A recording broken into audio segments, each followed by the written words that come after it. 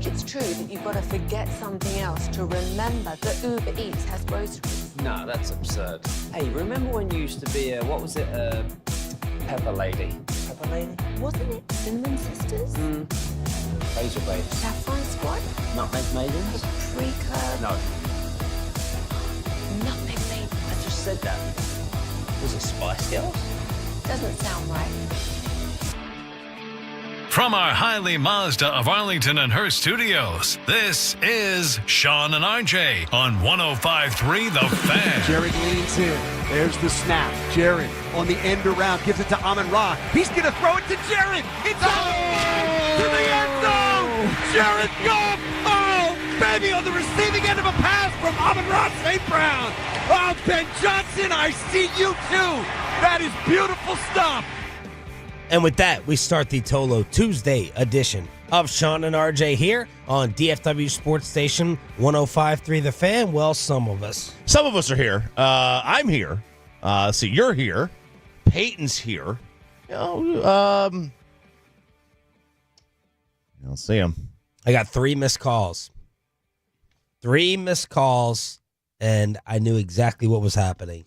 Yo, Bobby. Yeah, I know. You going to make it to work on time this week? Yeah. You going out Roy.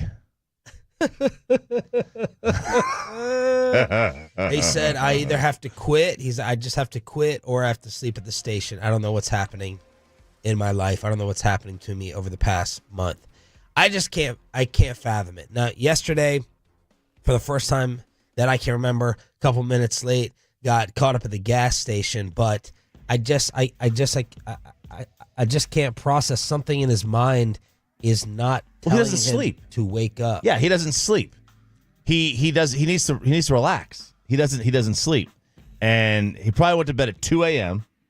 and he just fell asleep right through it. He starts all these stupid projects Yeah. at like 7 or 8 p.m. Yesterday, this was 10 hours ago. What's 10 hours ago? What time is that? 8 p.m. I know most of them, but tell me some of your favorite up-and-coming cowboy content creators. I'm always interested in consuming and amplifying good work. No! From now on, here's the rule. After 5 p.m., I'm not going to see... There's to be no more stupid new projects. Nothing after 5 p.m. That is what rabbit hole he ends up going down. He goes into rabbit holes, man. Like the number of chat GPTs that this kid creates for everything now, some of it is helpful. Analyze our show metrics. Read all the fan texts and tell us the feedback on our different personalities.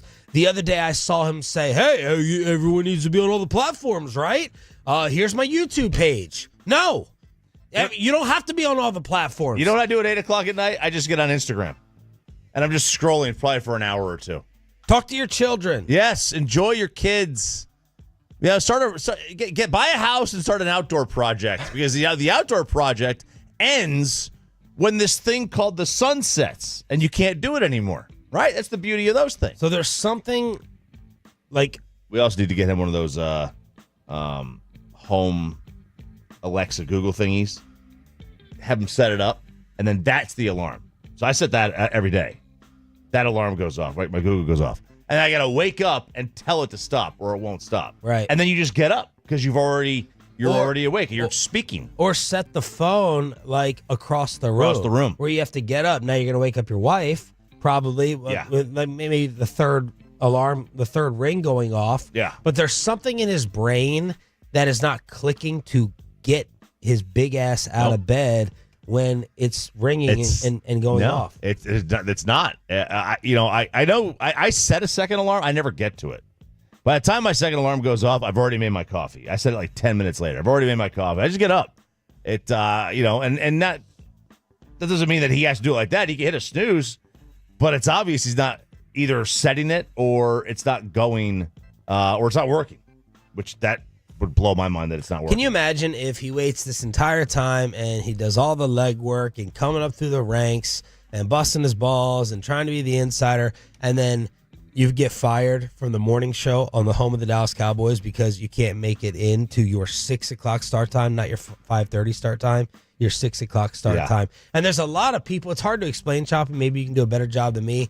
There's a lot of people, they don't understand how we're like not even more pissed, and how there's not like stronger, more serious repercussions.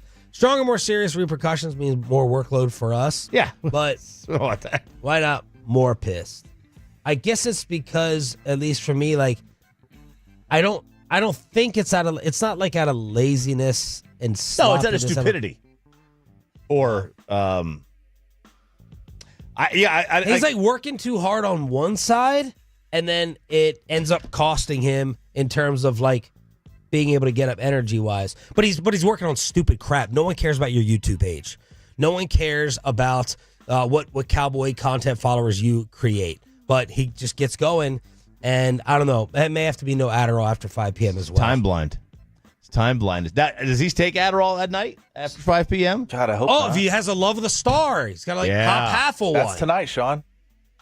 Well, Is it? Is it? Yeah, we didn't record last night. If he goes out of Cowboys Club, I'm like, bro, you can sit there and do that show in your sleep. So no Adderall after 6, no YouTube / stupid projects. We No- need his location. It's the bottom line, because here's the Oh, thing. no. We get, Oh, baby. we get That's his it. location, and if we don't have a text or don't see his car or location has moved at 5:15 or 5:20, Yep. we have to call him.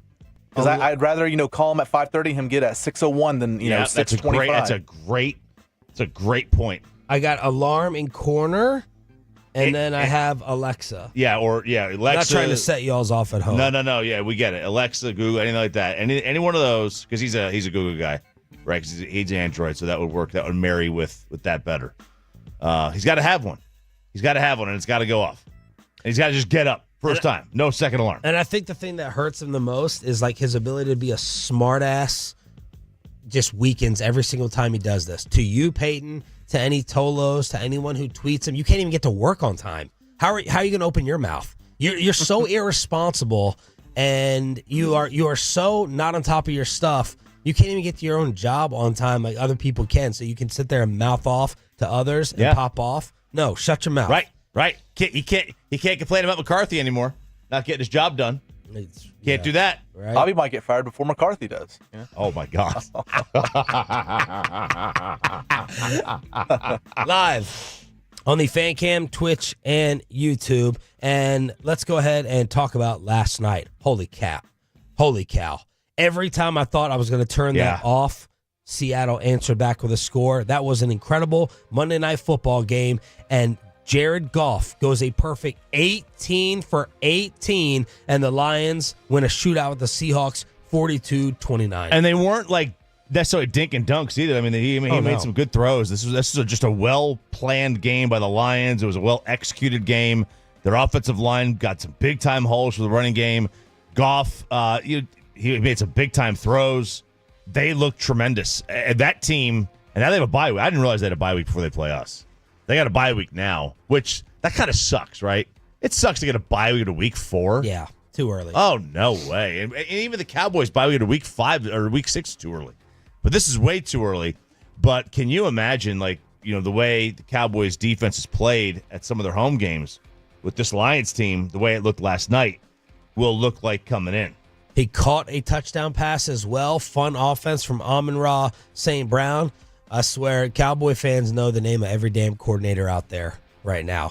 I've gotten so many Brian Flores texts. I was getting Ben Johnson texts last night. We knew Slowick last year. Do you know who held the previous NFL record for passes without an incompletion? I cannot believe it was this low in terms of what for what. I feel like they said it last night, and I just didn't pick up on it. Let's go with, is he current? No. He's on TV, NFL Network, as an analyst. Ryan Fitzpatrick. Well, he's Amazon, right? Yeah. Kurt Warner, 10 for 10. I thought Mark Brunell had a crazy game for Washington. I thought it was here. I thought the Brunell game was here. Kurt Warner held the previous NFL record for passes without an incompletion, going 10 for 10 against Arizona against Houston in 05. That's it. It seems very low. And Dan Campbell, unfortunately, no one told him, and he did not realize it when he went to the postgame presser. Yeah, well, I just gave the game ball to somebody else, so I feel awful right now. Yeah. No, I knew he played a heck of a game. I did not realize he was perfect. I did not know he was literally 18 for 18. I mean but I knew he played really well. You could feel it. He gave out 2 game balls, and not one of them went to Jared Goff. That's surprising. Yeah. That's surprising. He had a pretty good game, but that's a good offense. They hadn't been clicking yet either. They hadn't clicked at all this season, and then they busted out last night. But that was a fun game because Seattle in the second half, I mean, they were really cooking. I think they went on like 3 straight scoring drives, and then finally they get that fourth turnover on downs. And both are now 3-1. Seattle came into this thing undefeated. Meanwhile, how much time did you give to the first game? 4th and goal at the 4. Give Pollard around right end, trying to score. Pollard dives. He's in there! Touchdown! Titans! The 30-point streak is broken! Tony Pollard, the former Cowboy, whose hair appears to be leaving him, at least if you trust Twitter. 22 for 88, 4 a carry, 1 touchdown, had a 41-yarder, and the Tennessee Titans go into Miami to get their first win and dropping the boy genius Mike McDaniel to 1-3. When this became Mason Rudolph against Tyler Huntley, I was out and never looked back. Man, we are sitting in a real kind of tenuous situation with the Miami Dolphins because the narrative is that Mike McDaniel made Tua. The reality is that Tua made Mike McDaniel. He is 1-6 without Tua. In an NFL where Mike McCarthy's 5-1 without Dak Prescott, and Matt LaFleur's 2-0 with Malik Willis, and Kevin O'Connell's 4-0 with Sam Darnold, and Shane Steichen won a game with Joe Flacco. And everybody wants to trash and crap on Tua, but that Miami offense is fun with him. Now, maybe it's not Orlovsky was saying, I think there's just like 5 other guys in the league who could run all the stuff that McDaniel wants to do, and this can be a challenge for Tyler Huntley. Like, Tua was this supercomputer that could actually process it and execute Yeah, it. the reality is that they're just a perfect marriage together. And the problem is that Tua doesn't have the ability to stay healthy. He just doesn't have that, and that's going to be a problem for him. And that's going to be a problem for McDaniel, too. He's going to have to find a quarterback, like you said, who's just this guy who could compute everything and process really, really fast. Because you've got to process really, really fast. How many passes were behind the line of scrimmage last night? I need to go look at the next gen on that one. I bet you more than half of their passes were 3 yards behind the line of scrimmage. It was gross. It was gross. And how much is the shine coming off the boy wonder? That's Michael Lombardi's new target. Calls him the DJ. He goes, the DJ out in Miami with his new hair. With his, he calls him the DJ. He comes up with some really good nicknames, but he's like, whoa, what's the boy genius with the fancy, amazing offense? Now, you lose your quarterback, we usually give you a pass, but again, you just cited all the other guys who are dealing with backups. 14 of his 22 passes were 6 yards or shorter. Ew. 14 to 22. Ew. And then Will Levis, 3 of 4, 25 yards. Rudolph comes in, 85. They threw for 102 between the two. 102. Huntley threw for 78. What I got to see, maybe when Bobby, he can do this at 9 p.m. tonight for another group project. When's the last time that 3 quarterbacks or both sides combined for less yards than this game? 180 yards passing, both sides. Man, I remember and the weather can't believe the weather can't be 20 or below. Right, because I remember there was a Pittsburgh-Jacksonville game. It was like 3-zip or 6. It was soaking wet, slop, and it was a Monday night game, and it was either Monday or Thursday. It was a night game, prime time. It was just an unwatchable affair, and that game but that had bad weather. The weather was fine. There was nothing wrong with the weather in this game at all. 877-881-1053 is the Franklin Franco Injury Attorney text line to hit us up here on DFW Sports Station. Once again, starting without Roberto Bobby Belt.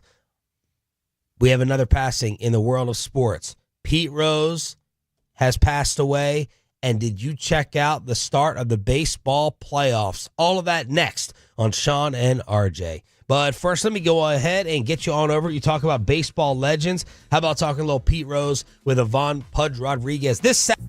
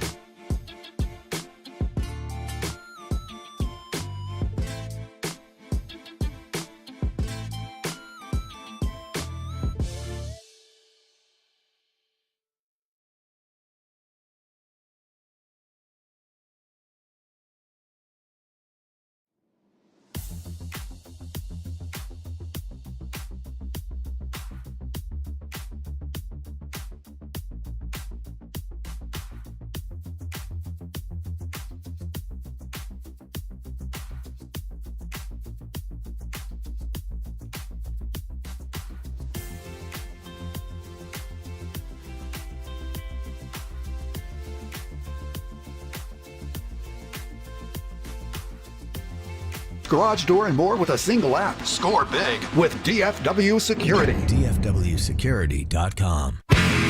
And it's back to Sean and RJ right here on 105.3 The Fan segment here, brought to you by State of the R8 Loss. That's Soda. Cars for Kids. Donate today at carsforkids.org. And also brought to you by the personal injury lawyers, Frankel and Frankel. If you've been injured in a car or truck wreck, call Frankel first. 214-817-333-3333. With Frankel and Frankel, there's never an out-of-pocket cost. They only get paid when you win. Frankel and Frankel, the go-to car and truck wreck attorneys in Dallas. Diaz sets the 2-2 pitch. Swinging a bouncing ball, slowly hit to short. Waiting on it, Lindor. He's got it. Throws to first. Put up the box. Diaz slams the glove down. He is pounced on by Alvarez. And the New York Mets are headed to postseason play. How good was that yesterday? Why are you making that face? The music? Because that call was better than the TV call, which said from 0-5 to OMG. That's supposed to be a really good booth. The Mets TV booth is like renowned as oh my God, it's the best booth. What a game. What a game. I don't know if it was the best game of the year. They're saying it's the best game in Mets baseball history. I don't know if that's true. I don't know if it was the best game of the year, but I know it was the best game yesterday. That's for dang sure. Mets radio with the call. The Mets beat the Braves 8-7 in a crazy one. And then Braves over Mets 3-0. Summarize it. What does it all mean? All right, so it means the Mets and Braves are both in the playoffs. And as Peyton texted us, I think, yesterday, that this is the first time since 2006 that both participants from the World Series did not make the playoffs the following year. Yeah, it was the 2006 World Series. The Tigers and Cardinals played, so it was 2007 technically, but it was the 06 World Series. So that's it. So the D-backs are out. The D-backs are sitting at home. They didn't control their destiny from that game, but I don't feel bad for them. They had 162 games to figure it out. And now the Mets won the first game in a dramatic one. It was 3-0 Atlanta. Atlanta had this pitcher out there who, see if you can tell me that. I didn't know they were allowed to pitch into the 8th inning anymore. When you wrote that in your email, you're like, how about that? How about that, right? What a novel concept. But he had an 11-pitch at bat, and I don't think they take him out. They took him out after he gave up a double.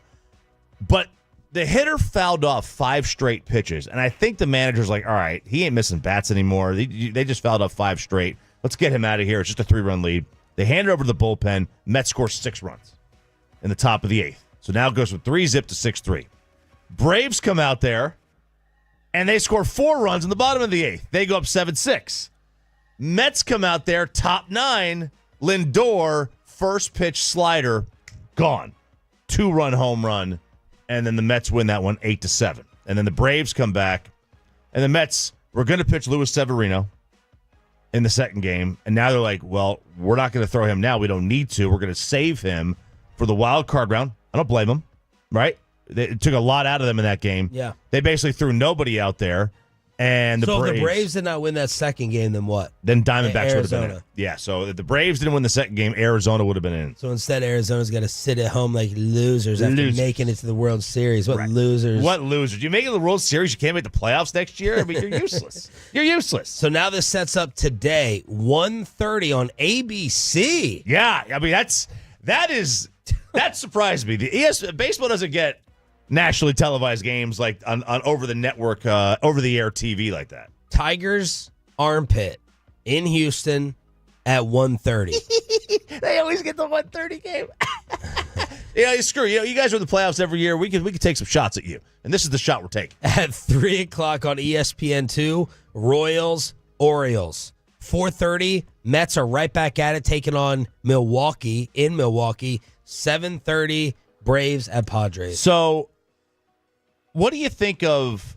Because there's some people on social media saying baseball needs to just forget about staggering the games and put 2 on at 6 o'clock at night and then 2 on at 9 o'clock at night, instead of staggering them so more people can watch in the evening, as opposed to, I mean, who can watch a 1:30 game? Right, who can watch? Because that's we can 11. Yeah, we can. That's 11:30 Pacific time. Like, who can watch?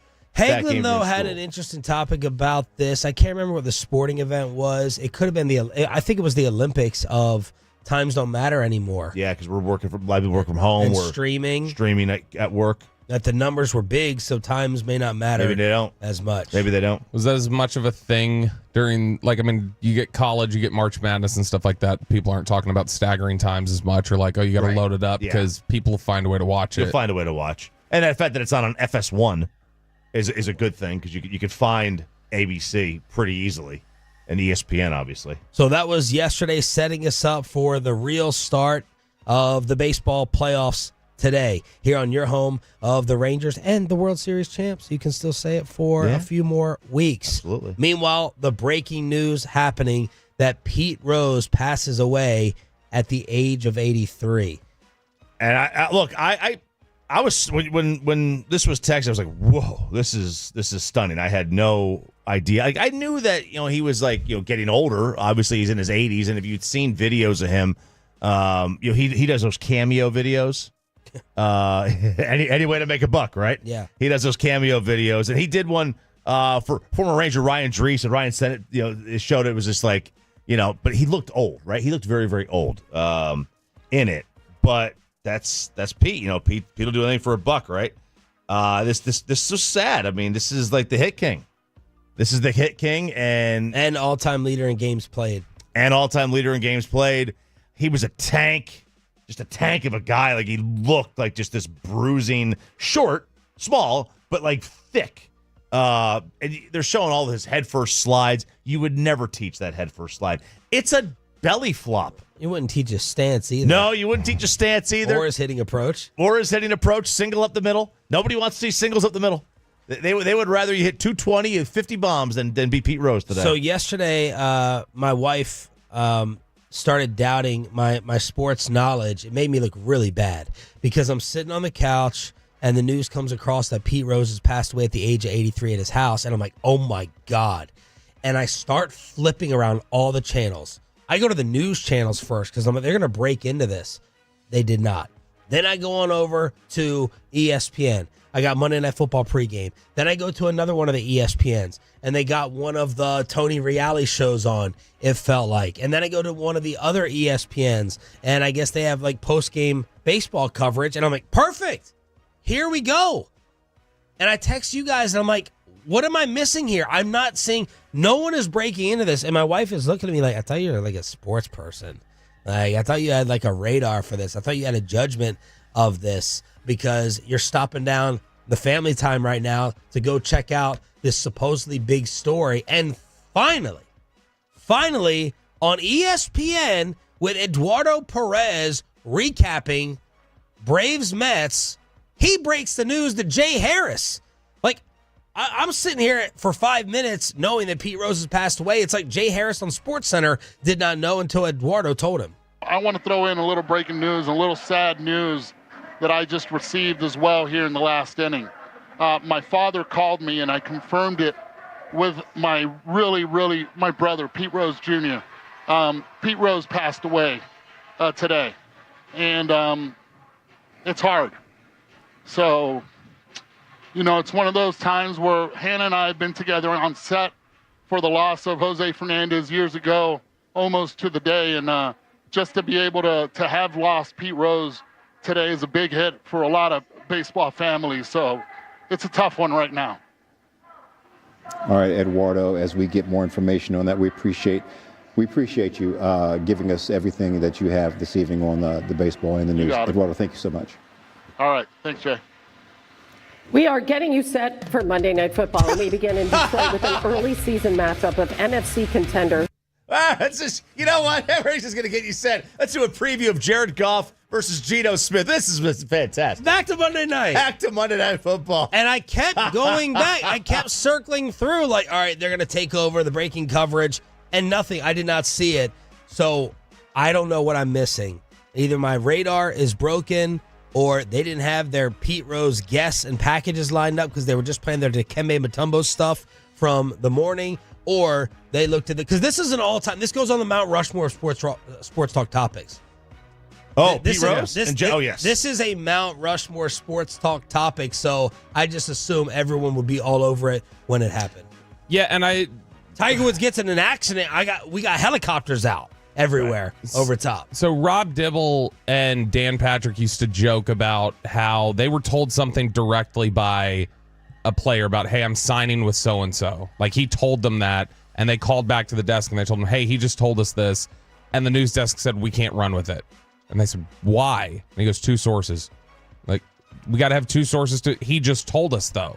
And they're like, yeah, it doesn't matter who it is. You got to have 2.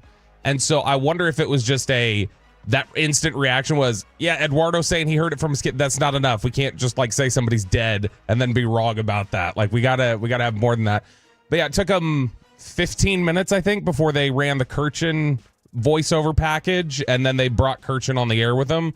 But it's the reaction of some of the like high and mighty anchors compared to yesterday, the way you saw some players react to it, and players who grew up like idolizing him. It was a stark difference. Look, I mean, if obviously they were not prepared for this, right? So that's that.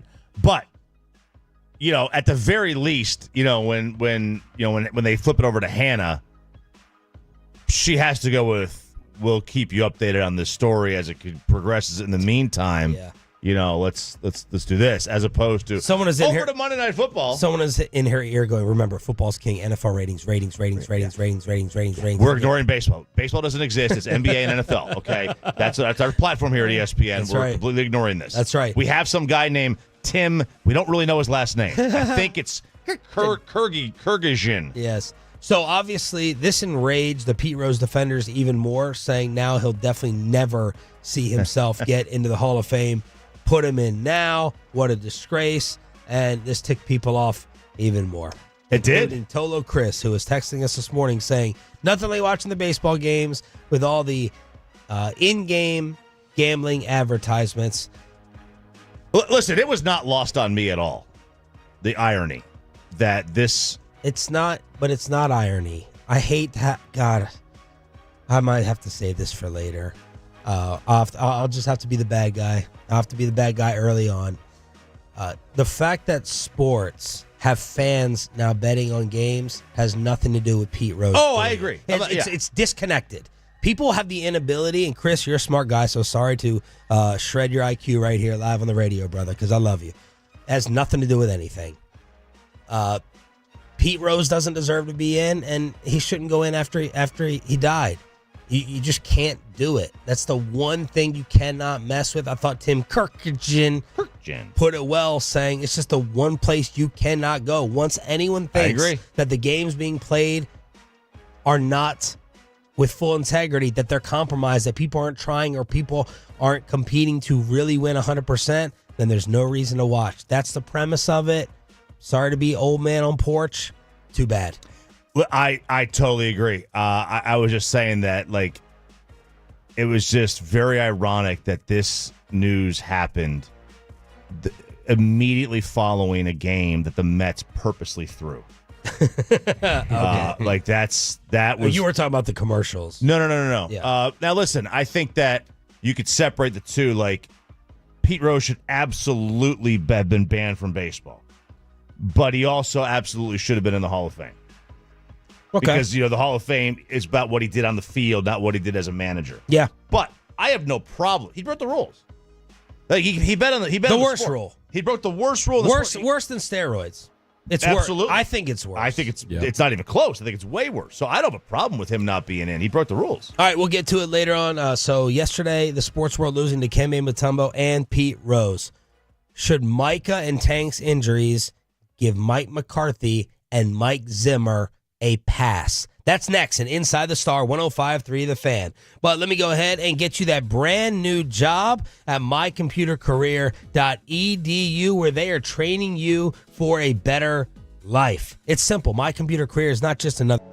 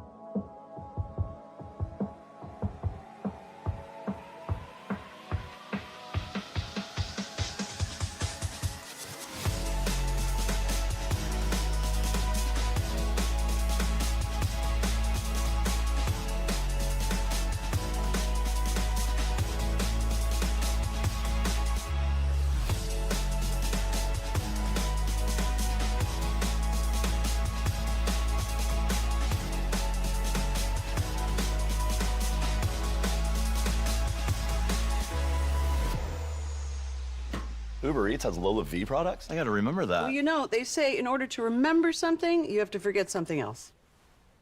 Okay, now that is a very cute haircut. That's like a little shag. I've never seen that before. Well, I mean, of course you have. It's the Rachel. Oh, is that your name? No, I mean, like, your name. No, I'm Jen. My name's Jen. Right, but I just mean, like, this is your haircut. But that's hair on your head. I'm not saying this is your hair. Okay, freaking me out a little bit.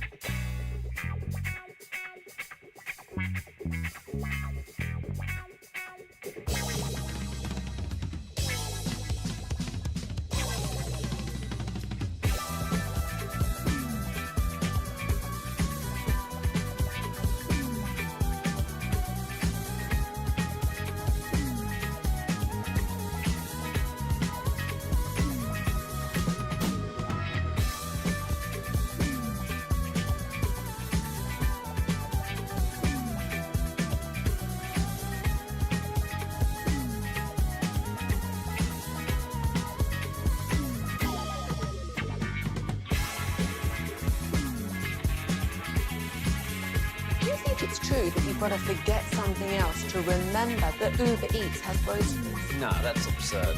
Hey, remember when you used to be... That's AUDACY. For more resources on your mental health journey, please visit imlistening.org. And it's back to Sean and RJ right here on 105.3 The Fan segment here, brought to you by Classic Chevrolet. Classic Chevrolet in Grapevine is the #1 Chevy dealer in the world. More Silverados than anyone else. This is Texas. This is Classic Chevrolet. Together, let's drive, relax, enjoy the difference based on new Chevrolet registrations 2023. From news and notes to the coaches and players for America's team, let us go inside the stars on 105.3 The Fan. Good morning, Metroplex. Shout out to the 6 a.m. club, Sean Sharif, RJ Choppy, and now that he's gotten the sleep out of his eyes, Cowboys insider Bobby Belt. Hi. What's up? Go. How's it going? You tell us. What is your deal? I don't know. Time to go to bed. Not a bad hour last night. It was like 10:15, 10:30, something like that. It was right after the football game ended. So what is happening when your alarm goes off? This yesterday, I think, was because I took a nap yesterday, and so I changed the times of the alarms to the afternoon to wake me up, and then I didn't flip them back. So what do you think of our suggestions that we were talking about as you were racing in? Adderall, no Adderall after 6 or 7. Oh, yeah. What time did you take Adderall yesterday? 1 was the last time I took it. Your projects that you just, imagine and come up with out of the blue, YouTube, your different pages, late at night, getting your location so we don't start the show by ourselves all the time, putting your alarm in the corner of your bedroom so you actually have to get up, or having an Alexa so that you have to, not just reach over and turn it off. What do you think of those options? They're all good. I'll use all of them. I'm also going to be sleeping at the station the rest of this week. So, we know you will. I did it yesterday. I couldn't sleep. I was worried about oversleeping. I came in here and I slept the last hour, and so I'll do it again tomorrow, all the way up until whenever this ends. You're going to get pink eye or bed bugs from that couch. One of the two. It's all right. At least it's not oversleeping. I mean, maybe you have to sleep on the couch for a week and just put the phone where you have to get up versus waking Kristen up, versus doing something drastic like sleeping over here at the radio station. Like, how many alarms are you setting now? 5, but I changed the times of them. Like yesterday, it wouldn't matter because I changed the time to wake up. But every time I go to like my phone, like for the alarm, if I take an afternoon nap and I'm like, all right, I need to wake up at like 4:10, I just like in that moment like set the alarm for the next day. Or can't you do it to where the alarm just is always set? Well, you can have separate alarms. Like my alarm's always set. You can have separate alarms, so you have one. But he would have to change his daytime one, if he wants to wake up. So that's, or you just not take a nap, or you take a nap without an alarm. Yeah, I mean that's it. I just didn't want to oversleep from then sending like prep email. Have you ever had something like hold you back as much when it comes to work as this? Is this your Achilles heel? No, and it's been the last month especially. I don't know. I'll figure it out. Yeah, sure. I'll figure it out. I'm sure you will. I'll figure it out, or it'll get figured out for everybody. Yeah. So. Yep. As Peyton said, you'll be McCarthy will be here longer than you. Micah and Tank were both in walking boots and using knee scooters to move around the locker room yesterday. You ever use one of those? No. You? Yeah, no. Micah saying, quote, I feel like I'm letting people down. Kind of thought of myself as being invincible for a while. It's humbling. Parsons says he's never missed a game at any level of his football career because of injury. Yeah, and he's a lot of times whenever you hear people say, oh, I feel like I'm letting the team down or whatever else, and it's due to injury, you feel like, okay, you're just like saying whatever needs to be said up front. Or, a lot of times it's just like a trope or a cliche that they're throwing out there. I think Mike is actually reevaluating the way that he plays a little bit, because Micah has played typically as a guy who's out of control. And I don't mean like in a just ridiculous, like when they suspend Derwin James because Derwin James keeps lowering his head. Yeah. Not in that sense. It's more like Debo. Like I'm watching Debo and I'm like, this isn't gonna last. He can't continue to play like this. It's more just like it's like Iverson. Know when to go down, know when to know when to not push it where it's okay, that's not reasonable to push it and try and go do that. Yeah. And I think this is probably a little bit of a wake-up call for him because he's always going, and I would imagine he probably got banged up doing something like that. And Zimmer's done a good job helping him adjust his perspective on playing within a defense and playing within all 11 players. And I think this might be the next thing that they're trying to get him to understand is like you can't just destroy your body in the first 6 years of your career. Stephen Jones says Tank going to injured reserve. It's probably headed in that direction. So McCarthy, reiterated, probably without Micah this week, and Tank sounds like it is going to be a while. So now, the question that both of you came up with, but Choppy, I saw it from you first. Does this give any type of pass to Mike McCarthy and or Mike Zimmer? That's the question, right? In terms of getting them benefit of the doubt for firings either within the season, does it kind of stave that off? I think at the end of the day, if they get to the playoffs and they fail, like that, their fate is sealed. Whether it should be or not, it's going to be. That's the reality. But does it stave off a slow start? Like if they start 2-5, but they're without Bland throughout the first 5 weeks, they're without Micah, they're without Tank. CD didn't get to camp till 10 days before the game or whatever. Does that give them a little bit of a grace period? Look, I personally think Mike's a fine head coach. You win that many games over a 3-year stretch. I just can't place the blame on you. But they did this to him. This was already set in stone this offseason. What the reality is for Mike. So I'm not going to fight it. I don't necessarily agree, but I'm not going to fight it. But if they're just going to basically, because they're putting about 80% of the season baked into your performance in the playoffs. That's what they've done in the NFL. That's how the NFL looks at coaches, right? About 80% is the postseason. If that's the case, these losses of players, I don't know. I don't think they do anything to help them. I really don't. Now, they may help them in the first 4, 5, 6 weeks. You're saying a pass is not going to be given, you think? I don't think it will be. And do you think it should be? I think during the regular season it should be. Like I don't think you should fire McCarthy after 5 weeks when he's without arguably his 3 best defensive players, and CD wasn't there for the camp. Yeah, the only thing there is like you had everybody but Bland, and behind Bland you had the corner that we feel is completely competent to step in and do this, and you looked awful. And so to me, I don't think you saw enough in the first 3 weeks to go, something's clearly not right here. That shouldn't bail him out. I wouldn't think. I agree with that. I'm not giving a pass. Is it unfair that you can give fix, right? Belichick always looked at the first quarter as a feeling out process. Then we start adjusting. It is unfair on paper just to say, you make a judgment after us after 4 weeks and you don't think we can get fixed and turn it around. But I'm not giving a pass to either one. I'll tell you this, I forgot they were 2-3 last year. Me too. I forgot. I had no idea they were. If you would have asked me what was the Cowboys' record after 5 weeks last year, I said, I don't know, 4-1. They won 12 games for crying out loud. TJ on Twitter, McCarthy and Zimmer should not get a pass because of the injuries. They were getting slapped around with them, so if they get donkey punch, it just shows they can't coach through adversity. What is it? Where did that originate from? I'll tell you, when you go home, just punching donkeys. When you go home tonight, tell Amanda you want a donkey puncher. Is that like a nutmeg? No, that's the exact term for it. It's not you can Urban Dictionary it.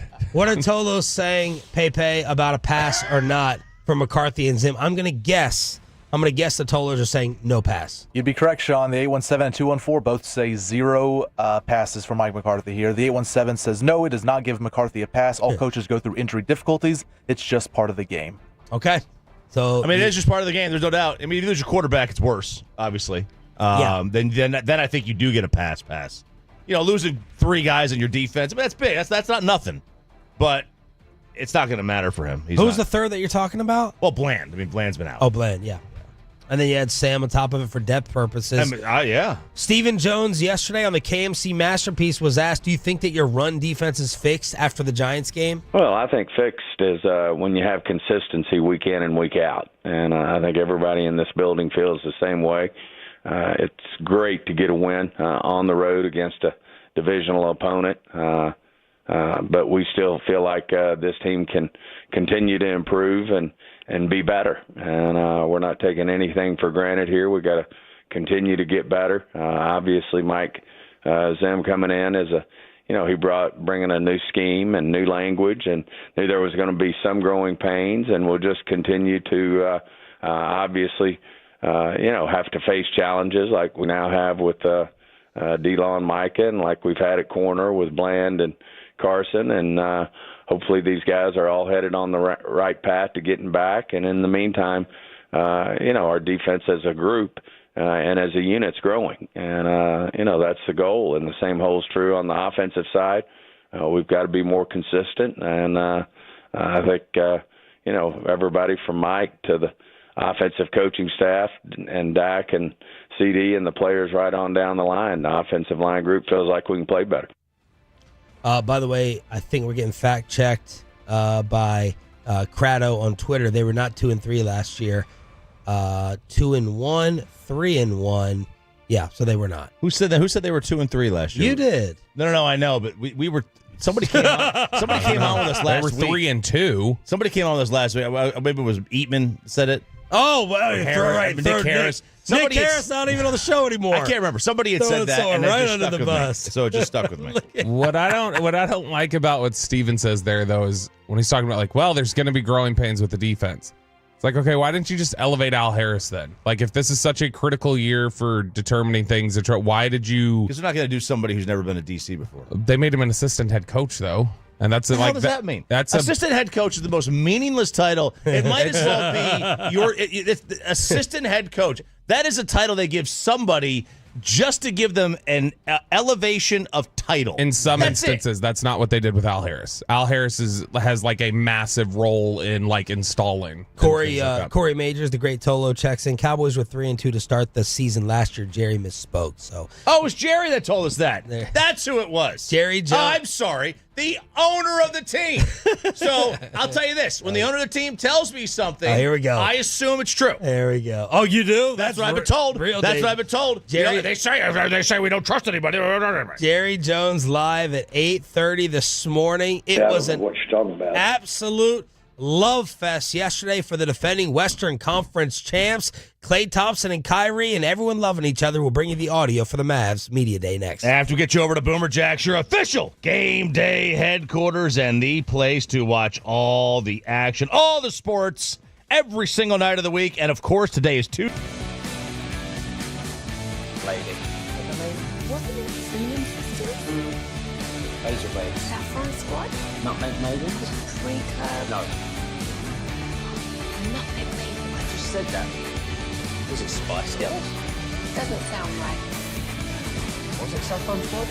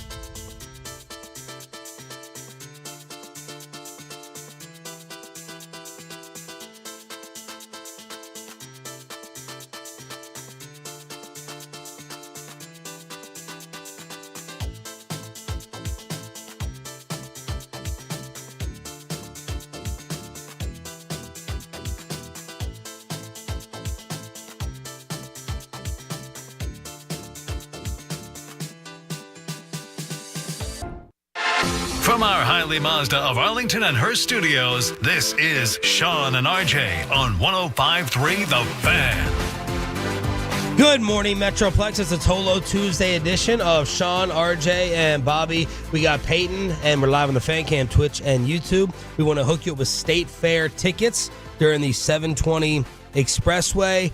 We're going to come up with some Dallas Cowboy trades at 7:20. We will ask Reddit as well, and Jerry Jones live at 8:30. But yesterday was Dallas Mavericks Media Day, and it was a love fest. Luka going in there, messing with everyone, interrupting Pat Doney, sit down with Kyrie Irving, throwing things at Spencer Dinwiddie, telling the media how much he missed and loved them. But I wanted to hear from Clay. I love this guy. I want to try to get a weekly with Klay Thompson, and once Klay says no, try to get one with Dinwiddie.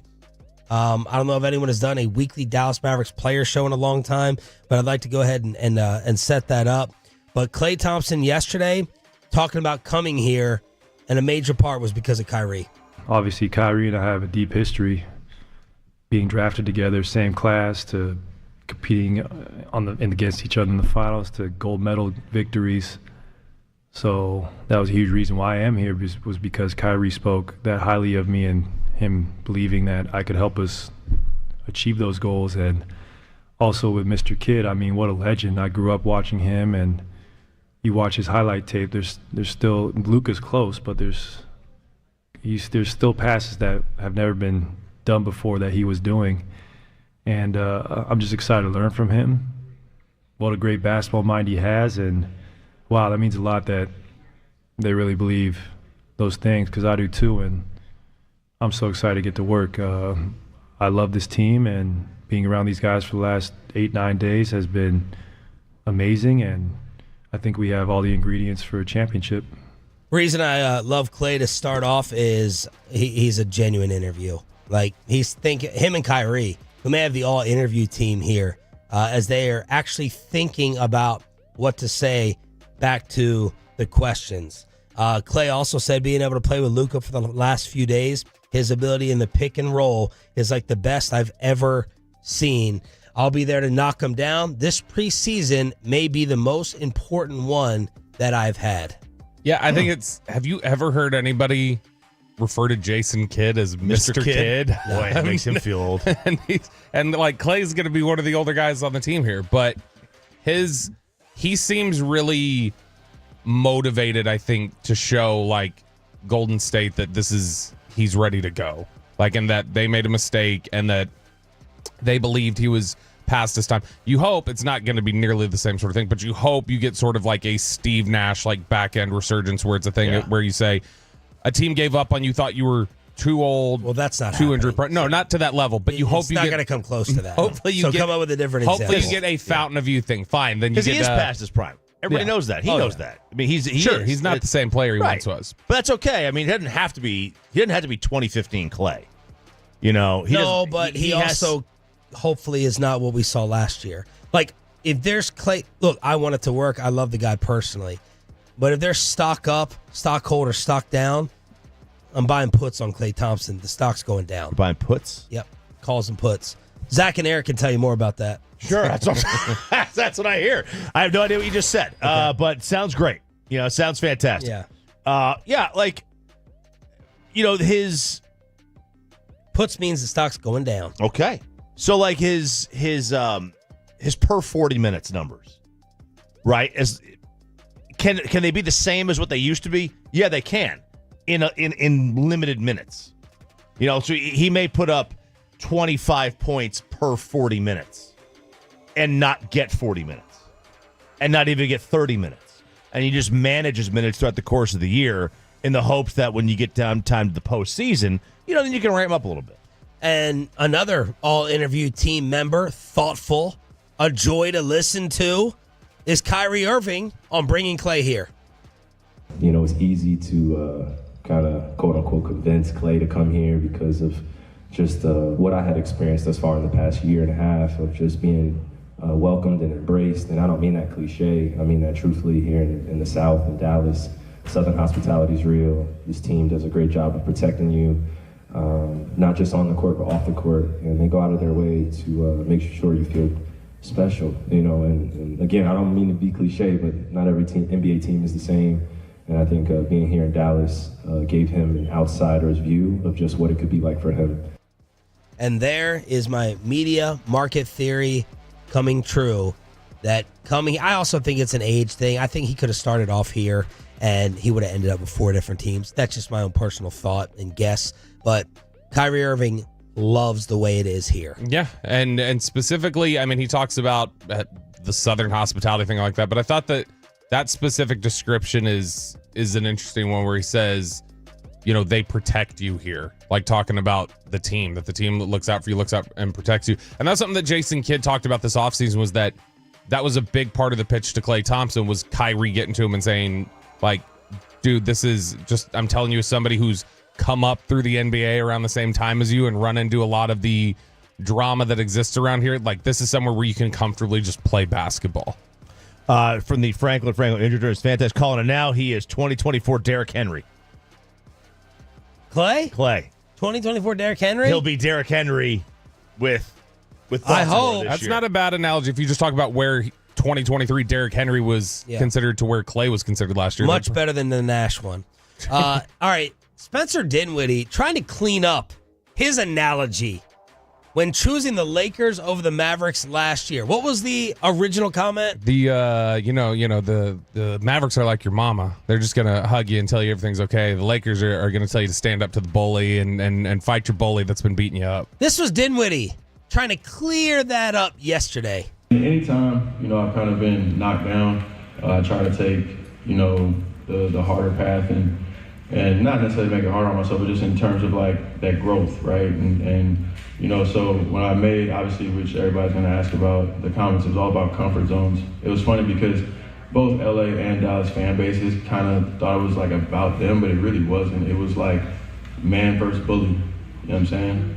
So given what happened with Brooklyn and being top 5 in multiple categories, you know, points and threes and assists, and to kind of have that exit play out like that, obviously, you know, sucked, hurt, you know, all those other things. So the perspective was man versus bully. It really had nothing to do with either fan base, to be honest.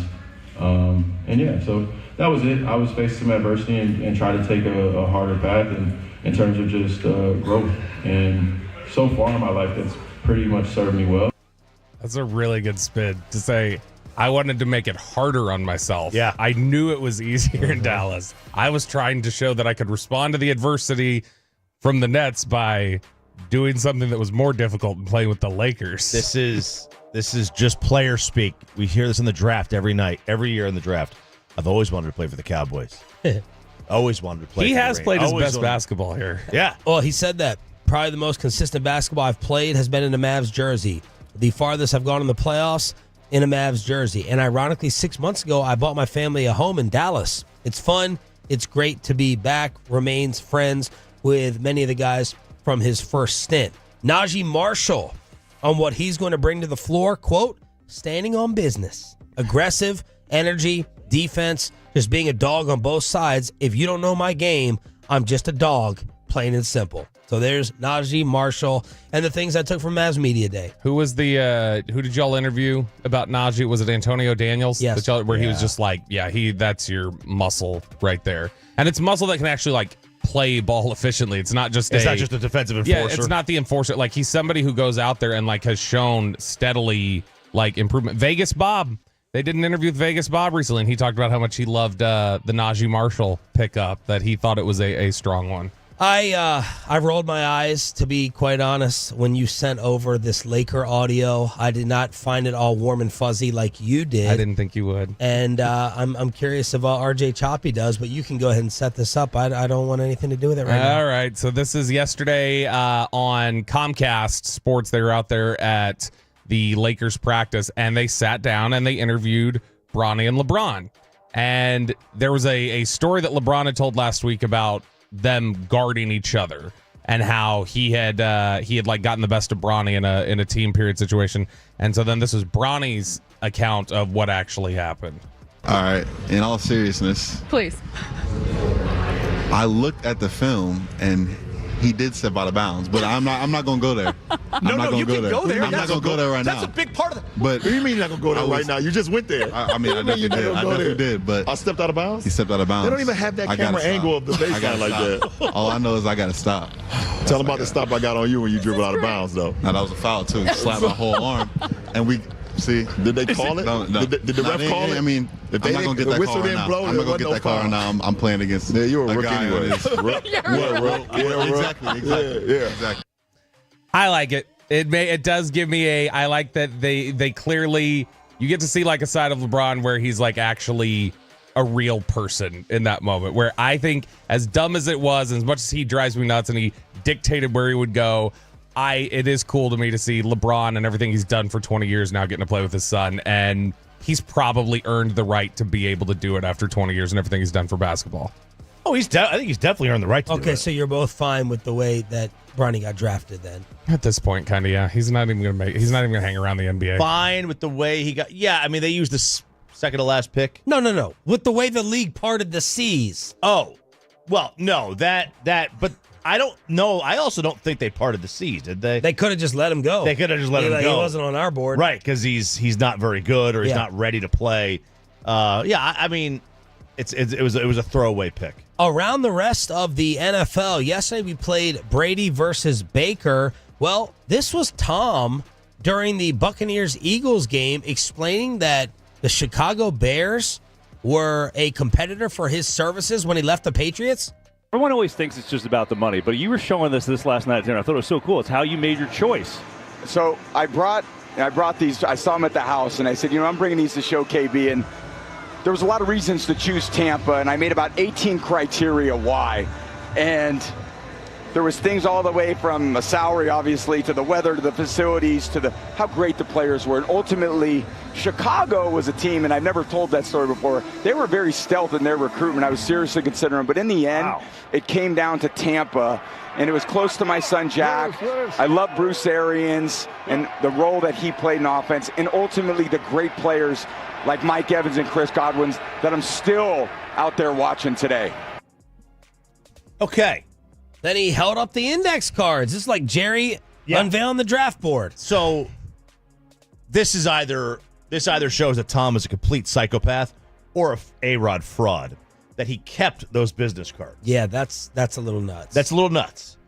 But thankfully he did, because somebody went and paused the video and blew up the picture. Zoomed in. And zoomed in.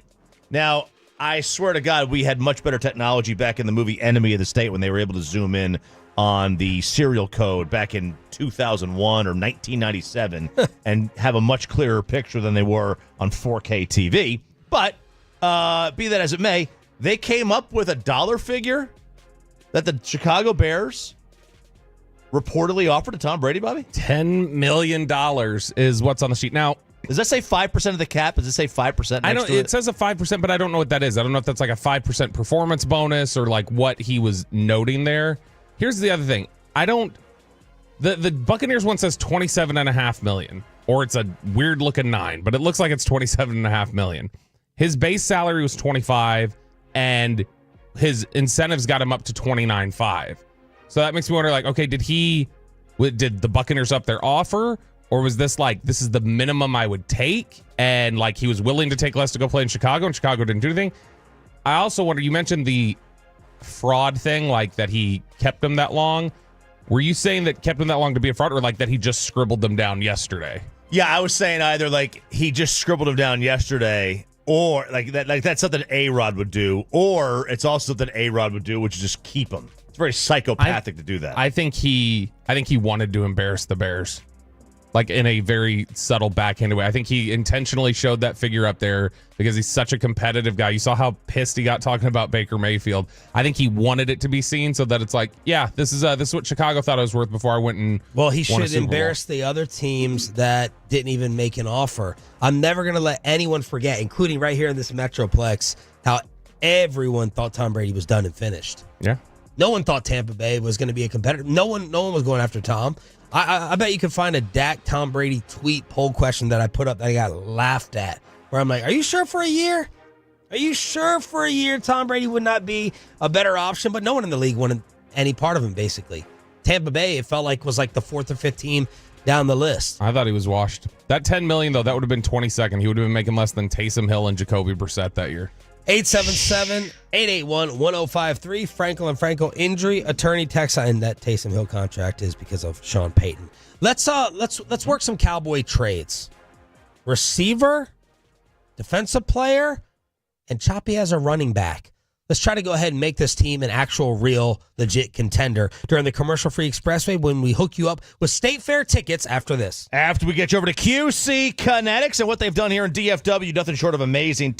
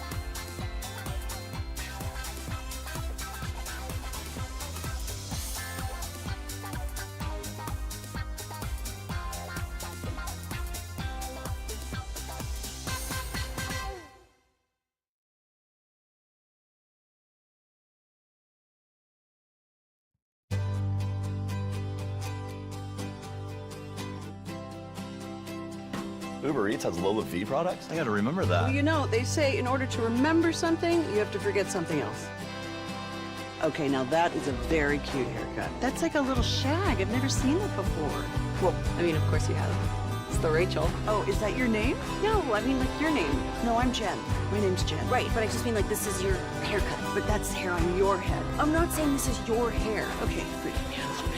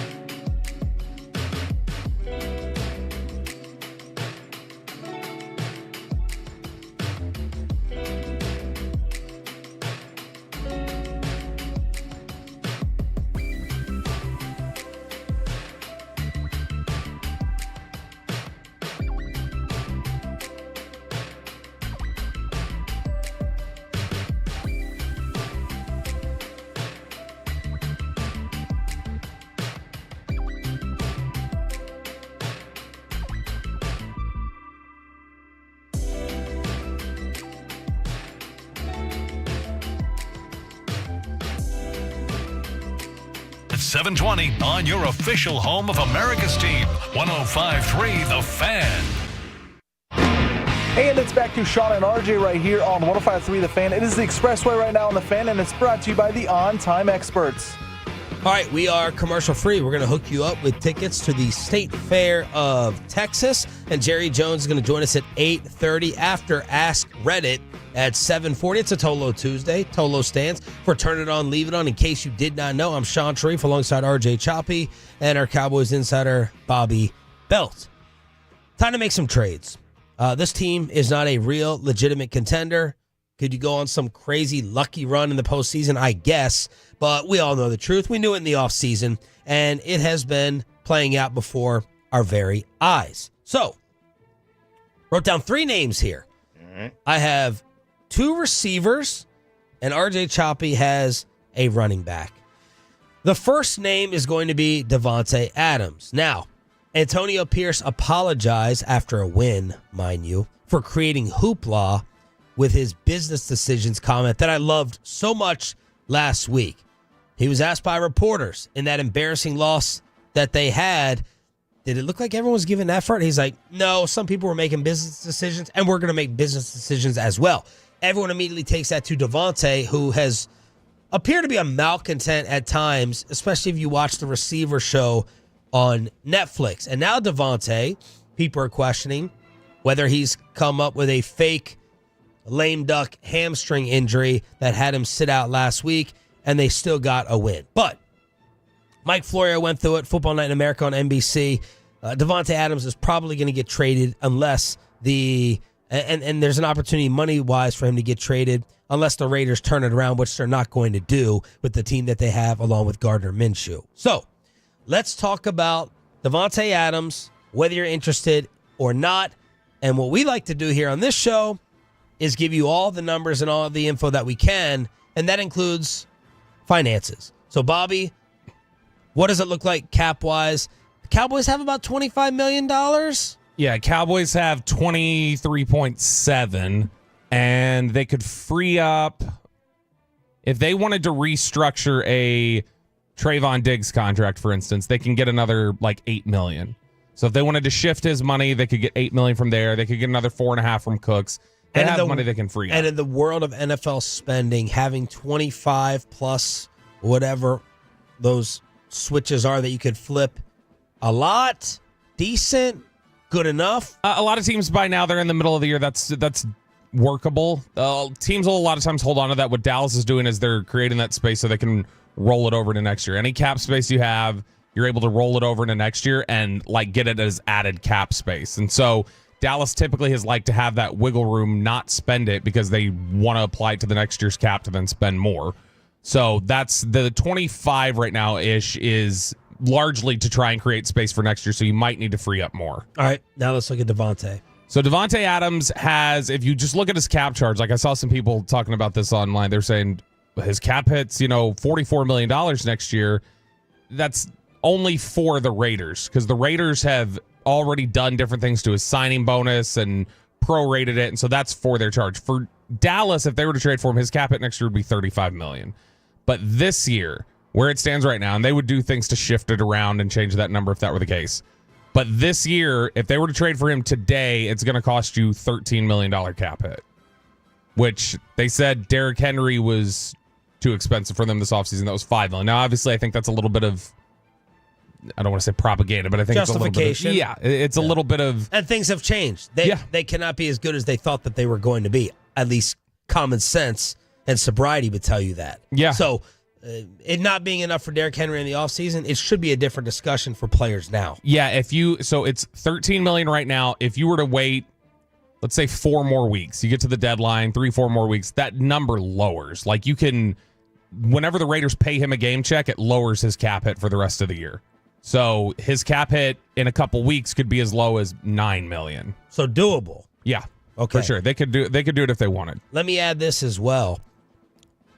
And I didn't want to retweet this yesterday because I wasn't sure, but Bleacher Report has run with it. Antonio Pierce liked an Instagram post suggesting that Davante played his last snap with the Raiders. So here's Antonio Pierce apologizing for creating a distraction with the business decisions comment, and then you go and like an Insta. What are you doing?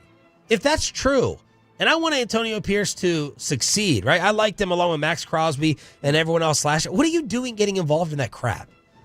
But if it's true, then maybe Davante will not play for the Raiders again. He has since apparently unliked the post, according to Michael Fabiano. So it's a little stupid high school crap.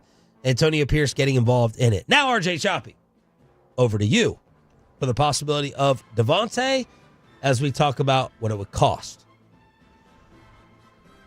You'd be willing to do it for or just not willing to do it? His next year's number concerns me because he's not a number one anymore. Ooh. I don't agree with that. Well, then you're an idiot. His yards per route run against man coverage, just like Brandon Cooks, has declined over the last 2 seasons, and Davante's 31. He led the league in 2020. Last 2 years, it's gone from 3.06 to 2.0 to 1.66. Not a good trend. his catch rate has gone down from being in the 70s to under 60%, under 59%.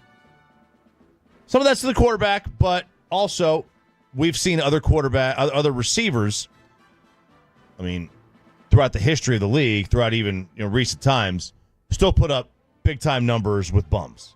Andre Johnson just went to the Hall of Fame. Did he ever have an elite quarterback?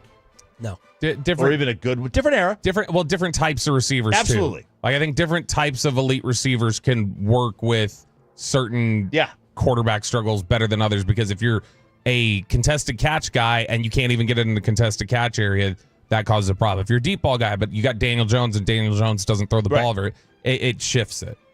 But, the yards per route runs concerns me a little bit. It's the same thing, with Brandon Cooks. Kind of concerned. We talked about this in the offseason, that he had declined in back-to-back years. And that's generally just not a very good sign. And he's 31. Yep. And at $35 million next year, and he's not 35 next year. Is that what you said? Yeah. $35 million. That's Michael Lombardi agrees with you on tape, by the way. I heard him say, no one's saying it, but Devontae's not the same guy.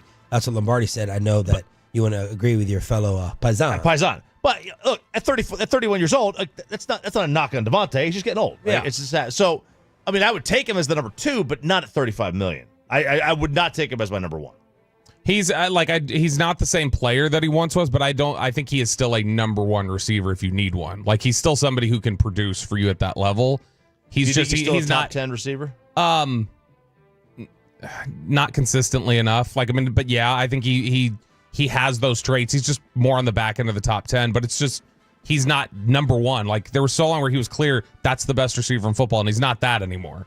But he's still really good. That 35 could be redone, reworked. Would it be reworked and redone? Or he's going to be like, no, I'm getting 35. I need to let me see who his agent is. So you could come to agreement on a pay cut. You could come to agreement on, hey, as part of the trade, we're going to work out an extension to where you're tacking void years on, or maybe you give him an extra year just to kind of adjust things. I would imagine Dallas would do that. Would you be okay? Because I'm the expert at nailing the draft pick round.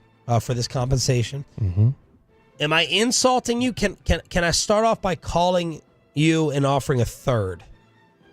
Yes. I think so. Is a third too much, RJ? Is he better than Amari 3 years ago? Stop. You got to stop. Go hold on. All right? Don't hold on to sunk cost.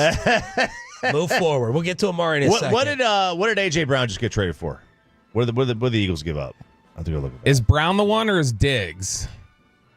Stephon Diggs was a malcontent in his early 30s. Older, yeah. It was Diggs, a 6th and a 5th, went for a 2nd. So if you just take the 6th and the 5th off of it, maybe you say Adams for a 3rd. Okay. I think that's about right. I would go in that ballpark if I was the Cowboys. I'd be like, 3rd round pick. You can't pay him 35 next year. You got to figure that out. But this team.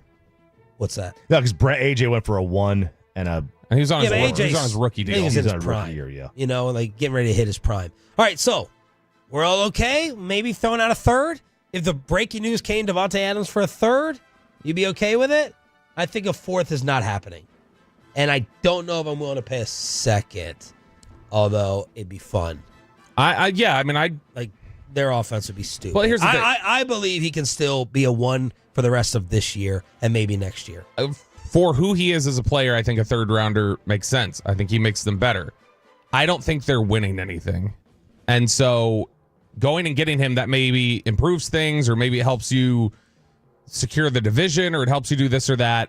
I don't think it helps you win a Super Bowl. And so would I rather have the cheap capital? Yeah, probably. Like, it just in a vacuum, he's worth it. I'd give up a 3rd for it. In the reality of what the Cowboys are right now and how their spending is, I think I'd rather just keep the pick. Now, someone else who is kind of approaching that inevitability of being moved, I think, discussion is Amari Cooper.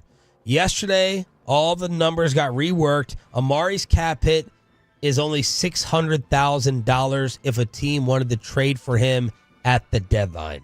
Yeah. $600K? Yeah, and it's $900,000 right now. So, I mean, he's under $1 million regardless. Whenever you want to get him, it costs you less than $1 million to go get him. Someone said that Schefter brought up the Kansas City Chiefs now. I guess Rashee Rice is going to be able to just rise up. Someone got in Schefter's ear. He's doing him a favor, saying, "No, it's another week before we figure out what happens with Rashee Rice." I guess his accident here on the expressway will get settled before his injury. I think Rashee Rice is out for the season. That's done and over with. But Schefter brought up Amari Cooper as a Kansas City possibility. Now, RJ Choppy, over to you for Amari Cooper. And then we'll get to that cost. He's 30. He's still just 30. I know, because he's a kid. The cost makes it much more accessible to getting him, and you probably get him cheaper. Even if you don't get him cheaper, the cost makes it more feasible. You can't spend $35 million on Devontae Adams next year. You can't have $70 million tied up in your top 2 wide receivers. But is Amari getting a new deal? He's due. He is. He's due. Which is why you could probably get him cheaper. Yeah, I think that he'd be willing to, knowing just the way Amari is, I wouldn't be surprised if he'd say, I wanted a new deal from Cleveland. Somewhere else, I'm willing to just go play things out and then deal with it in the offseason. Like, I don't know that he would say, I need a deal in order to go over there. But, man, he's still really good. Do you think for 2 years, 1 or 2 years, would you rather have Devontae Adams or Amari Cooper? I'd rather have Devontae. Yeah, if money's not an object, Devontae. Okay. Devontae's going to cost you way more. It's going to cost you more in picks and in money. But yeah, I mean, Amari low-key can be like he's just so different. He's a different personality type. I don't think he's a bad dude or anything. He's just a different kind of guy.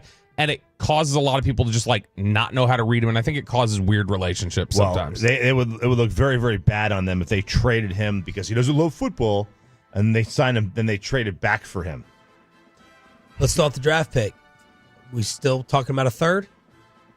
Boy, if he goes for a third 3 years later or whatever, that would be that would be a day on Twitter to check out what people are going to say. Can't give up a third for a guy in an expiring deal. That you may not sign because he's going to be, again, I mean, what kind of money is he going to get? Probably not a third. But I don't think Amari Cooper is getting traded for a 4th round pick.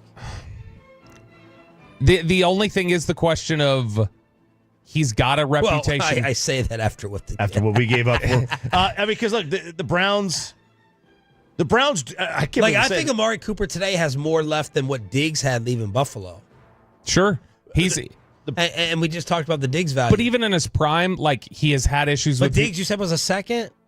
Diggs was a second with 2 other picks attached to him. 5 and a 6? Yeah. The interesting thing, like Cleveland's front office is, I mean, they are a pretty decent front office. Surprisingly, that is the case now.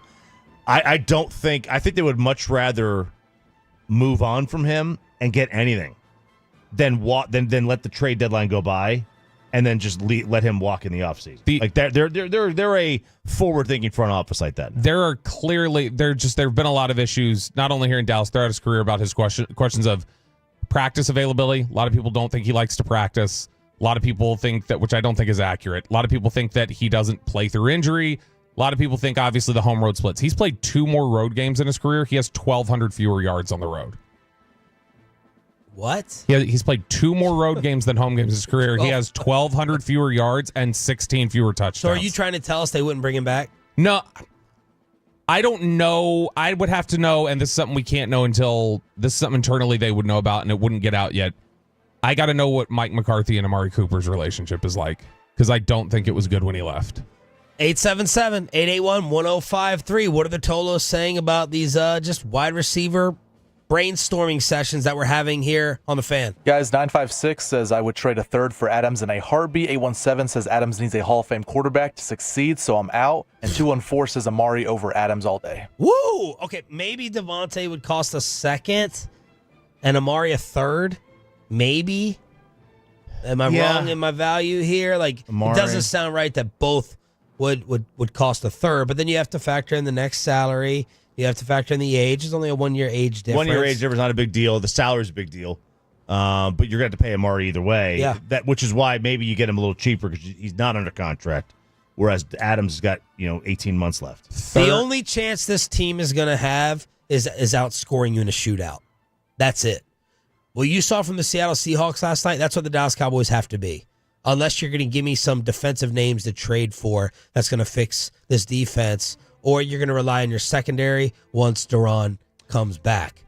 The only chance you have is high-scoring shootouts with Dak Prescott putting up stupid numbers.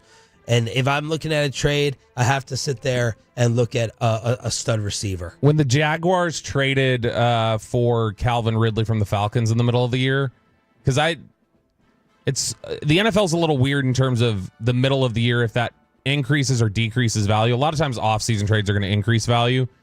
But when Ridley went, which he was younger obviously, but near an expiring deal, he went for a 5th and a 3rd in the middle of the year. And so I think a 4th is probably around 3rd or 4th, roughly. I mean, it just... For who? Amari. But you're right. It doesn't seem like they should go for the same value. It's just, I think because of the money left on Adams' deal and stuff, it balances it to where they're closer. And RJ Choppy has been cooking up a trade possibility. All right. He's wearing the right hat colors for it. This was a gray and teal. Gray and teal. Oh yeah, absolutely. Let's go to the place where everybody wants to copycat. Carolina. Let's go to Carolina. Jerry wants everyone on 1-year prove-it deals, right? That's what he wants. That was his goal. Yeah. So let's go get Chuba Hubbard, the running back. Put up back-to-back 100-yard games. And I went and looked at some recent NFL running back trades. By the way, Chuba's making about, it's cap it this year's $3 million. It's nothing. And that would be prorated, so it would be, about 2, a little less than 2 right now. And he's on this is the last year of his deal. So he's a free agent. 25. He's 25 years old, 2 years away from the dreaded 27. These are the most recent running back trades of guys that you would heard of. Joe Mixon went for a 7th. Now he's older. Minnesota sent a 6th to the Rams for Cam Akers. Philly sent a 4th and a pick swap of the 7th to Detroit for DeAndre Swift. San Fran sent a 2, 3, 4, and 5 for Christian McCaffrey. What did Marshawn call him? Snow Bunny Pearl? Is that what he called him? Snow Bunny Pearl. And Miami sent a 5th for Jeff Wilson. There's not a great comp there. CMC's better by a mile. The rest of the guys are either older or not as good. But, you're not trade a 2 for him. That's the point, right? You're going to send maybe, a 4th? And that's fine. You've got to spend some money to make money. And if you don't sign him in the offseason, maybe you get some comp picks out of it. Who knows? Or you sign him to a deal that's, a couple-year deal. He's only 25 years old. He doesn't have a lot of wear and tear. He only has 560 carries. This is his 4th year. That's not a lot. He's only gone over 180 carries in a year once, and that was last year. So from a running back perspective, he has fresh legs. What do you think? I like him. I wonder if they're. I think I'd be more pissed if they gave up a 4th for a running back than if they gave up a 3rd for Amari. Would absolutely not give up that much. High. It would not give up a 4th? No, not for Hubbard. Maybe like a 6. I drafted a running back in the 4th, no problem. Well, that's my point of being ticked. I just wonder if they would instead say, have one, right? I wonder have what? A 4th this year. I wonder instead if they would just say Carolina would rather trade Miles Sanders than Hubbard.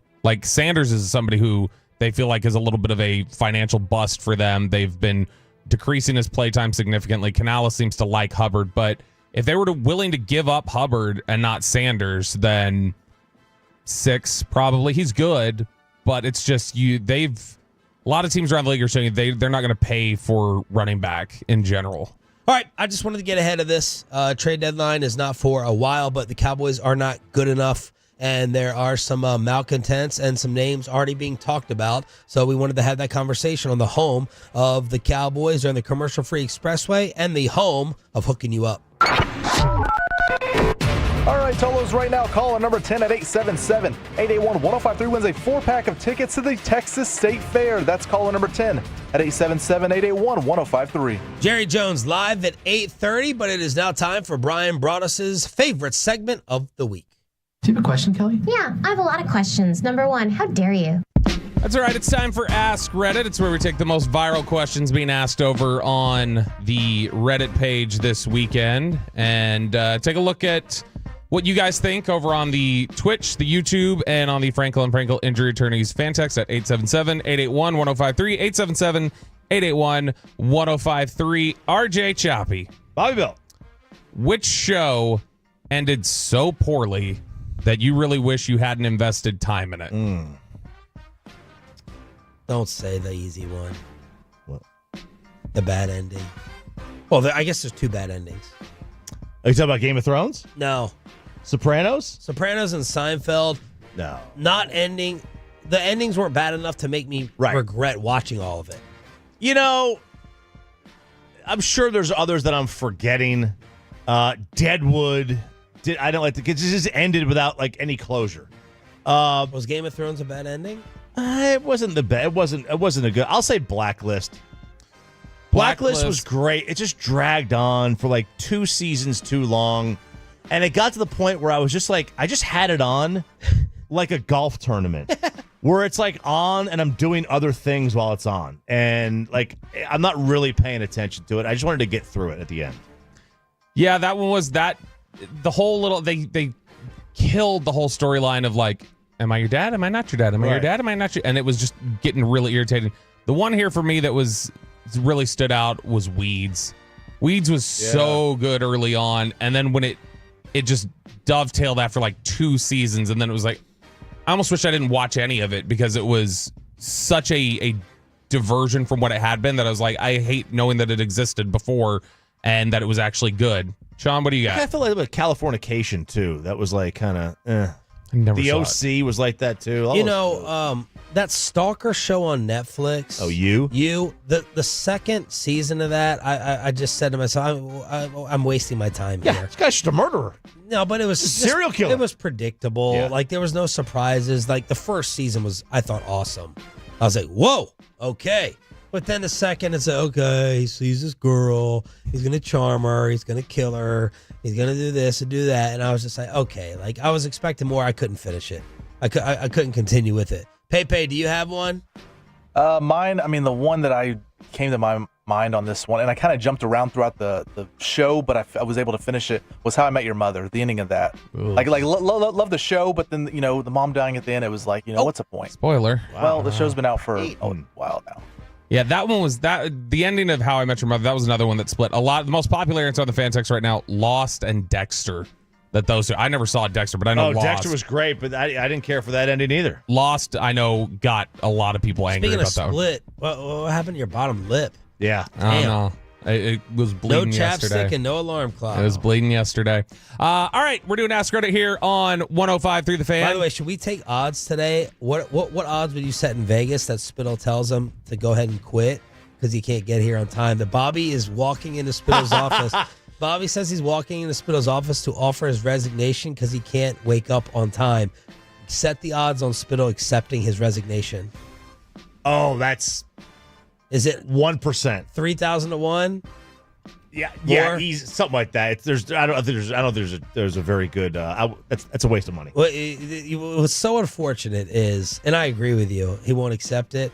But Bobby worked so hard to get out of the Spittle doghouse, which Spittle hired him. He was immediately in the doghouse. It was a Spittle hire, and now that was actually part of his contract. Yeah, he worked so hard to get out of it, and now he's giving Spittle this hand back, like this hand and power that Bobby has over Kristen for the Chris Young show and winning the makeup. He's losing all of that back to Spittle because of his alarm clock. But man, I just wanted to set the odds. Be very high. Breaking news happens that Spittle says, I'm accepting your resignation. Might be the upset of the century. He's giving Gavin his out. Yeah, that he is. Gavin has thought about since the second day of hiring Bobby. Yeah, and this company loves to get rid of money, get rid of contracts. So you're in trouble. And give it to other people. And give it to other. All right, we're Zach doing and Zach and Eric are rooting. Zach and Eric are rooting for this. They're rooting for Bobby. They're rooting for Bobby's resignation. They are. Ask Reddit here on 105. Yeah. Sean, why did you end your friendship with your best/close friend? His wife.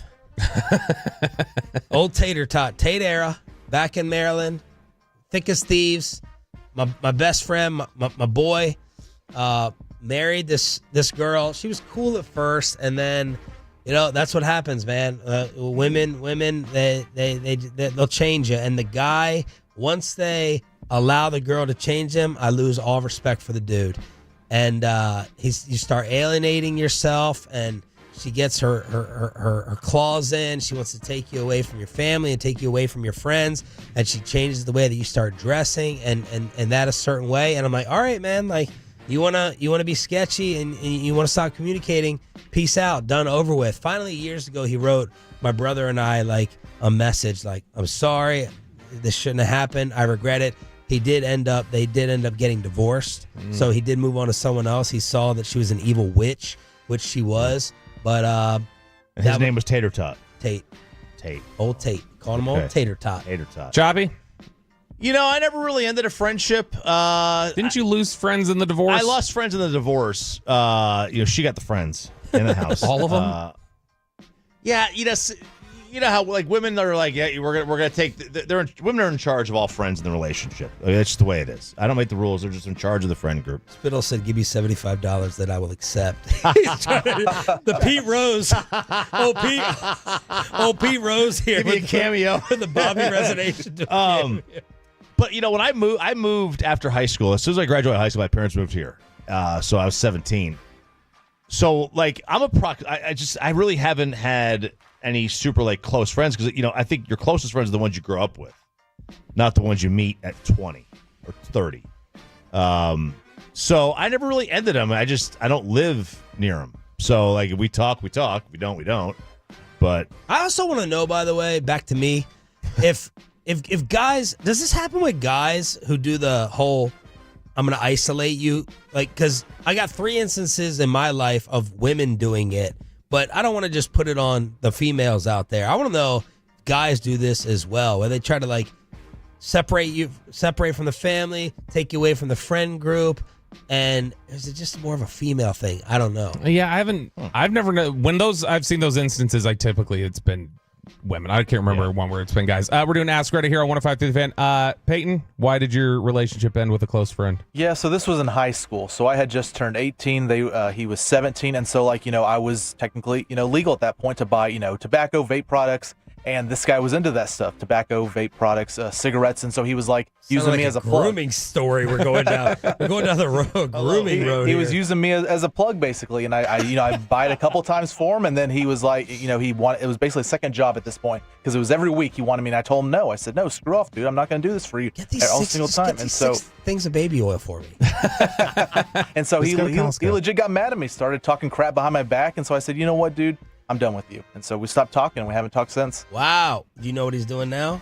Probably still doing the same thing. No job, living with parents. You think he's sitting outside of stores at the age of 32, still asking for people to buy him alcohol and stuff? Probably. Take that, Joey cigarettes. Catalano. Can you give me some cigarettes? I'm 32. Yeah, I liked her. And we liked each other, but she didn't want to actually get into a relationship. And so at that point, it was like, okay, well, we can be friends, but then it's weird. And so then we split. We stopped talking. That's not. Are you? Was We're, that? no, we were, is we were that friends. your story? Yeah, we were friends. That doesn't count with a girl who didn't like you. We were, like no. Don't adjust that. She did like me. Thank you. We were friends. We had been friends since we were like 15, and then by the time I was 20, like things had evolved and changed, and she kind of felt that way. She's like, I don't want to be in a relationship right now, though. I want to just kind of live life a little bit. And I was like, all right, that's going to be weird for me. And then we just stopped talking. So she gave you the stiff. 469, my best friend married my sister-in-law, then got divorced, family default, lost the relationship. Ask Reddit here on 105.3 The Fan. Peyton Russell, what is one thing all men can agree on? It's simple. It's just boobs. You know what? Not Choppy disagrees. I mean, I enjoy boobs. But I feel like as you get older and you mature, the booty is what becomes number one. No. Yes. Boobs are great. Boobs are for the uninitiated. The uninitiated. The uninitiated. What does that mean? It's for the younger guy, right? They don't know any better. They haven't discovered that ass. They haven't discovered ass and scotch. Yeah, that's right. A sign of maturity. Yeah, for me, I think it's the one thing all men can agree on is that women are the best proof that God and the devil might be the same person. That's a pretty good way to say it. Thank you. I'm not going to add anything. That's pretty good. Generally, if you pass on the street and you happen to make eye contact with a guy, like you give the nod. If there's that awkward eye contact moment, just like oh, hey, like just give one of those. I think the nod is everybody knows the head nod. And so that would be my answer there. Sean? Ask Reddit. I agree with Choppy. I'm not going to add any more comments. Ask Reddit, commercial-free expressway, home of the State Fair tickets today and the rest of this week. How far down do I have the Cowboys after Monday Night Football? Plus Jerry Jones at 8:30 after this. Go ahead, Chop. I was going to say, after we get you over to sotaweightloss.com, SOTA weightloss.com, hit that request a nutritionist callback button.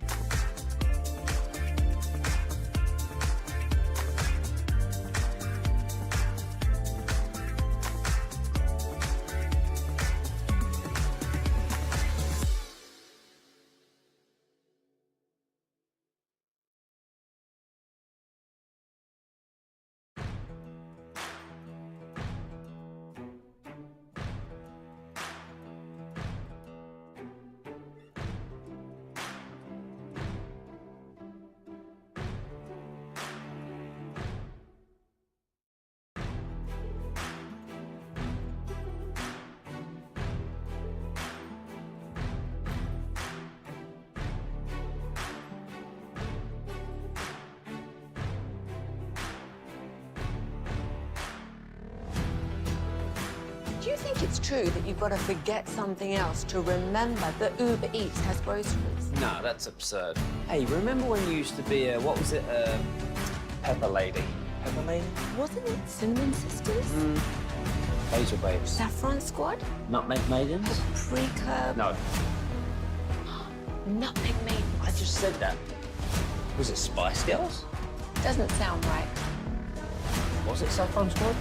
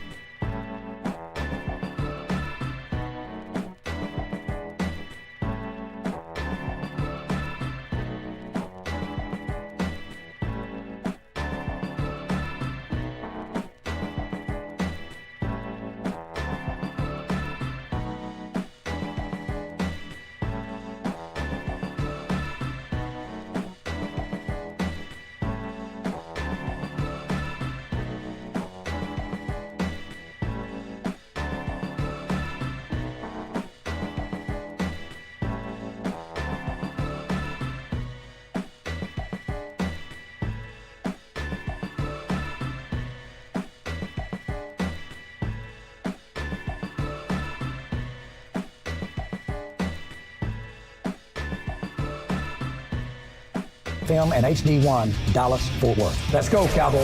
An Odyssey sports station.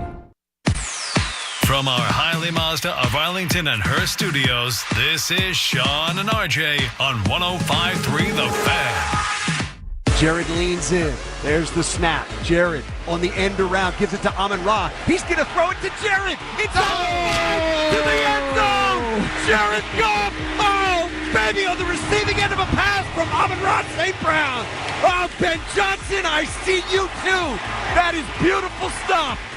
How are the Cowboys matching up with that? 42-29. What a fun one last night as part of a Monday Night Football doubleheader. The Lions move to 3-1. They give the Seahawks their first loss. Good morning, Metroplex. Sean, RJ, and Bobby, and the home of Jerry Jones every Tuesday coming up in 30 minutes on DFW Sports Station. By the way, I came up with a Monday Night Football theory yesterday. All right, let's hear it.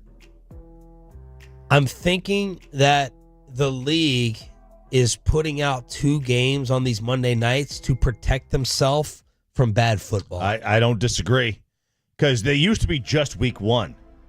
That was the 2-gamer. Now, They didn't have a 2-gamer on week 1. That was Rams Lions week 1, just that standalone game.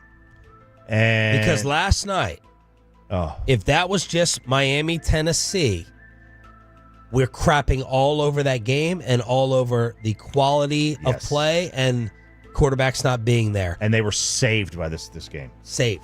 This was a really good, fun game. Yeah. Both quarterbacks The score is even a little misleading of how, if you're just like, 13-point game, little misleading on how fun and great of a game this was. It was a back and forth. That second half was great. 1-possession game. One possession, 2 possession. 1 possession, 2 possession. Both quarterbacks were really having good nights. Yo, man, Geno Smith can play. No more screwing around with it. No more, pity pat. I'm just saying it. Geno Smith can play. I love when DK should be Calvin Johnson. Mm-hmm. I love when, he doesn't get shut down or in his own head with stuff. He was a man last night. He did have a big turnover that maybe changed the whole momentum of things. But Jared Goff goes 18 for 18, NFL record. And Seattle's got 2 really good running backs, and Kenneth Walker and Charbonnet, 2 really good players. They're a tough team. Defensively, neither team really showed anything, and Detroit's got a much better defense than that.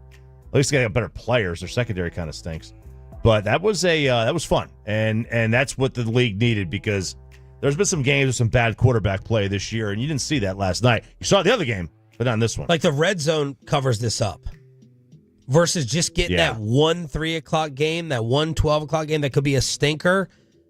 The red zone covers this up because you get everything. Yeah, and I mean, if that is their strategy, is to have 2 Monday night games to cover themselves because things had gone so poorly, it's worked flawlessly the last 2 weeks, where you had the Buffalo blowout last week, where when you were setting the schedule, you probably thought Buffalo-Jacksonville would be a decent game. And then which was the game that came through? It was Washington and Cincinnati, which you would not have necessarily thought. Same sort of thing. You set it up this way, and Detroit and Seattle comes through. Seattle had 38 first downs in this game. Ooh, that's got to be the most anybody's picked up so far this year. So while watching this, of course, it's through a Cowboys lens. And I just was like, okay, we did this for the Commanders. Bobby and I were like, I'd pick the Commanders over the Cowboys right now. I think Choppy and Peyton disagreed. I have the Cowboys right now 9th in the NFC. At least 9th. Now, tomorrow's going to be overall NFL power rankings at 8 o'clock. But these are the teams right now today I would pick to beat Dallas on a neutral field. And maybe even in Arlington. I would pick Washington to beat them. Yep. Vikings. Yes. Detroit. Green Bay. I would pick Tampa Bay to beat them. New Orleans still. I'd pick Seattle to beat them. San Francisco. The teams that I have a question mark by is Philadelphia, thankfully, in the East. That's interesting. Atlanta. And I would give Arizona a chance, especially with the way that they play the Cowboys straight up. So 1, 2, 3, 4, 5, 6, 7. There's 8 teams, I believe, in the NFC right now today that I have better than the Cowboys, with Philly, Atlanta, and Arizona as question marks. Not Arizona's not going to finish, I don't think, with a better overall record, but just playing them straight up. Like, I think Philly and Atlanta can be as good or better. I agree. Philly, I would only have a question because of where their injuries are right now. If they were healthy, if they had everybody healthy and ready, I would say Philly's better. But the only one that I disagree with is just I would definitely say I think I'm taking Atlanta over them right now. And so, but I mean, I agree. Like, they're probably 10th out of 15, 10th, 11th, something like that in the NFC. So, I mean, and I don't know what the Rams can be. Like, because the Rams will randomly show up and play really well. And so, I mean, you comfortably feel like Dallas can beat 2 or 3 teams right now in the NFC. Well, look, you got to put New Orleans on there because they already did it. But yeah, Detroit, Minnesota, Green Bay, Tampa, San Fran, Seattle, New Orleans. Washington, I asked my handicap buddy what the spread would be tomorrow, and he said it'd be a pick'em. In Washington. In Washington. Because it's now, it opened at -3, Cowboys. And the Cowboys have been downgraded by about 3, a little bit less than 3 points, by about 2 points. But you got to wonder what Washington's been upgraded to. And we're seeing this week, right, against Pittsburgh. They're minus Bobby. They're plus 2.5, I think you said. Mm-hmm. And they opened as a half-point favorite in that game. So, coupled with a downgrade and their upgrade, it'd be about a pick'em. So I'm not ready to say Washington. In Washington, maybe, but I think it's one of those things where they would split the 2 games. But it's clear they're outside the top 5 in the NFC.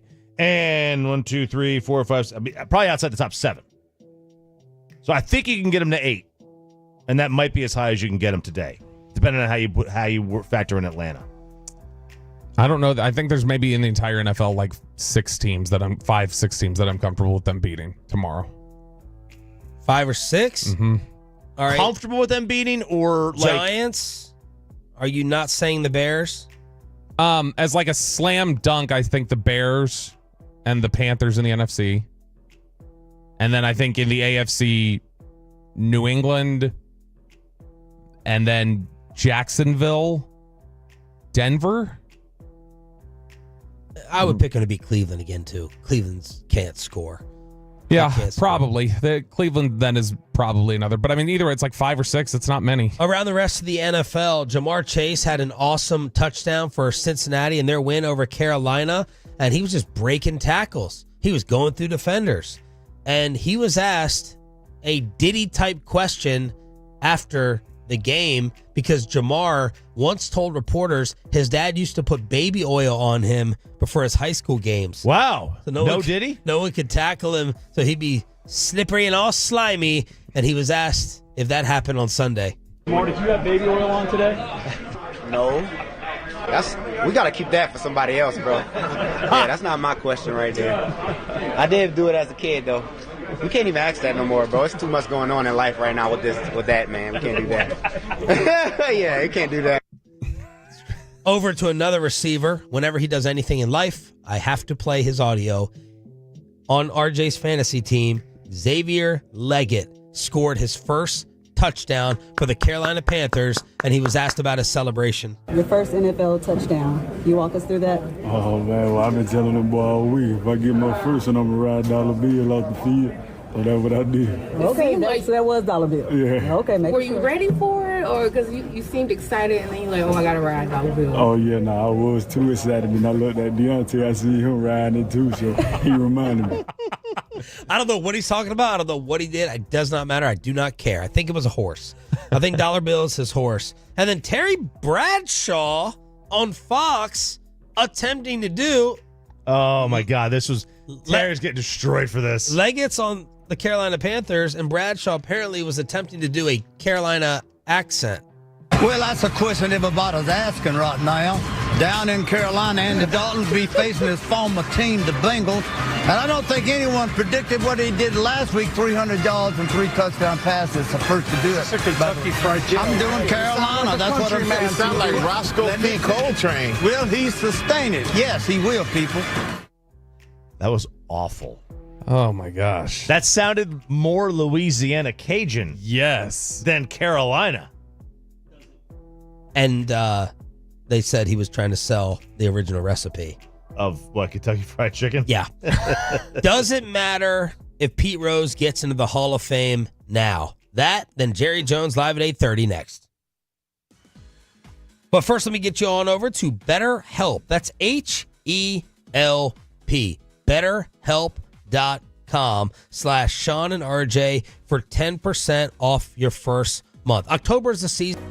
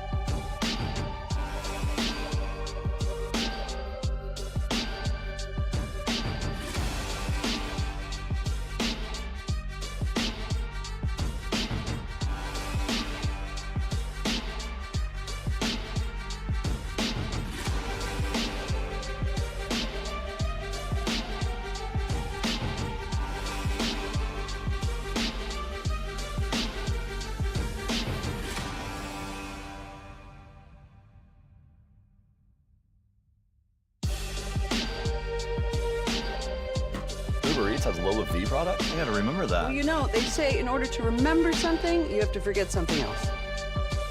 Okay, now that is a very cute haircut. That's like a little shag. I've never seen it before. Well, I mean, of course you have. It's the Rachel. Oh, is that your name? No, I mean like your name. No, I'm Jen. My name's Jen. Right, but I just mean like this is your haircut. But that's hair on your head. I'm not saying this is your hair. Okay, free.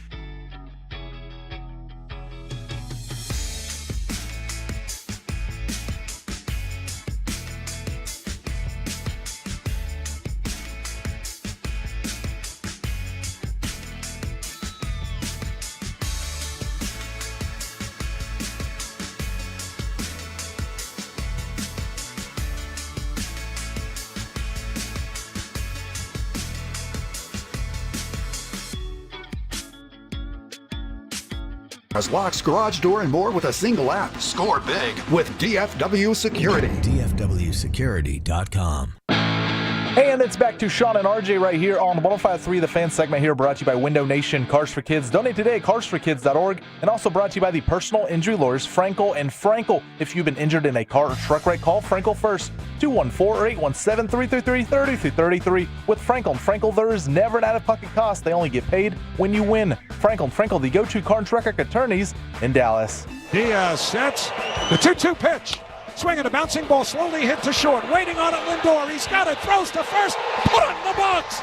Diaz slams the glove down. He is pounced on by Alvarez. And the New York Mets are headed to postseason play. Everything baseball was hoping for yesterday? Yes, it was absolutely everything baseball was hoping for. They had 2 games, one team, there were 2 teams playing, a doubleheader. So both teams needing at least one win to make the playoffs. If either team swept, the team that swept was in and the Diamondbacks were in. If both teams split, both the Mets and Braves were in, both teams split.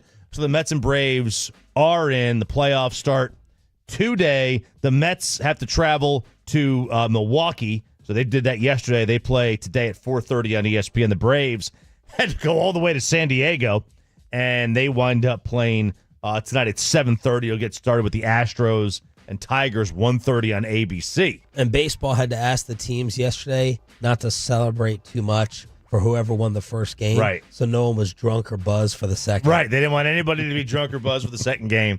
I mean, tolerance is low if a little champagne. There's like even a sip of champagne or something. I drowned it in Tito's today. But yeah, so they didn't. I didn't even notice the Mets doing much of a celebration at all between the first and the second game. That first game was tremendous. That first game was as good as it gets. And of course, the big news that took over the baseball world yesterday: Pete Rose passing away at the age of 83 at his home. So now people are saying, do you put him in? What would it mean? Would it be more insulting? So the Pete Rose defenders are out and about. I mean, you always knew he was going to die. Like, that was always going to happen. He's 83. Yes, so we like did. so like I mean it's not like they had like it's like, oh my gosh, there was some tragedy where his life was cut short and now it makes us reconsider like maybe we didn't treat him the right way. Like, he reached the end of his 83-year-old life, and for them to then switch on it that would seem cruel to me, that you wait until he dies at relatively unexpected date and then you go, okay, we'll let him back in now that he's not here to actually be here for it. Look, maybe that's his punishment. Okay, yeah, all right. Right. I mean, look. I mean, like he bet on baseball. Like, it's you can't do it. You can't do it. You can't do it. I don't have a problem if they had put him in before. I would have no problem with it. What they did, I had no problem with. I mean, like, he broke the rules. Like, we're not just without rules. There's chaos, and you can't have people betting on baseball. But it's not a weak rule, you know. It's not a weak rule at all. It's not a weak rule. Now, you know I would separate the two personally. Like, I would say, okay, what he did on the field warrants being in. What he did off the field with the gambling, which wasn't even off the field, but he was a manager, that warrants him being banned from baseball. I think he should be banned from baseball, and I think he should be in the Hall of Fame. Here's what I find funny with all the Pete Rose defenders. I don't hear any of you ever say anything when Calvin Ridley or a player today gets suspended for betting. I don't see this outpouring of support. I don't see you protesting. I don't see the noise. I don't hear it. I don't read it. Why? Why all the noise for Pete, but when someone gets busted today, we're like, dumbass, you know the rules. What are you doing? You trying to fix things? You love talking about officials in the NBA and NFL refs on the take and having a problem with that the games are fixed, but then you want to defend Pete. Makes sense of that to me. What's the difference? Is the Ridley thing, is it possible that that's because of the permanence of Pete's, where it was like, Ridley, all right, you get your punishment, you're a dumbass, Maybe. you get penalized. Like, I think everybody agreed Pete should have been penalized. I think for them it's like, but you can't just like strike him from the record book. Like, betting didn't cause him to get 4,200 hits. True. Right. True. Is he wiped out of the record books? No, but like in terms of like not acknowledging him in the Hall of Fame, like how it's just pretending like he's not there. Like I just think there's two different categories to be in. You either have sympathy for Pete Rose or you don't. I don't. Pete did not. This should not matter, but it does. Pete did not help his case by being the way he was supposedly as a person. Yeah. Surly. No one really felt like he was truly. You have these people in life. I know a lot of them. They apologize, but they're only just saying it. They don't really mean it. It never really felt like Pete was that remorseful. It never really felt like, Pete deep down was like, I didn't do anything wrong. I'm just doing this for the paperwork. I'm just doing this to get in. I'm doing this for the signing. Screw you. I'm a victim. Pete always felt like he was a victim. That probably did not help his cause. I think what we were robbed of is the purity of him loving his sport. Like when I think, Peyton Manning, I'm like, this guy was put on earth by God to be associated with football. And that's the way that I think about Pete Rose, especially with this clip. When he was analyzing, we got robbed of him analyzing for Fox. He robbed himself, and there's underage stories out there as well. But this little clip of him teaching hitting with A-Rod and Frank Thomas that I'll never forget. What size bat? 34, 33. Never less than 35, never more than 36 inch. Really? What? 35, you mean? No, I use 32, 33 ounce. But 35 inch. One time I used a 36 S2, but I choked up like this. See, let me tell you why. Because when you get into a lull, you never admit you're in a slump. Don't ever let a pitcher tell you you're in a slump. I would tell people you do one of 6 things when you get into a lull. You know what they are? Yeah. Okay? No, tell me. All right? Closer to the plate. Further away from the plate. Up in the box. Back in the box. Choke up in the bat more. Choke down in the bat more. Make it heavier. Make it lighter. Never change your swing. Your swing got you to the big leagues. You change your positioning in the batter's box. Curveball's getting to you. Move up on it. You're not getting to it. Move up. Move back on it.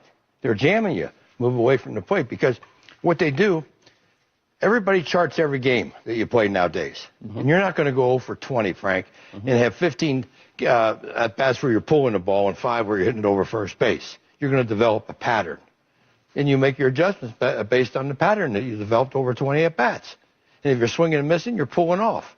Hit the ball right back up the middle. You can't pull off, you hit the ball right back up the middle. How did people get you out? How did they pitch you?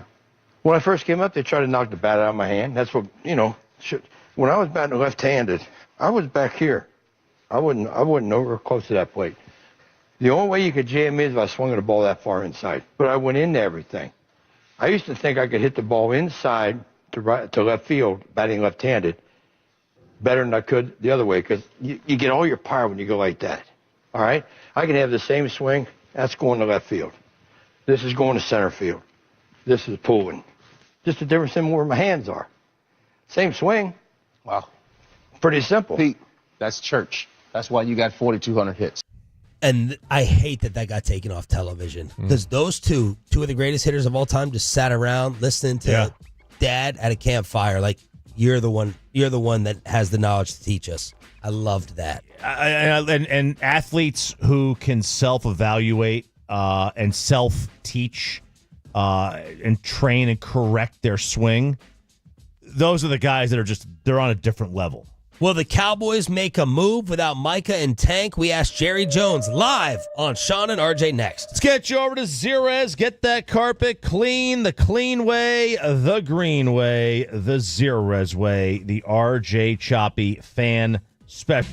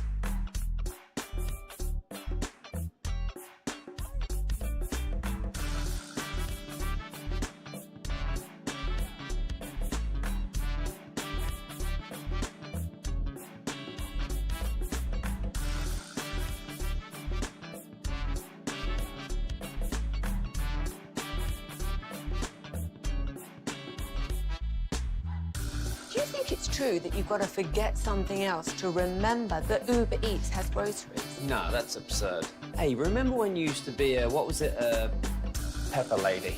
Pepper lady? Wasn't it Cinnamon Sisters? Basil babes. Saffron Squad? Nutmeg maidens? Paprika? No. Nutmeg Maiden? I just said that. Was it Spice Girls? Doesn't sound right. Was it Saffron Squad?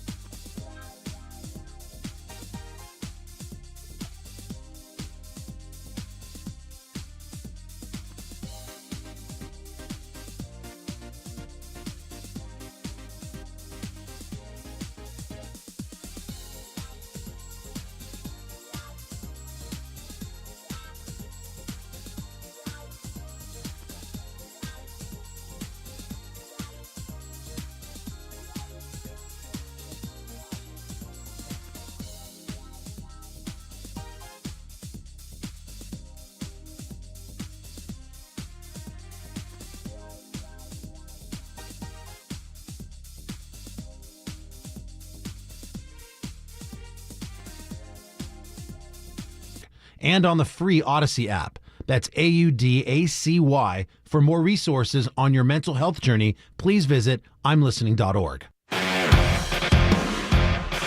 It is now time for the Jerry Jones Show, brought to you by your North Texas Ford dealers. Ford is the best in Texas. Here on Sean, RJ, and Bobby, your home of America's team is DFW Sports Station 105.3 The Fan. Thanks for being a Tolo. That stands for Turn It On, Leave It On. Are you going to Pittsburgh? Yes. How many Cowboy fans? Give me the percentage of Cowboy fans that will invade them like they invade everywhere else. Oh, I think last time they were there, it was pretty noticeable. So I would guess, I don't know, maybe 20%. Okay, so you don't think like Pittsburgh just shuts everyone else out? No, I think Pittsburgh, San Francisco, Green Bay, Dallas, they all travel pretty well regardless. Okay. I didn't know like the home crowd would just dominate it and give you the old stiff arm. Pittsburgh would be one of those two places that I think would do it along Green Bay. Those would be one of the two. Maybe Chicago, but Chicago's never so good. So rank the invasions of visiting crowds. Here? Is it no. In general. All. Cowboys won or Pittsburgh won? Pittsburgh feels like one to me. I feel like there's always terrible towels everywhere you go.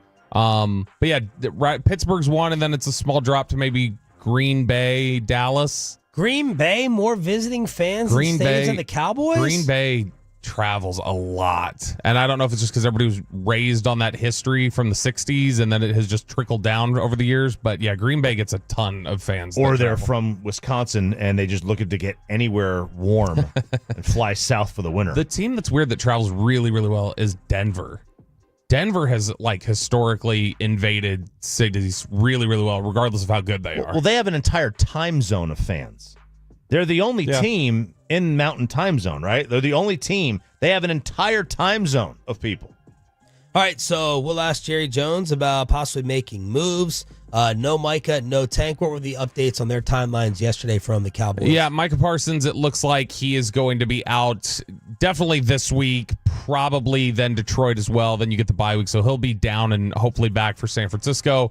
And then DeMarcus Lawrence is the one that's a little broad. That one's looking like it's 4 to 8 weeks. Let's get the official word from the main man himself, Jerry Jones, brought to you by your North Texas Ford dealers. Ford is the best in Texas, here on 105.3 The Fan. Good morning, Jerry. How are you? Hey, man. Good morning. Good to be on. Good to be with you today. Jerry, you guys got some tough news in the last couple days about the outlook on the injuries for DeMarcus Lawrence and Micah Parsons. How do you guys move forward in terms of trying to replace their production? Well, I think we bring the guys up that really we're fortunate, I think, to have these young guys that can step up here and just basically play them. It's hard to think that available to you out in the system that is in the NFL, which is you can coach practice squad players. It's hard to think that there's someone that you can step out and coach that could literally step in this week. Now, step in for you 2 or 3 games from now, yes. And so you may see us do that. We're in that process right as we're speaking. And but basically, we'll just move on and replace those guys and hope for the best. We got good news from DeMarcus. He didn't have to have any type of surgery, confirmed again with second opinion yesterday. So that'll eliminate that bone healing time or those type of things in any type of recovery. Micah will be week to week. Jerry, when you get information and news like this, that these guys will be out for an extended period of time, like coupled with the 2-2 start, does that make you a little bit more likely to make a trade and look at the trade deadline market before the deadline hits? Well, if you can, but you usually don't plan on trades. Now, one thing you do, you plan for this in the off season, and you plan for this looking at your depth, at your position, and you plan for it. It is going to happen. It's not a question of if. And so you don't know which positions, but you know you're going to have that type of injury attrition. What you want to do, again, is have it so that, if it's possible, so that when you get to the end of the year and you're getting ready to go into those playoffs, that you've pushed it all up there and you're the healthiest that you've been, so to speak. That happened to us last year, and we're the healthiest we've been in years. And so that's the way you want to plan it and make it work. Jerry, you have talked about the importance of just these young guys stepping up because of some of the bigger, higher paid contracts you guys have had to have. Does that formula have to remain when talking about making a deal or bringing in a higher price guy or giving a contract extension to another player, or you guys have some wiggle room in terms of switches to flip there? There's a reason why the player will be available if you try to make a trade. There's a reason why. And it's either prohibitively high relative to what you would have to trade to get them, or the fact that we're as good as that by bringing our depth up to take the position for the upcoming game. And so you don't get any wishful thinking here when you bring somebody in or look at making a trade. Oh, let's go make a trade. It's not there usually. Cowboys owner and general manager Jerry Jones joining us here on 105 through the Fan. Jerry, talking about the young guys stepping up, how encouraged are you right now by this progression that we seem to be seeing the last couple of weeks from Mozzie Smith? Well, I think he's an exceptional athlete, rare athlete. For his size, I don't know that I've seen anybody have his skills. And he's also got inordinate strength. If he can progress in the terms of the just the football internal aspect of it, and just the grit, and just the sustaining a level of production that goes with, if you will, being a pro. If he can do that, then we've got us something, and that's what we wanted, was a really star player. you might say. And, of course, you can dream here a little bit, but that's what you're looking for here because we drafted him with our number 1 pick. Jerry, this is obviously a big season for the future of Mike McCarthy here in Dallas. When your team sustains big injuries like the ones to Deron Bland, Micah Parsons, and DeMarcus Lawrence, how does that impact, if at all, your evaluation of the results that he produces? Well, that's why that you say, well, it's a record thing. It's either you did or you didn't. As Bill Parcells said, your record is what you are. That's why you look behind that and you look at other nuances, and one of them will be how you dealt through the years, how you've dealt with this time when you have to step up and replace what's out on the field. And that's a part of the game. It's as much a part of the game as the kickoff.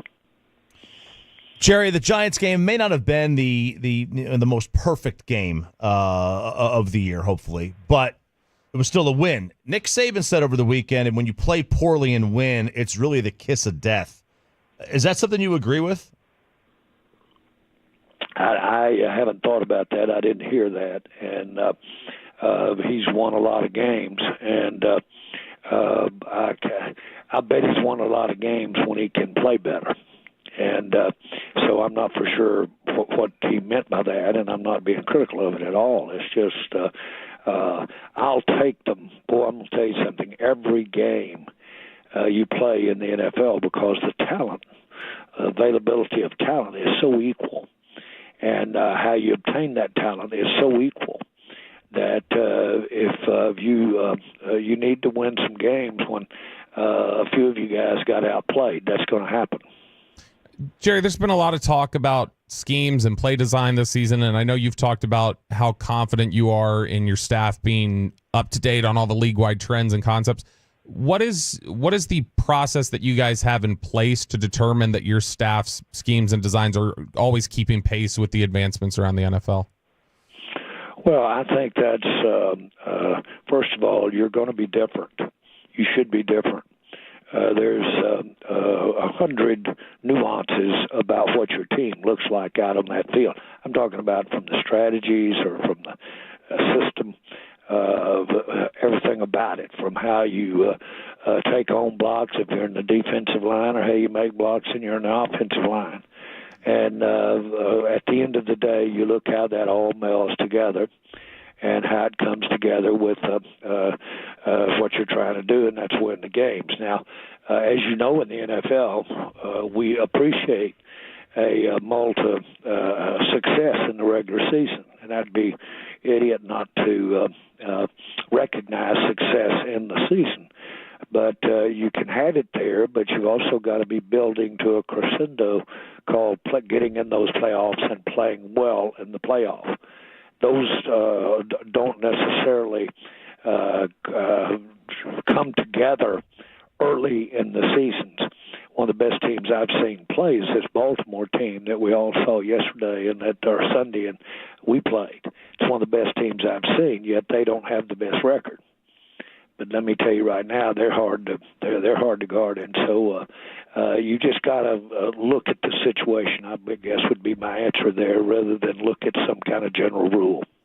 Jerry, you look up at the top of the division, you see your old friend Dan Quinn and the Commanders at the top. What do you think about the job he's been doing here inside the division to start the year?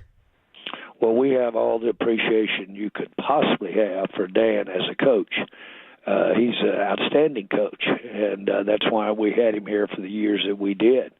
And we know that he's going to be formidable. He's really, I think they've done well with their quarterback, and they know how to use him.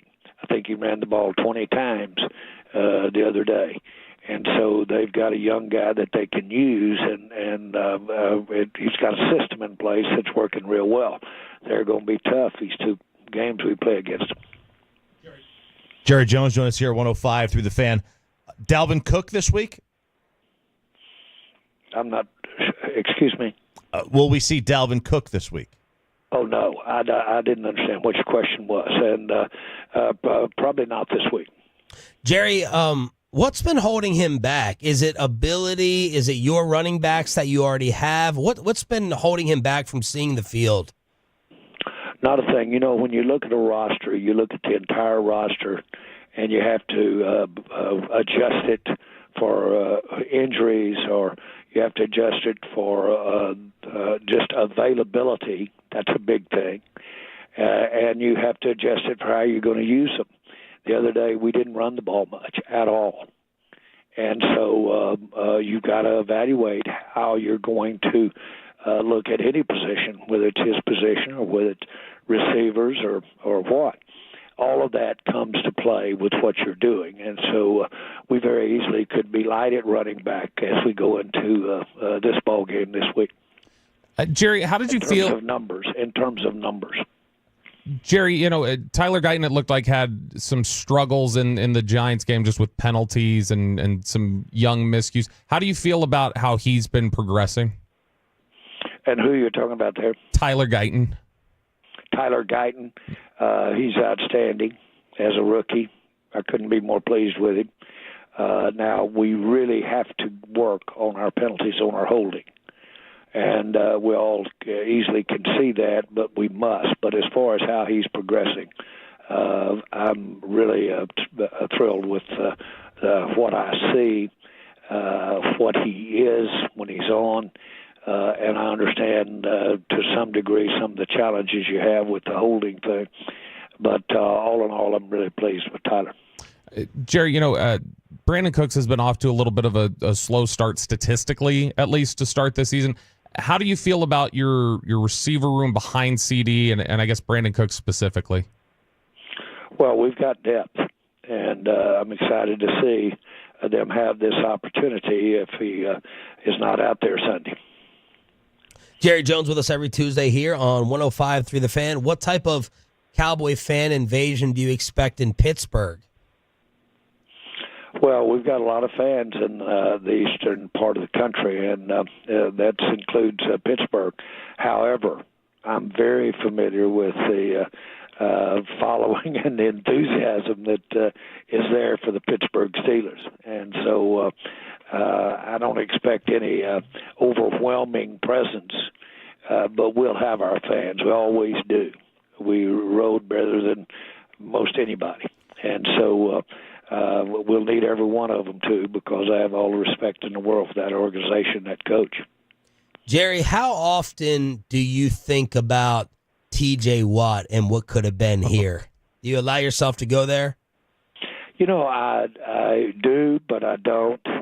There are so many players that are around the league that you could draft and have. And there's an old adage, it's not the ones that you don't have, it's the ones you have that you need to worry about. And so I look at players all the time, and when I see them playing well, I said, well, they're playing up to how we had them evaluated, or for instance, or how they weren't evaluated. Either way. And, of course, there's forever Watt. There's 10 others that haven't done as well that you could have drafted. And then they're the ones you draft, which is what counts. Jerry, since we're not really reacting to a game, I'd like to capitalize on having you on the phone with us every week by kind of talking about some other issues. A lot of talk about less scoring. Mel Kiper said, let's go ahead and make a rule against, too high safeties. What is your thoughts on the league trend of less scoring this year, and do you think it's an issue? Well, if it is an issue, it will be addressed, and that's part of what you've seen evolving over the years. And I've seen adjustments made on both sides of the ball, and actually on all three phases. The special teams, a significant one in the last 2 or 3 years. And so that's what happens, and there are adjustments, and those adjustments are meaningful. And consequently, I think we have, frankly, today, the most exciting game that we've had since I've been involved in the NFL, and since I've been involved, frankly, I'll go all the way back to college in football. So I think we do a real good job. It's something that gets a lot of partial and impartial evaluation, because you can imagine defensive coaches during the spring and during the off season are in for creating situations that help the defense, offense the same way. That's why it's a league of adjustments, because those adjustments you see are when it may have swung too much as far as what's acceptable to all the clubs. But that's a big part of what goes on in the spring. As you know, Stephen is heavily involved on the competition committee. And that's, that is a critical part of what we do in the NFL, is get these rules right, adjust the rules for safety, adjust the rules for scoring, and we want a game that has a lot of action in it. So, Jerry, this is kind of a random question. You don't have to answer it, but we've got, we're in a political climate, especially right now. Mark Cuban and the new ownership of the Mavericks have differing political views, and people are wondering how that's going to work out with them working together. Have you ever let politics interfere or interrupt a big deal that you've had going, or it all gets pushed to the side for business? Never. The answer I'll do with you real quick. Never. Not for business, not for the involvement in what I'm doing. I'm apolitical. And then, Jerry, we know you're a big baseball guy. Final question. Your thoughts on the passing of Pete Rose, and do you think that Pete Rose should be in the Hall of Fame? Well, I will tell you, I was a great fan of him. I love the passion he played with. He hit my interest peak. He was right there when I couldn't have been more interested, and I'm a big fan of baseball. I love baseball. Love to play baseball more than I did football. And the bottom line is that I really hate to see his passing. Give my best to the family, but more important, thank you, Pete, for what you contributed to baseball. And I mean that. And with all the positives and all the negatives, boy, I'm glad he came along. And I'm glad he played that great American game. Well said. Jerry, thank you so much for the time. Go get him in Pittsburgh and enjoy the rest of your day and week.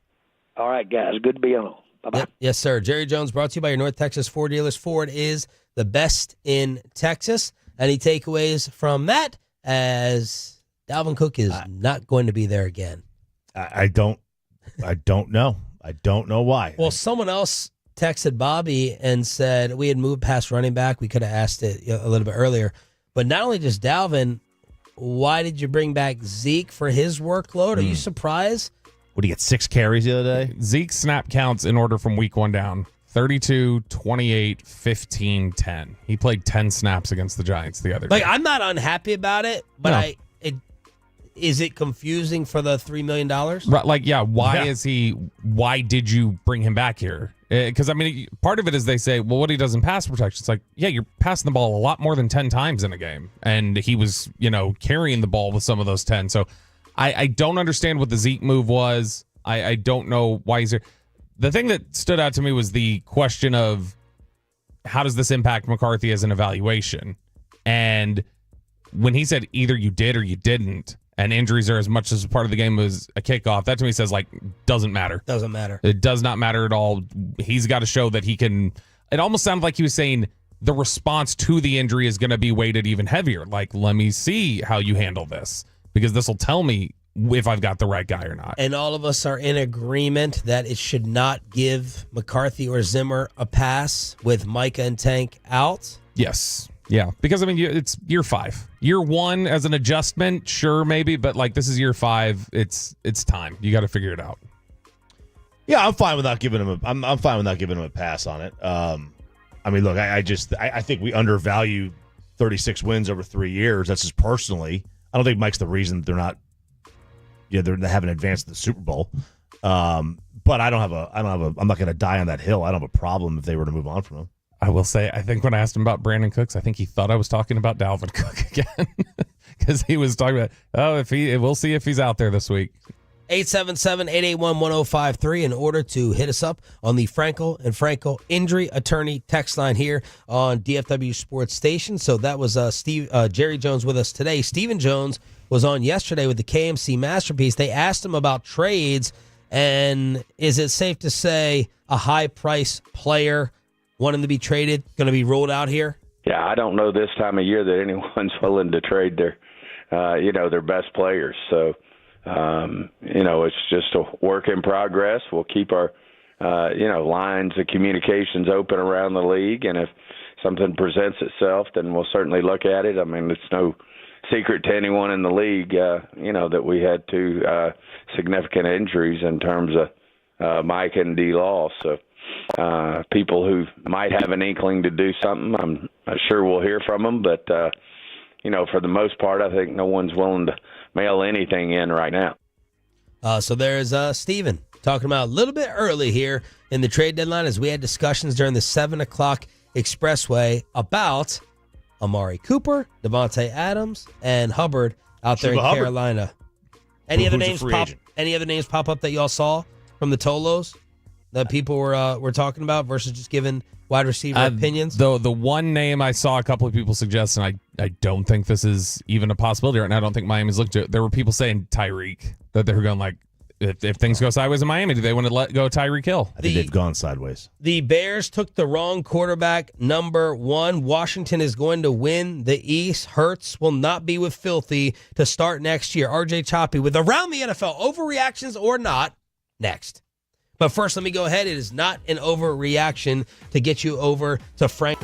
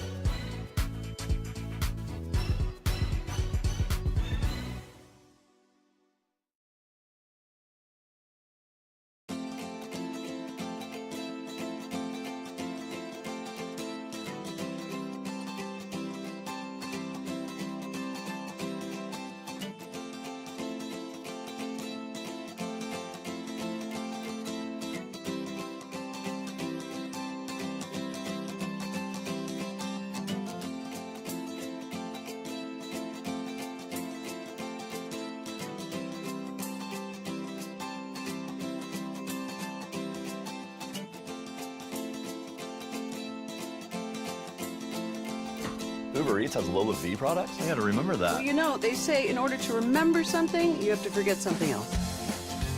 Okay, now that is a very cute haircut. That's like a little shag. I've never seen it before. Well, I mean, of course you have. It's the Rachel. Oh, is that your name? No, I mean like your name. No, I'm Jen. My name's Jen. Right, but I just mean like this is your haircut. But that's hair on your head. I'm not saying this is your hair. Okay.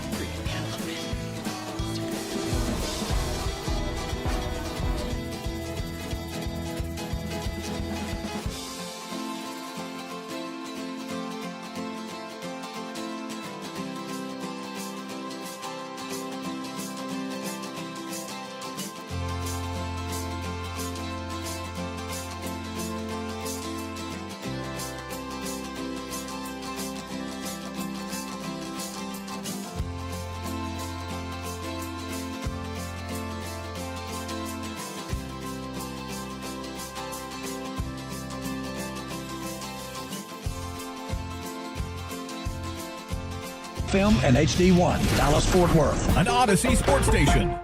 From our Hiley Mazda of Arlington and Hearst studios, this is Sean and RJ on 105.3 The Fan. 4th and goal at the 4. Give Pollard around right end, trying to score. Pollard dives. He's in there! Touchdown! Titans! Yes! The 30-point streak is broken! Final hour, fist pump time on a Tolo Tuesday. Peyton is getting it. Sean Shreve, RJ Choppy, and Bobby Belt. We're live on the Fan Cam, Twitch, and YouTube. Thanks for turning it on, leaving it on DFW Sports Station. 2 games last night, one completely unwatchable, but Tony Pollard scoring on Titans radio. I had this stat saved before this week's games began. Tony Pollard leads the NFL with 7 broken tackles this season. Wow, good for him. 6 more than Zeke, Rico, and Deuce Vaughn have combined. That was out there on Twitter last week with Tony Pollard. That was from Dan Rogers. You said how many broken tackles? 6? 7. 7. That's more than Zeke averages carries per game. All right, so we had that. We had the awesome game back and forth with Detroit beating the Seattle Seahawks. So let's take it around the NFL with overreactions or not with RJ Choppy. All right, let's go. Here we go. Number 1, the Bears took the wrong quarterback. Number 1. So this would be Caleb or Jaden? Or Jaden. That's an overreaction. Like, I mean, until 4 weeks in, that's an overreaction. It might be, not to say he can't prove to be better or Caleb's a total bust, but 4 weeks in, while they're still trying to figure out their offensive line and everything, I think that's an overreaction. I think it's an overreaction as well, Choppy. I know you went down this Jaden Daniels rabbit hole yesterday with multiple studies. Why don't you throw one of them out on your homework that you did on the Washington quarterback? All right, so look, he's very good. I'm not saying he's not very good. But his throw chart, I think, could concern some Commander fans. He's 8 of 15, 2 TDs and a pick on passes more than 15 yards downfield. That's not terrible. It's like 55%. He's thrown 33 passes, 10 or more yards this year. Air yards. For reference, Brock Purdy, remember 33 he's thrown. Brock Purdy has thrown 32 passes or 10 or more air yards in the last 2 games. So much further downfield. In the last 2 games, Jaden has attempted 15 passes to the left of the hash. 10 of 15, 1 touchdown, 1 interception. So 15 of his 53 in the last 2 games have been to the left. So only 28%. The league eventually figures these things out. They figure out your trends. They'll plan against it. It doesn't mean he's not any good, but what it does mean is they're doing a really good job of making things very easy on him. He's looking to the right.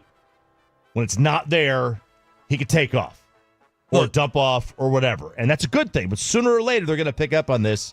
I'm not saying he's a one-read guy and go, but right now, they're making it very, very easy on him. And I think that's something the league can catch up on. I'll say it's an overreaction, but the Chicago Bears are winning football games because of their defense and big plays.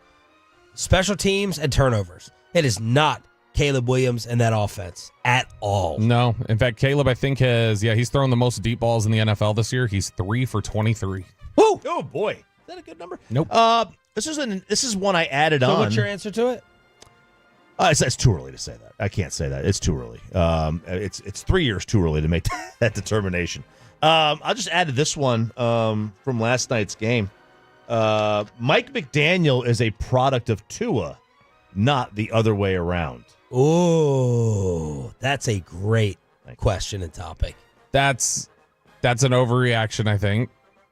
He is 1-6 without Tua. Right. At the most, I think what you could say is that they need each other. They're codependent. But I don't think it's like a thing where it's, Tua's going to make just about anybody. I'm not making a joke here. Mike McDaniel needs Tua because of his brain. Is Tua that intellectually on another level that they can't get someone or eventually get someone to process and execute McDaniel's offense? And how is it that much different from Shanahan's offense or the other West Coast trees, Shanahan trees? There's some little nuances, but I mean the overall system is very similar. And so I wouldn't think that it's Tua is a very high IQ processor. That's part of his game, but it shouldn't be enough to where McDaniel just can't have any success. Now I'm trying to think of who all the starters have been when Mike McDaniel's been forced to play that. Skylar Thompson's an awful player. Yeah. And so, I mean, I don't know how reasonable it is to think he's going to just carry it. But then again. Yeah. Malik Willis, what they're doing, Kevin O'Connell. Yeah, I used to automatically give you a total pass when your backup goes in. Mm-hmm. But we're looking at some others. Joe Flacco is, is a better player. What's your answer to this? Tua did score a 13 on the Wonderlic, for what it's worth. He did? Yeah. Hey man, the Wonderlic, that thing's hard. I would get annihilated by that test. There is a stat out there about quarterbacks who do well on it versus don't, and their success rate. I don't know that I buy it, but it could be.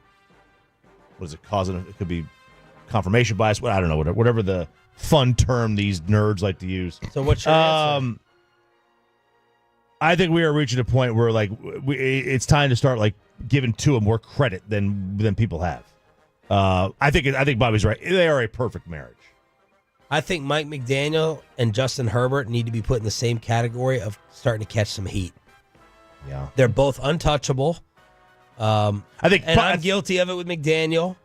I'm very guilty of it just because I love his personality. But Mike McDaniel and Justin Herbert, they need to start getting criticized. Yeah, the likelihood in these two, I think Tua is probably underrated and Mike's probably overrated. That's fair. They're a perfect marriage. What the Ravens did to the Bills will or should give the Cowboys a little bit of relief. It will give them relief. It should not. Man, I agree. Shouldn't. There are some instances in life where you do have to survey the landscape and then judge yourself within it. And there are some instances when not. I think in the Cowboys case, it's making excuses. I really do. To say, it's a crazy league and look at the turnover. Yes, that can apply, and that does apply, but we watch the way that you play. We watch every game twice over, in and out. So no, I am not giving the Cowboys a pass for what happened. I have years of evidence on their run defense and their toughness not being there. Years of it. Right? Just like the Mike McCarthy free pass conversation we had. I got years of it. It's not 4 games. It's not 5 games. I know what they are. I just do. I know what they are. So, no. What Baltimore did to Buffalo does not change my mind about the Cowboys getting their ass kicked. No. Because to me, it's, again, something we had mentioned yesterday, Baltimore ran for more yards against Dallas than anybody else has run against anybody this year. So you were the worst. And then there are all these other factors that you look at and go nobody has played as bad defensively as you did that game. That still holds up regardless of all the other factors you look at, is that you were awful that day. And you weren't bad. You're historically awful. Yeah. Don't leave out that word. Historically bad. All-time bad. Not just bad. All-time bad. But they gave up 20 fewer rush yards than the last time they played Baltimore when they gave up 300. So that was improvement. And your answer? No, it doesn't give them relief. They got run over by New Orleans. RJ Choppy, around the NFL. Overreactions or not? Washington is going to win the NFC East. Not an overreaction. Now, I agree with you. Settle down just a little bit. In watching a lot of the Commanders stuff, I haven't I'm more impressed with like the poise and the way Jaden is carrying himself versus like the oh my God throws, the oh my God moments. So I do think they are trying to make life easy for him, as they should, and that the league is going to adjust. Now, it's the Joey Gallo rule. Can you adjust to the adjustment? Is Jaden Daniels that talented? Is he that smart? But no, it's not an overreaction. Right now, today, I'd pick the Commanders to beat the Cowboys by at least a touchdown. And I think Washington is better than Philly as well. Yeah, not an overreaction. They're having some issues with Quinn's defense so far. Like, I mean, they've had leaks. But no, I think that they are, as of today, I would lean towards them right now, just with how everything's dysfunctional in Philly. They just threw it up there. Marcus Spears and Dominic Foxworth both just picked Washington to win the division. So I don't think it's an overreaction. I think it is. I still think they're the third best team in the division. I don't buy them. I think it's a good start, and all we have to go on is the start. I still think they're the third best team in the league. What do you think Dallas objectively does better than Washington? I think they have a better quarterback. I think they have a better offense. I think they have a better coach. Well, they don't have a better offense. I mean, you think they have more talented players. They have more talented players. In execution, what do you see that says that's a better football team in any respect? I mean, nothing through 4 weeks. But I don't believe I don't do this with the NFL. Like I don't believe that they're a good team this year. It's the same team as last year. But it's not. But let's say, you know what I mean? Some teams have 12 wins one year and they go down to 8 the next year. You know, I don't buy that. Well, that means you shouldn't buy Minnesota. I don't think Minnesota's the best team in the NFC. No, I still think the Lions are the best team. I think Minnesota deserves to be where they are. I think they're playing tremendous football. But if I was picking a team to win the North, I would still pick Detroit. Okay. Jalen Hurts will not be the Eagles quarterback to start 2025. Overreaction. He's not playing bad enough to get replaced, and he just got a brand new deal. That's an overreaction. I tend to think overreaction. The only caveat here is if they blow out this staff and a new group comes in and goes, I'm not playing with this quarterback, or I think this will work better, or we can get this or that. That would be a possibility, but no, they're not going to just turn tail and run that quick. I mean, his QBR, if you like it, is 11th in the NFL. That's not terrible. It's not terrible. Kellen Moore effect. Well, there was some stuff yesterday showing, we had this Jalen Hurts just 2 years ago with this guy, and it was showing him just running over everybody. He looks slow to me. He looks like player. Dak Piano back. Yeah. I think he'll still be the quarterback to start next year. I think Bobby's right. If they blow out the coaching staff, I mean, that might change things up. But and you want some Kellen Moore, just click on his name, trending. It's trends every day. They can't stand him. Amazing. Justin Herbert is just Trevor Lawrence with thicker hair. All right, Bob, let's fight. So, no, Justin Herbert is Wait. Justin Herbert has thicker hair than Trevor? Trevor's got very thin hair, right? It's a very thin. It's very Hulk Hogan-esque. Okay. Not like the bald, but it's just very thin and straight. And Lawrence has got kind of that, bushy, thick hair. I don't think that Herbert's played particularly well to start this season, but to me, there's no comparison in terms of who has been better while they've been in the league. To me, Herbert has consistently been a top 10 quarterback just in a vacuum, and Lawrence has spent fleeting moments hovering around the top 10. So that's an overreaction to me because I think Herbert's just better. Herbert's got to start showing it, but I think he's better, clearly. Herbert's better, but I'm going to say it's not a crazy overreaction because I'm sick of giving him a pass. I really am. All we do is make excuses for him. All we do is make excuses over and over and over, and enough is enough. Mm-hmm. Like, seriously. They score 17 a game this year. 17 a game. What were they at last year? 20. With the all-world, all-tools kid, and I fell for it. He's got the tools. But I'm done with it. He's got the tools. I would take him over Lawrence, but it's not a gross exaggeration. I mean, they both have the tools. That's the thing. Trevor makes some big-time throws where you're like, oh, okay. Yeah, but they both can. They both can make big-time throws. That's the thing that's frustrating about that. 17 a game. Not very good. Let's see. Let's go with. I took this one from ESPN. The Rams should trade Matt Stafford and officially start the rebuild. I mean, kind of having Matt Stafford is kind of like being in a rebuild. But no, yeah, sure, try moving because they're not going anywhere this year, I don't think, and they've got too many injuries to their receiving core. They've got the issues of guys who have retired, the financial situation they've been into. If you can find somebody who will give you like an awesome payday to bring Matt Stafford in, I don't know who's doing that for you, but if you can find somebody to do it, sure. I just don't think they're going to find a suitor. Not an overreaction. I think they could find a suitor, though. He's 30, even at 36. They could have. I think. Don't think they could. No, find a suitor, but in terms of give you like a king's ransom, like I'll give you 2 1s for Stafford. Like I don't think you're getting anything like that. Change your statement. Yeah. Well, fine. I agree with you there. If it's a king's ransom, convenient. NFL overreactions or not here on DFW Sports Station. Let's see how some of the coaches on the hot seat are responding.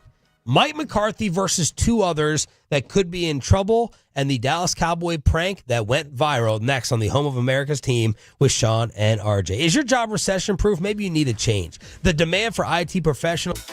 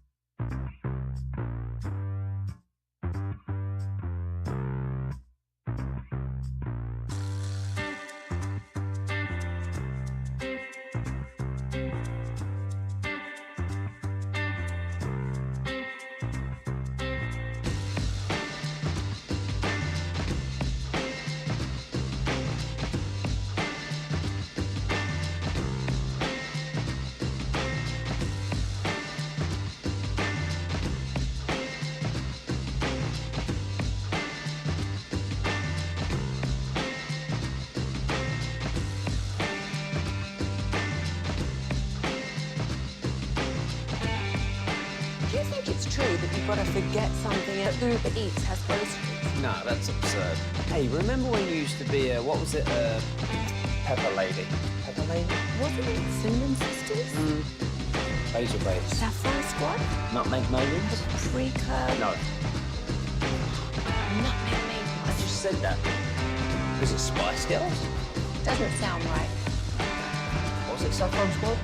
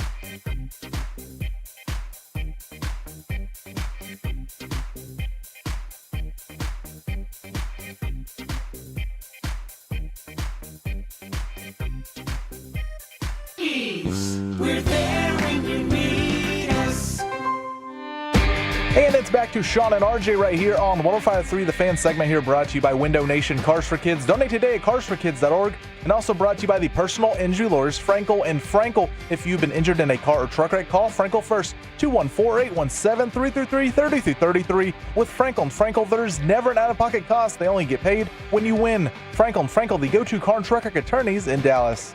The great Bobby Belt. Bobby Belt is an idiot. Don't make me take off my belt. Don't make me take off my belt. We're not. Over to you, Bobby. Welcome to the final edition of Below the Belt. God, on Payne, 105.3 you The hear Fan. him crying and bitching in every commercial.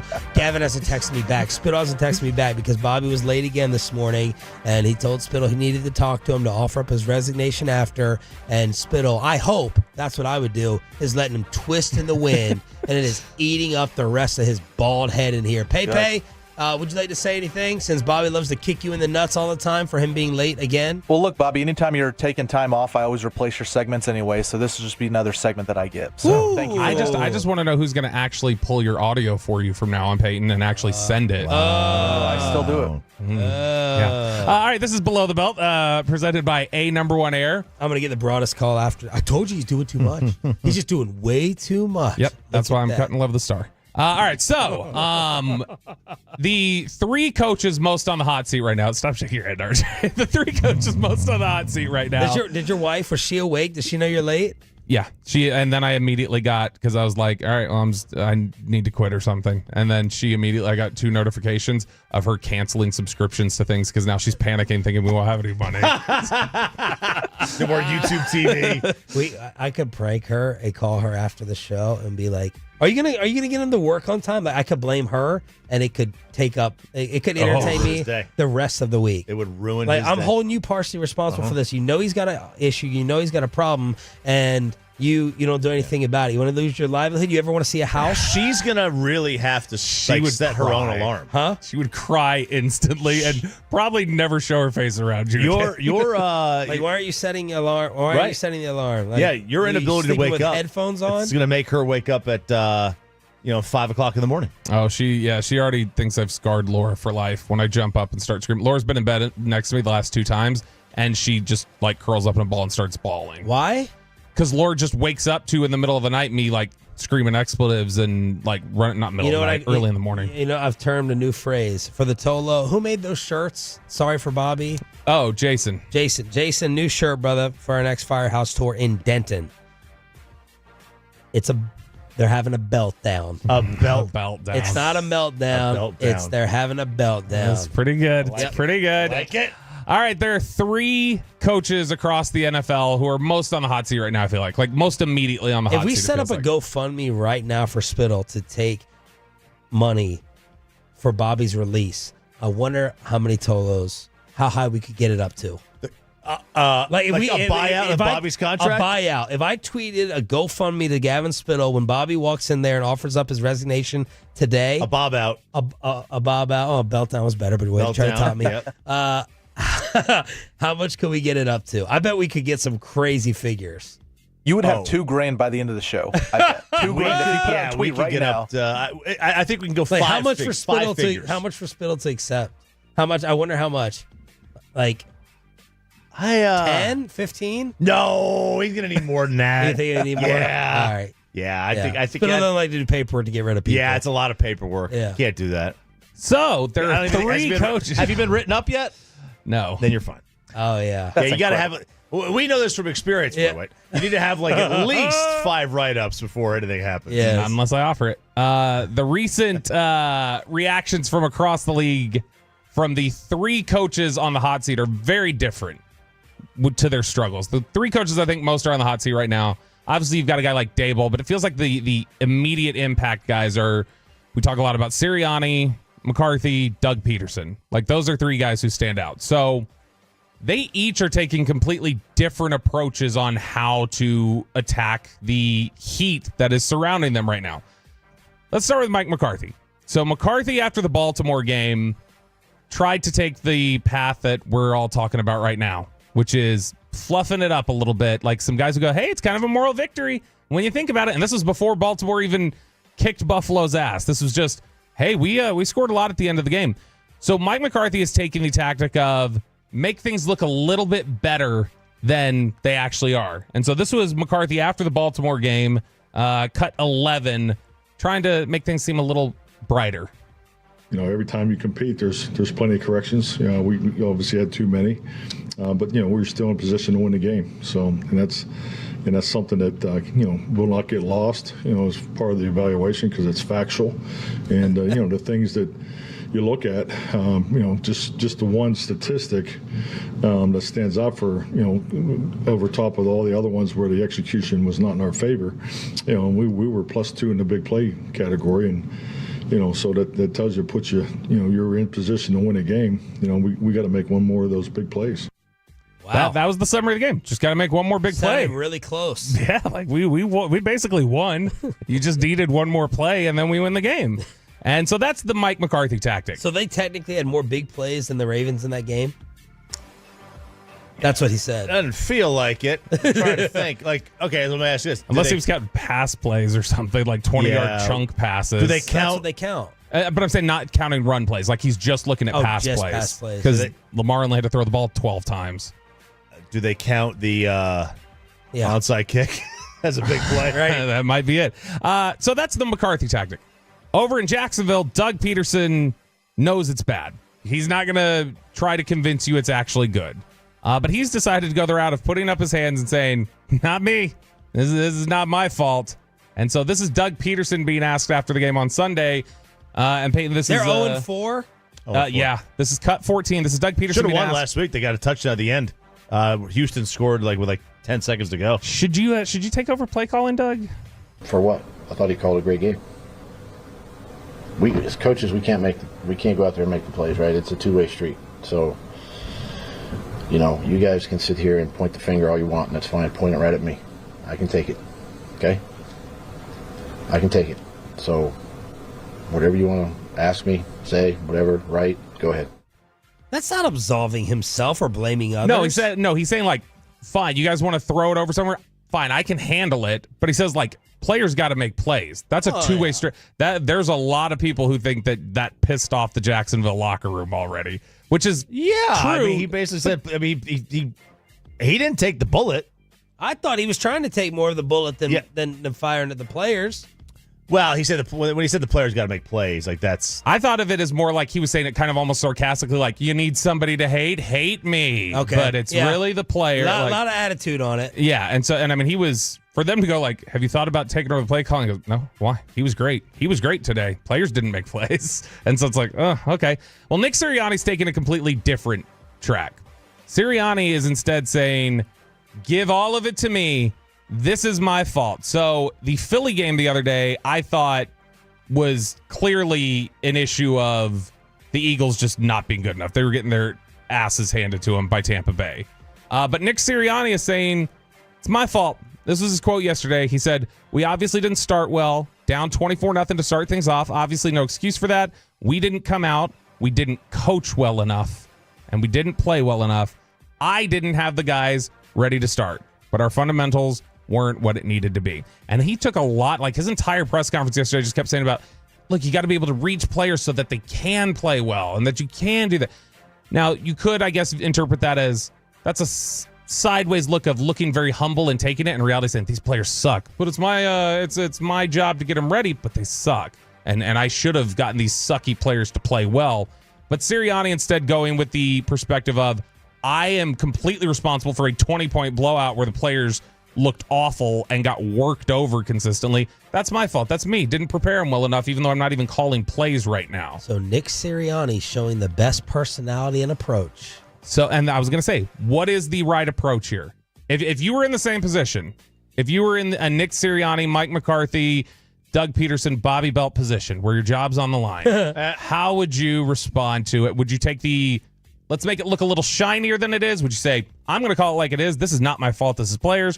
Or do you just say, I'll take the bullet, even if it looks publicly, or even if it looks to ownership, like I'm clearly saying it's my fault and putting that on the record. I think that they will value how the leadership that I'm showing. Sirianni, McCarthy, Peterson. Peterson is the worst, do you think? I mean, he basically said the players got to. I mean, he basically threw the player. I took it as him throwing the players on the bus, and they're going. That's much easier to quit on. Sirianni, Peterson, McCarthy.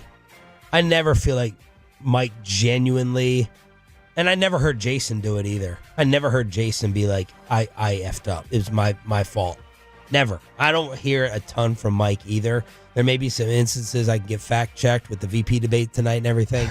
Well, one side. I never feel like it's a genuine accountability and ownership versus there's the refs, or look, we were right there. We had more big plays. Right. It sounds foolish. Do you think it matters who you're, like, what kind of boss is evaluating you? Like, does it matter how you respond if Jerry Jones is your boss? Like, does the Doug Peterson method not work if Jerry Jones? They're like, no, I don't necessarily like you just ripping on players. I don't know. It's very difficult to, talk about media quotes as reality versus what is being said behind the scenes. Yeah, like are the players listening to every second of the press conference? Mike does a fantastic job of never throwing the players under the bus. That I will say. Never does he. He does a almost perfect, maybe perfect job of never tossing them under the bus. It makes me question how hard he is on them sometimes behind the scenes. And then when you don't take the accountability, is that by proxy blaming them? But he never even comes close to what Doug Peterson said. Yeah, I think to that point, like you're just talking about there, about how different is public versus private accountability.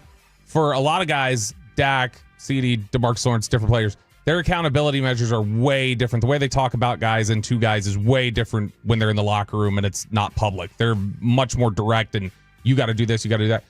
Mike, from all accounts that I've heard around the team, Mike approaches it the same way privately.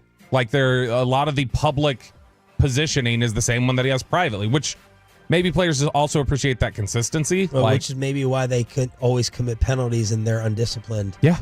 Honestly, that's probably an aspect of it, is that there's not the kind of crackdown. What is it? Spare the rod, spoil the child. Mike McCarthy sparing the rod. That's what he's doing right there. Good quote, Grandpa. I like that one. Below the belt for the final time. Yeah, here that's right, buddy. On Sean and RJ, and the final crosstalk as well. Let's talk about the passing of Pete Rose with the KMC masterpiece after this. But let's talk about what you would have for your final meal at Hurtado, the official barbecue of the morning show.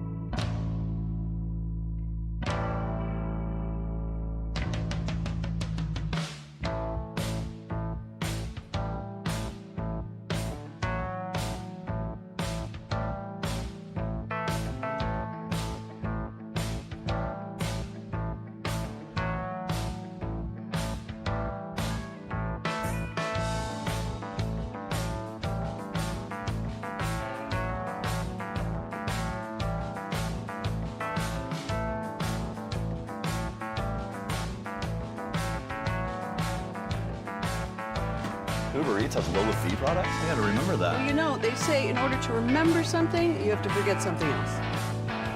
Okay, now that is a very cute haircut. That's like a little shag. I've never seen it before. Well, I mean, of course you have. It's the Rachel. Oh, is that your name? Or on Sunday with the Cavender's kickoff at 7:20 on your official home of America's team, 105.3 The Fan. And it's back to Sean and RJ right here on 105.3 The Fan segment here, brought to you by Classic Chevrolet. Classic Chevrolet in Grapevine is the #1 Chevy dealer in the world. More Silverados than anyone else. This is Texas. This is Classic Chevrolet. Together, let's drive, relax, and enjoy the difference based on new Chevrolet registrations 2023. Diaz sets the 2-2 pitch. Swinging a bouncing ball, slowly hit to short. Waiting on it, Lindor. He's got it. Throws to first. Put it in the box. Diaz slams the glove down. He is pounced on by Alvarez. And the New York Mets are headed to postseason play. It is time for Crosstalk with a KMC masterpiece here on 105.3 The Fan. Man, and Diaz almost beefed it right before that, right? When he forgot to cover first base, and then he had to go sprint over there, and he's like, oh, crap, too late. We're beefing it in here with the smells of what, Bobby Belt? These tacos are fantastic. Jaime just hadn't brought it. So what is the name of the establishment? Repeat that. Patos Tacos de Trompo. Yes, sir. Patos Tacos de Trompo. We have 2 locations. We have a location in Lake June Road, and we have a location over here in Oak Cliff by Southwest Westmoreland Road.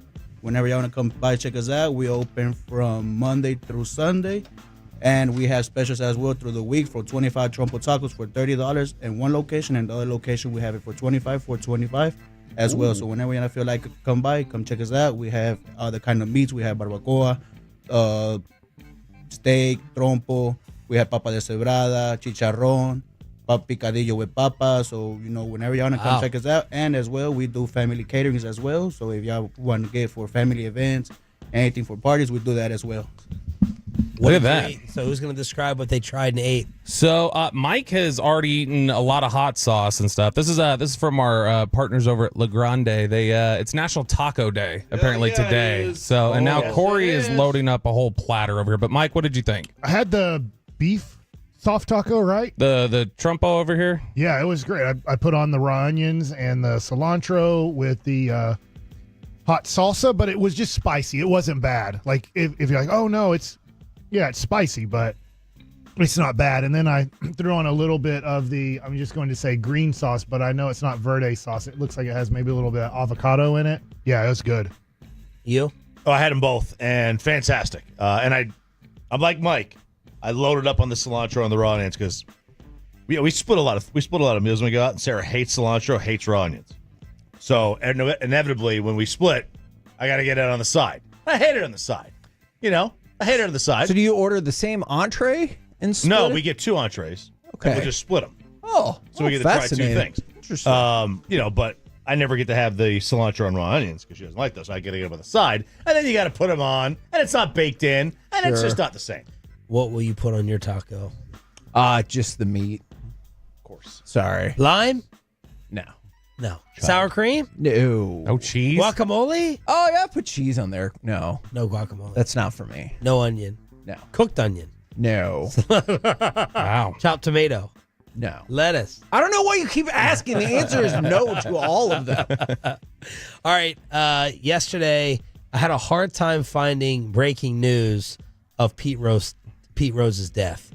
I could not find it for at least a good 10 minutes. And I could not figure out why. So I have a theory about that. I think it took an extra 30 or 40 minutes for people to feel comfortable with the sources that had put it out there. I know, I can't remember who the SportsCenter anchor was. But yeah, the SportsCenter anchor who heard about it from Eduardo Perez. Listen to the clip here. Yeah, he looks stunned. We have it. Eduardo Perez breaking it to Jay Harris and Hannah Storm. I want to throw in a little breaking news, a little sad news that I just received as well here in the last inning. My father called me, and I confirmed it with my my brother, Pete Rose Jr. Pete Rose passed away today. And, Can you pause it right there? I know he's going to get emotional, and that's a big part of the clip, but I've seen some places go things get awkward on SportsCenter. They didn't get awkward. Jay Harris looked legitimately surprised by what he was being told. He you could see his eyebrows go up. You could see him kind of hop up in his chair. So I think he had no idea who Pete Rose was. No, I don't believe that. I hope that's not the case. But I think they were looking for extra sources because I heard about it 40 minutes sooner. You don't need extra sources. Pete Rose Jr. confirmed it. I don't know how you don't need an extra source. I agree with you there. I'm saying I don't know how many people were watching SportsCenter at that minute. I think they got it from other places, but once it came out, everyone seemed to hit it at about the same time. It was just 30 or 40 minutes after I feel like we'd kind of heard about it. The awkward part was Hannah Storm being like, all right, so what's going on with the pregame for Monday Night Football? They're just ready to move on past it. I think Jay Harris's surprise was, hang on, are we allowed to talk Major League Baseball on this network? Because we've completely tried to act like it doesn't even exist. Yeah. Michael, did you have any different Pete Rose thoughts than the ones that we've talked about for years as this is a Mount Rushmore sports topic, Pete Rose? I could see that. Any different thought or no? No, I mean he broke the rule you can't break. Okay, so you don't have major sympathy for him. Well, I'm not happy he died. No. But Sorry, for the Hall of getting Fame. into the Hall of Fame, no, I don't think he never made it. And what's the point in putting him in now? He's dead. What's the lifetime ban? The lifetime ban's over. It's interesting that you say that. There is some disagreement about that. Because he's so dead. supposedly It's not an eternal ban. It's not supposedly it's not a lifetime ban. You're so it's a technical. permanent. I am. Isn't it great? Isn't it amazing? It's really annoying. People have been arguing about the semantics of this morning, and they're saying it's not a lifetime ban. It's a permanent ban from baseball in the Hall of Fame. And so they're arguing, doesn't matter. He's out forever. My argument is he should absolutely be banned from baseball, but banning you from baseball doesn't necessarily mean you need to be banned from the Hall of Fame, because the Hall of Fame is about accomplishments on the field. Pete, that's interesting. But is it a punishment? Not everyone is associated with baseball when they're done playing. So sure, then you have to do that for everyone. Like someone who's just going to go into farming or do something else in life and not manage or not commentate or not, you know what I mean? He couldn't even step foot in a stadium. Okay. Right? You know what I mean? That was part of his punishment. I don't know. It's just, I guess it's interesting. I never thought of it. I knew you're banned from baseball for life. I guess I don't really know the rule. I guess in my head, I just put in the rule is you're not going into the Hall of Fame. But I don't even know if there is a rule if you gamble on the game. At the time, there was no rule. In '91, the Hall of Fame voted to not vote anyone in who had been banned. Okay. So like Shoeless Joe Jackson, right? Never, not in the Hall of Fame because of this. Is he not in? I don't think so. I don't think so. I think all the White Sox / Black Sox were Shoeless Joe's not in, I don't believe. Eliminated from the game. Like no record of being. Where would your dad put him amongst the best hitters ever? I don't know. I know my dad in his time, I believe, would tell you George Brett was the best. Now, he was only an American League player. My dad only played for the Rangers and the Twins. So when it comes to Mike Schmidt, he says, if I flip them, my dad's opinion, if I flip where they played, Philadelphia, one of the easiest places to hit a home run in Mike Schmidt's time, Kansas City, literally the hardest place to hit a home run. He thinks that not totally flipped, but the power that Mike Schmidt had, and then people look at George Brett and say maybe the lack of power. If you put him in Philadelphia, he thinks he possibly gets 500 home runs. And by the way, what a way to end the season. Wyatt Langford selected as the AL Player and Rookie of the Month for September. Not just the Rookie of the Month, the Player of the Month for your Texas Rangers.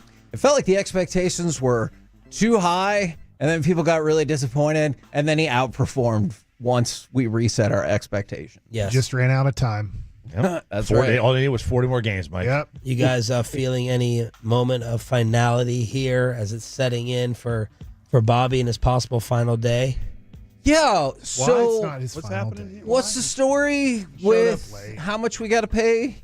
People got to pay to try to fire him? Is that what you're saying? Well, I was saying, what do you think Spittle would accept as a GoFundMe figure in order to accept Bobby's resignation that he's going to turn in? There's no number. He'd be sad without Bobby. That's not true. That's not true. 20? You think it would 20K? It's got to be 5 figures. I know How much that. does Love of the Star make? for them? Ooh. Because you wouldn't the big do it, company, right? That's a good point. They'd have to find a new Wednesday night host for Cowboy Club. I think that's doable. Well, they That's already got doable. Alec for that, so it's Before yesterday, when we were still in bankruptcy, Do you even we write could have them? used the money. But now we've cleared that. We're out? Yeah, we're so out. we did it. Big So email. Big I don't know if email. you can buy. I don't know about a buyout. Do you now. even write for the website? Like how many articles you write per month? That's probably easy to replace. Two times? Or is it every game day? Yeah, 2 times. There you go. I hope you stay, bud. What else? Yeah. Do you know what happened at Globe Life? Mike's like, do you know all the things I've done to get Yeah, fired? there you- And I it's think almost I'm still impossible. here.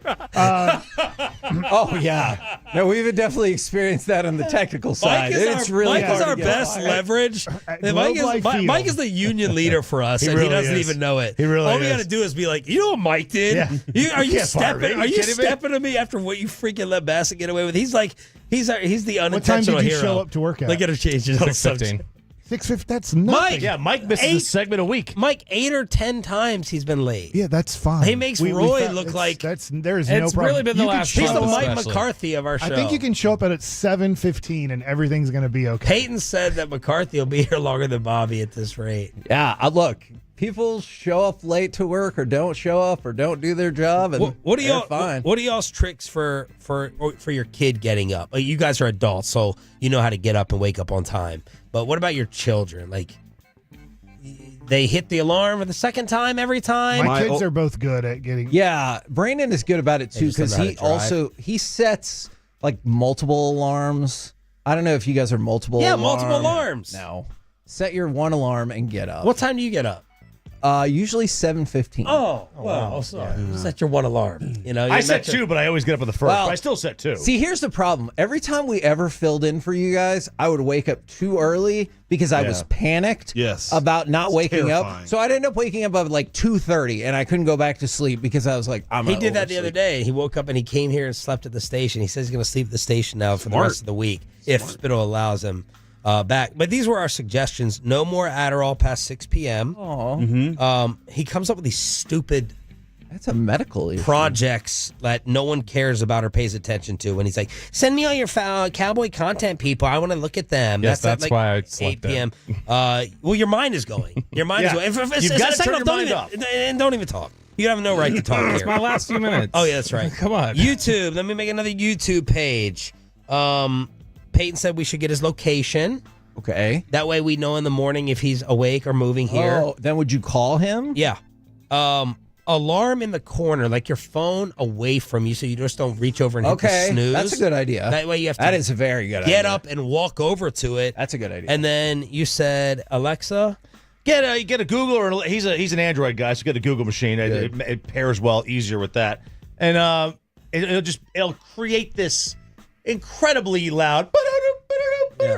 And you got to yell at it to get it off. So it takes like 2 or 3 times to yell at it to turn or it off. literally set like 8 alarms that are 2 minutes apart. See, And you can't turn them all off, right? That'll give him the yeah, you can't. The habit of like 1, 2, 3, 4, and then he'll do it on the 8th. Yeah, so I'll set. It is hard to do it. I'll 8 set times. my Google and this phone at the same time, so they both go off. So I'm scrambling to wake up and turn them both off. Yeah. So Do it you have takes all- like 8 seconds or whatever to kind of get your bearings, and by that point you're already up. You make sure your phone or alarm is far away, so you have to get up out of bed to do it. You always have to do that, and also chug a big glass of water before you go to bed every night. A huge Bobby, glass of water. Yeah, it's good So for you your have to heart get up- too. get up It'll and pee. lubricate your heart. You got to get up and pee. Because they want you to stay. They have all these ideas because they want you to stay. I want you to stay because you are a buffer for me. Spittle stays mad at you. He hasn't looked in my direction in 2 years. This is fantastic. The KFC masterpiece is next on the fan. Thanks to Comerica, you can listen to Sean and RJ anytime you want on our Odyssey app. Check it out if you dare. This is Boomer Science with an Odyssey Sports Minute.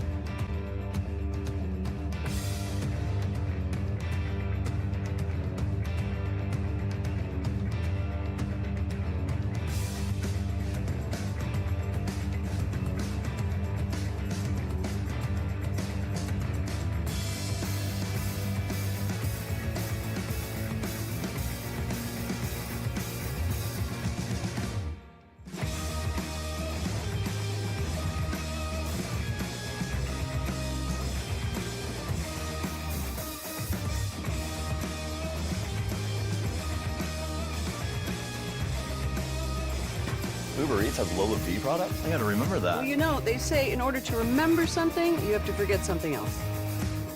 Okay, now that is a very cute haircut. That's like a little shag. I've never seen it before. Well, I mean, of course you have. It's the Rachel. Oh, is that your name? No, I mean, like, your name. No, I'm Jen. My name's Jen. Right, but I just mean, like, this is your haircut. But that's hair on your head. I'm not saying At HD1, Dallas, Fort Worth. Let's go, Cowboys. An Odyssey sports station. From our Highly Mazda of Arlington and her studios, it's the KNC Masterpiece on 105.3 The Fan.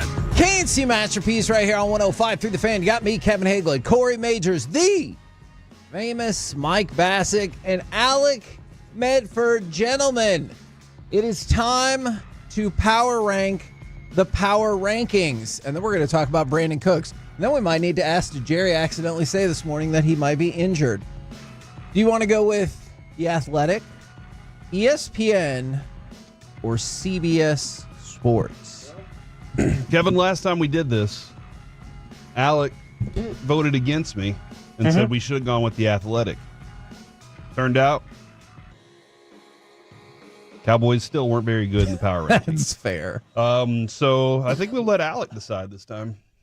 Mr. Smarty Pants. CBS, The Athletic, or ESPN. Those are your options. I'm going against my better judgment here, gentlemen, and I'm going to say CBS Sports. Okay. Oh, yeah. Now, Mike, I'm going to give you a shot at this because I really want to see what your answer is. Let's go with the worst teams in the NFL. Who is dead last in the NFL? Jacksonville, Jack Nuts. Jacksonville, that's Jaguars. They are dead last in the. Are they the last winless team, right? Pretty sure after yesterday. The Jacksonville Jaguars are number 32. Outside of record, when you just watch the way they played, do you guys feel like this is a fair assessment? They're horrible. They are horrible. I mean, I do think the Giants are worse. Okay.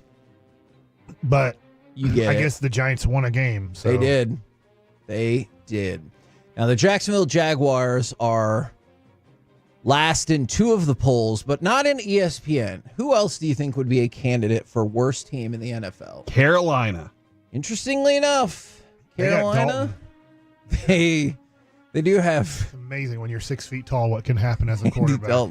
The Carolina Panthers are only 31. ESPN has the New England Patriots as the worst team in all of the land. Where are the Browns? I feel like the Browns are miserable right now. Ooh, which one did you pick again, Alec? I'm sorry. CBS Sports. CBS Sports. Alec, they're 29th in CBS Sports. So the bottom five per CBS is the Dolphins at 28, the Browns, the Patriots, the Panthers, and then the Jags. Wow. The Giants have rocketed up to number 26. After losing to the Cowboys. On the board.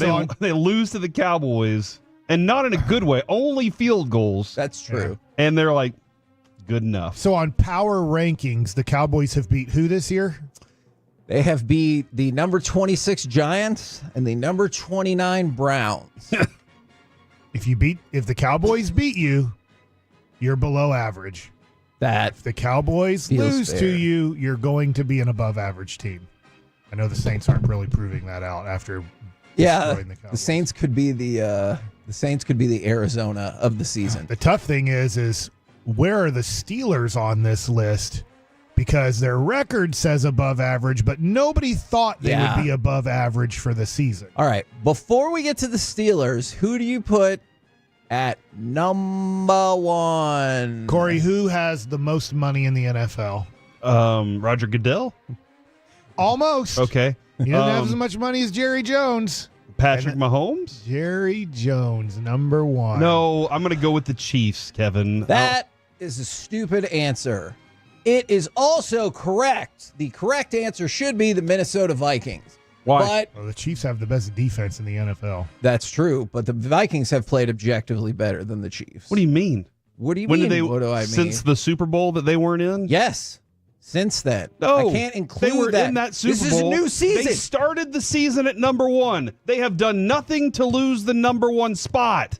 I don't know about that. Neither Just is UT, because- but they lost Just because it. Alabama beat point. Georgia That's and a good leapfrogged point. UT doesn't mean that that's how the NFL power ranking should be. This is pretty much how it works. It's No. the same thing for college football rankings. I would take the Chiefs every day over the Vikings. What if they right called now. it the NCAA power rankings? Ooh, I don't. And hate Georgia's now Alabama's now the number one power ranked team. That's right. Who would you put it to then? University of Texas. Okay, which is the Vikings? I don't know. Yeah, the Vikings are a good choice. Vikings are second. The Vikings are actually first in the Athletic, but that is not what you picked. So the Chiefs. Athletics so wishy-washy. One. It's fair. Now there's no more athletic supporters in Oakland. Your thoughts?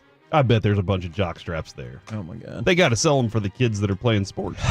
The Vikings are second. Who else would be in the top 5?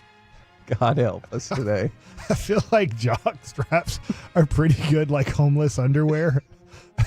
Yeah, because you don't have to like completely remove them. You just pull your pants down a little bit and you can go number 2. Yeah, Quick. Yeah. Get out of and move There's on. nothing in the way. Why do you have to do that quick? Because you're in public. Yeah, they have to do it in a cup. I've seen Or in a bush. I assume. I do not know. I'm sorry. Kevin, I'm going to go with the Texans. Hold on. The question was, who else is in the top 5? I just want to make that clear. I'm going to go with the Texans, Kevin, for 500, please. The Houston Texans are number 3 on the list. Alec, I'm going to go to you next because I'm afraid of what Mike's answer might be. The top 3 are the Chiefs, the Vikings, and the Texans. Who is next? Give me, after another impressive performance, the Tampa Bay Buccaneers and Baker Mayfield. The Tampa Bay Buccaneers are number 4 on the list, which means the Vikings and Bucks are both in the top 4. As we all predicted. Yeah, we're smart. I wish I predicted that. All right, give me one more. What happened to the Lions? Let's go with the team that Lions? has Slash at quarterback. The Lions are number 5. Cordell Stewart's back? Yeah. Jared Goff last night. I've been way out of the mix here. Jared Goff did it all last night. Because he caught a touchdown pass. Some pretty cool Cordell Stewart cards from the 90s that nobody wants. Did you see that pass that he turned? Keller, Buffalo Wild Wings will make it happen. He got spun around and just turns around and sees Jameson Williams is like, I'm throwing it to you. And Yes. it's like, I was like, man, Jared Goff's in his bag tonight. So the top 5, Chiefs, Vikings, Texans, Bucks, and Lions. Where do you put the Cowboys? And if you want to guess about the Steelers, that's fine as well. Middle of the pack, 14 or 15. 20. Ooh, Alec, where do you say the Cowboys are? I want to go somewhere in between. I'm going to go with number 13. That is correct. Look at that, Alec. Although one begs the question. Take that, Athletic. He did pick CBS Sports. Mhm. Did he pick it because he knew where the Cowboys were ranked? Because they're not 13 in any of the other power rankings. No. I don't know. Okay. I here's what I'm just going to assume. I don't like CBS Sports. That's why I picked it this time. So I did not read this. Alec, I appreciate your efforts here. Here's what I'm going to assume about Alec. He's read everything. He's the most prepared That's true. of anybody in DFW. And so that's why he already knew. He already knew all the answers to that. Now, to Yo's point, if you look at all of these today, the Cowboys are 13, 14, and 15. To Corey's point, pretty much middle of the pack. I know slightly above middle of the pack. Do you feel like that's about right? Because, Mike, you shook your head. You think that's too high. I do, because of the I get it. injuries. Can I ask this question to Yeah. you? And we already know the spread is 2.5 Steelers right now. Obviously, it can change, but it's not going to change much. Will the Cowboys be favored at home against the Lions? No. Will the Cowboys be favored at San Francisco? No. Will the Cowboys be favored at Atlanta? It depends. At Atlanta? I don't think so. Right now, I don't feel as comfortable making that call until we see what happens in the games. But to Corey's point, I could see that. Those are your next 4 Yeah. games. Yes. And so now, can I ask you this? Is Pittsburgh, we know Detroit, San Francisco, Atlanta, are they all ranked ahead of Dallas? Atlanta is behind Dallas at 15. For the rest, the 49ers are 12, the Seahawks are 11, and the Steelers are 9. Okay. And the Lions are 5, I'm sorry. So where are the Eagles? The Eagles are 16. Because Okay. to be fair, That's they your don't next- look like a good team right, either. That's your next game after Atlanta, home against Philadelphia. Then you play the Houston Texans next. And then you go to at Washington, which now all of a sudden, oops. Yeah. I'm looking at this. The reason I'm ranking them 20, and maybe I'm too far ahead of myself.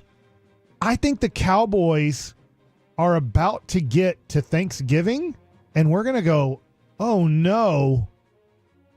You better hope the division is as bad as we think it is. And on Washington, I understand why, aside from the best record, they're clearly the hottest team in the division. They look like they have the possibility of really going up. Every team they've beat is 1-3.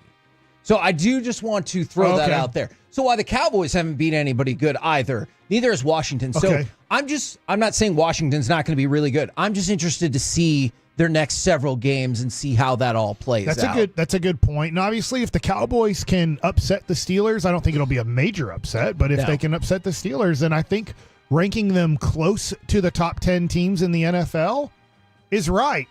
But if they go to Pittsburgh and lose, I think that they'll be ranked properly next time, and they will be ranked more like right at the top of the bottom third teams in the NFL.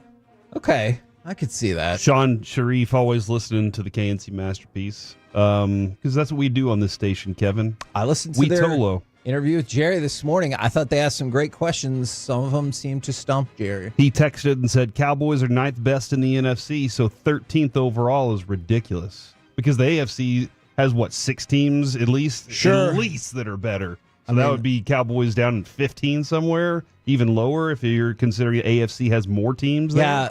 13 feels high to me as well, but this is where I'm conflicted going into this game. I understand record-wise why people are the way they are.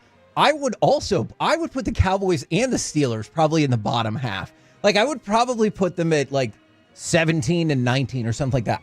I do not believe in the Steelers, regardless of how much I like Mike Tomlin. Here's where I'm with you on this. I will be shocked if both teams score 20 or more points on Sunday night. Okay. I don't even know what the over-under is, but I just think it is going to be... Now, that being said, I got to remember that the Steelers get to go against a B-team defense. That's true. And there's nothing against the Cowboys that weren't great defensively against... the Giants. 42.5, by the way, is the over. Yeah, I'm not saying that's an easy under because I think it's whichever team gets to 20 first will win the game. Okay. I think that's But I don't fair think assumption. both teams will get to 20. Jeremy Fowler is reporting the Cowboys are signing pass rusher KJ Henry to a 2-year deal. Finally got Henry. Everybody was complaining about it, especially after the Baltimore game. This is different. He's off He's off the practice squad for the Bengals, I Mike. always screw up Derrick Henry's name. Is there any chance the Cowboys are looking at Travis Henry, who I think has a lot of legal issues the last I looked into it? Hold on. You say he's off the practice squad of the Bengals? Mm-hmm. All right. And he played for Washington last year. He had 1.5 sacks. Okay. Tolo's helped me out. I really think when I was listening to Jerry this morning, we'll go back and listen to this cut.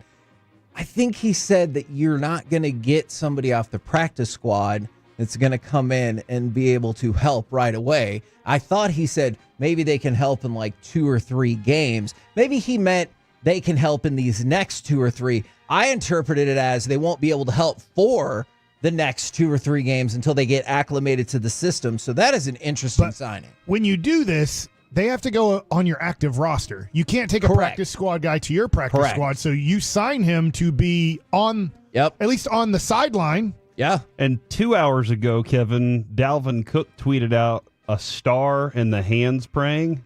So, well, again, if you go back, he's going to defensive to the Jerry Jones interview with Sean, RJ, Bobby, and Peyton. I feel like Jerry Jones is pretty adamant when he's like, no. Well, yes. True. At first he said who? And then he goes, I didn't hear who you said. Gotcha. But then he was like, no, I do not anticipate that. So I'm very sorry, Dalvin Cook. You know, if Just wanted to update those right there. Did he say it 2 hours ago, like right before the Jerry interview, you think? He was like, hey, Jerry, help me out. It says 7:58 a.m. Okay, so a little bit before. And I don't know if that's central. Yeah, so that would have been 2 hours. It would have been about 30 minutes, and we'd heard nothing. So we're the KNC Masterpiece right here on 105.3 The Fan. Coming up next, Mike asks all the football questions. Can anybody compete with Sammy D for MVP? You've made us number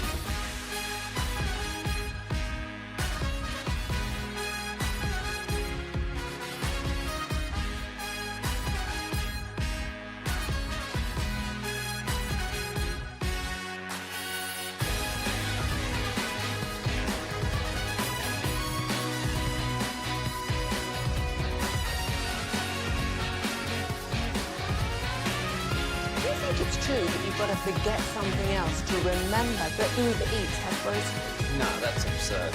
Hey, remember when you used to be a, what was it, Pepper Lady? Pepper Lady? Wasn't it Cinnamon Sisters? Those are great. A Friday football feast every Friday from 10 a.m. to 2 p.m. with 105.3 The Fan's KNC Masterpiece. That's us. There isn't a better place to be on Fridays this football season than at a B-Dubs near you. This segment of the KNC Masterpiece is brought to you by Cars for Kids. Donate today at carsforkids.org and the personal injury lawyers, Frankel and Frankel. If you've been injured in a car or truck wreck, call Frankel first, 214 or 817-333-3333. With Frankel and Frankel, there is never an out-of-pocket cost. They only get paid when you win. Frankel and Frankel, the go-to car and truck wreck attorneys in Dallas. Amon-Ra St. Brown's going to throw it back to Goff. Who had that on the bingo card? Touchdown Lions. KNC Masterpiece back here on 105.3 The Fan. Mike's going to ask all the football questions in just a second, but in case you missed the Corey News Desk in the last segment, the Cowboys are signing KJ Henry, who was on the Bengals roster for the first 2 games. Then he got cut. Then he got signed back to their practice squad about 10 days ago. And Broadus brought him up yesterday on the G-Bag Nation. And now, maybe it was closer to 12 or 13 days ago, and now the Cowboys have signed him, the defensive end, out of Cincinnati. Now, Mike asks all the football questions. I asked this yesterday. We hold it till now. MVP in the NFL through approximately a fourth of the season. Yep. Who are your top 3 candidates in order? Remember, Dak is second in passing yards and was second last year in MVP. I'm so sorry, Mike. I'm not gonna hater put. You don't say Dak? Maybe. I'm sorry. I'm not. Wow. I think my MVP favorite is Sam Darnold. And then I'm going to go Josh Allen. Then I'm really going to take a stab at this and say Baker Mayfield. Out of nowhere, Baker Mayfield, number 3. I don't think that's how it will end. I've just thrown that out there for now. I mean, usually after 4 weeks, it's pretty much we've eliminated almost everybody except 3. For value bet, Jaden Daniels number 1 at 25 to 1 right now. Okay, so it depends on where you look. Okay. But at the beginning, before the start of the season, it was 200 to 1. A couple weeks ago, or a couple weeks later, 150 to 1. The next week, 100 to 1. This week, 45 to 1. And then in the last couple days, it's kind of varied between 25 and 30 to 1. You've seen it drop in a month from 200 to 1 to like 30 to 1. Wow. That's impressive. amazing. Then I'll go with Sam Darnold, and then I'll go with C.J. Stroud. So if you had, I'm just making sure I understood this correctly. If you had to turn in a vote to the NFL today, you'd vote Jaden Daniels, the MVP? I'd probably vote Sam Darnold. Value bet, I said, for the first one. Yeah. So Sammy D, both of you guys have him 1. And then you had, who did you have 2, Corey? I had Sam Darnold, so it would be Daniels, I guess, would be 2 for me. Okay. And then C.J. Stroud. Okay. I'm going Josh Allen. Corey, I'm gonna ask you this question based off of what you just said, because I actually had this down. You can do 5 years or 10 years or both. Who will be better over the next 5 to 10 years, C.J. Stroud or Jaden Daniels? I literally, just to show you, I wrote it down, Stroud or Daniels. They're both the number 2 pick the last 2 years. They've both, I know that Stroud has more resume now, but if you had to pick those 2 guys. He's what's crazy, Kevin, I think we discussed this off air. Yeah. Is he's following in C.J. Stroud's model from last year. Absolutely. And that is a lot of, not short throws, but a lot of very good intermediate open throws. He is deadly at that. And Stroud this year has been a little more of a risk taker, and there's been a little more like teams have locked in on him just a little bit more.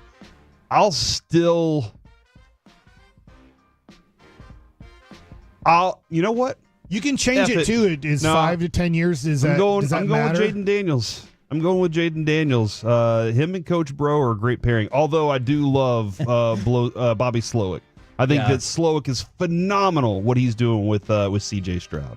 I'm going to stick with C.J. Stroud, not as an indictment against Jaden Daniels, just because, it's a tough pick. I got to see it for the whole season. And so I'm going to stick with C.J. Stroud. But put Bryce Young in this category. I didn't want it to be easy. I can understand if you're a Washington fan why you would be super pumped about Jaden Daniels. Do you think then Is our guy Paul Worth finally coming around on his Washington team? I think he needs more time just because he feels like he saw their quarterback phenom with RG3. Okay. And then he was done at. So I think he's a little bit more hesitant, as I'm sure a lot of Commanders fans are. Do you think Jaden Daniels can have a better rookie year than C.J. Stroud? C.J. Stroud was about... I'd have to go back and look at all the stats. It's about 4,100 yards, 23 touchdowns, 5 interceptions.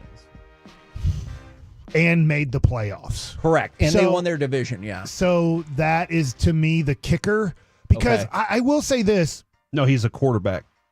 I get you. That's a Mike. It's a Mike joke. I love it. Hey, that's A+. I think stats...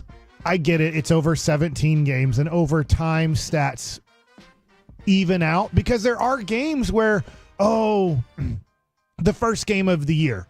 Well, I mean, honestly, looking at the stats, Dak Prescott had a crap game. He didn't have he had an awesome game. Yeah. And then if you look at the next game, he had an awesome game. No, he played like crap. Yeah. And that's the thing about me and Troy Aikman is Troy, what did you want Troy to do? They are up 24-10 going into the fourth quarter, and he's throwing for 152 yards. What did you want him to do then? I'm with you.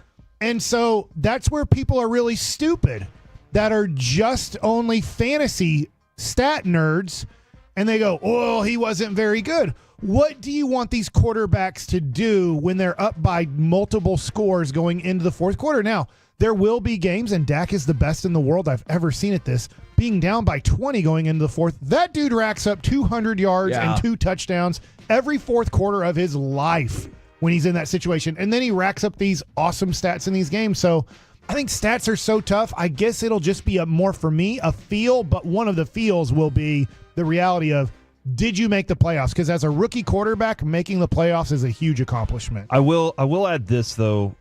C.J. Stroud's not much of a runner at all. Jaden Daniels has that dynamic and the ability to make big throws. But Stroud last year at this point, it took 6 games before he threw an interception, and he had 2 touchdowns a game almost, every one leading up, and he was throwing 40-something times a game. Right now, Jaden Daniels, I think his highest is like 30 times a game, or 30 times, or 30 attempts, and he's throwing 1 interception. And not as many touchdowns. So that's where I'm looking at just kind of where they were right now. I would say Stroud was ahead. But again, Daniel's ability to run is a different dynamic for the two of them. You can take this in any direction you want. Kevin, I'll go to you first on this. One, do you think that the Bears feel like they've already made a mistake, that they took the wrong quarterback? Right. Or you can go in this other direction, because this goes back to a few weeks ago when I was here. There was a Tolo that said, oh, if you put this quarterback on this team and that quarterback, I think it was Bryce Young and C.J. Stroud, that Bryce Young would be tearing it up in Houston and C.J. Stroud would be one of the worst quarterbacks in the NFL in Carolina. Now I ask you this. If Caleb Williams was quarterbacking right now the Washington Commanders, do you feel like he'd be doing as good with the Commanders, and there would be struggles with Jaden Daniels in Chicago? So I can take it any direction you want with Daniels and Caleb Williams. I think this is one of those rare situations where they might both get worse, but I definitely think that Washington would be worse. I think Jaden Daniels is a better fit as a quarterback for what they're looking to do than Caleb Williams. I think Jaden Daniels in Chicago would probably be a push with where they are right now. I absolutely think Washington would be worse off just because Jaden is a better fit in their system than Williams would be. It's very interesting. You can go in any direction you want with it, with those two guys right now and their situations and their future. Yeah, I think that they're going to continue. Things might be really simple for Daniels right now because Dan Quinn's building a team. So but last year, DeMeco Ryans was building a team. So and it didn't look simple. It looked a little more complicated immediately. So I do think that they would both be successful if it was flipped around either way. And I will say this: I think they're good. I think they're good, smart capable quarterbacks. I know the front office is not going to say this, but don't you think there's a crap ton of Bears fans, even after 4 games, that are like, "Son of a gun, we drafted the wrong person." The Bears, their history would suggest they did. The Bears fans, although Kevin, we did point out 7-game home win streak right now. That is so weird. That's the longest in the NFL. Longest home win streak in the NFL is the Bears right now. And guess who they get to play at home this week, Mike? Carolina. Yeah, but Dalton's still. Oh, yeah, that is right. Gives him a chance. I still, just watching the offensive line of the Bears, it's still not complete for them. And that's where I think Chicago still failed their quarterbacks. And that's why Justin Fields, moving on from him, I didn't think was the right thing, because they didn't have a good team built around it. Do you think the Bears are at least better off than the Patriots, who were like, we legitimately can't put our rookie quarterback out there because he might get annihilated? I think the Bears are in better position because they have more talent on their team. I get what Corey's saying. The offensive line is not good, so it makes it very difficult on a rookie quarterback. But I look at Drake May without doing the North Carolina thing, and I just go, it's probably best for him not to play until near the end of the year, because that is such an untalented team. Yeah. I mean, Mike, was it last week, Kevin? Every time they said Hut, there's somebody in the backfield on Jacoby Brissett. Does Doug Peterson get fired after he loses to the Colts this Sunday? Okay, that's a tough question. Who's quarterbacking for the Colts? The cool dad, or at this point, or Anthony Richardson? Your mom could quarterback the Colts and beat the Jaguars. That would be my number. I would be more interested in watching that game than Cowboys Steelers if your mom was actually the quarterback for some reason. My mom would whoop some ass, I promise. I know. That's why I would want to watch it. She'd probably throw less interceptions than Trevor Lawrence. She's aggressive. I don't know. Supposedly Anthony Richardson is day-to-day, so I'm not sure about that either. I don't think so. I think it'll take another couple of weeks, but I don't think he's making it through the season. Okay, so not... Yeah, I know I said if. I can't believe this. I was just looking up there. Jacksonville's favored by 1.5. How are they favored? They're horrible. That is a good question. You don't favor the White Sox in a baseball game. Yeah. You don't favor the Jaguars in a football game. I mean, Khan family ruined everything. And then next week they play the week after they play the Bears and the Patriots. Okay. Jacksonville? Yeah. So they can get to 3-4 if they'd pull their heads out of their rear. But this is where I would circle in on it. If you play the Bears and Patriots and you are still sitting there with nothing, then he's got to go. All right, so how much does hair have to do with your play? Vladimir Guerrero Jr. shaved off his dreads and his hair and then became one of the best hitters in baseball. Should Trevor Lawrence shave his head to see if that matters? The anti-Samson thing. It worked for Vladimir Guerrero Jr. Dirk too, didn't it? I mean, when Dirk. Well, here's what happened. Dirk did that, played well for a while, then grew it back out and became the great. Yeah. So I think Trevor's hair. Yeah, rip it up. Looking like sunshine and start looking like a man. Yeah. Go Johnny Unitas style. All right, I'm not going to say flat top.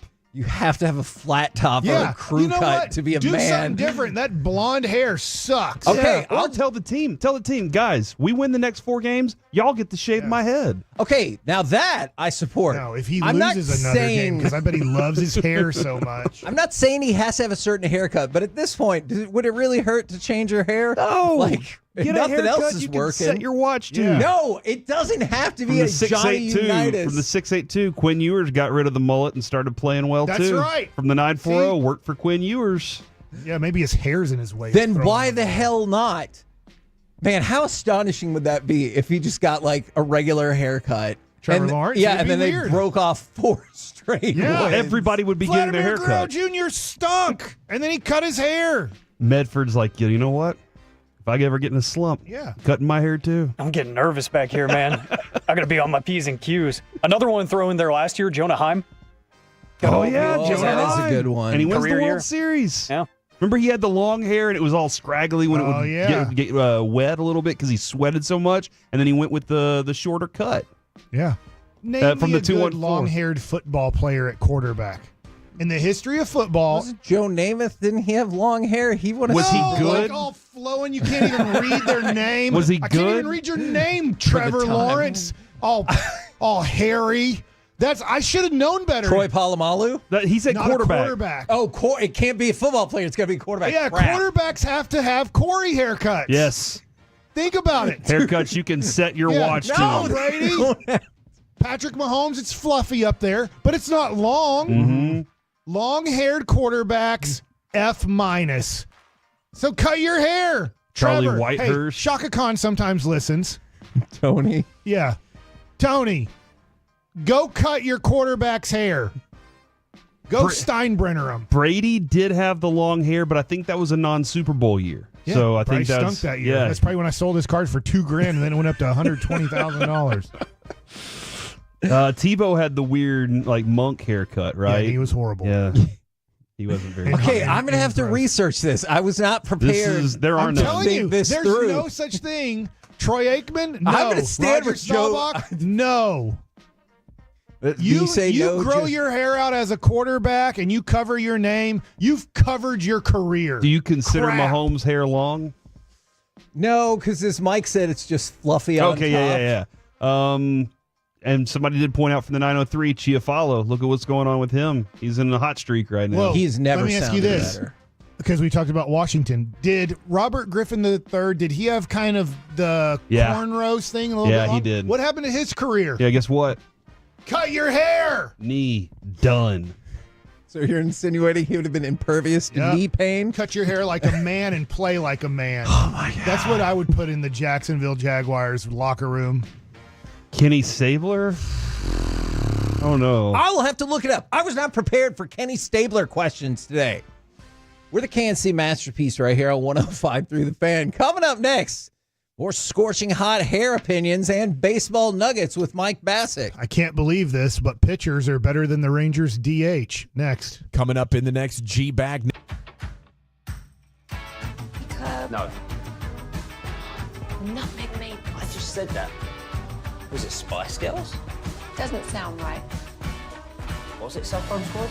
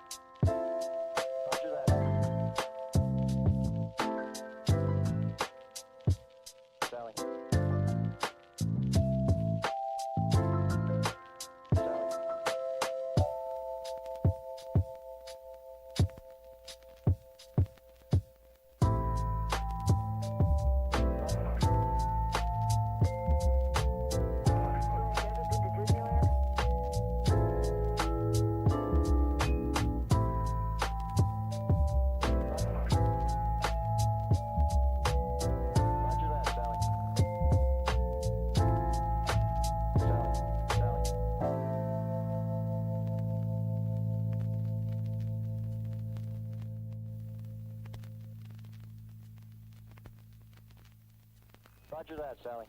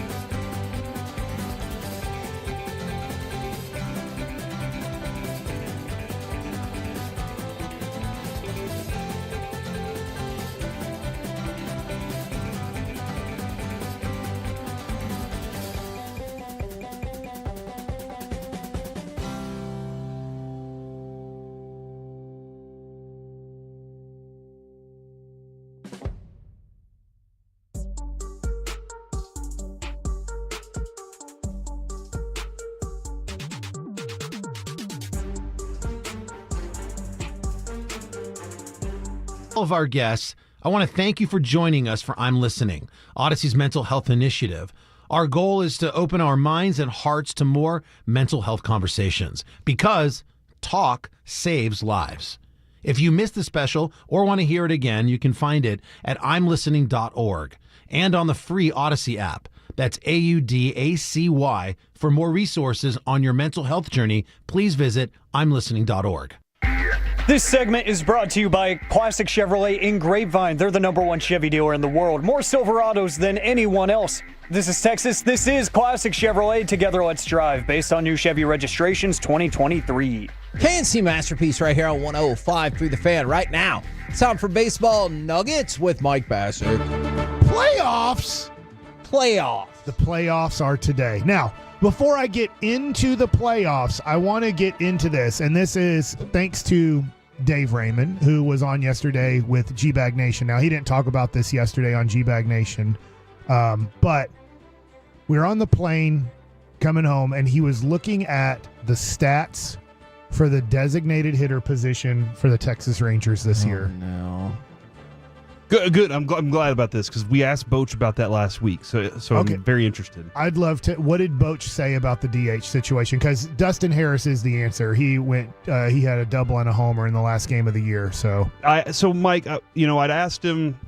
He literally is our best designated hitter of the year. I'd asked him how bad they need a bat in their lineup. Yeah. And then I said, well, how much more important? Like, when you look at the DH position, do you want a guy that is a fielder and you can do all those things, or do you want a real DH guy that can just hit?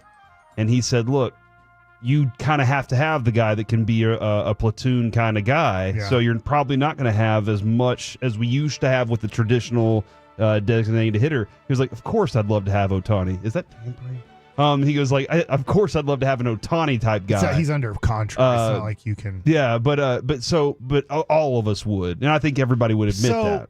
Here's the thing about the designated hitter position, as I will first tell you the stats for the Rangers, and it was the worst position in all of baseball for all the teams, because remember now everybody has a DH, which this is where it gets very concerning. The Rangers for the year. So you take the 162 games and you add up everybody who hit in the DH spot. How many home runs do you think our designated hitter spot hit for 162 games? 22. 13. 14. Ugh. Now, knowing that, what do you think the OPS was for the designated hitter spot? Means it's going to be really bad. 640. Yeah, it doesn't start with a 6. Oh, 484. Oh, my God. I think it was 585. Now, I'm going a little bit off the top of my head, but it was like a high 5. Now, here's why I know this. And the batting average was 203. Okay. Dave and I were looking up teams because he's like, when did the designated hitter become in the National League? And I said, COVID year. 2020, they go to it. 2021, it's totally switched. And now you don't have pitchers hitting anymore. Thank God. It was so miserable watching pitchers hit. We found multiple staffs over the last 20-something years that were better at hitting. So you take all of the pitchers that hit for the Atlanta Braves in specific years, like 1996, because they had a pretty good hitting pitching staff. They were better if the Atlanta Braves 1996 pitchers would have hit as a designated hitter for the Texas Rangers this year. It would have been better. Now, Mike Hampton, and I'm not saying just specifically Mike Hampton. He could only hit once every 5th day, or he could pinch hit for the pitcher, but I don't know if that goes down as a pitcher hitting because it's when the pitcher was up to bat.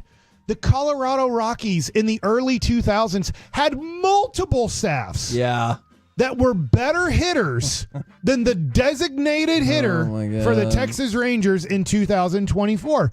Then we looked up the Milwaukee Brewers. The Milwaukee Brewers in like 2008, 2009-ish, around there, they had multiple staffs that were better hitters than the Texas Rangers designated hitter. I believe Adolis Garcia had 5 home runs as a designated hitter this year. That was the most by any Texas Ranger in that spot. God, was that is so 5 terrible. of the 14 home runs were from Adolis hitting as a designated hitter. If you go to the Chicago Cubs of the early 2000s, because they had Zambrano, they had Kerry Wood, they had some pretty good hitters. They were better at hitting than the Texas Rangers designated hitter in 2024. So out of all of the things offensively and all of the injuries and all the things, the spot where they have to improve is literally they could have hit the pitchers this year as the designated hitter. So just like we are eliminating the designated hitter, and the Rangers would have barely been worse than what the hitters were in that position this year. Dang. That is, man, that is So if you ever complained about pitchers hitting, in a way, we could the have pitchers kind of hit this year for the Texas Rangers. I am kind of so with the change at DH, with the National League taking that on, it did feel like everybody kind of went, well, how do we add this position? How do we treat it more like National League than American League, rather than being like the American League and going, we're putting an older power hitter in that spot. Yeah. That's just the way that it is felt. And now, also, Kevin, we discussed this. The pile diluted a lot, like the pile of capable, because now you have more holes to fill there. I'm with you because there's 15 new DHs. I'm just kind of, I guess where I was going with that, Mike. I'm sorry. What is the next future of the DH? Is it, how they're going to treat it? I do think it'll be somewhat of a utility guy, because here's the future of the DH for the Rangers for me. But the name is hitter, so they have to be able to hit. Corey Seager has proven, I think this is factually correct, and I don't know what the future holds. He's not going to be able to stay healthy playing shortstop. Right. But he is going to play shortstop. Right. Okay, that's been asked. Yeah, as long as he wants. That was asked to Bochy the last homestand, and Bochy was like, 100% he's the shortstop. We're not even thinking about moving him off of shortstop. But I'd say, all right, fine, play him at short. 25% of his active games need to be as a designated hitter. That being said, Josh Smith scared me with his defense at shortstop at the end of the year. So if you're going to give Corey Seager the day off of short to have him in your lineup as a designated hitter to try to keep him healthy, Josh Smith has to play better defensively at shortstop, or you have to go out and find another shortstop. Sebastian Walcott time, Kevin. That's like I've been saying. Feels okay. All right. Well, if that's not what you want to do, we can come so up with there's a another little bit of DH talk. We can get more into Rangers offseason as it gets more into the offseason. Today starts the wild card round. So this is my favorite time of year for sports because you have 4 baseball games today.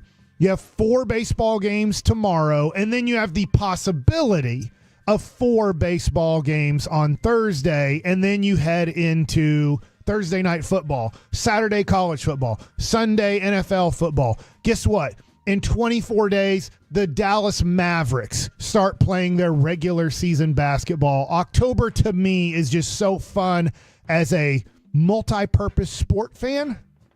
I don't disagree with you there at all, but you really hit on something that fascinates me.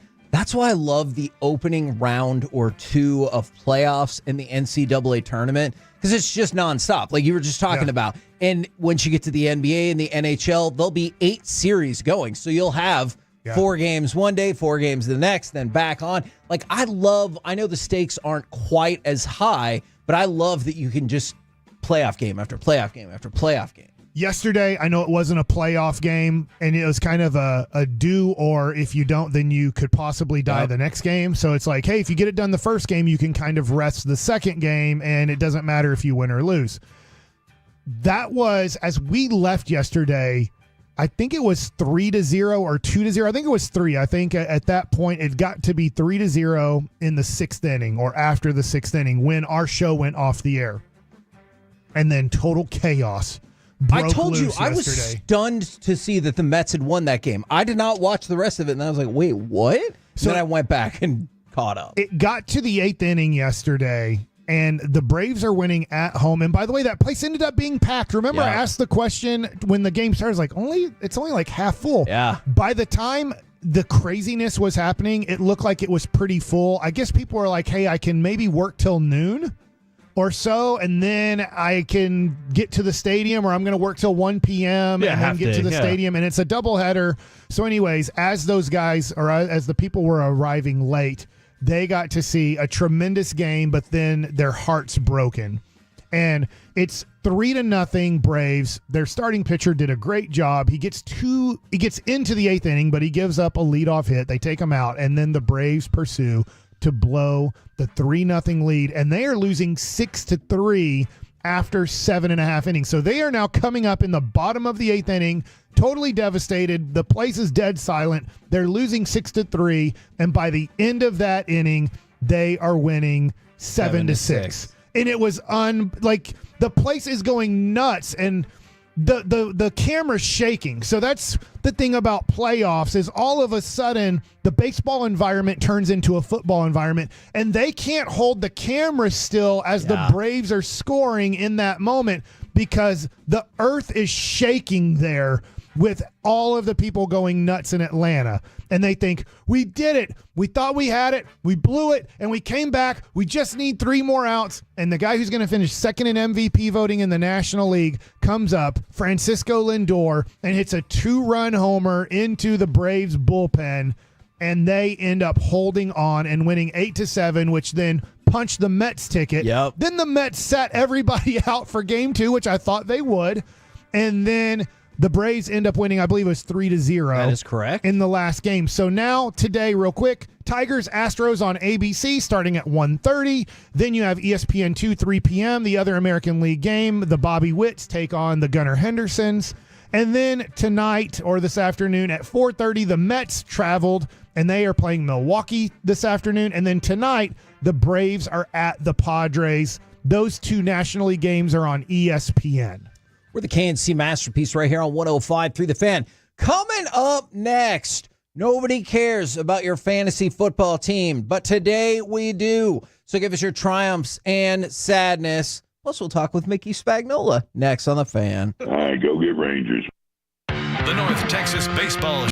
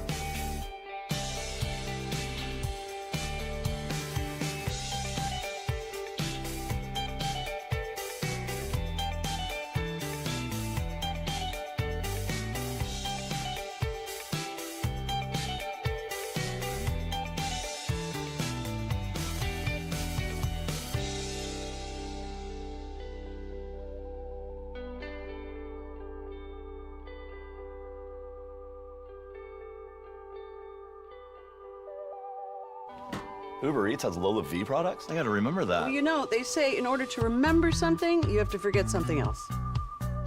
Okay, now that is a very cute haircut. That's like a little shag. I've never seen that before. Well, I mean, of course you have. It's the Rachel. Oh, is that your name? No, I mean like your name. No, I'm Jen. My name's Jen. Right, but I just mean like this is your haircut. But that's hair on your head. I'm not saying this is your hair. Okay, freak me out a little bit.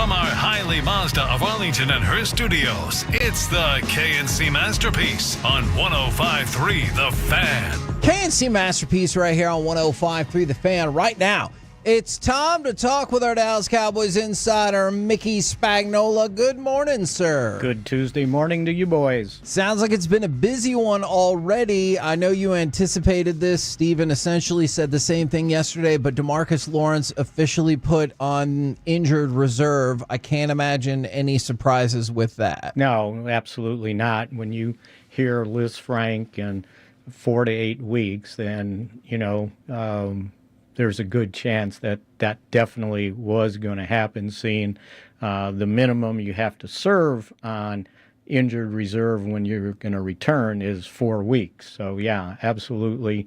And now they got an open roster spot, and we'll see what they do with it. It sounded like they were going to bring in some guys for workouts and go from there.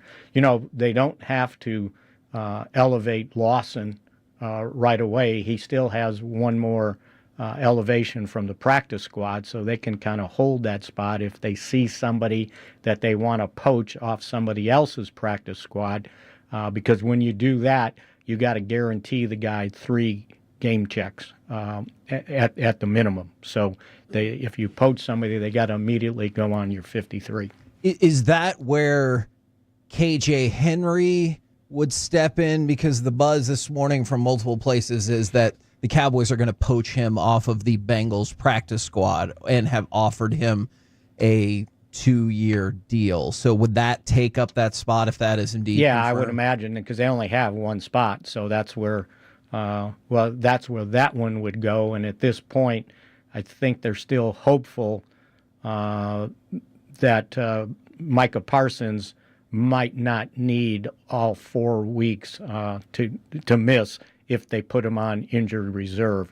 It sounds like, or just looking at things, that maybe he gets back after 3 weeks. He got 2 games and a bye, and maybe get back in time for the San Francisco game. Mickey, the question will continue to be asked until anything happens. And I'm just kind of curious on how you felt Rico Dowdle ran. And then Sean followed up with Jerry this morning and said, what is holding Dalvin Cook back from being on the roster? Your thoughts on that whole situation? Well, if he can block, then get him on there. I watch these other games and I see, holes 2-3 yards wide, and I don't see that for the majority of the Cowboys, run blocking. It to me, it just hasn't been very good. I think if Rico Dowdle saw some of the holes I saw in the 2 games last night, he can gain those yards too. But they haven't done a good job run blocking.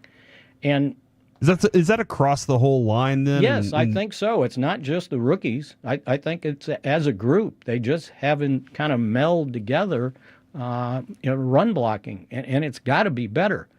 But again, what did he do last year for the Jets? Oh, yeah, not much. I wonder why. I haven't got a good answer to.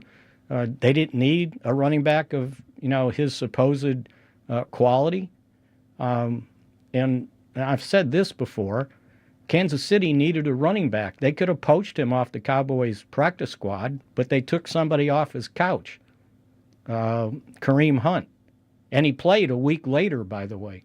I had 9 fantasy points. So, I don't know. I don't know.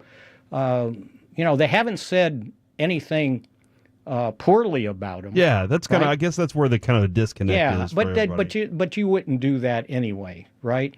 You would think not. Yeah. No.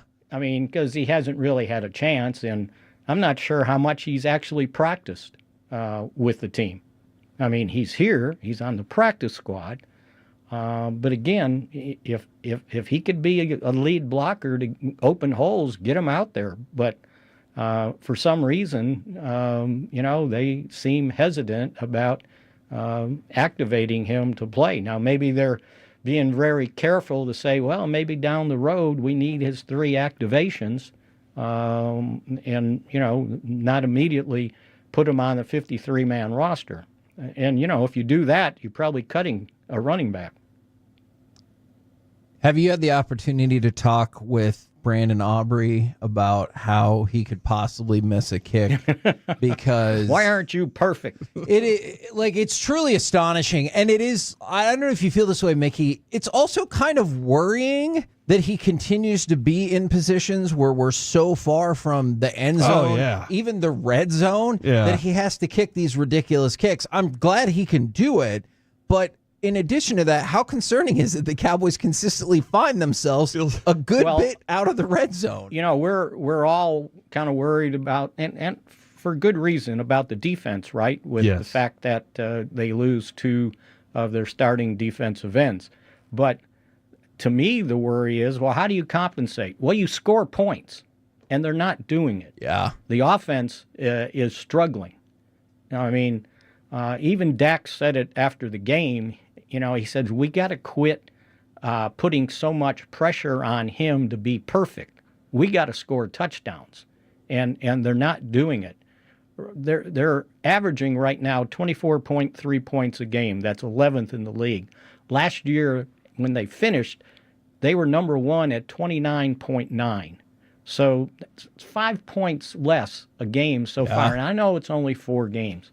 But give me 5 more points, and I probably can show you 1 more win, right? Yeah. The other thing, you know, and so their 24.3 is 11th in the league.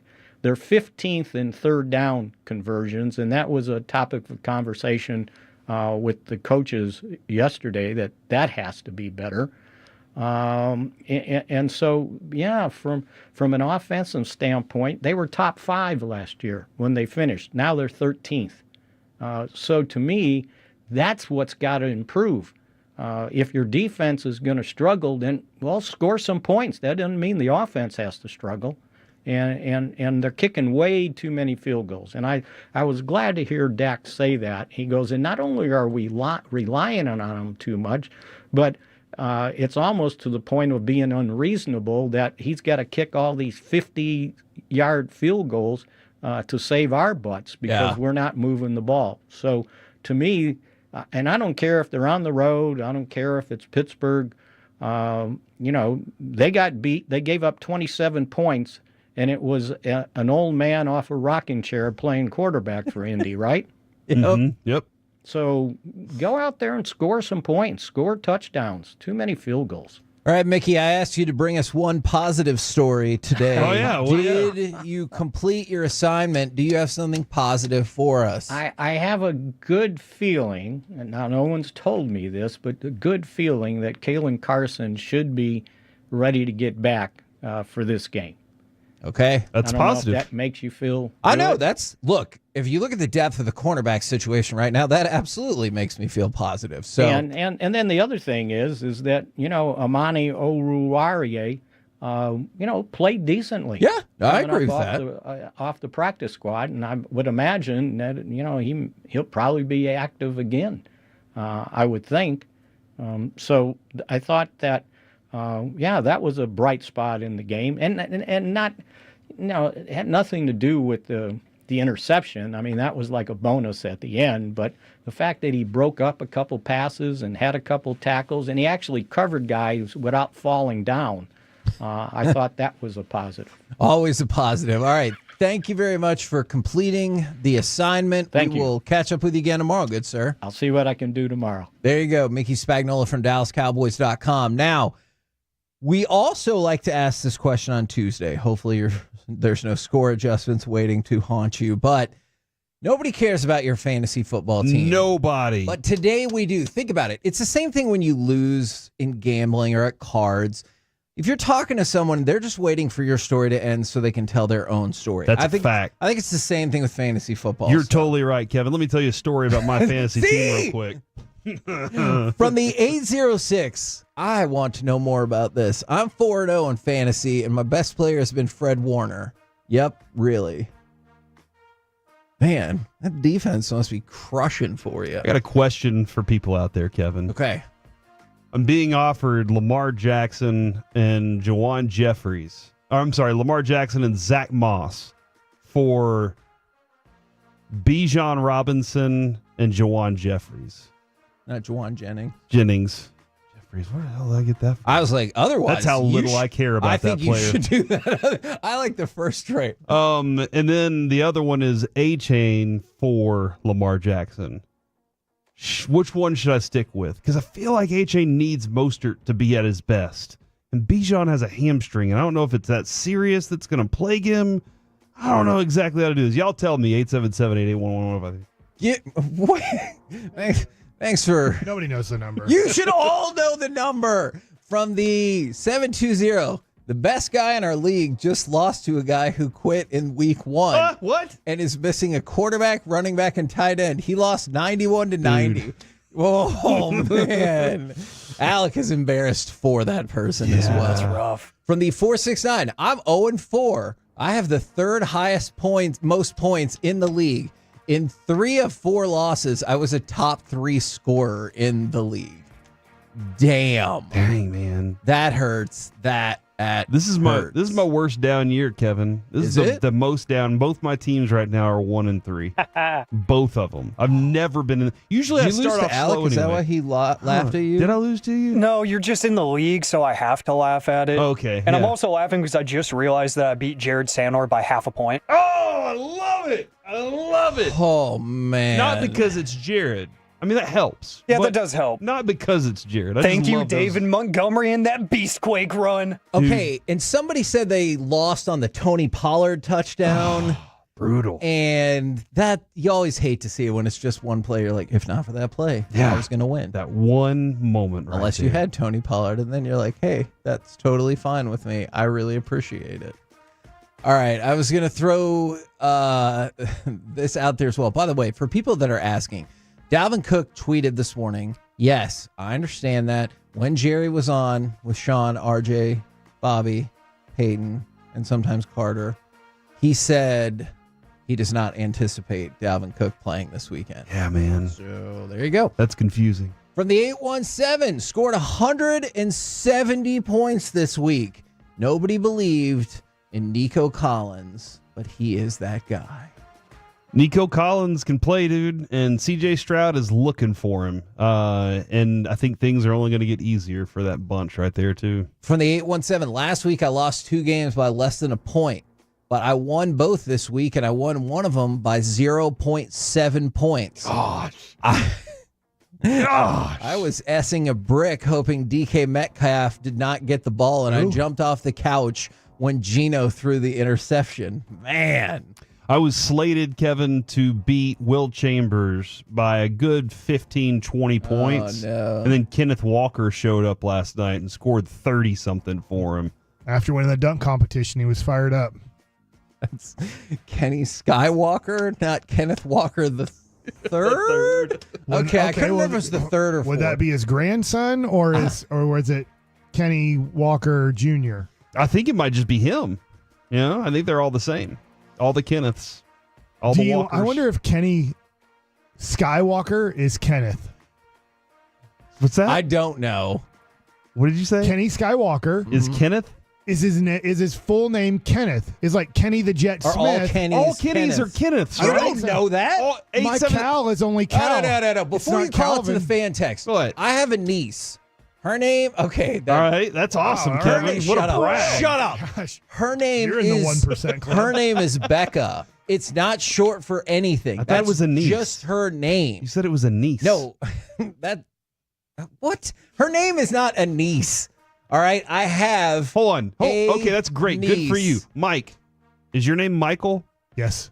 Boom. Done. I think all Mikes are Michael. But you said all. I just showed you. Yeah, all Mikes are Michaels. All Alex are Alexanders. But my son's name if is that is Cal, accurate. but it's Cal. It's just CAL. Oh, from Mike Retort. Boom. With his own kid. Whose team are you on? Yeah. Mike, what are you doing here? Kenny. Why are you trying to divide us? Often. You're probably right for most of them, but I'm not going to say every Kenny in the world. None of them are actually named Kenny. They're all named Kenneth. All Jeffs are Jeffries. I don't think that either. Take that, Alshon. Fact. I mean, Michael Jeffrey Jordan. That's his the middle Jeffries name. that I was thinking. Jawan It's not Alshon Mike Jeffrey. Jeff Jordan. Mike Jeff Jordan sounds like a person who would try to go after a president. I'm sorry, Mike. You made a weird point, and then from the 214, somebody said, I'm done with them hoes. And I wanted to know, does that mean like fantasy football? Is that the Cowboys? Is that us? Is that people who shorten their names?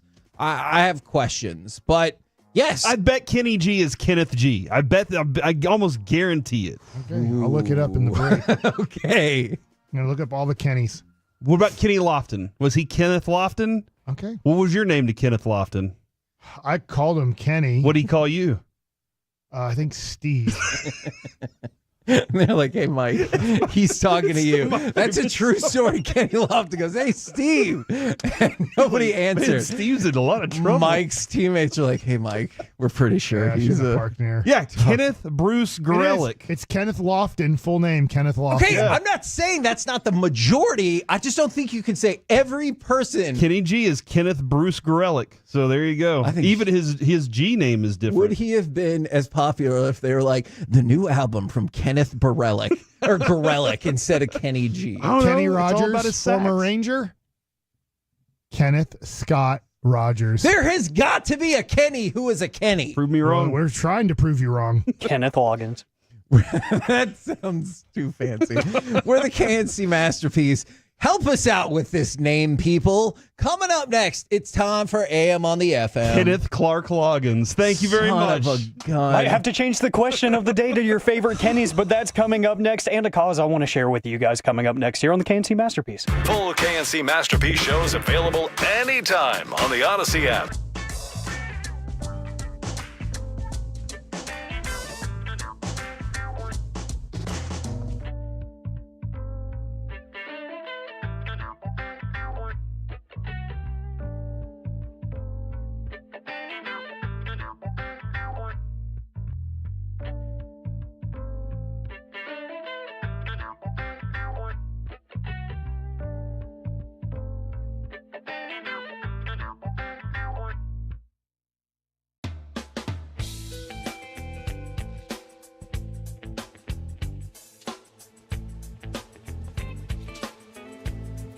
Do you think it's true that you've got to forget something else to remember that Uber Eats has groceries? No, that's absurd.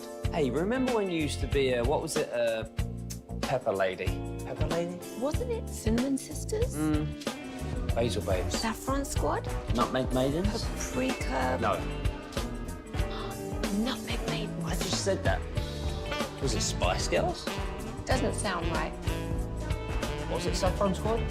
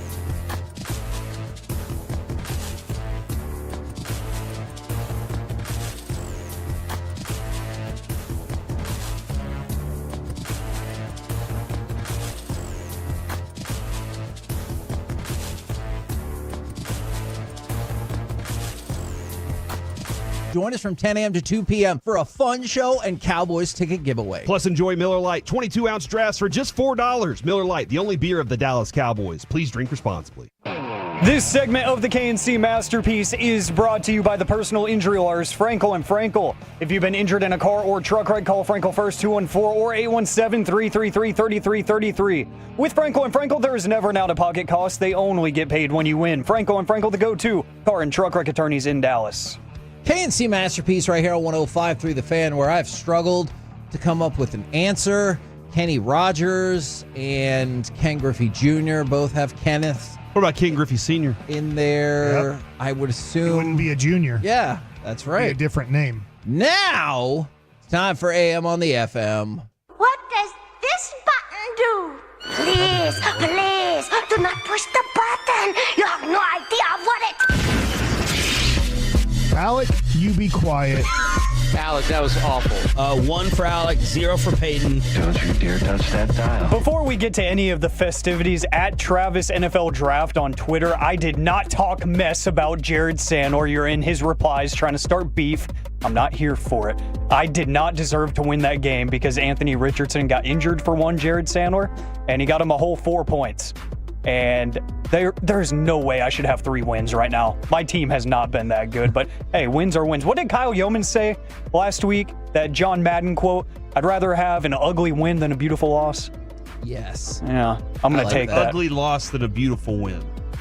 I don't know about that. Definitely not that. Yeah, it was the other way around. Yeah, I definitely want to win these games. Losing. Yeah, this is true. And it's also time for AM on the F. And we got the question of the day coming up here in just a second. And then the greatness of John Kruk. We're going to hear from him here in just a few minutes. But 877-881-1053, that is the Frankel & Frankel Injury Attorneys text line to get involved in the conversation. Twitch and YouTube want to hear from you as well.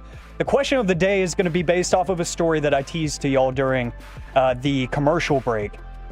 Safe for work version, what is your biggest date fail that you've experienced? All right, I got it.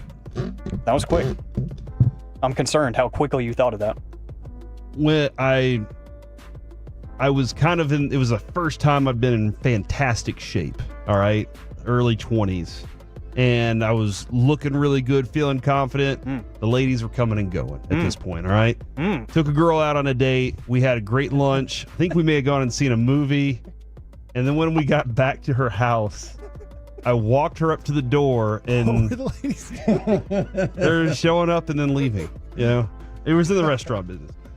I took her to her door, and she said, hey, give me a call sometime. And I went, if I think you're worth it, and turned around and walked off. What the hell? Why? And immediately, I don't know. I have no clue. I think it was because I was in that, I don't know. And I said that. Going. I said, if I think you're worth it. I got in my car and I started it and I drove off and I was like, what the hell did I just do? She did not talk to me anymore after that. Okay, Alec, I have a And clear. she told her friend, and she was like, what an a-hole that guy is. I need clarification. Does it have to be an error that I did, like Corey, or can it just be something that happened on the date and you're like, what the hell? It can be anything, any All right. kind of failure. I don't care who committed it. I just want it to be an awful story. I'm still friends with the person who set me up on this date to this day. I talked to her almost immediately and was like, what the hell? I went to lunch with somebody. This is many years ago, first date. It was fine. It wasn't great, but it wasn't bad, and it was fine. And you're like, okay, maybe second date, see if we can, get a little bit more like of that flow going and everything. And then like in the last, 15 minutes, she talked about how she liked to perform spells and do witchcraft.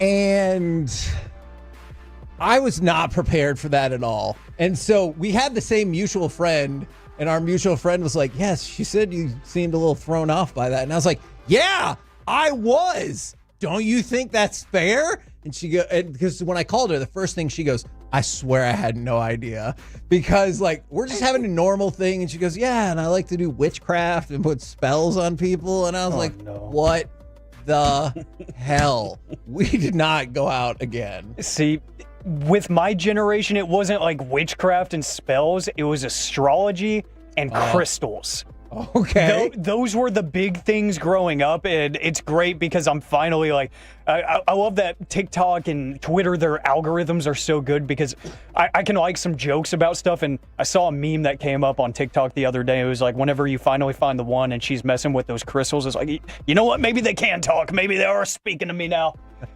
And I've related a couple of times, but I bring this up, and we're going to get to the Frankel and Frankel injury attorneys text line because there's a couple good ones here in just a second. I bring this up because I have a bit of a situation that's kind of still, I want to say boiling over, but it's still getting resolved because I was in a bit of a situation earlier this year, right?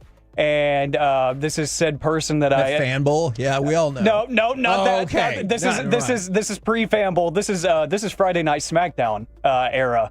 Back in what, February? Yeah. And also in February was the Super Bowl. That's important for this context here in just a second. But I had gotten us tickets to see an R&B artist by the name of Party Next Door.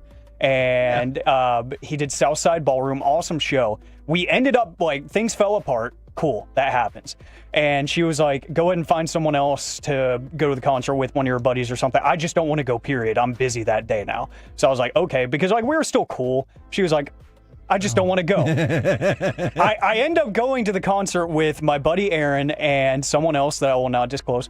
And we ran into her at the concert. Oh. She still went. Oh, no. And yeah, that was awkward. I had to double up on the beverages that night, but still had a great time, great show. And the reason I bring up the Super Bowl, this is important. We were watching the Super Bowl together, and we saw the Usher halftime show.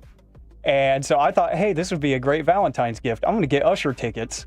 And he's playing the AAC this Friday. Yeah. Yeah, and I have 2 tickets that I have no idea what to do with. So, yeah, exactly. So there's a lot more that's going on there now that I'm like, I don't know if I want to go to this show. So, holy cow. I've got these tickets in my back pocket that maybe I'll just find someone who really likes them and I'll just give them to a friend or something. Alec, since you said you needed to double up on adult beverages, what do you think about this text? It takes a pretty hard turn. When the 817, I went on a Tinder first date, and this girl kept talking about how she had diabetes for like 2 hours. It was awful, and I just started drinking. Man, she's like telling you about her life and what she's had to overcome, and you're like, oh my God, that's too much. I will say the trauma dumps are always interesting on the first date. We were just like, I'm trying to get to know you. That's cool and everything, but it's like we've been talking about like, you know, father issues for half an hour. Yeah. It's like I think I got the picture painted there. I don't really know. But let's see. I did see someone from the 817 say that said date that they found off of a dating app had 3 children that they did not disclose in the conversations leading up. That's weird. That's always a fun one where you're like, for me, I don't do the dating app thing. It's just like maybe I'll catch up with somebody from high school and it's like, oh, okay, there's some momentum going here. And then I see like an Instagram post of 2 little kids running around. I'm like, are those yours? And yeah, that happens. And, you know, I'm 23. You don't want kids, what you're saying? You know. Not his kids? Radio is a job that will make you feel like $1 million, but it won't give you $1 million. I don't think kids are expensive. Yeah, as hell. I don't think I have the bank account for a child or 3 in some situations right now. I don't think that's good. But Mike, did you have any bad dates? I know you don't have the most extensive dating history, but do you have a date story you want to share? I can remember the first time I took Sue out for sushi. I never had tried sushi before. This is the weirdest place to try it, but it was great. It was when I was in Arizona Fall League, you know, the vast ocean of Arizona. But it was great. Fresh as fish. So I'm like, hey, you got to try this. Let's go out and we'll try sushi. And she's like, all right, I'll try it. Well, she to this day is not good with chopsticks. Okay. But I didn't know and maybe it wasn't her first time with sushi. Maybe it was like, there's like a couple pieces left. And I grab one of the last rolls. Usually when I go out, we have rolls. And it was still nice and compact. And I dipped it in the soy sauce and ate it. And she was furious.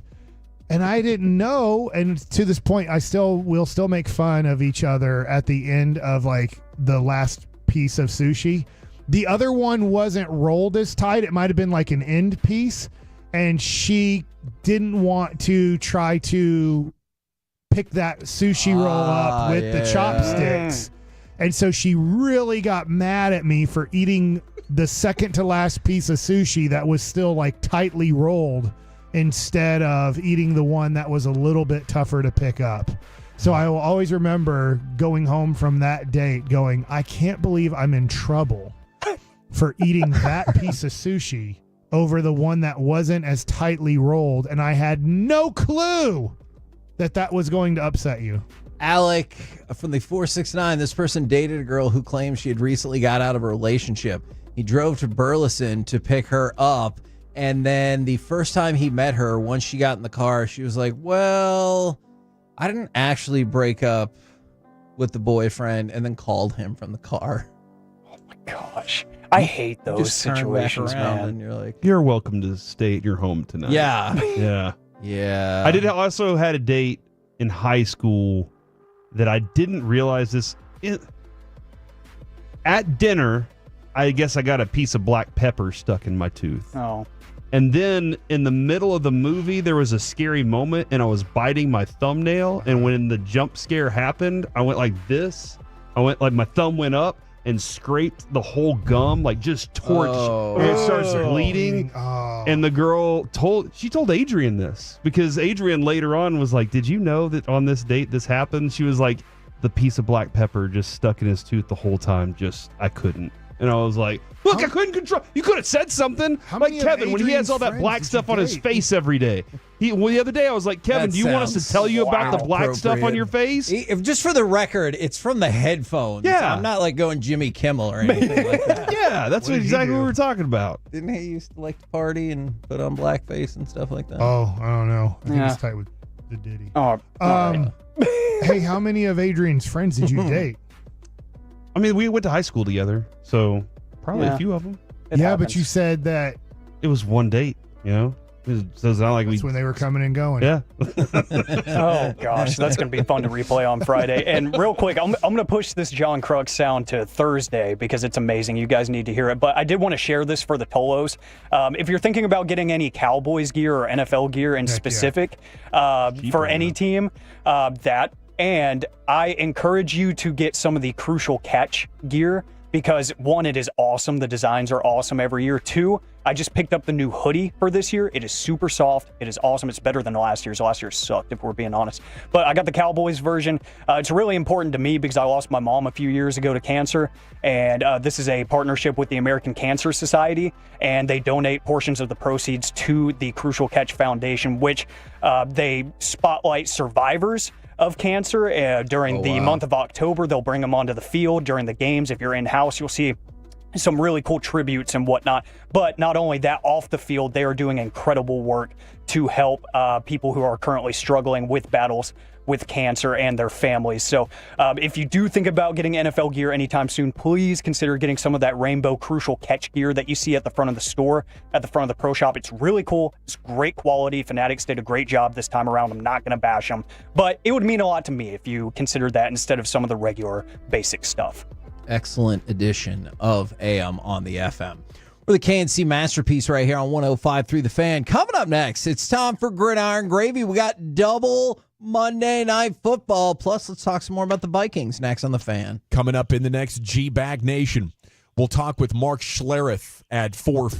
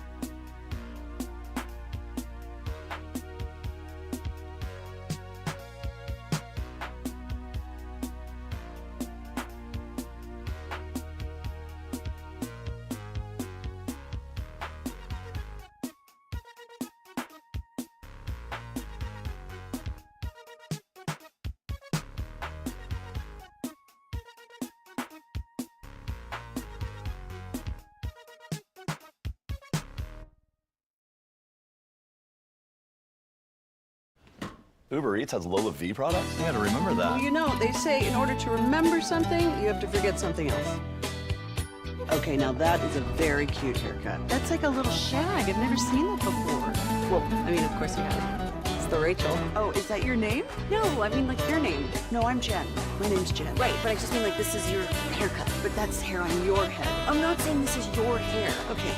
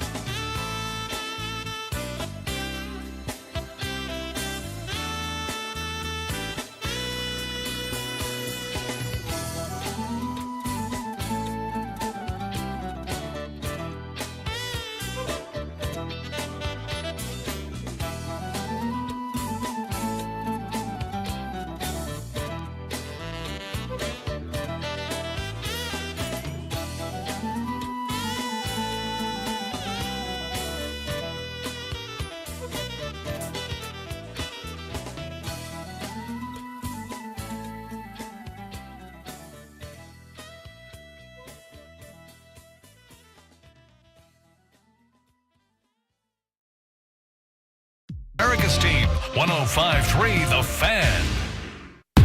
This segment is brought to you by Classic Chevrolet in Grapevine. They're the #1 Chevy dealer in the world, more Silverados than anyone else. This is Texas. This is Classic Chevrolet. Together, let's drive. Based on new Chevy registrations 2023. Earmark that. Here is a completion to Jamison Williams. He is gone. Touchdown Lions.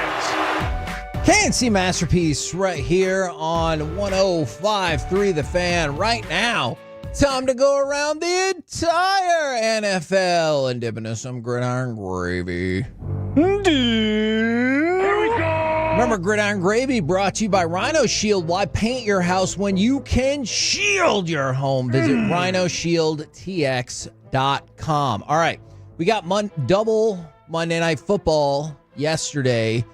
Did you watch either of the games? Did you try to watch one of them and realize how terrible it was, so you immediately bailed and waited for the other one? Are you suggesting that you were in my house and saw me say that, Kevin, and say this is the worst I've seen since the Cowboys game last week, and then change the channel? Dude, that Titans-Dolphins game was freaking brutal. Awful. And so, yeah, the other game was a lot more fun. A lot more fun. I still do like the idea and concept of it. I do kind of wish we'd start a little earlier with the first game, like maybe 5:30. I know that's a little weird for some people, but I would like it to go even earlier than 6:30 start that it is. Tony, I thought it was like 6:20 or something weird. Close enough. Tony Pollard. Actually, you know what? Go ahead and give me cut number 2. They gave him big holes. I guess so. I'm going to play. I want you to think about this while this run is taking place. I want you to think about the fact that this Tony Pollard run right here is about equivalent to all of the Cowboys' double-digit runs combined this season. playing fullback, and they hand it off to Pollard, trying to bounce it to the edge. Pollard going for the pylon, diving, signal, touchdown. What a wave, Tennessee. A wave of emotion. Tony Pollard broke off a 41-yard run. He scored that touchdown, but the 41-yard run is about equivalent to all 4, I believe, of the Cowboys' double-digit runs this season. And I think the season high is 12 or 13. Great. So that's awesome right there, Kevin. We're doing great. So why wasn't he that good last year? I mean, he did get 1,000 yards last year and the year before that, just barely. Cowboys weren't opening holes for him, I Yep, guess. the holes. It's all about the holes. Yeah, look, we don't have to agree on everything, but I sometimes think perhaps Mickey gives too much blame to the offensive line. All right, let's go. Wow. Tomorrow, 11 o'clock. Yeah. Is that Kevin and Mickey? I said battle I it out. disagree. Kenneth, I think. Is that?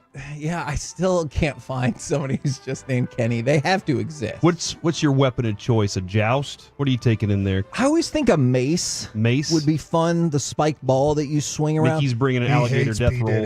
If you, I mean, I figure most people are probably in that boat right about now. If you had to be in that sort of situation, preferably I'd stay away from it. But if it had to be, well, we're looking forward to it. all right, I don't think that's going to happen. Let's talk about the more fun Monday Night Football game. There could only be one. The Seattle Seahawks had 38 first downs and lost. That is the most first downs in a loss in NFL history. Wow. Really? Yes. That's awesome. There were Is a lot it? of there were a lot of plays last night too. There man. were. There was a lot of offense last night. Just look at how well Detroit ran the ball against Seattle last night. That's true. By the way, those 38 first downs, also the most in an NFL game in like a decade. Just Wow. for any team. And they ended up losing. To go along with that, Jared Goff has a perfect game, sets an NFL record, kind of, by going 18 for 18. So that's the most passes ever in an NFL game without an incompletion. However, it won't be recognized by some record books because usually be 20. It has to be at least 20 attempts, which led to the genius quote from Dan Campbell after the game when somebody brought it up to him and he goes, "I did not realize that. I feel bad that I gave the game ball to somebody else." Oh no! I'm not saying you can only. Your quarterback Who got the catches a game touch. ball? Yeah, He didn't say. He just said somebody different. I'm sure it's come out since then. I'll look it up. Okay, but you were in the middle of saying something else. He had a touchdown catch. That should is- count as 2 completions. That is true. That was pretty neat. By the way, Mike McDaniel, after his really tough loss, said there will be offensive changes. You can add him to the list of Doug Peterson, and I feel like at least 2 other coaches that we've heard from that are like, we're going to change things up because our team is no good. So he didn't say at least we're not the Jaguars? He did not.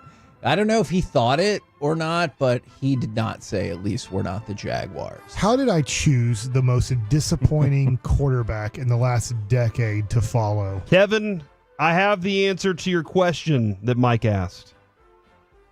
About Kenny?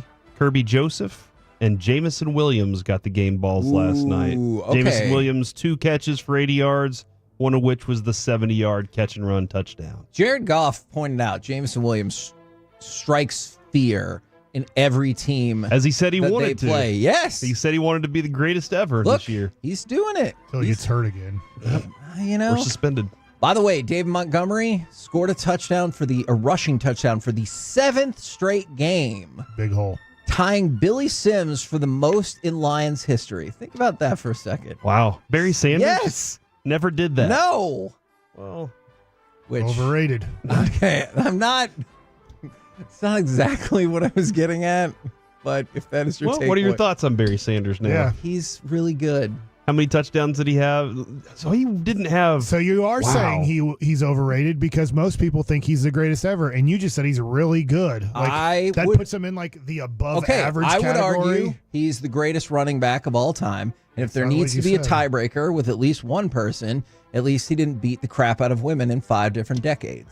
Dude, I'll tell you this. Have you watched Run Barry Run? I have not. Dude, it's so good. At the end of it, he spends a lot of time in like Paris with his kids or something, and it's a lot of fun to watch his kids learning about how great he was, but also having that conversation about his decisions and all that. It's a lot of fun to watch. During the Olympics? Nope. People go to Paris at other times. Yeah, like Emily. Oh. In Paris. Hey, just a quick heads up, a programming note. Texas Rangers general manager and president of baseball operations, Chris Young, is going to be hopping on the show in about 12 and a half minutes. All right. Sweet beans. So 12:05 if you didn't want to do the math. All right. Thought I would help out with that. I guess I have to come up with some questions for Kevin. I'll be back in just a moment. hold on. No. Stay might here. do the show Get a couple of questions in the press conference. I don't want to re-ask those. Okay.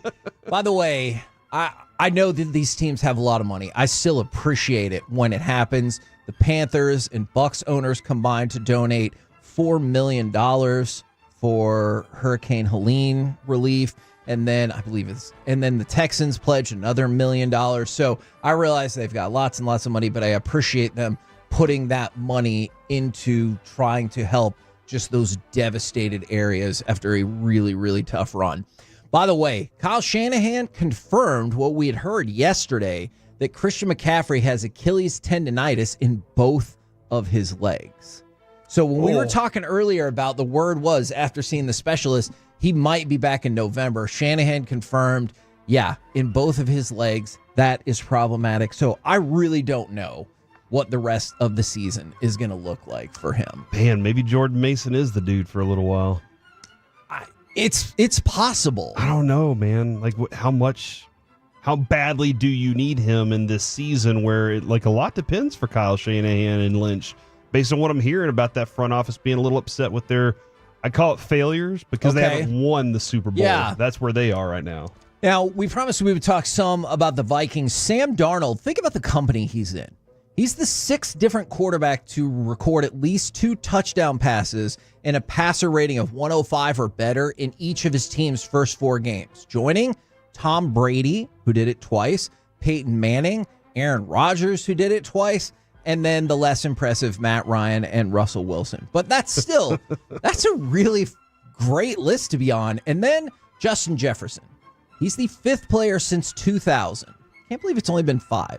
To have at least 50 receiving yards and a touchdown in each of his team's 4 games. He joins T.O., Randy Moss, Antonio Gates, and T.J. Houshmandzadeh, who accomplished the feat in 2007. Man, that's a good group to be around. Even T.J. Houshmandzadeh. Yeah, it feels like maybe the other 3 are on a different level, but what do you mean? I feel like people talk more in football lore about T.O., Randy Moss, and even Antonio Gates than they do T.J. Houshmandzadeh. I think everybody knows the commercial, though, where T.J. Houshmandzadeh's nickname got done incorrectly during the fantasy draft, and we all agree. Give it a shot. Try to spell Houshmandzadeh. Nope. Mike, spell Houshmandzadeh. H-U. Nope. Done. No, keep going. I want to see how many errors. H-O-U-Z. Nope. Done. Easy. Nope. Nobody even cares. S. I mean, people care. He's shouted us out. He's a big fan of our show. Yeah, he is. He is a fan. Houshmandzadeh. Oh, man, you got the first 6 right. It's Mandzadeh. So I feel like down the stretch would have been tough. But Think you about got this. There were no such thing as last names a couple thousand years ago. And somebody decided, you know what our last name needs to be? Houshmandzadeh. Or Bassick. Yeah, that's 6 letters. We're good. I think once you get to 10 letters, you need to shut it down. M-A-G-E-O. We're the KNC Masterpiece. Yeah, we're good. Right here on I don't 105.3 even know The Fan. Kevin's last name. Oh, I kind of believe that. Coming up next. Hagland. That's wrong. What we all learned about the Texas Rangers in 2024, and who better to discuss that with Then Texas Rangers GM Chris Young will do it next right here on The Fan. Commercial-free K&C? Delicious. Spend your...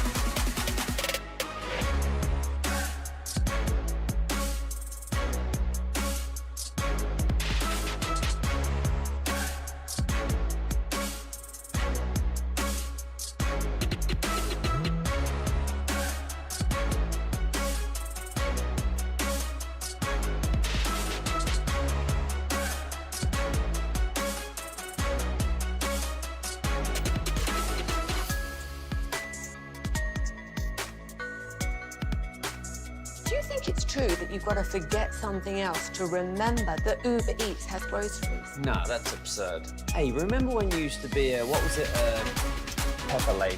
Pepper Lady? Wasn't it Cinnamon Sisters? Basil Babies. Saffron Squad? Nutmeg Maidens? Pre-club? No, Nutmeg Maiden. I just said that. Was it Spice Girls?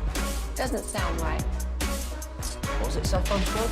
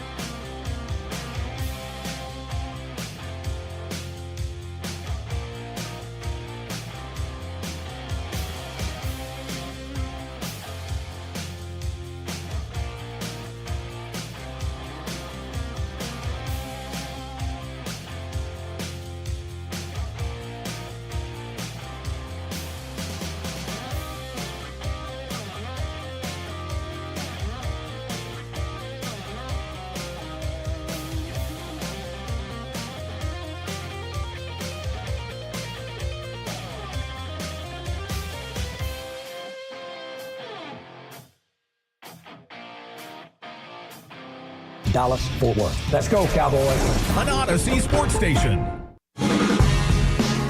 From our Highly Mazda of Arlington and Hearst studios, it's the KNC Masterpiece on 105.3 The Fan. KNC Masterpiece right here on 105.3 The Fan. We're going to be joined by Texas Rangers General Manager Chris Young in just a couple of minutes, which actually works perfectly into the segment I kind of wanted to talk about anyway. What all did you feel like you learned about the Rangers in 2024? Because obviously disappointing, not going to go to the playoffs, which are starting today. Are there particular things that you felt like you learned? Like, for example, I feel like you saw a big chunk of the second half of Wyatt Langford, along with what we saw in spring training and his draft pedigree and everything. And you're like, okay, I saw what I wanted. I wished he would have won Rookie of the Year, but I feel comfortable knowing that he is going to be a piece of this for a long time. Well, I know he's going to be a piece of it for a long time. And I think a good piece. And I hope so. I am so confused on what I saw in 2024 based off of 2023. I have no clue what to expect in 2025. Okay. So I hear what you're saying.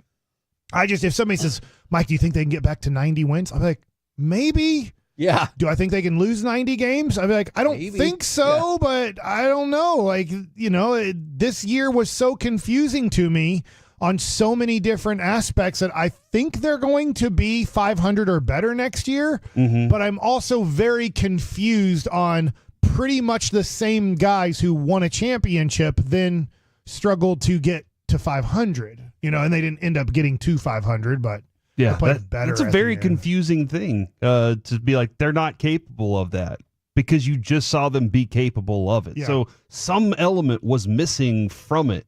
And I think it's Austin Hedges. That's all the only explanation we have. And Alec brought that to the table last week. Hedgie he's on Cleveland, right? Yes, I'm is pretty Cleveland. sure. Yes, and it is Cleveland won their division, and then Will Smith, they end up making the playoffs. So maybe the random guys that are kind of part of 24, 25, 26 on your team just need to be the guys that when they go to teams they make the playoffs. That is an interesting philosophy.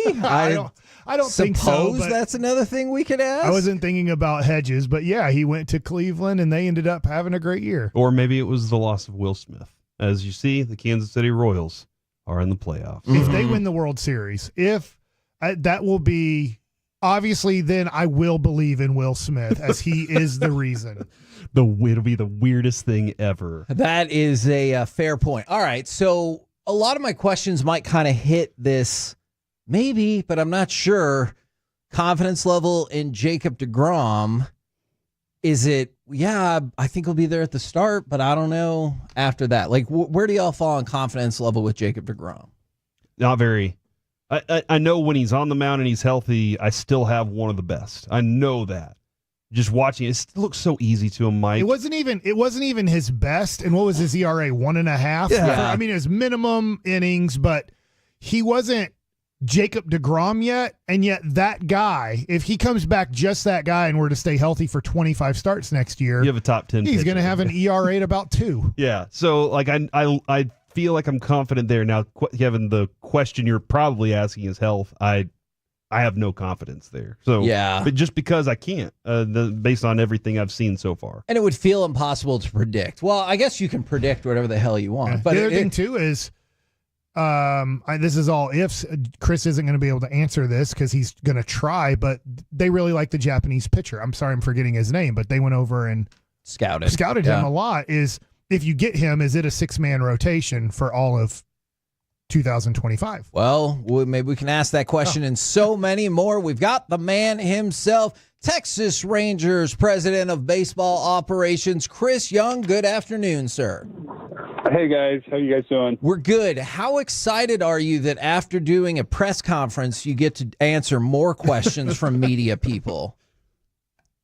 Well, I'm always happy to answer questions, especially when it's about, our team and our future. So I appreciate you guys having me on. Okay, so one of the questions about the future, and we've talked about this a lot, I'm curious if you can walk us through the strategy at all. We know Josh Young looks like he's going to be a fantastic player. Evan Carter, we've seen him be a fantastic player. How do you plan for those two as being a big part of your team going forward, while also knowing that unfortunately both of them have missed a lot of time due to injury?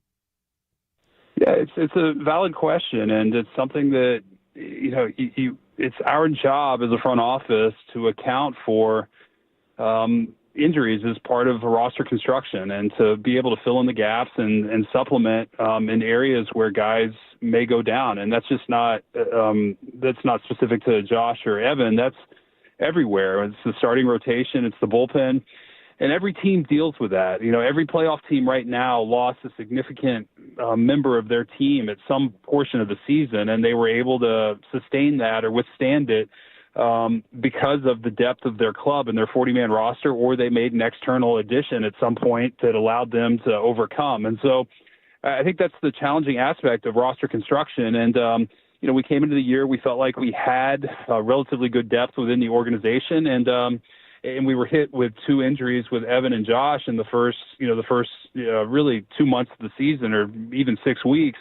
And actually, that was a time period, too, where we didn't have Nate Lowe at the outset either. And so you couple that with, some guys that were off to slow starts, and we got behind the 8 ball, and we just didn't have enough guys that had kind of their big years, so to speak, that could fill in the gaps.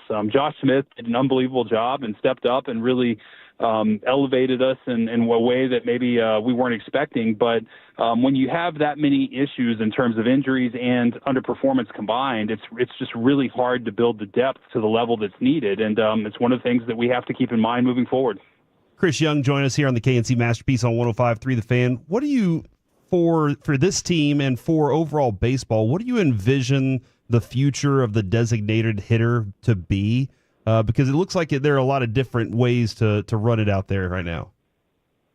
Yeah, there are. And I think, one, staying open-minded is something that I think is important. I never want to get there are no absolutes within the game, and so I never want to get really pigeonholed into having just one specific way of doing it or one philosophy. I think we always need to be open-minded and ways we can build the roster. But my general philosophy is that unless there's just an absolutely killer dynamic impact hitter who can't play a position, I tend to like to leave the DH spot open for a number of players to rotate through the DH spot as a way of kind of lessening their workload, giving them off days, whether that's Corey, maybe even Marcus moving forward, Adolis, at some point maybe Nate Lowe, Josh Young, get these guys off their feet by DHing. But also having a versatile piece who's a really good player who can also DH as well. And so, but that said, if the right bat is out there and somebody who's just a high-impact bat who really doesn't add a whole lot defensively, we certainly will be open on that as well. I'm really fascinated by the hierarchy of baseball based on the way you were kind of answering that question. If it is somebody like Simeon or Seager, and obviously somebody who takes pride in their position, do they ever see it even as like a one-day demotion if you're like, hey, we just need you to DH today, like take a break out of the field? It's a great question, because one of the things that makes guys like them great is they take pride in playing on both sides of the ball. They like being an offensive player and a very good defensive player as well. And so they want to be out there defensively. And some guys will tell you it keeps you locked in mentally too, where you just don't have 4 at-bats and then you go back and kind of sit and wait for your turn to bat again. So, there are challenges that come with DHing, but one of the things I love about our guys is that they want to be out there, they want to play defense, and they believe that being out there defensively makes the team better. That said, I do think it is a way to kind of give guys, a partial day off and get them off their feet just a little bit. And maybe help them even relax where they don't have to be locked into every single pitch defensively the way a good defender is. Chris, obviously we mentioned earlier Wyatt Langford, Rookie of the Month, Player of the Month, ended the season very strong. I want to know from your perspective as a front office guy, how, I don't know if nervous is the right word, but Wyatt Langford changed his stance slightly, changed his hand placement slightly where he started his hands. That adjustment ended up really working out. How much do you like or go, oh, is this going to work in the middle of a season, making a somewhat major mechanical adjustment? Yeah, Mike, it's a really good question, and it really depends on the objective that you're doing like that. I mean, obviously, if a player's going really well, you really don't tinker with something that's working. And so with Wyatt, he felt like he wasn't performing at the level he was accustomed to or could perform, and therefore started making some mechanical adjustments, and those mechanical adjustments worked and they paid off. And really, with all of our players, when we make an adjustment, it's just trying to get them to be the best version of themselves. And normally we have a baseline or a blueprint for what that looks like. And so we have objective data that helps us with these adjustments. Back when you and I played, it was more trial and error. And sometimes you felt like you were chasing your tail a little bit, making adjustments, not sure if you're making positive or negative adjustments. It's more scientific now. We have a lot more data to help and biomechanical analysis that can help in terms of making these adjustments. And that's what we really rely on. When it comes to Wyatt Langford, he is turning into what a lot of people now use, whether it's Mookie Betts or Ronald Acuna Jr., and I know that he's not there yet, that those guys end up becoming leadoff hitters. Do you see Wyatt Langford in his future being a leadoff hitter for you? I mean, I don't rule that out at all. And you know, those are unbelievable comps, and it's awesome to hear his name mentioned with those guys. I'm not quite sure it's fair to Wyatt, as those are real high expectations for him, but I don't rule it out. I believe he can become those guys and be a great player. So in terms of the leadoff or, you know, hitting 2, 3, 4, I mean, he's going to be a top of the order hitter. And moving forward, there's no real limitations in terms of what this guy can achieve. And I'm just excited to watch him grow. And I'm so happy he's doing it in a Rangers uniform. I think we were all really excited when we heard you in the end-of-season presser just a little bit ago talk about how you're not going to use the TV contract as an excuse for this could happen, this didn't happen. But I was curious with players like Robertson and Yates, who we all thought were phenomenal this year, who are unfortunately probably due for a raise, if you think you'll still have the budget to potentially bring them both back. You know, I don't know that. I can't answer that exactly at this point. My hope is that, yes, we will have the budget to do that, but I can't say that for certain. And really, our job, if we don't have the budget, is to go out and find the next Robertson and Yates that are going to come in and maybe a little bit undervalued in the market and come in and perform and put them in a position to succeed.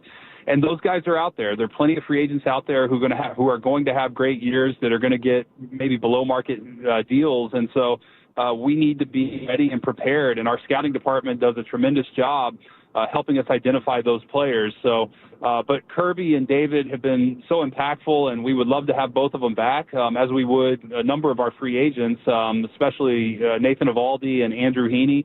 But I'll have more clarity in the coming weeks as to where our payroll is going to be and what we may or may not be able to do in the free agent market. I don't know if you can answer this question or not. Can you tell us anything about where that clarity comes from? Is it just a matter-of-fact conversation with the ownership? Are there other things pending that you're waiting on finding out? Like, how do you get more clarity on that?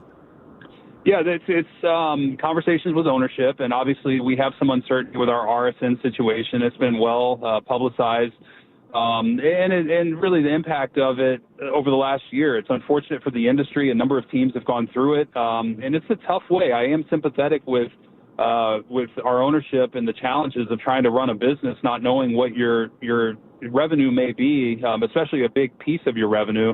That said, my job is to construct the best baseball roster that I possibly can, and we've got a great core in place, and I'm really excited about the group we have returning, and I'm excited about the resources that we will have to supplement that core roster. And so, you know, I'll say this: there are no excuses. I mean, my expectation is to win, and that's how Boch feels, and we'll do the best we can in terms of the resources we have, but I am confident that we will come back with a winning team next year. Well, I think what Kevin's also saying is as soon as you know those numbers, he'd love to know them because he loves accounting, and he'll help out in any way he can, CY. So that's the Kevin, in fact, if you want to go have the conversation for me, I'm all for it. You can go sit in my place and then just let me know what I have to spend. We'll connect off air. I'm great at budgets. I really am. We can figure this out. I love it. I was kind of curious because we saw some exciting stuff from Rocker and Leiter, and I was kind of, what's the vision for them and how integral will they be in the starting rotation next year? What kind of opportunity are they going to get? Yeah, well, the opportunity will be earned. It's a performance-based game, and but while both guys had pretty good Septembers, it was fun. Come into camp and earn their spot on the team. And, what the rotation looks like going into camp, we have on paper right now really 4 established starters. And but I don't know. Maybe we sign a couple more guys. Maybe we don't. Maybe they're trades. I have no idea what that looks like at this point. So it's hard to commit to anybody making the team, especially a young player with, specific to Kamar and Jack. That said, they're talented enough to do it. They showed some real ability in the major leagues here at the end of the season, and I'm excited about both of their futures. And I believe they can both be mid-rotation starters relatively soon here. We need them to be. And so this offseason is going to be important for them to continue to develop, continue to improve, to come in hungry, and to earn their spot on the team. But what we saw, especially that last game in Oakland, where the two combined for the complete game, it was really cool to see. I mean, these guys were college teammates, and then we lost the game 3-2, but there were a couple bad breaks that Kamar had that led to the 3 runs that they scored. Jack came in and threw, I think, 4 scoreless. And so it was really fun to see those guys competing and showing that they're capable of being major league players. Now we need to see a level of consistency with both of them that will allow them to stay and perform, over time here and help us win. You'd mentioned, obviously, the starters you have or hope to continue to have. With Evaldi, is it the same basic timeline as you were talking about with the budget earlier? So after I meet with the ownership and tell you what the number is, then will you chop it up with Evaldi? Because we get the sense he wants to stay here, but I realize this is a financially driven business. Yeah, yes, we will have conversations with Evo, and we will do everything we can to retain him. And there may be limits as to where we can go, and I think he deserves every dollar that he gets in the free agent market. And I hope that that's with us, but I can't predict how that's going to play out at this point. But very soon here, we will have discussions. Well, Chris, you're the best person to ask this question to. Your number 1 prospect now is Sebastian Walcott. And I've heard from people, I don't know if he's going to be a shortstop, when he makes the major leagues. And I know he's super young and made it up to Double-A this year and had a great second half of the season. What do you envision with Sebastian Walcott coming up? Well, yes, the progress that Sebastian made this year. I mean, he got off to a little bit of a slow start, which is normal for guys in their first full season. And then to see what he did after that is really, really impressive. And it's just so exciting. He's a tremendous athlete. Mike, whether he stays at short or not, I can't predict at this point. That said, I think we'd like to leave him there as long as possible to find out. I don't want to place limits on him. But we do believe in the bat. It's got real impact, extreme exit velocity, and just an aptitude, and all the things that you look for in a young player that he does so naturally. It really suggests he's going to be a very good major league player. We just need to give him time and make sure that we don't rush him, that we don't impede his development by putting him in a position that he's not ready for. But I'm very confident that Sebastian will be knocking on the door here at some point within the next, a couple years. It could be sooner. It may take a little bit longer, but this kid is going to be a very good major league player. Chris, one of the things that we love the most about you is your competitiveness. We brought it up with Bochy last week for sure. Like we just see it. You're just talking to you. We can get that out of you. This team didn't seem to quit. Like it didn't seem like it just gave up. It seemed like it wanted to continue to be competitive. Where does that come from for a club? Well, actually, Mac Engel asked a question in the presser that I don't know if you guys heard.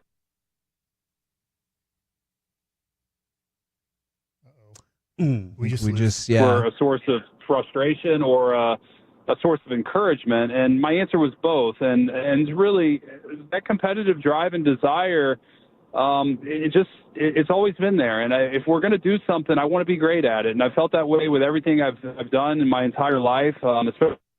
And we played this game. I know Boch plays it or he manages to win championships. I played it to win championships, and I think we have the right group of guys that play to win championships. And there are a million individual accolades that can come and great individual monetary rewards that you can get from being great at this game, but there's nothing like being part of a championship team, and for me, that's the ultimate. And so everything I do is to win championships, and that's what drives me. It's what drives Boach, and I think we've selected guys that have that same internal drive and desire. And when you have a season like this, nobody's satisfied, nobody feels good about it.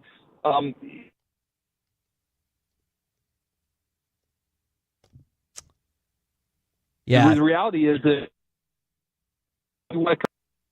yeah. Sorry, that was great answer there. Go ahead and great answer there, but we were losing Chris Young there on the phone. That's unfortunate. He was giving us some phenomenal answers. He's awesome. I like that one too because he was like, "Hey, it's a disappointment," and I feel that way too. Like you're gonna get frustrated if you don't hit the ultimate goal that you want. Yeah, and Kevin, I just do want to point out if you're looking at the fan text right now, the comparison to this GM to others, sometimes they love his answers. It's very refreshing to hear what Chris Young discusses and the level that he goes into and how much he loves and knows this team too. I mean, it might have been a connection issue this morning with Sean and RJ. I don't know. I wasn't on the phone, but you got the question of Dalvin Cook. Who, huh? Yeah. And the same thing with Tyler Guyton. And Mike asked about somebody who might be on the big league team in at best 2026. And he was like, here's my detailed breakdown about him. So it's a really big difference. I literally, Mike, if we'd have had more time, I was going to ask him about Cole Drake. And I bet he'd have a great answer on Cole Drake, a minor leaguer. I was thinking about Teodo too, but I was like, there's off season for that. But I do think Teodo has a chance to be in your bullpen to start the year.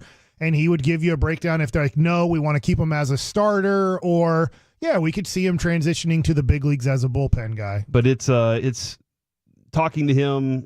I'm excited I want to go ahead and get these December meetings done with, get the playoffs done with, and let's go ahead and get back to spring training. We got 4.5 months. I'll tell you how my meeting with ownership goes. Thanks, dude. We'll set the budget. We got it set up for you, dude. I think he wants you to step in because he wants you to get a bigger budget. That's fine. I am a good negotiator. We're the KNC Masterpiece right here on 105.3 The Fan. Coming up next, reasons to be optimistic about the Cowboys after the first month of the season. Plus, we'll do some Mike Likes It. We'll do it next right here in The Fan. Are you ready for some commercial-free KN?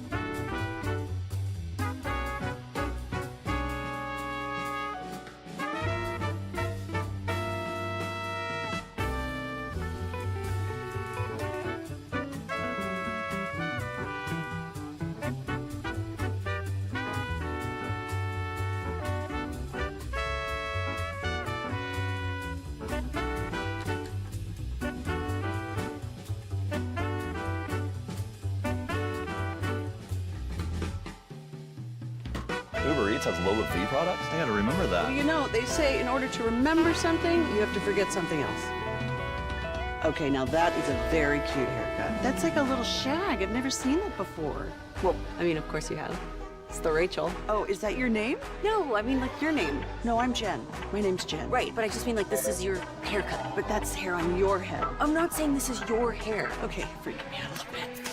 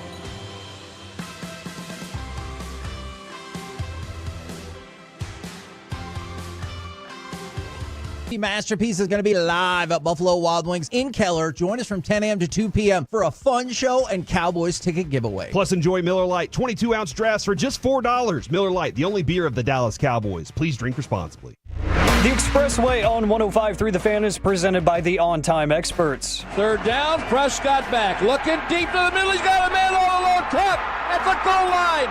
It's Cooks for the Cowboys' first touchdown of the year. Brandon Cooks.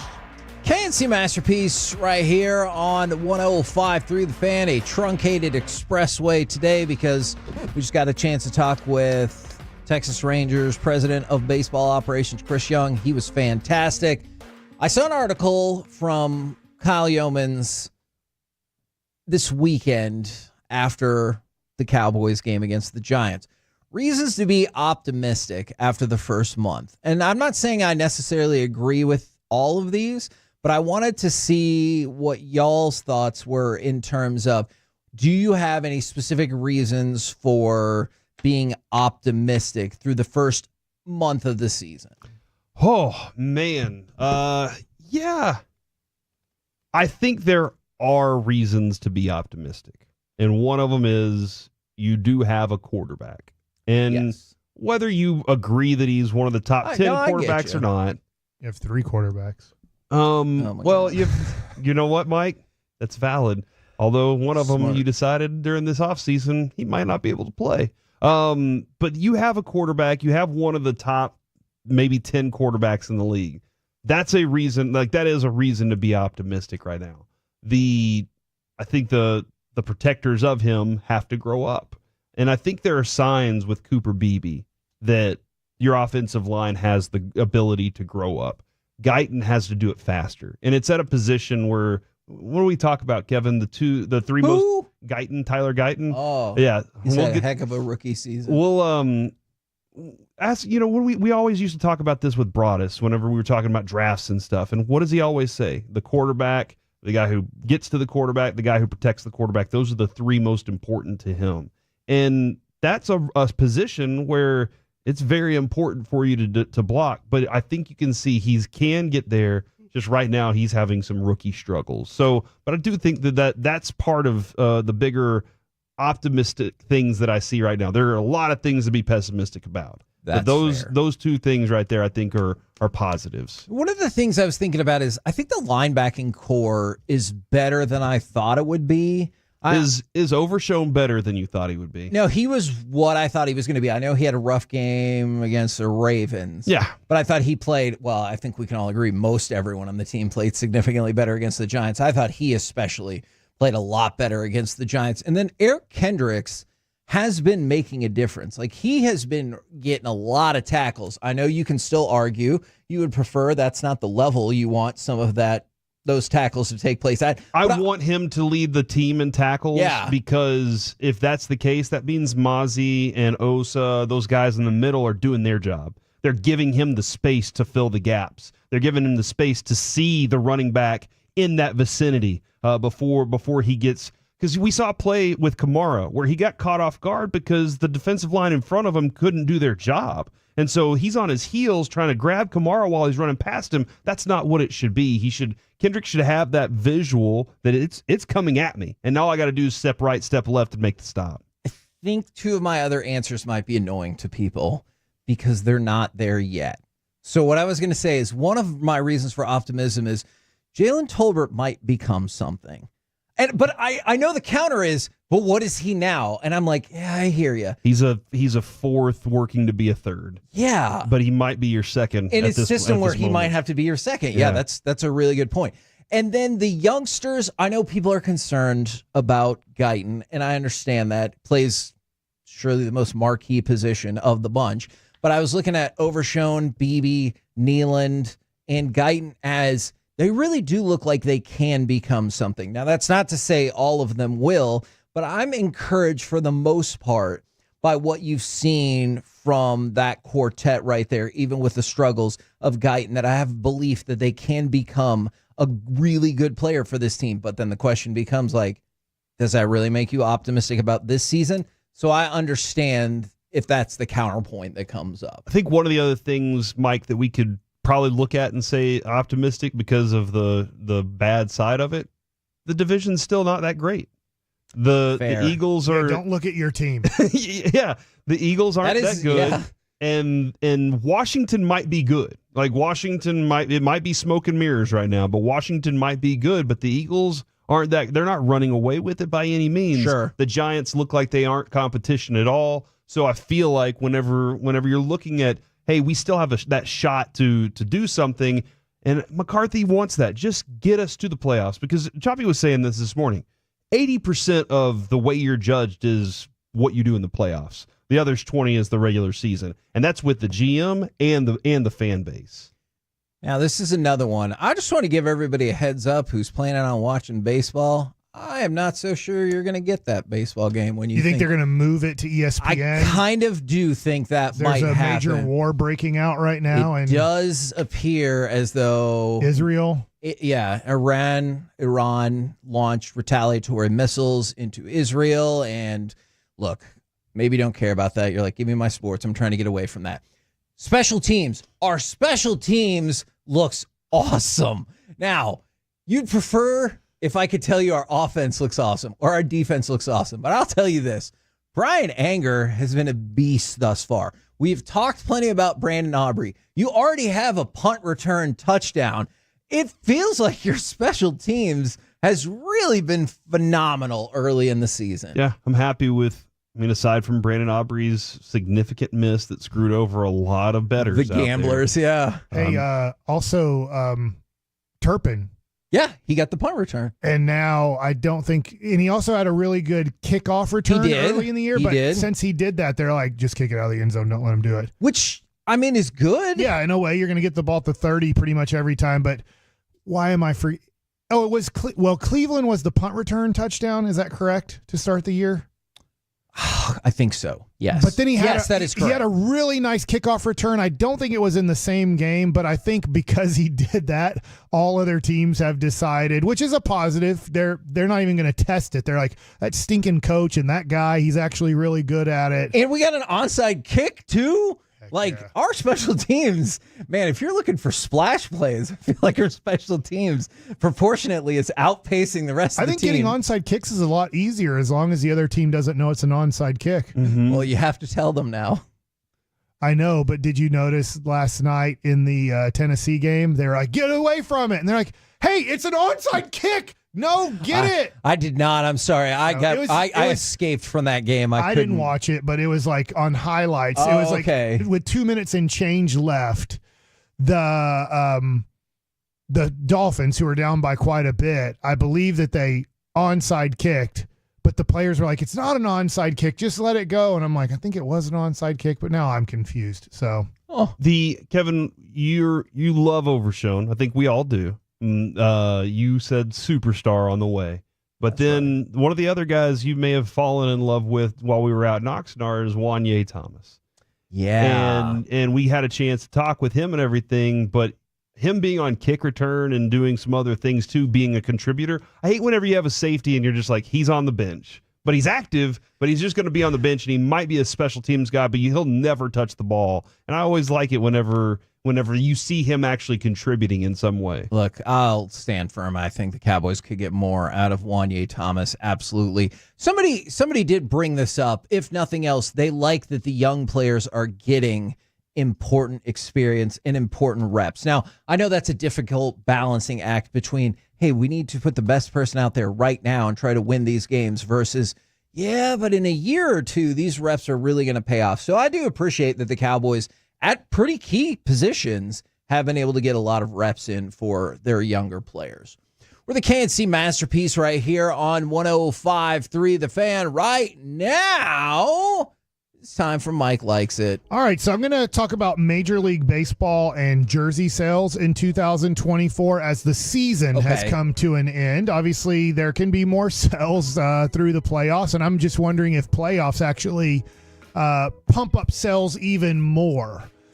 Yeah. That maybe you're a Rangers fan and you watch some of these playoffs and, I don't know, Bobby Witt Jr., who's from here, you've never gotten his jersey or thought about it. He has a big game today or something like, dude, I got to get a Bobby Witt jersey. I'm going to rep that jersey, not at the ballpark, but I'm going to rep that jersey when I'm just out and about because I really like him and liked what he did this year and then liked what I saw in the playoffs. So I'm going to give you the top 10 list. And by the way, like you said, the first game, which is supposed to start, it's going to start. The first game that's supposed to start approximately at 1 p.m. in Houston. It might not be on ABC because there's really scary video coming out. I just wanted to give people a heads up that you might need to adjust. I also, the channel there. Mike, I have it listed at 1:30. A 1:30 game? Yeah, that's what I have it listed as right now. Okay.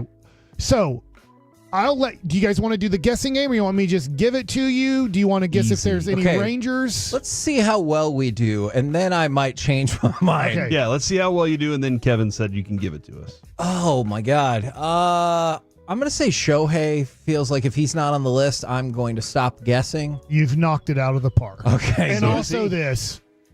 It's true. It's his first year with the Dodgers. So this is your first year ever to get to buy, whether it's the batting practice blue, whether it's the white or the gray. I'd expect players that are major players when they change teams to have pretty high jersey sales, and he is number one on the list. I know he didn't change teams, but I have to imagine Aaron Judge is up there too, right? Aaron Judge is number 3. Now, okay. I'm just going to. You want me to give you a little bit of hint on number 2? I got a couple thoughts. Right, give a thought. Is your guy Lindor? Is he? Francisco Lindor is number 5 on the list. So this is obviously, this came out yesterday. It is based on sales from MLBshop.com since opening day. Okay. So this goes from opening day to pretty much the end of the year. Okay. But yeah, Lindor number 5. Obviously New York, very popular team. So you have a Dodger, you have a Yankee, you have a Met in the top 5. My hint will be this city loves this guy. Is number 2. Bryce Harper. Bryce Harper is number 2. I can see that. So, yes, is he the Kevin second best him. player? No, untrue. Have you ever... Is it his hair, his beard? I don't know, but but you hate about him? You know what's interesting? He wasn't drafted by Philadelphia. Obviously, you know, he was with Washington, and they love him. And I just can't think He's got that attitude. I could see that. He's got that attitude that they love. You know, like they love Sirianni whenever he was winning. Yeah. Because Sirianni has that attitude that just perfectly is the big meathead that Philadelphia is. And he's from Vegas. It's not like he's from that area because Mike Trout is from that area. You know, it would just be interesting, you know, if Mike Trout would decide to get traded and if he went to Philadelphia, how crazy they would be about him or how much would they turn on him once he got hurt. But they don't turn on Harper when he has bad stretches. Yeah. It's interesting, isn't it? How much they love Harper? That is interesting. All right, so number 4 is left in your top 5. So you guys have named it Ohtani, Harper, Judge, blank, and then Lindor are your top 5. You think Acuna? Think it could be a Ranger? I don't. I'm sorry. I really wish high. it could be, but I don't. By the way, a Ranger's not in the top 10. Oh, great. So, no. I think it does go to show that we really didn't capture any type of, and I'm not saying none, we didn't strongly capture the world of baseball with the championship. Fair. I have 3 options. Okay. Mookie, Acuna, or Soto. Can I tell you something? They are 4, 6, and 7 on the list. So you've named the top 7. I was going to say Acuna. Okay, so let's go with I'm going to Acuna take then. my chances with Acuna is number 6. Okay. And I don't know if just dropping out of the top 5 had to do anything with that. He didn't really play much this year. Okay. But obviously everybody wanting to buy his jersey after last year, the thing we never saw was a 40 and then a bigger number than 40 on stolen bases. He goes 40-70 and then Shohei goes whatever you want to call it. It'll be considered 50-50, but he did get to 59 bags. Yeah. I'll say Mookie because I think he's a popular player. Okay. And You I are think- correct. And the Dodgers were good. Okay. Mookie's number 4, and then that leaves you Soto at number 7. So just to give you an idea here, the Dodgers have 2 guys in the top 5, really in the top 4. And then you have the Yankees with 2 guys in the top 7. So 4 of the 7 guys come from the Dodgers Yankees, which you would say, look, that's the dream for MLB. You look at the sales of jerseys and you look at the popularity, you look at the money, you look at everything. They have to be really hoping that the Dodgers and Yankees can come through. And whoever wins the World Series to them would probably be who cares. We just want both of them in the World Series for, I think, a ratings bonanza if it were to happen. Because in basketball, you get usually the best players. LeBron and Curry went after it quite a few years in a row. And that's their dream is the best players make it. I'm going to say Corey Seager's 8. You've asked a couple times if there's a Ranger in there. So I'm going to take He said that there wasn't one in the top 10, though. But since you said Corey Seager, man. it's okay. You basicked it. I thought you said not what we guessed. My He's bad. number 11. Okay. He's the only, I'm just going to tell you, it's the top 20. He's the only Ranger on the list. He did make number 11. So for his playoff theatrics, what he did, he is number 11. That being said, what Adolis Garcia did last year in the playoffs did not get the jersey sales that you thought it might end up getting. So I think a lot of Ranger fans bought Adolis jerseys after what he did in the playoffs, or they already had them and they just repped them more proudly. But you did not get any other Ranger on the list than Corey Seager at 11. So it gives you 8, 9, and 10 are left. And I will tell you, your hint is is none of the teams have been on here so far. So 1 through 11, what I've given you, Dodgers, Phillies, Yankees, Mets, Braves. These are 3 guys that they will be number 1 on their board for their team. Okay. I don't know if he captured enough, but I'm his fingers. Ellie De La Cruz? Ellie De La Cruz is number 14 on the list. That seems like a cool jersey. Can I tell you something? I would want it to. I'm going to tell. I know, I'm stuttering. Sorry. Okay, it's all right, Sean. Bobby Witt Jr. did not make the list. Bobby Witt Jr., if you go to MLBshop.com, they only have his white jersey. What? They don't have his gray jersey. They don't have his powder blue jersey. Yeah. I'm wondering with an Ellie De La Cruz, I'm just wondering if Fanatics has been really bad at this. It's like, no, Ellie De La Cruz, everybody wants his jersey, but there's 4 colors that we want. Maybe you want the white one or the gray one or the black one or the red one. And they're like, we're only putting out the white one for now, and we're going to have it in limited stock. And you're like, you morons, put more of them out. Like, I get it. If you go to a Reds game in their team shop, which I don't know if that counts because it says .com, but it might count because it might go through like the website, as in they bought it at the stadium and it counts as being sold by MLB. Yeah. But I think they really struggle with stuff like that. Number 8 is going to be a player that I don't know if you can hate anymore. Oh, Altuve. Altuve is number 8. So as long as he's been with the Astros, he still sells a ton of jerseys. Number 9 has been top 5 on this list, and I'm surprised he's still in the top 10 based off of what he got suspended for. Tatis? Fernando Tatis Jr. is number 9. So for some reason, he still sells a lot of jerseys, and he had a down year.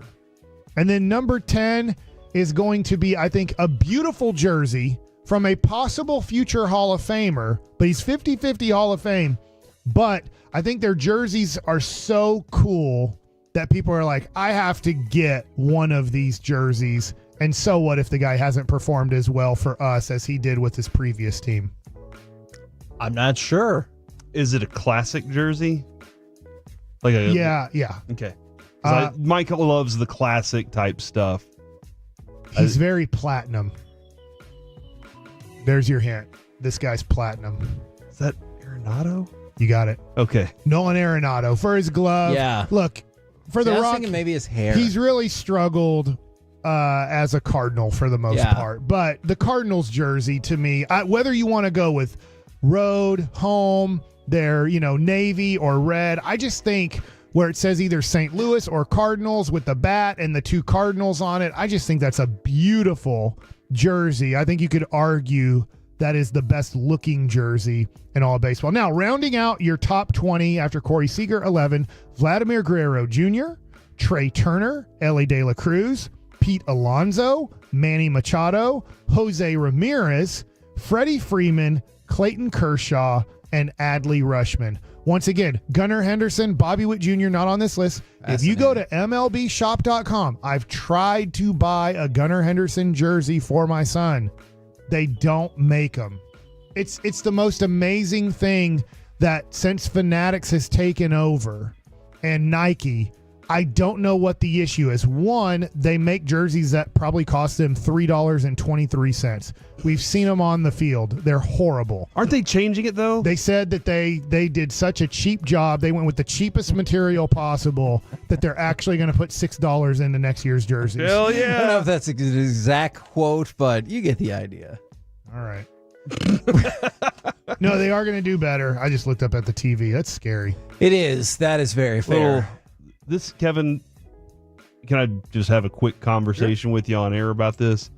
What I'm seeing right now is basically how CNN made their way in my mind as a kid. With the Gulf War? With the Gulf War, like all these images. Yeah. And obviously it was night vision, a lot of stuff. Yeah. But it was all this stuff that it had us glued to the TV for hours back whenever we were kids because of what was going on over there. And here it is again. And I've been watching all of us. All of us have kind of, once your eyes go up there, it's been difficult to take it away because you're trying to figure out the devastation that's happening there right now. Yeah, and you see these giant explosions, and with every explosion, you're like, what was that? Did people die? It's concerning, man. We're the KNC Masterpiece right here on 105 through the Fan. Coming up next, it's time for the C Block starring Corey Majors. We will revisit some of what Jerry Jones had to say this morning, but also I got a stat on Pete Rose that I think you have to hear next on the Fan. This is Carson Daly, and on behalf of Dr. Alf.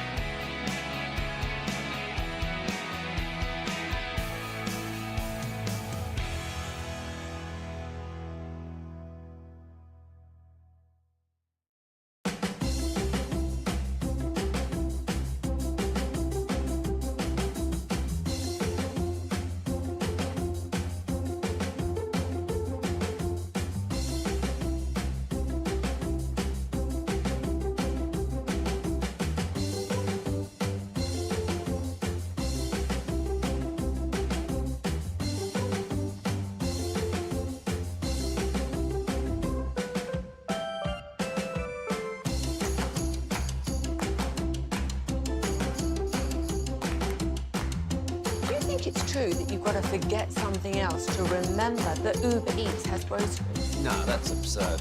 Hey, remember when you used to be a, what was it, Pepper Lady? Pepper Lady? Wasn't it Cinnamon Sisters? Basil Babes. Saffron Squad? Nutmeg Maidens? Pre-curve? No. Nutmeg Maidens. I just said that. Was it Spice Girls? Doesn't sound right. Was it Saffron Squad?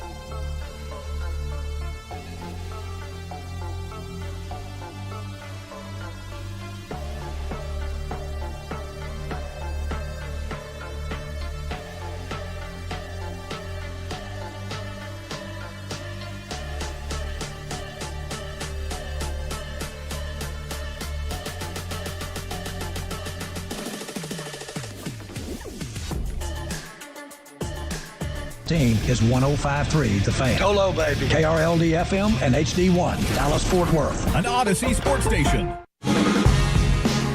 From our Hiley Mazda of Arlington and Hearst studios, it's the KNC Masterpiece on 105.3 The Fan. KNC Masterpiece right here on 105.3 The Fan. Right now, it's time for the C Block starring Corey Majors. We will get to some Jerry Jones cuts in just a moment, maybe just one because I know how people feel. Yeah. One of the guys that we wanted back for the Rangers was Jordan Montgomery. And Yes. Kevin, I know you were very adamant about it. Can you please remind me what your reasoning was for wanting Jordan Montgomery back? Because I know the concerns were how he would project going forward. My biggest thing is, he works here. Like, you saw it. You could not have won that World Series without Jordan Montgomery. And then the price got so low. We called it the reverse eBay back in the day with Nelson Cruz. The price got so low, and I was like, come on. Like, what are we doing? Yeah, and it seems like, and Mike, we discussed this during the offseason too, it seems like Scott Boras had some big ideas, and ownership was like... I saw Scott. Ownership had different ideas when it was dealing with him. Did you talk to him about what happened? I just said hello. Uh-huh. What happened? Just the like not getting some contracts that he'd expected. I mean, free agency during one of the LA games, and we brought up Scott Boras because he was there. Adrian Beltre, his former client, was there, and Emily Jones went and talked to Scott about certain things, not about the, let's say, the pitching market that he didn't read well last year. Right. But yeah, it'll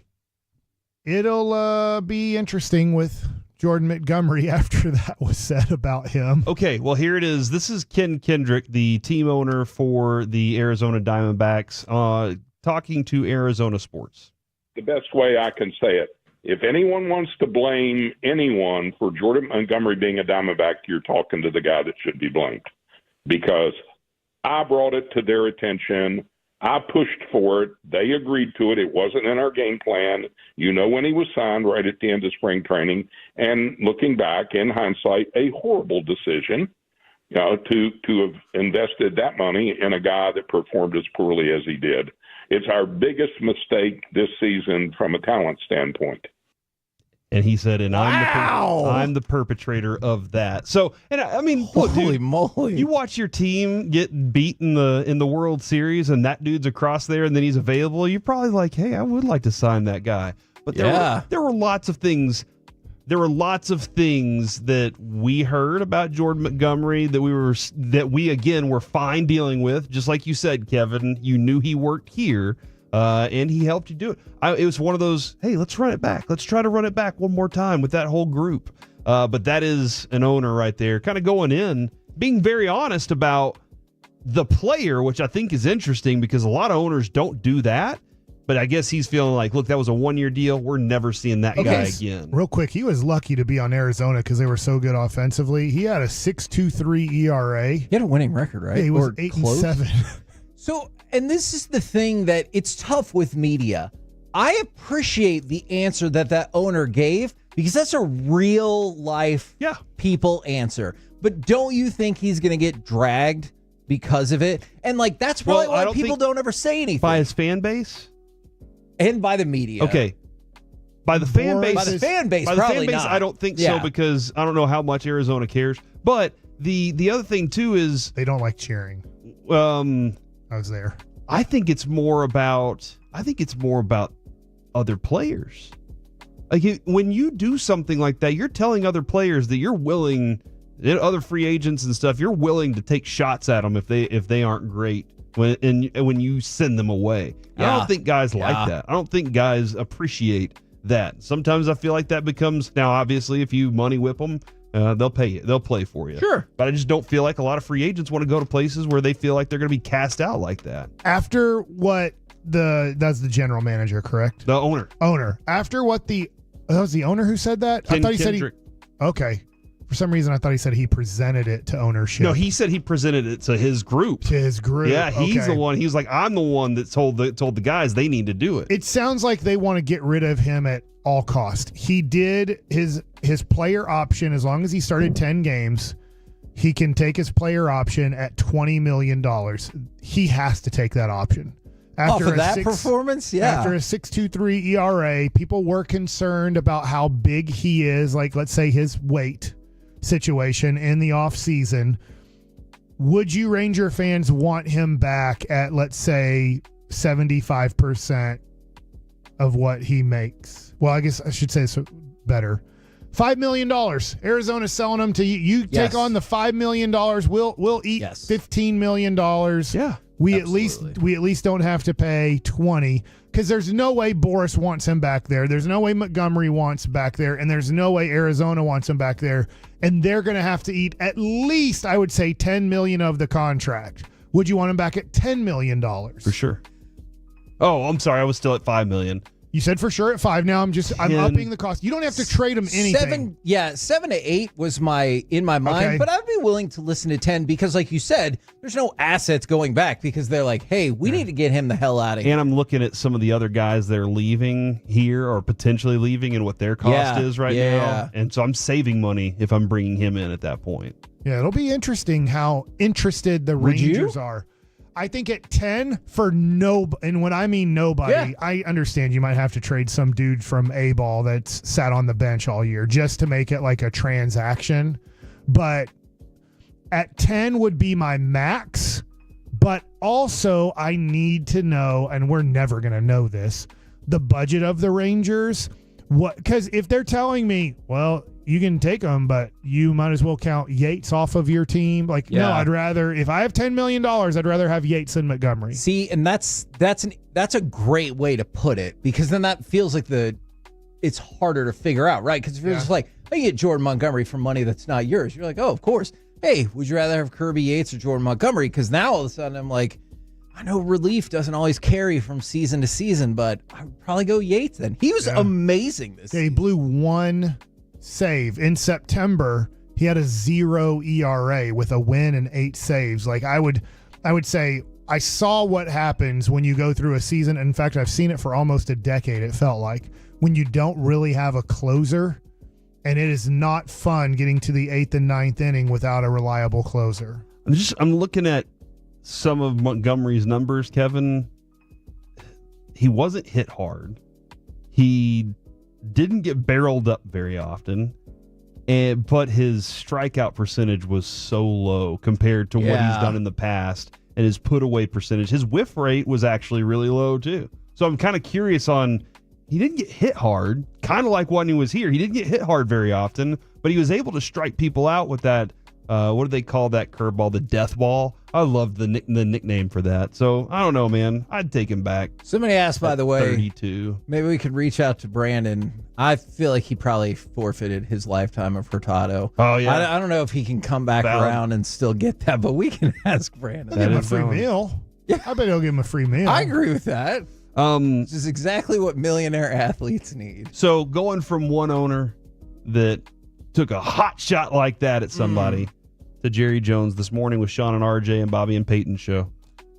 This is cut to, will you be trying to make a trade after some injuries have affected your team? Well, if you can, but you usually don't plan on trades. Now, one thing you do, you plan for this in the off season, and you plan for this looking at your depth at your position. And you plan for it. It is going to happen. It's not a question of if. And so you don't know which positions, but you know you're going to have that type of injury attrition. What you want to do, again, is have it so that, if it's possible, so that when you get to the end of the year and you're getting ready to go into those playoffs, that you've pushed it all up there and you're the healthiest that you've been, so to speak. That happened to us last year. And we're the healthiest we've been in years. And so that's the way you want to plan it and make it work. Kevin, I was punching my steering wheel driving in this morning going, that doesn't make sense to me. Which is kind of interesting because part of that answer was the exact same answer that Chris Young gave in terms of that's our job, and we have to plan in terms of preparing for that and having depth. Not the rest of the answer, but part of that answer. But I felt, this is me saying to y'all, I hope y'all felt the same way about this. I felt that they weren't good enough at the starter position, let alone their depth, to be able to recover from something like this. And right now it's being proven. And I think we've seen over the last few years of the NFL trade deadline, it's getting less restrictive than it has been. I know what the answer is going to be. We planned poorly, so we owe a lot of money because Dak's cap hit next year is like $88 million or something. You have $25 million. That's a real number. You have $25 million in cap space, give or take. You have draft assets. You could make something happen. But as we talked about yesterday, this does not feel like the team to push all in. And I know this was a question from RJ and Bobby to Sean this morning. And I think it's a very valid discussion point. Do these injuries to Bland, Micah, and DeMarcus Lawrence factor in how you evaluate Mike McCarthy's season? Well, that's why that you say, well, it's a record thing. It's either you did or you didn't. As Bill Parcells said, your record is what you are. That's why you look behind that and you look at other nuances, and one of them will be how you dealt through the years, how you've dealt with this time when you have to step up and replace what's out on the field. And that's a part of the game. It's as much a part of the game as the kickoff.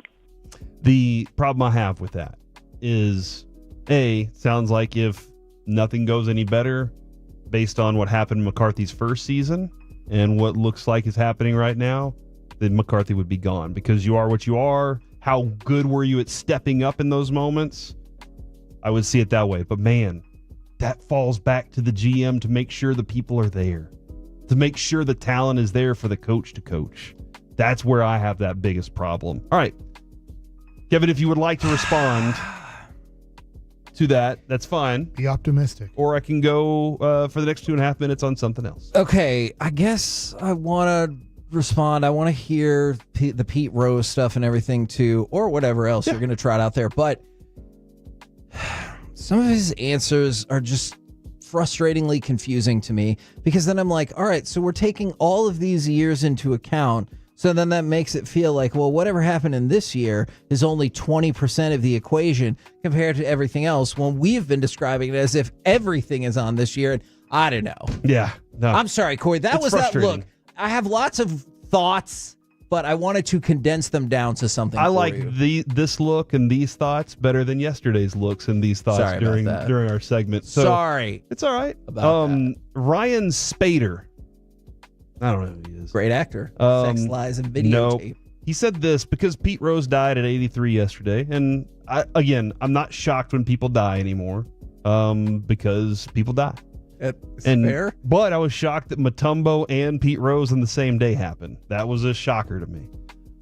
But this stat right here. The Cincinnati Reds have been a Major League Baseball team for 143 seasons. Oh. It's a lot of seasons. It's true. In their storied history, who would you, Mike, name the top 5 Cincinnati Reds that you can think of in the history of Cincinnati Reds? Probably Johnny Bench is their biggest one. Okay. And then Pete Rose. Pete Rose is way up there. Yeah. Joe Morgan. Joe Morgan's up there. Obviously, Morgan played for other teams. Yeah. Like that's what makes Johnny Bench so special, is he was a Red forever. I mean, Barry Larkin only played for the Reds and is in the Hall of Fame and their Hall of Fame. Our very own Tim Collins. Yeah. Had a cup of coffee with them, he said. That's good. That's a good number. Yeah, I like 4. That's there's fine. Obviously, the breaking news yesterday came from the son of Tony Perez. Yeah. I don't know if he's top 5, but he's a Hall of Famer who was a Red for a while. That's a good one. In their 143 season totals, Pete Rose has scored 1.78% of all the runs recorded by the franchise. Wow. And I just think that's if you can say that is crazy. I did almost 2% of everything that they've done. That's pretty cool. Even if you're dead, it's still pretty cool. Mm-hmm. My memory is of Pete Rose. I remember I had a bloopers tape that Tug McGraw, Tim McGraw's dad, was the host of, and it was just a fun blooper. Bloopers back in the day were a blast. Of course. And there was the video of Pete Rose getting the phone call from the president. and having the conversation with him, and he was having a bad, like the connection wasn't quite there, and everybody was laughing. That's the personality that I thought Pete Rose was, because that's all I knew as a kid. Okay. And then I got older and found out more about Pete Rose and was like, okay, because I saw this Charlie Hustle guy, I saw all these other things, and then the other stories come out about Pete Rose. And I remember having this book that my dad got me, and I wish I knew the exact name of it, but on the cover was Pete Rose diving head first. And he's about 17 feet away from the bag. And that was just kind of whenever I was a kid, I wanted to play that way. I wanted to play all out and be able to hit. It's pretty fascinating, though, that he had the type of career he had, and that the league did stick to it the way that they did, considering all the other turmoils that baseball's had in their history as well. Would you mind if we played Cut 14 real quick? Because this is Eduardo Perez, like essentially breaking the news on SportsCenter, and you hear the emotion that it's caused by him. I want to throw in a little breaking news, a little sad news that I just received as well here in the last inning. My father called me, and I confirmed it with my my brother, Pete Rose Jr. Pete Rose passed away today, and it's hard. So, you know, it's one of those times where Hannah and I have been together on set for the loss of Jose Fernandez years ago, almost to the day. And just to be able to have lost Pete Rose today is a big hit for a lot of baseball families. So it's a tough one right now. And I love that. I love the audio Sean played this morning of him and Frank Thomas and A-Rod talking about hitting. There's so many other things, but man, again, what my memory in my childhood was, and I've always thought this about Barry Bonds and Clemens. Hey, put them in a different wing. They're still the story of the game. Sure. It's not the story you want to talk about, and you're getting to write history the way you want and everything, but it's still part of what happened. So tell that part of it so that people know, because there's something I didn't know. And that's what Mike told me the first time we ever discussed on Pete Rose. There's a big sign right there at the door that tells you not to do this. Every club has that sign that says, don't do this. It's the rule. And we've always discussed, if that's the rule, you got to deal with it. Yeah. He broke that rule. We're the KNC Masterpiece right here on 105.3 The Fan. Coming up next, it's time for the Tuesday tailgate. SMU dominates, UNLV makes history, and I win. Google me. Next on The Fan. You've made us #1 in DFW. Don't care what they say. Thank you for laughing and enjoying some quality sports conversations on the Fan's KNC Masterpiece. Always on the Odyssey app, presented by Comerica.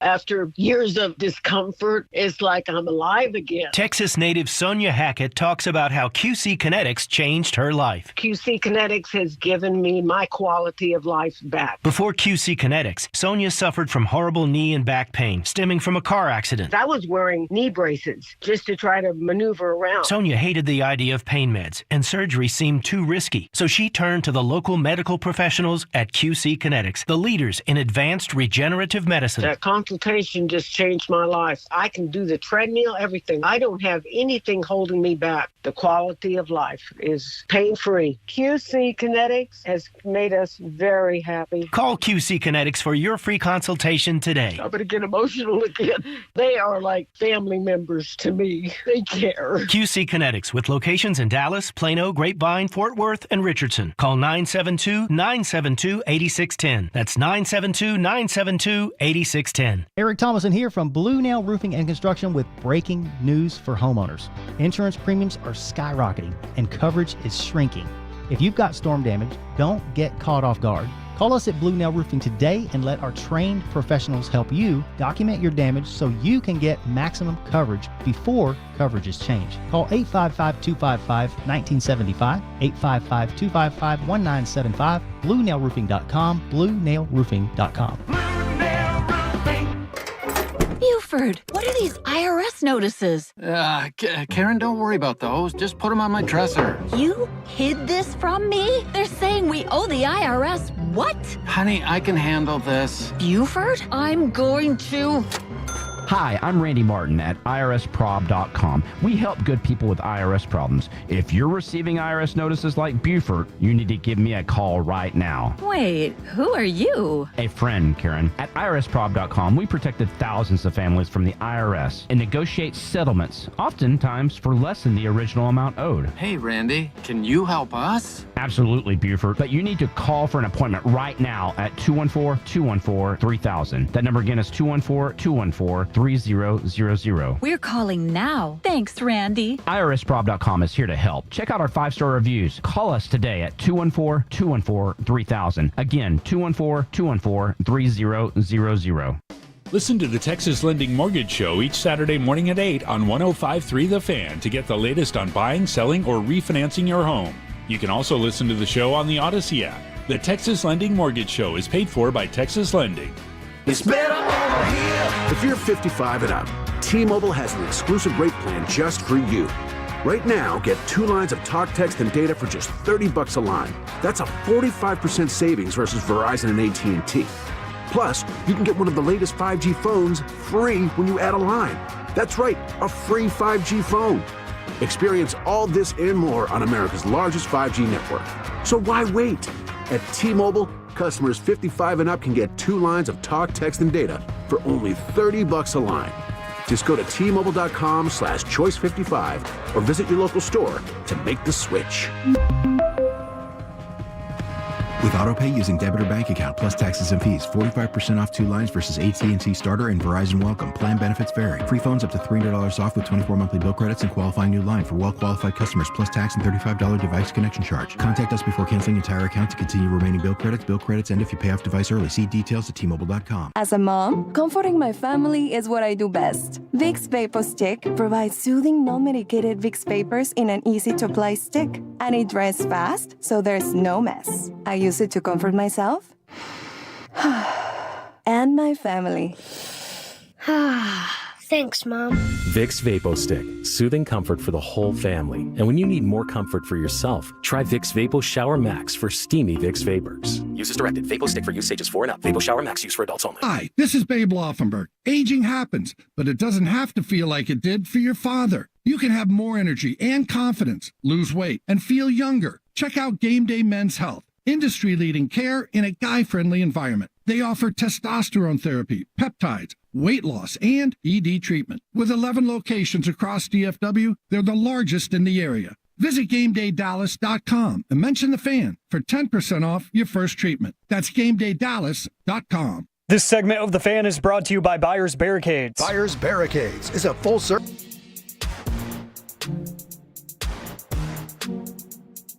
maintaining and taking down the equipment when the project is complete. The Texas Authority in Barricade Rental. BuyersBarricades.com. This segment of the KNC Masterpiece is brought to you by Cars for Kids. Donate today at carsforkids.org and the personal injury lawyers Frankel and Frankel. If you've been injured in a car or truck wreck, call Frankel first, 214 or 817-333-3333. With Frankel and Frankel, there is never an out-of-pocket cost. They only get paid when you win. Frankel and Frankel, the go-to car and truck wreck attorneys in Dallas. Florida State's 42-yard line. Daniels will flea flicker back to Jennings and wide open, and it's caught. Jordan Hudson, touchdown. KNC Masterpiece back here on 105.3 The Fan. Right now, it's time for the Tuesday tailgate. 877-881-1053. You want to get involved in the conversation. Frankel and Frankel injury attorney text line. Could be Frankly and Frankly. Real quick, before we do college football, Corey, you said you weren't sure who you're rooting for. The more they show Houston Astro fans on ABC right now, right before game 1 of the playoff starts, don't you just go, I just hope they lose? Yeah, I can't stand them. I hope they lose, and then A.J. Hinch has to lose too. Well, let them lose in the next round. In the next round. Okay, you can be pro-Yankees in the next round. Yeah, no, I'll just continue to be pro-Royals. That's where I'm going with this. Pro-Cleveland? It's all Royals from here on for me because of my skullet mullet bet with Kevin. Oh, yeah. Yeah. I have bad news for you. You're never going to be Royal. All right, so what happened in college football, man? Right. I was doing baseball. Let's talk about college football, and we start with mighty SMU. And man, oh man, is Florida State worse than I really feel like even the most pessimistic person could have possibly imagined. Rhett Lashley leads the way. SMU stomps Florida State 42-16. I believe that's now 4 losses for Florida State, who started out the season as a top 10 team. Have you become fascinated at all by the shocking spiral down of Florida State? Or are you just more excited that SMU? Yeah, I was going to flip it around. Fair. This is great to have. It's interesting because they've done it in a year, right? Like, this has been a year that this program's turned around. Why? Is it because all the billionaires finally showed up and were like, hey, we can spend money? Are you kidding me? This is great. I mean, George W. Bush was at the game. That feels like, hey, we got a president out here, former president. You're like, oh, that's neat. Yeah, I'm really excited about that because I don't know exactly what it's going to take for people around here to get super pumped about SMU football. There's a lot around here, right? Mm-hmm. Dickerson. OU is, that would be awesome. Oklahoma is like the state's Cowboys, right? Because they don't have a professional team there. There's a lot of distractions in Dallas. And SMU's kind of been one of those teams that's just down there, the whole time. I think this is great for the program itself. So I'm more fascinated by that than the spiral of Florida State. First SEC game, a dominant victory. So congratulations to SMU. Now, let's go to cut number 15. Believe it or not, we're starting off our segment talking about SMU football and Indiana football. This is Indiana's head coach, who seems shocked and appalled by this question. But this is what he said at the end of last year about how he would recruit players to his school. Well, when you recruit them, how do you sell your vision of your culture? I mean, what's the... Who are you talking about? The high school guys, the transfers, who? All of the above. I mean, how do you... Is there it's pretty simple. I win. Google me. Now... that is a bold statement to make. Here's the outcome thus far. Indiana, after defeating Maryland, is 5-0 for the first time since 1967. So, I feel like he's got 57 years? That's a pretty strong case right there for what he said. 67, was that Hoosiers? That was a basketball team. Were they 5-0? It did start off 5-0. The coach gave a gentleman. This is a basketball Isaiah Thomas speech. And Quinn Buckner led the way with his ruler. He went and did a ruler across all the. I can't remember. You guys are talking about two different things that neither of which is directly related. Well, congratulations to them, man. Like, that's really awesome. That I win. I love that. That kind of confidence. Aren't you playing for that coach? Hell yeah. You're playing especially if he's my coach. Butt off for that coach. I mean, aren't you going to just play for your coach? Yes. But sometimes you're like, I don't like that coach. And I'm playing, but I'm playing for me. Mike, have you ever half-assed it because you had a coach you really didn't like? Like I said, you're playing for you at that point, not necessarily for the coach. Not on the baseball field. I got in big trouble, though, my senior year in high school. I'd pitched against, it might have been Chris Young, against Highland Park, and my arm was killing me, and I wasn't throwing 80 miles an hour like the Cardinals were there. Like, scouts were there as the draft was coming up, and I pitched. My arm was killing me, and I threw the complete game, but I wasn't throwing well, especially for scouts. And so the next game of the tournament, we played West Mesquite. They were pathetic. I'm going 5 for 5 with at least one dong, maybe 2. And I didn't play because our coach knew that we were going to kill him, so he played some of the seniors that don't get to play or whatever. Well, my goal going into the year was to have the best ERA and the best batting average in Dallas-Fort Worth. So I was not happy. So after pitching that Highland Park game and then playing West Mesquite, as I wasn't in the starting lineup, I just took off my spikes and put on my tennis shoes and just sat in the dugout and didn't cheer or anything, which wasn't right of me. I can tell you now at 46 years old, that wasn't right of me at 18 years old. I was furious that I wasn't going to get my at least 4 free hits. Yeah. And so he yelled and screamed at me in front of my team, and then Lake Highlands, who are playing next. But Lake Highlands was a good team, so then he put me back in the game because he knew if I didn't play, we weren't going to win. So then I went and played against Lake Highlands the next game. Now, we talked earlier about the Diamondbacks situation with Jordan Montgomery and just generally throwing people under the bus. What do you think about this quote from Hugh Freeze about who is on his Auburn team? Quote, I think you all are aware of what we inherited. Our AD has done a marvelous job of explaining that. He did to me before I took the job, with the previous recruiting classes not being what you need to compete at the highest level, and 57 transfers out in the previous 3 years before my arrival. If you're on the team and you are part of one of those recruiting classes, doesn't that kind of hurt your feelings? Absolutely it does. Maybe you think your coach is a D1. Yeah, probably so. And then that's why you let OU beat you at the end of the game like that. The first time they've ever been in your stadium. Okay. And you're like, you know what? I'm going to give up the booty for this one. So I want to know, do y'all think it was a crazier ending to Auburn OU, or let's go to cut number 8. The Virginia Tech Miami game had a wild ending as well. Comes down to this. Drones lets it fly. They're sorting through the carnage.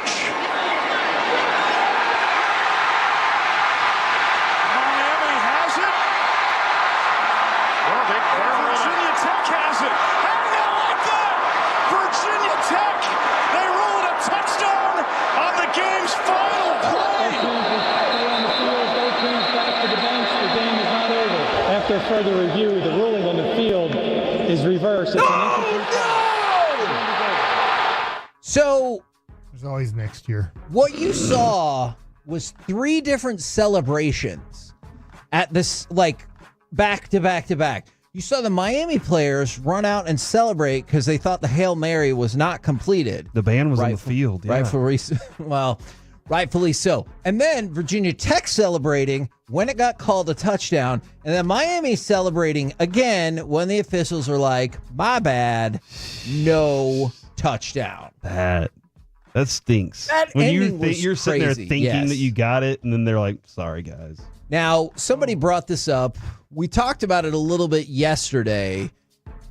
For the 972, I don't think Alabama should be number 1. I know you guys were kind of touching on it. I couldn't tell if you were joking or not. Do you think it's fair that Alabama, as we talked about yesterday, beat number 2 Georgia? They have elevated up to 1, and Texas, against a, mediocre Mississippi State team, fell from 1 to 2. What's the point of being number 1 if the team didn't beat you and leapfrogs you? Then, what? They didn't beat me to take the spot. That's true. Here's the funny part about having a kid right now at UT. My daughter has never gone to a UT football game until this year. Okay. She didn't go last year, and now she's in love with it. So I was talking to her on the phone last night, and she was like, yeah, people were worried around me that we didn't play well enough. So I guess the UT fan base, after the Mississippi State win, and they didn't get close to covering this. I think it was 37 points. Yeah, and they were still grinding it out in the second half. Yeah, so I guess from my daughter's perspective, listening to all of her UT friends talk, they were concerned after that game that they wouldn't hold on to number 1 because of the Georgia-Alabama game, and whoever won that game would leap ahead of them because they didn't play great in a home game against a bad opponent. So it was funny listening to her have these, I would say, educated opinions based off of what her friends were saying around her. And now she's like, I was like, so it's different than Bishop Dunn? And she was like, oh my gosh. And I was like, yeah, I've been telling you that. You should go to these sporting events. Like UT sporting events are really fun to go to. Now, if there's any concern, first of all, Texas still has a phenomenal team after this week off. Then you've got Oklahoma, and then the week after you play Georgia. So I feel like they'll get the chance. Yeah, plenty of opportunity. And all you really need to do is get into the top 4, get the bye, and you'll be good to go. And Texas looks like they're in an amazing situation to get that done. Right now, they're 3rd in terms of betting odds to win the national championship, behind Alabama and Ohio State. So it goes Alabama, Ohio State, Texas, Georgia, and then RJ Choppy's Tennessee Volunteers are 5th What happened to the SEC? On the list. What do you mean? They're really struggling here. Okay, so let's talk about that. I was teasing. I'm being sarcastic because it's like, oh, here's the rankings for the SEC. Pretty much. The SEC has 4 of the top 5 spots for the four of the top 5 spots for the 4th week in a row. An ongoing first in the history of the AP poll. It had only happened one other time in 88 years for 1 week. Really? Also the SEC, and that is when Dak had Mississippi State at number 1 in the country. Oh, yeah, he did. Now that configuration only lasted for a week. This has been going on for 4 straight weeks. The SEC has had 4 of the top 5 with Ohio State, I believe, as the lone outlier. Okay. Impressive job. That is amazing. They bought all of the best teams, They said, because all the best teams were like, we need to be there if we really want to be part of the competition. That is true. Yes, absolutely. I talked about it during baseball. I was wondering how the SEC has now dominated the world of baseball, and they're like, they have the most money. How weird is it that, like, in a week and a half, we're going to say, hey, key SEC showdown between Texas and Oklahoma? It is weird. That is very weird. But it's something, And now they're playing it at the State Fair of Texas. How long was the Big 12 around? What, like 25? I mean, it's still around. I do know this. Like 25 years, 28 years? I believe 96 was its first year. I think that is correct. Because I was getting recruited right around then. Yes. And I think my wife, who wasn't my wife at the time because she was in high school, she went to the final Cotton Bowl where I believe it was USC versus Texas Tech. Because it was still like Southwest Conference versus another conference, and it ended up being at the time the Pac-10, or it might have been the Pac-8 at the time. I don't know. They changed their numbers a lot. That is very true. Now they only have 2. Great news is one of the 2 gets in because they're part of the Big 5, Strong 5. I am more Power confused than whenever I asked the question originally. It is the Power 5 for the very last part of that. By the way, UNLV. High 5. Undefeated. No, not. Knuckleballs.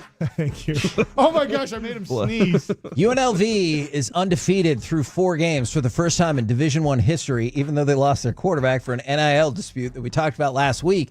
And they have cracked the rankings for the first time ever since Tark the Shark.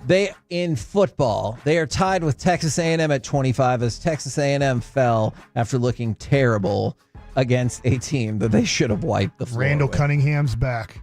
Basically, their coach walked in there after the quarterback was all his situation. He goes, "Hey, Google me. I win." Stacey Ogman. I'm going to root for that Indiana team. Me more too. now. We're the KNC Masterpiece right here on 105.3 The Fan. Coming up next, let's chat with those fellas from the Detroit had a guy Nation. on. They hit into a double play to end the first. We'll do that and probably bottom of the first inning updates next on The Fan. Google me. Coming up Wednesday morning on Sean and RJ.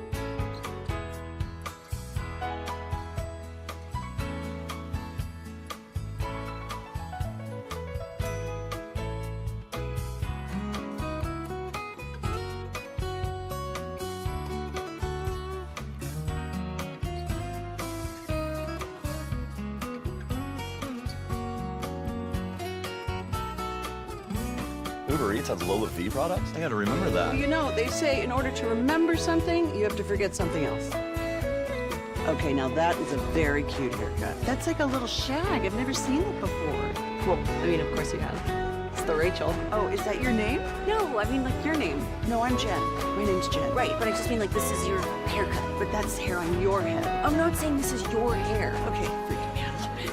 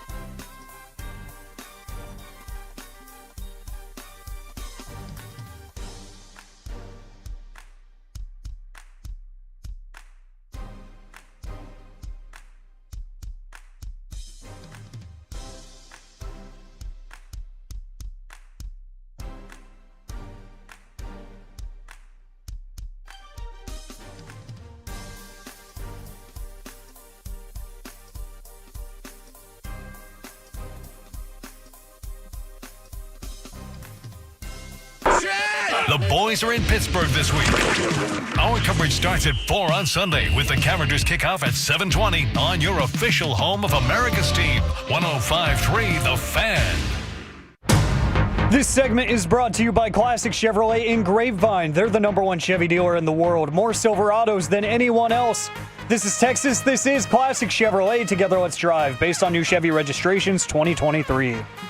KNC Masterpiece right here on 105.3 The Fan.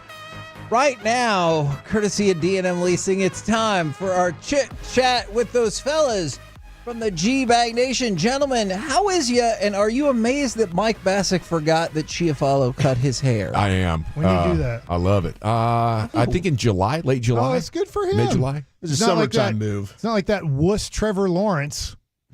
What do you guys think about Mike's interesting hypothesis that Trevor Lawrence would immediately potentially get better if he cut his hair? It's worth a shot. You know, I know like fresh haircut energy will make you feel confident. That's for damn sure. Vladimir Guerrero Jr. stunk again this year through 2 months, decided to cut off all of his hair. And then he was the second best hitter in the American League, pretty much. Maybe third, but he's right there. All it took was a haircut. No quarterback. Listen to me, Zach and Brian. No quarterback, unless Brian's going to bring up history that I forgot about. No quarterback's ever had long hair where it's covering up their name and they are actually good at football. Quarterbacks have good haircuts. They don't grow it out. That's for linebackers and safeties and crap like that. Quarterbacks, they have normal haircuts. Trevor Lawrence trying to be too pretty out there, and he sucks. Michael Jordan went from some hair to no hair, 1987. Oh, no. First MVP year. Yep. Some to none. How many times did Peyton Manning win the MVP by having those like long locks? 0. I already told you my argument with Joe Namath, and that's all I could come up with. I got one for you. Now, it's not quite as long locks as T-Law. Oh. Yeah. Are you calling out Lucius? I saw Lucius, you know what? He's probably a safety. He's no quarterback. That's the thing. You can have Troy Polamalu I actually think he here. was the quarterback. Oh, was it? Did he have long hair then, though? I don't know. Yeah. Well, Robert Griffin III had dreadlocks, and then his knee blew Rodgers? out. Didn't Rodgers grow his hair out for a little bit? I don't want an MVP. I don't know. I'd have to check and see if it was an MVP year for his long hair. He was doing some bits, remember? Like he was during Halloween, he was dressing up like John overall, Wick and stuff like that. This is a strong take because I'm really searching to try and find a long-haired quarterback that was really good. Lamar Jackson, not long hair. Patrick Mahomes, not long hair. This is reminding me of when Corey said that Joey Harrington failed because he didn't change his name to Joe Harrington. And he was like, Joey is not succeeding in the NFL, but Joe could do it. Now, along those lines, another interesting thing that came up on the show earlier today, and I have not been able to find an official retort yet. Do you think that all people named Kenny are all really named Kenneth and they shortened it? Or do you think that some people are just named Kenny? I don't think there's many just plain Kennys. Okay, I have to tell you, I'm coming from the perspective of one of the fathers of a pure Abby, not an Abigail. Okay, yes. So it can happen. By the way, I think Quinn Ewers cut his hair. Quinn Ewers is another one. Yeah, right. He's horrible. Yeah, With that stupid haircut, that Southlake haircut, and then he finally got a real haircut, and he became a real quarterback. Well, I wondered if Joe Burrow should undye the blonde. Go back to his normal. Yeah, look look, at his record now. Because they were 0-3. Eminem out there can't score a touchdown anymore. Yeah. But, I mean, shout out. The only Kenny that I really knew, shout out to Kenny Ken Quinlan. Stabler, though. And he was Kenneth. Was he Kenneth? He was Kenneth. No. Ken Stabler had long hair as a quarterback and won the Super Bowl. You got us thinking here. We're trying to rack Bradshaw our was brains. flowing. That was the 70s where a lot of people Well, that's were why. flowing. That's what I was doing. I was going back through They my were all head. bad. I was They going were- through look at like their QBRs. Bart Starr had a crew cut. Lindau. I went through all the Unitas. I went Montana. But Ken Stabler in the late 70s when they beat the Vikings had long hair. Now that's, I guess, his idol. I guess that's the one guy that can long hair it. Must had great defense, Mike. We always encourage people to listen to the G-Bag Nation, and you saw why this morning. The Dallas Cowboys go pick up KJ Henry, who I know is somebody that you guys had talked about. For people who have missed it, Finally got Henry. Everybody can stop being and moaning about not getting Henry. what is it that made you think he might come to the Cowboys or could be a good fit with the Cowboys? I got connection, bro. That is true. Connections. Yeah, I asked my general manager friends around the league. I said, give me the 3 names of the guys that you should probably go Sign off practice squads. Sign off practice squads, Thank you, not Brian. poach, Yeah. but sign off practice squads. And so, and he was a guy that was mentioned yesterday. What the crap, So Tigers? that's how we came about with that one. Now, obviously, Mike is super invested. Are you guys invested in Major League Baseball playoffs Sure. now that the Rangers aren't in Yeah, there? it was fun last year to be a part of all that. I kind of really like it. was. Did you see the guy at third? He had some sick Jordan 3s. Did you see that? I did not see those. Was the third base coach? No, the guy running there. I'm Made sorry. some cleats out of them, huh? Yeah, they were, but That's they cool. were black and gray and a little bit of orange in there for the Ooh. Tigers. Yeah, that's nice color coordination. I like it. Especially after the run we went on last year. It just reminds you of the ambiance, the energy of the crowd. It's fun. It was fun. fun. I'm not really dug in other than rooting against the Astros. Man, Yes. I'm not going to BS you. I'm like 1 foot in, 1 foot out. Like if it's on, I'll watch it like during the show. I'm probably not going to be seeking it out when I go home, like must-watch television, like it Okay. was last year. Yeah. I'm really having to pick and choose now, man. With the baby girl at baby. home, it's Yeah. like I got to eliminate some things, and with the Rangers not being a part of it, I don't think I'm really going to be too invested. Not terribly surprising, but this morning, Mike Tomlin heavily insinuated that they would continue to go with Justin Fields, even as Russell Wilson ramps up. I imagine no surprise for any of you guys there. Not at all. Not at all. Still going to have problems dealing with Pickens, and we'll get into that tomorrow. I do the Steelers offense in Krusty's Corner tomorrow, but yeah, Pickens, the wide receiver, we'll see. But you want to do everything in your power to make Fields throw that ball. Don't let him run. And they're remarkably unimpressive at running the ball. Well, yeah. I know they're a volume running team, right? Yeah. As opposed to like, hey, we're gonna really build up the yards. Well, they've had some big time injuries as well on the offensive line. I mean, their starting center They've lost 3 was out offensive for the linemen season, so they're starting a rookie center as well, and Zach Frazier, who we liked in the draft, and then they're starting left tackle, who they drafted, Troy Fontenot from Washington, also out for the year. Now their left guard's done for the year. That's right. I'm excited about Go that. Tigers! RBI single.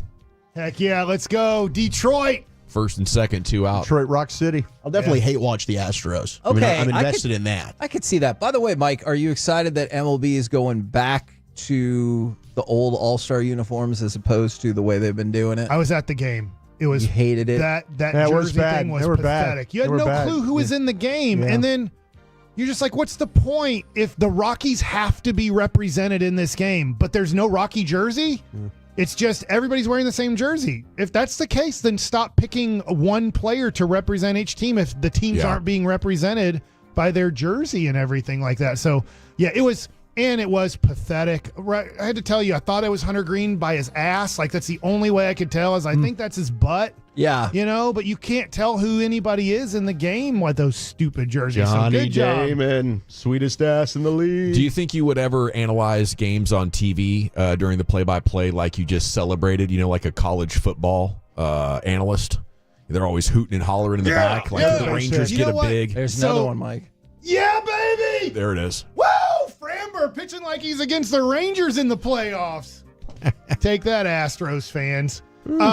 Hold that L, Houston. I do at times stand up or pump my fist, but I let Dave make the call. I feel like I would be in my opinion, I don't know this, I feel like I'd be a jerk if I started going, go or score, let's go, while he's making the call. Like, that's his call. You should hear the Probably go viral, though. Cincinnati Bengals broadcast team with Dave Lapham. He just run, yeah, whoa, yeah. He's while the guy's trying to do the call so he can paint the picture. The guy is totally comfortable with Dave Lapham, and the Packers do it too.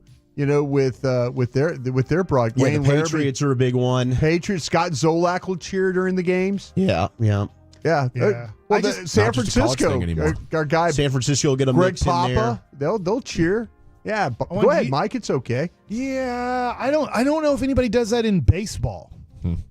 Maybe the Yankees. I guess that's what you're saying. Will I do that? Will I be the first in baseball to really screw over the play-by-play guy? Trying to add fans, and right? Just yell over his call. What do you guys got coming up on the program today? Pure Gold, as always, thanks for asking. It is a Tuesday. By the way, great job with CY earlier. That was outstanding, even though his phone was breaking up. We will have Mark Schlereth at 4:40. All right, roll home with the G-Bag Nation. We have been the KNC Masterpiece. Make your way back with us tomorrow, 10 a.m. to 2 p.m. right here on 105.3 The Fan. Kevin, roar like a tiger. They're great. Playoffs. The North Texas Baseball Show of Record, giving you baseball nuggets you won't find anywhere else.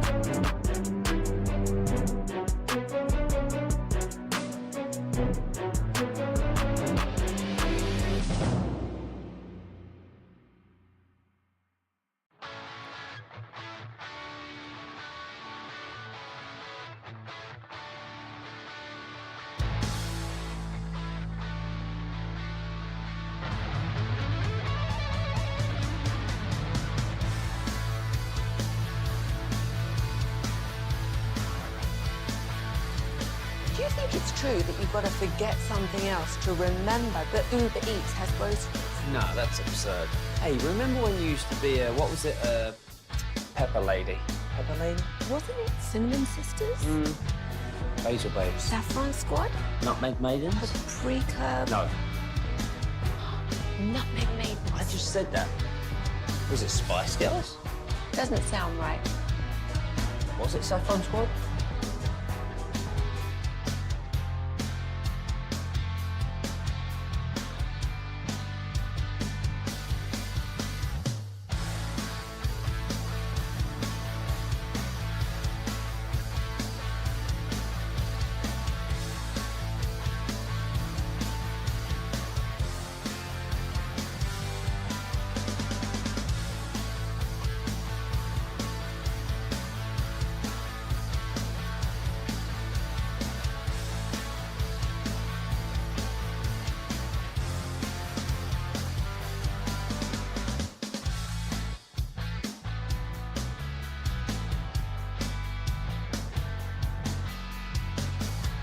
And put your chicken wing in a little bit, but he couldn't get it inside fast enough, and it hit looks like the meat of the thumb there on the right hand, but non-pitching hand. This guy's incredible, Scooble. Yeah, probably Cy Young winner this year.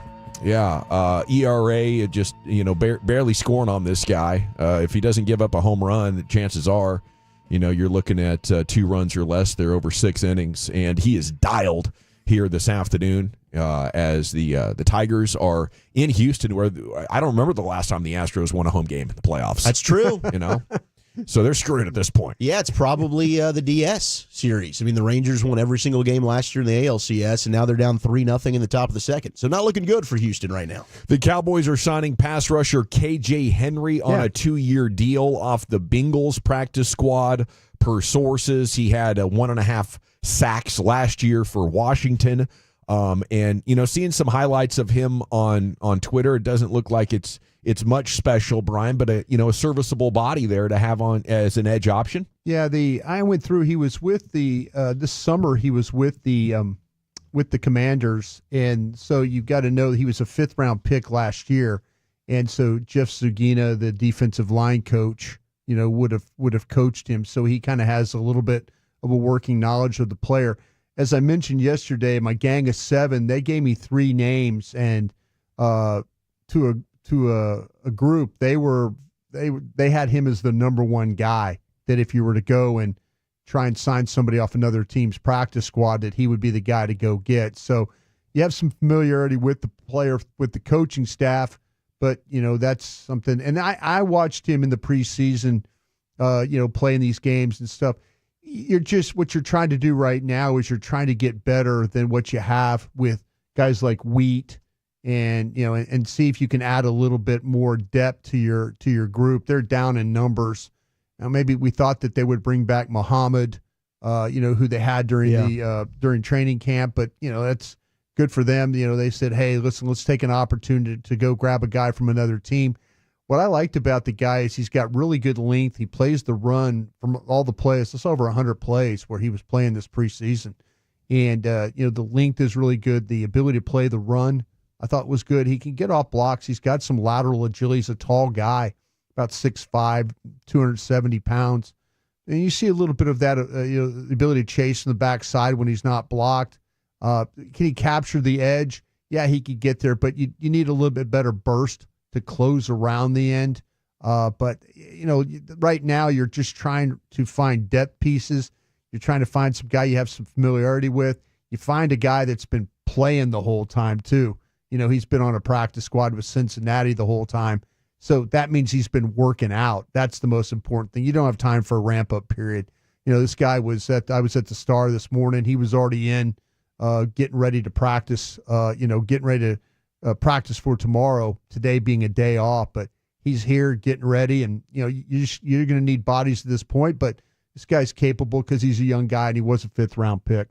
KJ Henry, interesting. It's a 2-year deal. Maybe there was some competition for his services. Well, what you have to do is to convince these guys to leave. He could stay. He could have stayed in Cincinnati, and Cincinnati could have been competitive and said, listen, we don't want you to go. We'll put you on the 53. and maybe Duke Tobin and those guys at Cincinnati just said, "Nah, we can't do that right now. We don't have the ability." And so to get him to move, you got to offer a little bit more, and they were able to pull that off. So the State Department is doing a briefing now, as people are wondering what's the U.S. position on this, with obviously Iran having allies potentially in China and Russia that could get involved, and there's much bigger implications than just Israel and Iran, which is already massive.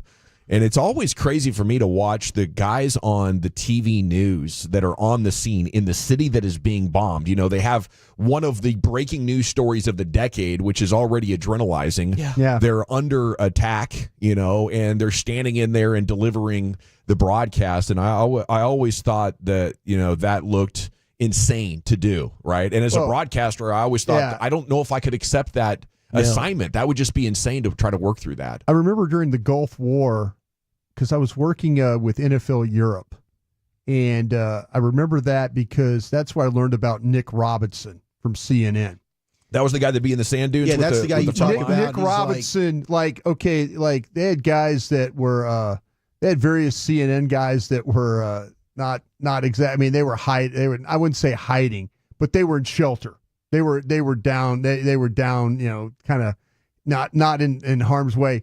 Nick Robinson is on the balcony, and bombs are just going off all around him, and he's reporting as these missiles are flying in and hitting the city and Baghdad and all that, and he's not even flinching. It's just this second nature just to stand here and report as stuff is just blowing up around you. But there's some correspondence, some history of war correspondence is pretty intense of the guys that have done it. And ladies, Christine Anapur was another one that would stand there in the middle of massive attacks. Yeah, bullets are whizzing and stuff. You think your natural reaction is duck and cover. Duck and cover. I'm going to stand here and we're giving this damn report. People need to know. Yeah, they don't even flinch as stuff is just blowing up all around them. It's crazy, but what a tremendous job they do reporting on the news. Okay, so we'll update you as things become available on that, just in sort of a news format. I know it's quite a controversial story here. We don't want to issue any polarizing opinions on this, but we do want to keep you abreast of the situation as a very significant global news story is happening as we open up today's edition of the G-Back Nation. Okay, Davante Adams not saying much about his future with the Raiders amid trade rumors. It appears he is going to be on the move, and he's not one to talk about it too much. But I'd imagine sound like they're more open to it, right? Yeah. Raiders, I think this is happening. Yeah. I think the Raiders had Antonio Pierce like an Instagram post about it. Now Davante Adams was on with Kay Adams earlier. I'll have the audio for NFL News Today at 3:00.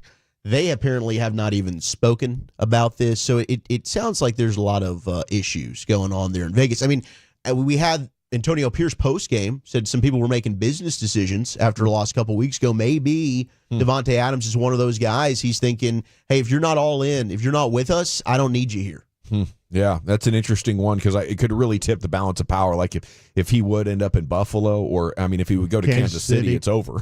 Yeah, So oh my gosh, they would not do that. They would not trade him to KC in division. Well, I kind of feel like you're in a situation where you're looking at it and you're going, what can we get for the guy? What's the max we can get for the guy? But if you're trading him for a first-round pick, say, in Kansas City, you're looking at pick 29 to 32, right? Mm-hmm. Pretty much? Yeah. So you're basically trading him for an early 2 is what you're doing. So I wonder how involved the Jets will be in this now with Aaron Rodgers. That's the team to look at for sure. I mean, if you want to me, it would make a lot of sense that the Jets might be the team that pick might be a lot better for you in the long run where it is positioned. Yeah, and the Jets obviously could use some offensive help. Yeah. Monday Night Football last night, speaking of offense, it was just amazing to watch the Lions and Seahawks offense. I mean, the design, the execution, and the talent. The talent is a massive difference with both those rosters. It's amazing. The Cowboys beat both of them late last year. Yeah. And apparently losing Tyron Smith, Biotish, Tony Pollard maybe, And the retirement of Michael Gallup has set this offense back significantly. When it comes to explosive plays, I think the Cowboys are second worst, only better than Chicago in the NFL. But yeah, Detroit wins 42-29. Jamison Williams, Amon-Ra St. Brown, Sam Laporta, Montgomery and Gibbs at running back, and Tim Patrick. That's amazing. That team's built to win. Yeah, they've done a really nice job. If you remember, Detroit, I don't think they really had any toughness. Apologies to John Machota, who's probably listening right now, who's a Detroit Lions fan. I think there's a lot of Lion fans that would disagree with you. Well, no, toughness back in the day. Yeah. I don't think there are. I mean, I think you're 100% right. Yeah. I was watching them last night. I'm like, the Lions would fold. Like they don't perform well. Yeah, and even early in this head coach's tenure, they lost a lot of close games. And then all of a sudden they kind of figured out how to win. And they bought in, and I think the game that kind of started this thing all off is they went to a game at the end of the year and played the Packers, and the Packers had everything to play for. Mm-hmm. And it was Aaron Rodgers' last game in Green Bay, and it was a regular season game, and Detroit, with nothing to play for, went in there and beat the Packers. And from that point on, it's like they have just developed, Brad Holmes and those guys have just drafted a team that's got a lot of toughness, and it's taken on the personality of their head coach. Yeah. That is Aaron Glenn is a tough-minded defensive coordinator. Ben Johnson up and coming with a play caller. Matter of fact, turned down jobs so he could stay, because he's looking for the right situation. But they got a great staff. They got tough players. It's a tough-minded team. Yeah, and there's a reason why they were in the NFC Championship game last year. I mean, and just big hits, on their defense with Anzalone and Hutchinson. Like you got to have these Branch draft is a really picks. good Brian player. Branch has been really good. Yeah, I mean, Terry Arnold had a couple penalties last night, but still played pretty well. Kirby Joseph's good. Yeah, Kirby Joseph's a great player. They've done it. I mean, they've given up. They gave up some plays, but Seattle's got a good team too. I mean, their roster's comparable, and they were down some defensive starters, but their roster stacks up amongst the best in the league. Yeah, and I like this Kenneth Walker, good running back. Oh my gosh, yeah. Had 3 touchdowns, 12 carries for 80 yards. John last Snyder night. will draft him some running backs. It's a 1-2 punch right there. Yeah. Okay, so I think looking at that, it's obvious the Cowboys need more speed and playmaking, right? It's like going into this coming up draft, you can't get out of the first 2 rounds without a new wide receiver. And I don't think you should get past the 3rd round without adding a running back. It's funny when you watch the Cowboys play offensively. It's such a struggle for them to get yards. Yeah. It's just a struggle. And you watch other teams that have flow to their offense, and it's not just all about creativity and stuff like that, emotions and stuff, but what it's about is taking advantage of the guys that you do have. We've seen OTA practices and minicamp practices and training camp practices where they've used their quickness in practice to try and, that looks pretty cool. That's a nice little creative little wrinkle they have there. And then you don't see it. And it's like a team that's just fighting for just any yard. Everything is so tough where you see others create opportunities for their guys. We saw in the Giants game a little bit. They created an opportunity, for Cooks. They finally ran one play that maximizes his skill set. They threw a screen pass in the Ravens game. They threw another. They've thrown stuff to try, but you wonder where is that all the time. If you're limited with some of your talent, find ways to maximize what they can do. And that's where I think that this team lacks. Mike McCarthy was asked about, the motion, which the Cowboys are dead last or second to dead last at his presser yesterday. It went viral. The answer is just incredible. It's the biggest bunch of BS. It's becoming hilarious to watch him and the Joneses try to answer very fair general questions about their approach or the specifics of their football team, and they're just doing verbal gymnastics trying to avoid it because they really don't have a good answer, So we'll have Cowboys Twitter coming up at 4. We'll have the C-Note Cowboys News of the Evening coming up at 3:20. Salute to Wyatt Langford. Bang, bang. Became the first rookie to win the AL Player of the Month since 2017. First Ranger to get it since Shin-Soo Choo in 2015. OPS of 996 for the month, hit 8 bombs. So, yes, he's on track to, be the first or second best Ranger. I think is what we're looking at going into next year. And we're keeping an eye on these baseball games. The Tigers lead the Astros. It's 3-0, bottom of third with one out. Astros got one on. Okay, G-Bag of the Day is coming up at 2:30 here on The Fan. Some NFL power rankings next, Wolchuk? Yeah, where are the Cowboys in the latest NFL power rankings, and just how far down have they fallen in the NFC? That's next in the nation. Commercial-free G-Bag. Salute. It's our commercial-free expressway. Afternoons at 5:20 on 105.3 The Fan and on our Odyssey app. Presented by Comerica. You do everything you can for your family. A nice...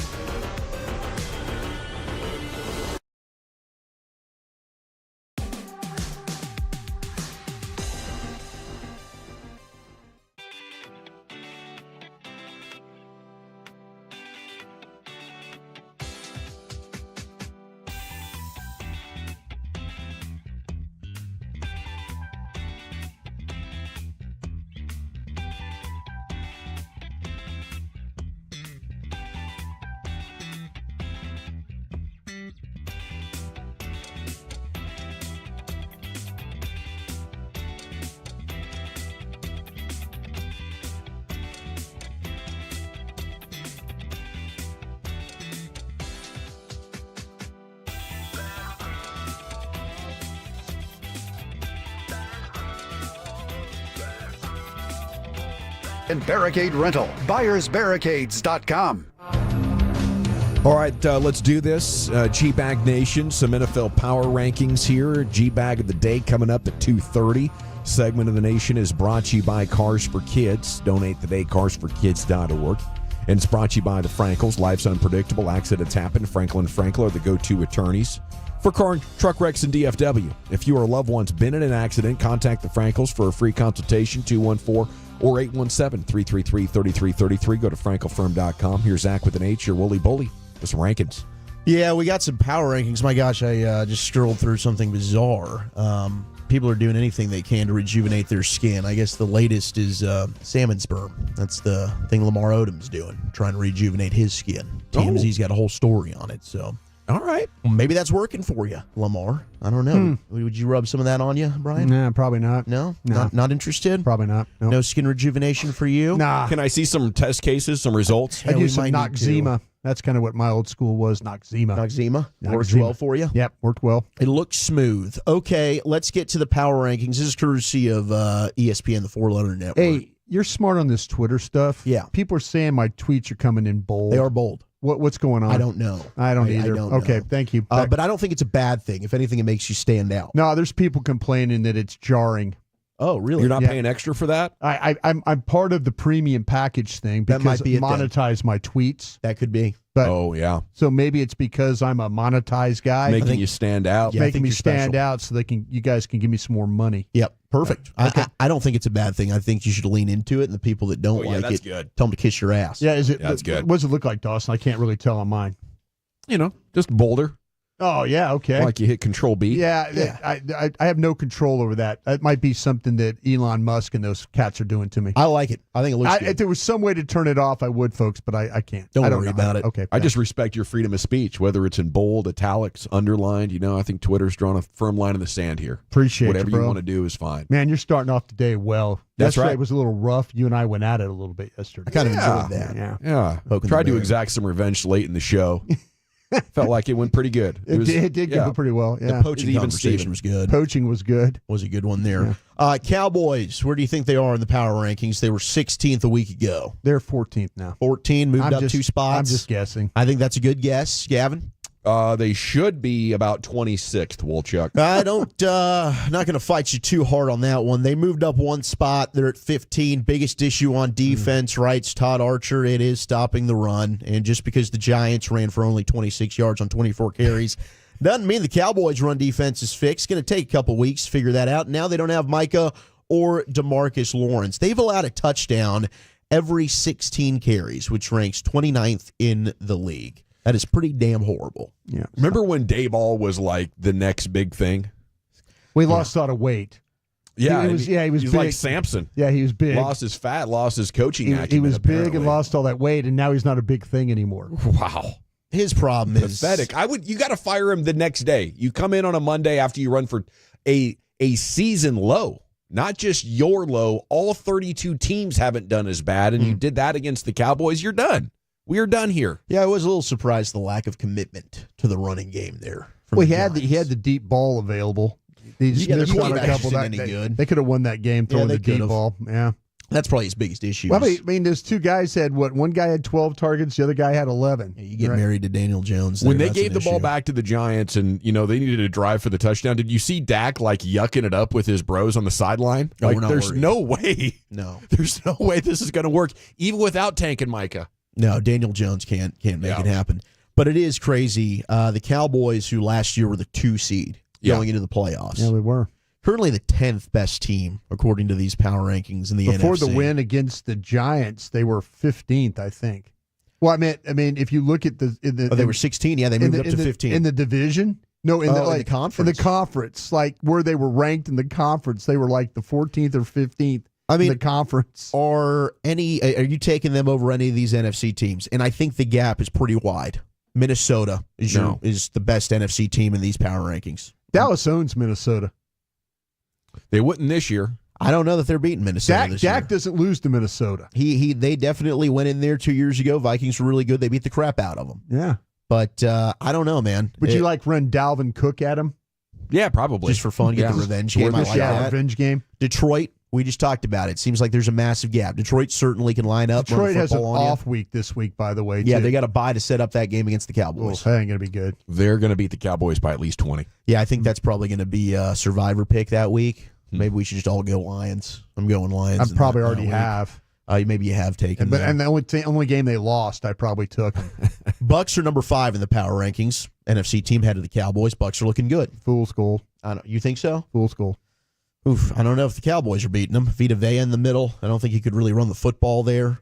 They aren't great, but they're better than the Cowboys. 6 is Seattle. You beat Seattle in a barn burner last year. But, man. There's no way you're beating Seattle. Kenneth Walker, Zach Charbonnet, that running back duo, not to mention DK, who torched you a year ago. Yeah. Jackson Smith and Jigba. Tyler Lockett. You're kind of giving me that vibe that we shouldn't be in the playoffs this year. I'm glad you're picking up where I'm laying down here. Because, I don't think they're a playoff team. We could use another reference of cash. San Francisco. We could use that playoff money. Washington, Green Bay, Philadelphia, Maybe. New Orleans. All ahead of your Cowboys. You think they're better than any of those teams? Maybe Philly. Yeah, they might be better than Philly. Maybe Who's better than who's the team you said before Philly? New Orleans. That was after. Green Bay. Might be better than Green Bay. Maybe. Yeah, they're not quite who they thought they were. The Commanders, huh? Yeah. You're riding that train. How about you? Try to tell you. Oh, yeah, Commanders will smoke you. I mean, how do you think they're going to defend Jaden Daniels and his running ability? Guy's like throwing the ball 80% of the time. I mean, he's like 80% completion percentage but right you now. saw what Lamar Jackson did. You think Dan Quinn doesn't know how to take advantage of this defense, this personnel? Man. You think he you're on doesn't know how to slow down the Cowboys offense? It's real easy. Yeah. Just play the pass. Trust me, you will stop the running game. I mean, it's an issue. I'm not laughing at you anymore. The only teams that are ahead of Atlanta, and I don't know, would you take the Cowboys to beat the Falcons today? Yes. You would? Yes. I think they can run the football on you. You get to play them here coming up. Yeah. We got a noon game. We'll love that. It's going to be a tough game. I mean, lining up without Tank and Micah, and you got to go up against Bijan. You're hating this trip to Pittsburgh this week, aren't you? I'm not happy about it. Not excited. Although they're not scary offensively. They can't run the football, and their quarterback. You might pull this one off. This might be one of the ones they could pull off. Yeah, you might pull this one Steelers' offense not very good. But the rest of this conference, I mean, the Rams, the Cardinals, the Giants, these are the teams you're ahead of. Too beat up. All those teams are too beat up, especially the Rams. The Cowboys are pretty damn beat up, Brian. Yeah, I know. That's what I'm saying. You're a beat up team. You are. And I don't know that you're much better than anybody in this conference right now. That's the sad thing. You just barely beat the Giants. And that's a game you probably could have lost. They got to do a lot of soul searching right now if they want to have a hope to make the postseason. Right now, this isn't the playoff team. Thank you, Wolchuk. Wow. NFL power rankings. So I think the text pretty much agrees with you. 903 says, someone get the crust out of Krusty's ears. May need to shave them too for full clarity. Cowboys ain't getting to the playoffs. I just asked a question. I wasn't implying that I thought they were going to get there. I felt that you implied it. Did I? What do you think? Lay it on the line, Brian. Are they a playoff team? Oh, I said they were. We as a show, we said they were 9-8 and probably not in. Yeah, it was going to be 10 wins. We're going to win this division. That's what we said as a show. About time you took a stand. I believe in my teammates. Flip flopping over there, Brian. I am really riding the fence. Hey, let Lucius get to his program there. Time now to go into the Pimp Cup. Here's Lucius with your G bag of the day. For his program there, I feel like I should have started with some Mr. Rogers. Yeah. For my program here, ladies and gentlemen, take my shoes off. Yeah. New sounder. Take my sweater off and hat all day. I'm sure it's hot in here. Yeah. Before I play with my train set and talk to the kids, I got to take my shoes off. All right, let's see here. My man. Our winner day 2 for G-Bag of the day. The NFL crew on Fox. They pranked Gronk. They created a fake tight end. Now, every time we play this, the Toes want to let us know that they use the name of a wrestling promoter. Okay, so let's please acknowledge it. Jeez. Thank you. Please acknowledge it. Because that matters. Anyway, they pranked Gronk, but Gronk was standing on his business, though. So they were talking about Tony Gonzalez. They're talking about Gronk. I don't think he's Gronk. Gronk, where do you list Russo as, like, among the tight ends, playing today at least? He's been out for a little bit, so he might be a little rusty coming back, but I think they're going to give him the opportunities, that's for sure. But also they got Ferguson as well. They're going to be a 1-2 combo. Yeah, but here's the thing. Ferguson has been the guy because Russo's been hurt. You got to admit, with Russo coming back, it just changes their offense. Yeah, but Ferguson has been showing that he's the guy right now. They're going to still feed Ferguson. He's the only guy in the league that has 2 fingers missing on his right hand. That's why he's been out, and he's back now. So is that going to affect him when he's catching a pass? I don't know. You tell me, you're the guy. I know. I still have all 5 of my fingers. But you know what? No, you're the tight end. 10. All 10 of my fingers. All 5 on each hand, all right? All 5 on each hand, Terry, okay? All right. This is a joke. Vince Russo does not play for the Dallas Cowboys. I was wondering. For you. Is that live? I was wondering, like, in my mind, like, I was going to say, right when it was done, I was going to say, guys, I never heard of Russo. Why didn't you? His face. Why he didn't looked you? like a deer in the headlights. Yeah, he did look like that. I just, real quick, if I could, Fran Fraschilla was the international basketball scout during the draft. And one time the Lakers drafted a guy, and Fran Fraschilla on TV went, I've never heard of this guy.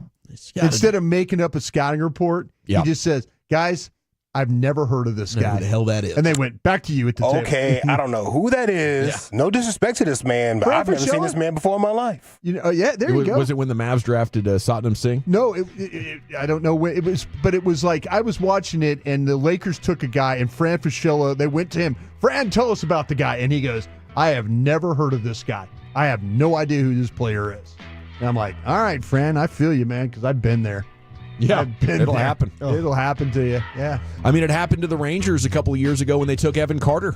Nobody on the MLB network said had heard of him. Yeah. Terry Bradshaw killed that bit, by the way. He did kill the bit. Adding all the one hand and come on, man. Stop. Do you think that could affect him catching passes? Yeah, you killed the bit, bro. Jay Glazer did a great job. You're saying the bit could have been extended if Terry doesn't speak up, right? Man, it would have been fire, man. Yeah, it would have kept going. Let's see how long Gronk can BS. You know what I mean? Yeah. All right, let's see. Wooly sent me this one yesterday. I didn't get around to playing it, but Bengals wide receiver Jamar Chase, 63-yard touchdown. It was an awesome play. He was slippery. He was. And he said this before a long time ago that he uses baby oil out there so they can't grab him. That's like a secret weapon. Mm-hmm. But baby oil is hot out in these streets because of Puff Daddy. Is blinded in bulk, apparently. Hard to source it these days. Yeah. Get it at Costco. So those darn reporters, doing what they need to do. Mar, did you have baby oil on today? No. We got to keep that for somebody else, bro. Yeah, that's not my question right there. I did do it as a kid, though. We can't even ask that no more, bro. It's too much going on in life right now with that, man. We can't do that. No, did he? Oh, Lamar's having fun. That sucks, man. It does. You could have got a good endorsement with baby oil, but now Puffy done ruined the brand a little bit. You just can't be out here like I got baby oil. I'm the baby oil guy. You can't do that no more. Associate me with that. Yeah. Every wide receiver in the league is going to take a baby oil bath, though. What did I say? Baby oil bath? Yeah, I would. Works for Jamar Chase. Slippery. KMC Masterpiece. They do Masterpiece of the Week on Fridays. And I was listening last Friday, and I was like, what the hell is going on this during segment? Well, Sean Sharif said this during Crosstalk yesterday. Him, Peyton, and Alec. Yeah. Alec wins. 3-way. 4G. No. What? What? What? Remember, it was during Crosstalk. He was trying to get a producer off. Wow. Huh? That came off. Jeez. That whole thing was cringe. When shock jocking goes wrong. What? They want to put. Anyway. That was confusing. That was wild. Was that a Friday show? Yeah, that was definitely a Friday. It's loose energy. Friday after Buffalo Wild Wings. Yeah. Hey. Had a bag of edibles. Bag of edibles. Whew. Shout out to the fair. I'm telling you. You still eating? Yeah, man, I'm still hungry. Delicious. Hey, I learned something about Lucius downstairs on the 5th floor. Those guys are broadcasting from the fair every day that it's open. Oh, yeah, we used to do that when I worked at K104 out there in the sun, right by that stage. You know where the stage is by the Chevy situation? They're by the funnel cake place. We used to be over there just broadcasting, bro. It was beautiful, other than the sun. Every day they're broadcasting at the fair. Broadcast from the Yeah, fair. it was fun, Put on man. about 40 pounds working out there. So much content. Yeah. Our thing was at the time, sausages on a stick. Yeah. We'll make fun of you if you was eating something. Well, there's one. But someone try to buy somebody a sausage, you want sausage on a stick? Somebody be like, yeah. And they would make fun of us. Weird. Killing time on the radio. Let's go to Mets color analyst Keith Hernandez. Uh-oh. He has coined a new phrase for the corner bunt. Now, I've never heard of a corner bunt. What is just a corner push bunt? it, push it to third. Is that what that is? Push the third or first. I don't know, man. Push, yeah. I don't know. They just told me to get out there and run the bases. Yeah. Get out there on second. Get to third. Here we go. This is going to get a lot of left-hand hitters. Frelick bunted himself into a corner. Oh, that's what he did. Okay. So now 1 out. I'm going to play it for you again. He bunted himself into a corner. Aaron Hernandez has coined a new phrase for the corner bunt. This is going to get a lot of left-hand hitters. Frelick bunted himself into a corner. That's what he did. So now 1 out. Holy cow. See you next Tuesday right there is what he called it right there on the broadcast. Wow, Keith Hernandez. Right there on the broadcast. When shock jockeying goes wrong. Part 2. Is it the NFL crew on Fox pranking Gronk about Rich Russo, the WWE promoter, turned tight end? That's what they wanted me to say, right? Yeah, man, they just get, guys. You're missing the story here. Guys. Come on. See, it's crossover from wrestling to the real sports world. Is it wide receiver Jamar Chase was not using baby oil, but still had a 63-yard touchdown. KMC masterpiece there. Sean Sharif stepped in it. Keith Hernandez. Wow, that's an FCC violation if I've ever heard. 100%. Dude. That might be the granddaddy of them all. I'm going to vote for Keith. Lucius, how about you? That might be the worst I've ever heard on the radio. I'm going to vote for it. I'm going to ride with the NFL on Fox crew pranking Gronk. Bully? Whatever the heck we heard during crosstalk with the morning show in KMC. Brian? KMC, yeah. By a score of 2-1, and your new G-Bag of the Day champion. It's the KMC RJ Choppy crosstalk there. Happens every morning at about 9:45 right here on your home of the Cowboys and Rangers. Yeah, okay. Krusty's Corner's coming up in about an hour. Little rim session next. We'll check. Let's do it. We got media days, Mav storylines to watch as training camp opens in Vegas. That's next. Coming up Wednesday morning on Sean and RJ, a Steelers insider previews the Cowboys at 7:20. It's a Meet Church Wednesday at 8:20, plus a State Fair ticket giveaway. And yes, Kevin Hagelin is dancing to my left, trying to distract.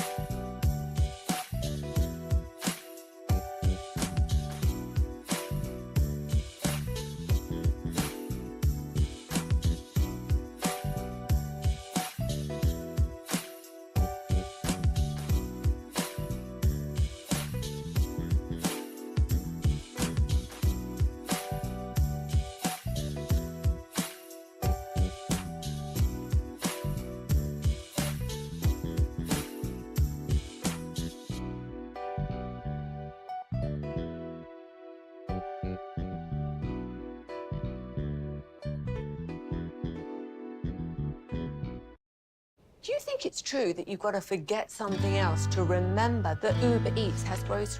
No, that's absurd. Hey, remember when you used to be a, what was it, Pepper Lady? Pepper Lady? Wasn't it Cinnamon Sisters? Basil Babes. Saffron Squad? Nutmeg Maidens? Paprika? No. Nutmeg made. I just said that. Was it Spice Girls? Doesn't sound right. Was it Saffron Squad?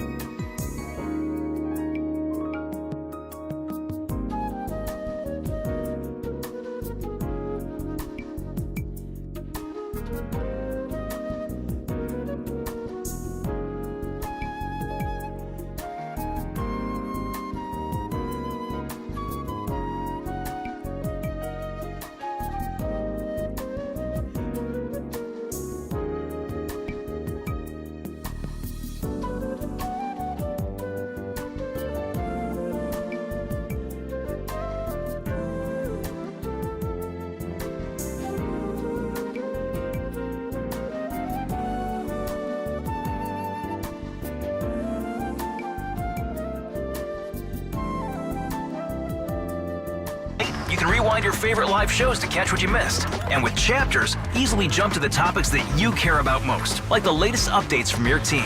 Your sports talk, your way. The Odyssey app. Download it today. The boys are in Pittsburgh this week Our coverage starts at 4 on Sunday with the Cavenders kickoff at 7:20 on your official home of America's team, 105.3 The Fan. Classic Chevrolet and Grapevine, they are the #1 Chevy dealer in the world with more Silverados than anyone else. Go see them today or visit ClassicChevrolet.com. This is Texas. This is Classic Chevrolet. Together, let's drive, relax, and enjoy the difference. Based on new Chevrolet registrations 2023. Yes, sir. Thank you, Lucius. G-Bag Nation here, 105.3 The Fan. The NBA season fast approaching. Very exciting here to be on the radio talking about these Dallas Mavericks. Here's Wolchuk. Thank you very much. Let's go ahead and cut the lights out, put the kids to bed, and let's go all the way around the rim. Let it rain! Rain dance! Rain dance!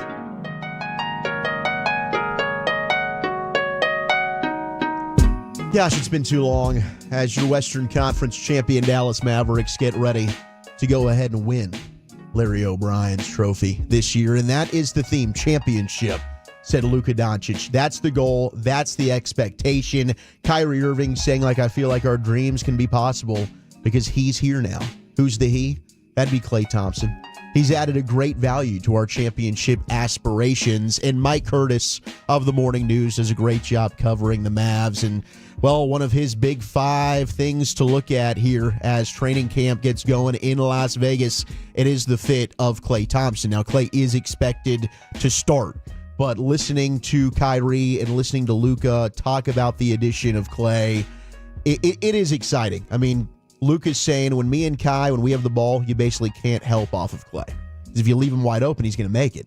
So I think the spacing is going to be crucial for us, but more of that I will tell you after a couple games. I think the question is defensively, how much does Klay Thompson have left? Does he end up being a liability to where then maybe they are forced to play more of Quentin Grimes and Najee Marshall? But the depth of this team is the best it's been probably since they won the championship in 2011 with the addition of Spencer Dinwiddie, who we'll get to a moment. But to me, I mean, I'm less of critiquing what Klay Thompson does in the regular season unless it just looks god-awful. To me, this is all about how does Klay look in the playoffs? Does he then give you what you lacked against Boston, which is somebody that can shoot from a high rate on the perimeter and that championship grit and toughness that this team clearly, hey, they made it through the West, but you saw they were lacking against the Celtics. Yeah, I feel like, though, they're talking about Klay Thompson like he was the pre-injury version of himself from 5 years ago. I think that's fair. We don't have to dwell on what Klay Thompson isn't. We can appreciate what he is. But at the same time, guys, this isn't a guy that's going to fix everything, and it brings up a lot of very interesting questions about what is the optimal, not only starting 5, finishing 5, but what's your 8 or 9 man rotation looking like? How much can you have Klay in the game with Kyrie and Luka? I'm glad they have a quality coaching staff like they do to figure this out. I'm glad they have Klay Thompson instead of what they had last year. I think this is a step in the right direction, but to me, Wolchuk, they have not built a better team than Boston yet. I don't think Klay Thompson is going to reverse what we saw in the finals, which was a very impressive Celtics domination. Yeah, it's hard to say that they've built a team better than Boston. I would agree with you. I mean, the Celtics just looked like an absolute juggernaut, but my hope is if indeed that ended up being a rematch, you will have Derek Lively, who I think is going to be a big jump this year from where he was a year ago, and I'm the most excited about Lively over anything else. So this team is bringing back. And then, now you've got Luka, who hopefully grew and learned throughout that entire postseason run. You add in a Klay Thompson. You already had Kyrie, who was really the only one with any experience, some depth like a Dinwiddie who can step up, maybe get you 20 randomly. I mean, you just had a lack of offensive help around Luka. I think they did a better job of that. So I'm with you. I'd still go Celtics 1. But I think the Mavericks did a good job of trying to close the gap. And I guess the hope is when you have a player the caliber of Luka, maybe that could be enough and he can just take over a series for you. You made yourself better, there's no doubt, with the addition of Grimes, Marshall, and Thompson compared to what you had last year. They're better. I'm picking them to win the West again. Yeah, I think they are the best team in the West. And again, that's going to be difficult. I mean, we'll see the new additions that Minnesota's made with that trade now with Karl Anthony Towns. How does Julius Randle fit in if he can stay healthy? If he can stay healthy, maybe Julius Randle is a good fit with Anthony Edwards. I don't know, but I mean, they were able to knock off Denver. I thought the point you made yesterday, you just beat the Nuggets. I mean, the Nuggets are still the team. We haven't seen the Mavericks play in a 7-game series. That would be an interesting matchup if indeed that were to happen. I think Denver's still the team with Jokic that you fear a little bit. But Dinwiddie is back in the fold, and last year he made headlines after he got bought out, the decision to go sign with the Lakers. He said, let's say you're a kid and you get your ass whooped by the bully. Dallas would have been like your mama, like, it's okay, baby. Lakers are like your dad. Nah, you better go out there and fight till you win. Well, Dinwiddie got ahead of it at media days yesterday on re-signing with the Dallas Mavericks. Anytime, I've kind of been knocked down, I try to take, the harder path and not necessarily make it harder on myself, but just in terms of like that growth, right? And so when I made, obviously, which everybody's going to ask about the comments, it was all about comfort zones. It was funny because both LA and Dallas fan bases kind of thought it was like about them, but it really wasn't. It was like man versus bully, you know what I'm saying? So given what happened with Brooklyn and being top 5 in multiple categories, points and threes and assists, and to kind of have that exit play out like that, obviously, sucked, hurt, all those other things.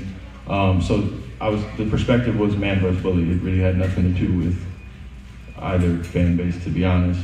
So that was it. I was facing some adversity and tried to take a harder path in terms of just growth. And so far in my life, that's pretty much served me well. I like Spencer Dinwiddie's wisdom, his approach, his maturity, professionalism. It's all 10 out of 10.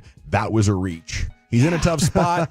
He's had all summer to think of a good answer. Yeah. And that wasn't it. It's a bad answer. Both fan bases thought it was about themselves. Well, the question was, right, why'd you decide the Lakers over the Mavs? So it was. All good, man. Just shoot that 3-ball 38%, and we'll be cheering for you. I'm happy to have him back. I think he's also probably an underrated defender. The 858 does not think that the Mavericks are deeper. I don't know how you can look at this roster, even if you don't think Clay's any good, and not say the Mavericks are a deeper team. Yeah, you just don't know Grimes and Marshall. That's fine. They're random role players on non-playoff teams, but they are elite defenders that can space the floor well enough. And Clay's better than Tim Hardaway Jr. by far. 100%, right? Yeah. THJ could not get on the floor.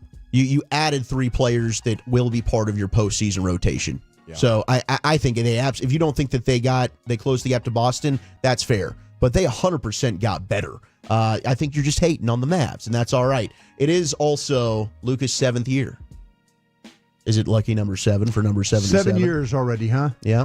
Wow. Is this the lucky number 7? Could be. I like that tie-in. Lucky number 7 for 77, and then Kyrie's broken hand.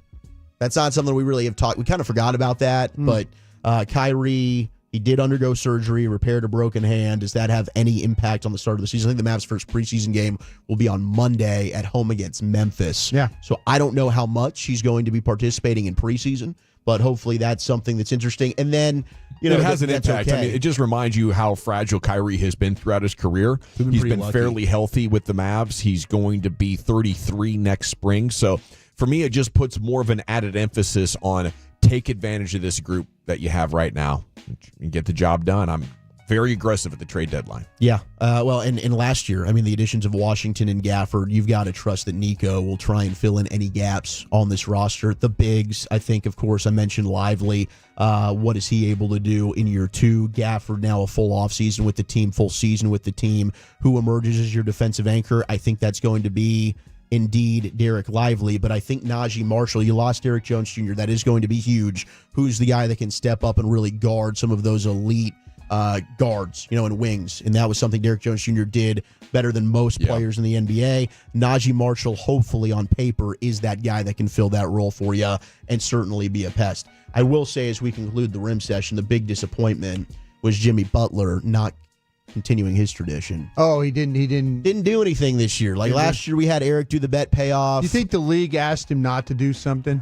Maybe. I don't know. I think he just, maybe the bid had played out. He wanted to keep us guessing, and he was unpredictable. Said no shenanigans. Didn't do anything this year. 2022, 2023, he did the Braves the braids 2 years ago. Last year he did kind of the emo Butler look. Yeah, it was great. But nothing this year, which was kind of sad. There's your rim sesh. Well, thank you, Wolchuk. Thank you. Okay, we got some Stars content on the way for you as well a little bit later on in the show. Krusty's Corner is coming up in 45 minutes. Brian's gonna give you his segment every day at 3:40 most days, unless Wolchuk books a guest in the middle of it, which we always appreciate, though. But NFL News of the Day coming up next. Zachary, what you got? The perfect game, sticking with their starters, in trouble in South Beach. That's next. Fellowship at its finest. You're rolling with the G-Bag Nation on 105.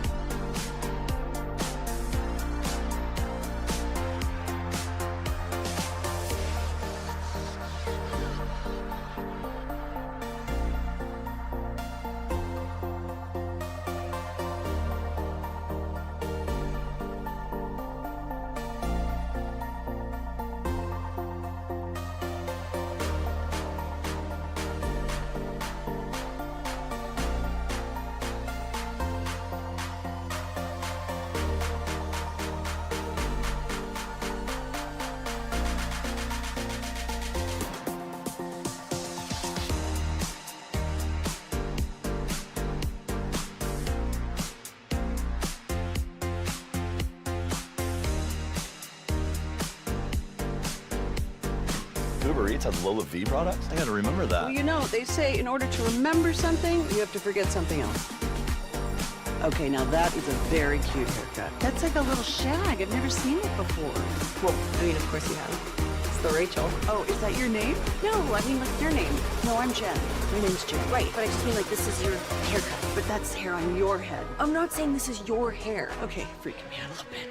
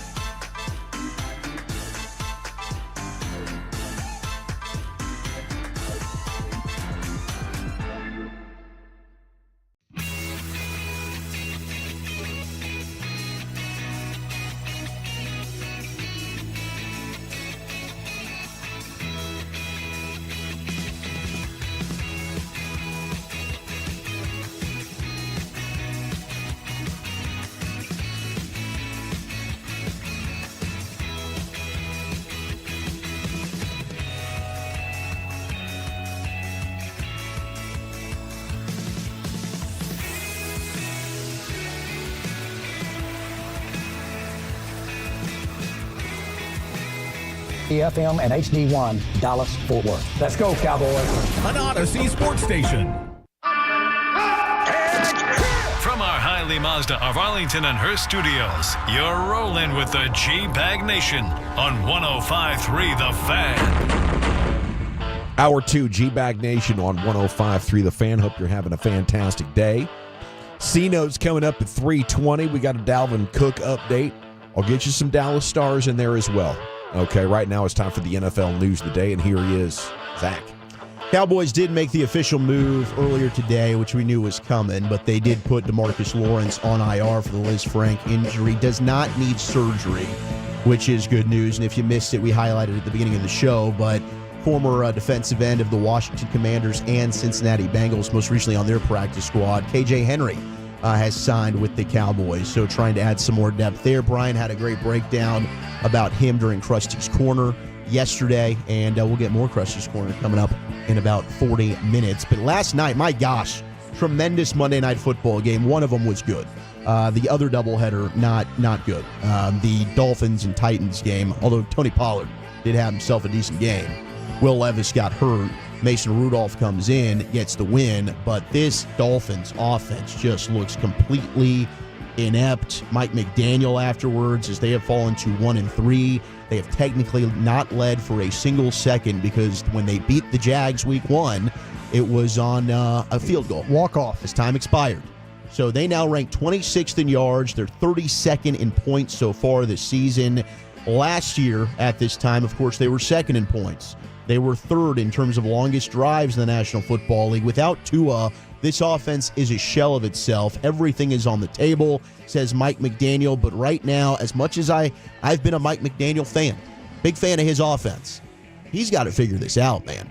Well, I think no matter how good the scheme is, if you don't have guys capable of making the blocks or a decision maker at quarterback of running it doesn't matter, and I think right now you're looking at an appreciation for Tua, and it's just one of the sad things of his career, that he can't stay healthy. But ultimately, the Dolphins are serving their penance for not obeying the sports injury gods, and that might have been the biggest disobeying that we've seen since the Mavs traded all that for Porzingis. You would think a team, in last year, thankfully Tua was healthy for the majority, if not all of the season, but they should have prioritized backup quarterback, maybe more so than any team in the NFL. When you look at the injury history that Tua's had, even dating back to college, and they did not do that. And that is something that they're living with now in a terrible, terrible way. They bring in Tyler Huntley. He didn't do well. Skylar Thompson. I mean, I don't know how you can go into a season thinking Skylar Thompson is a backup quarterback for us that can win us a game. He can't. So, I mean, Mike McDaniel, I think the frustration that I've read about Dolphin fans is he doesn't really change anything with his play calling and the way the offense runs when Tua is out.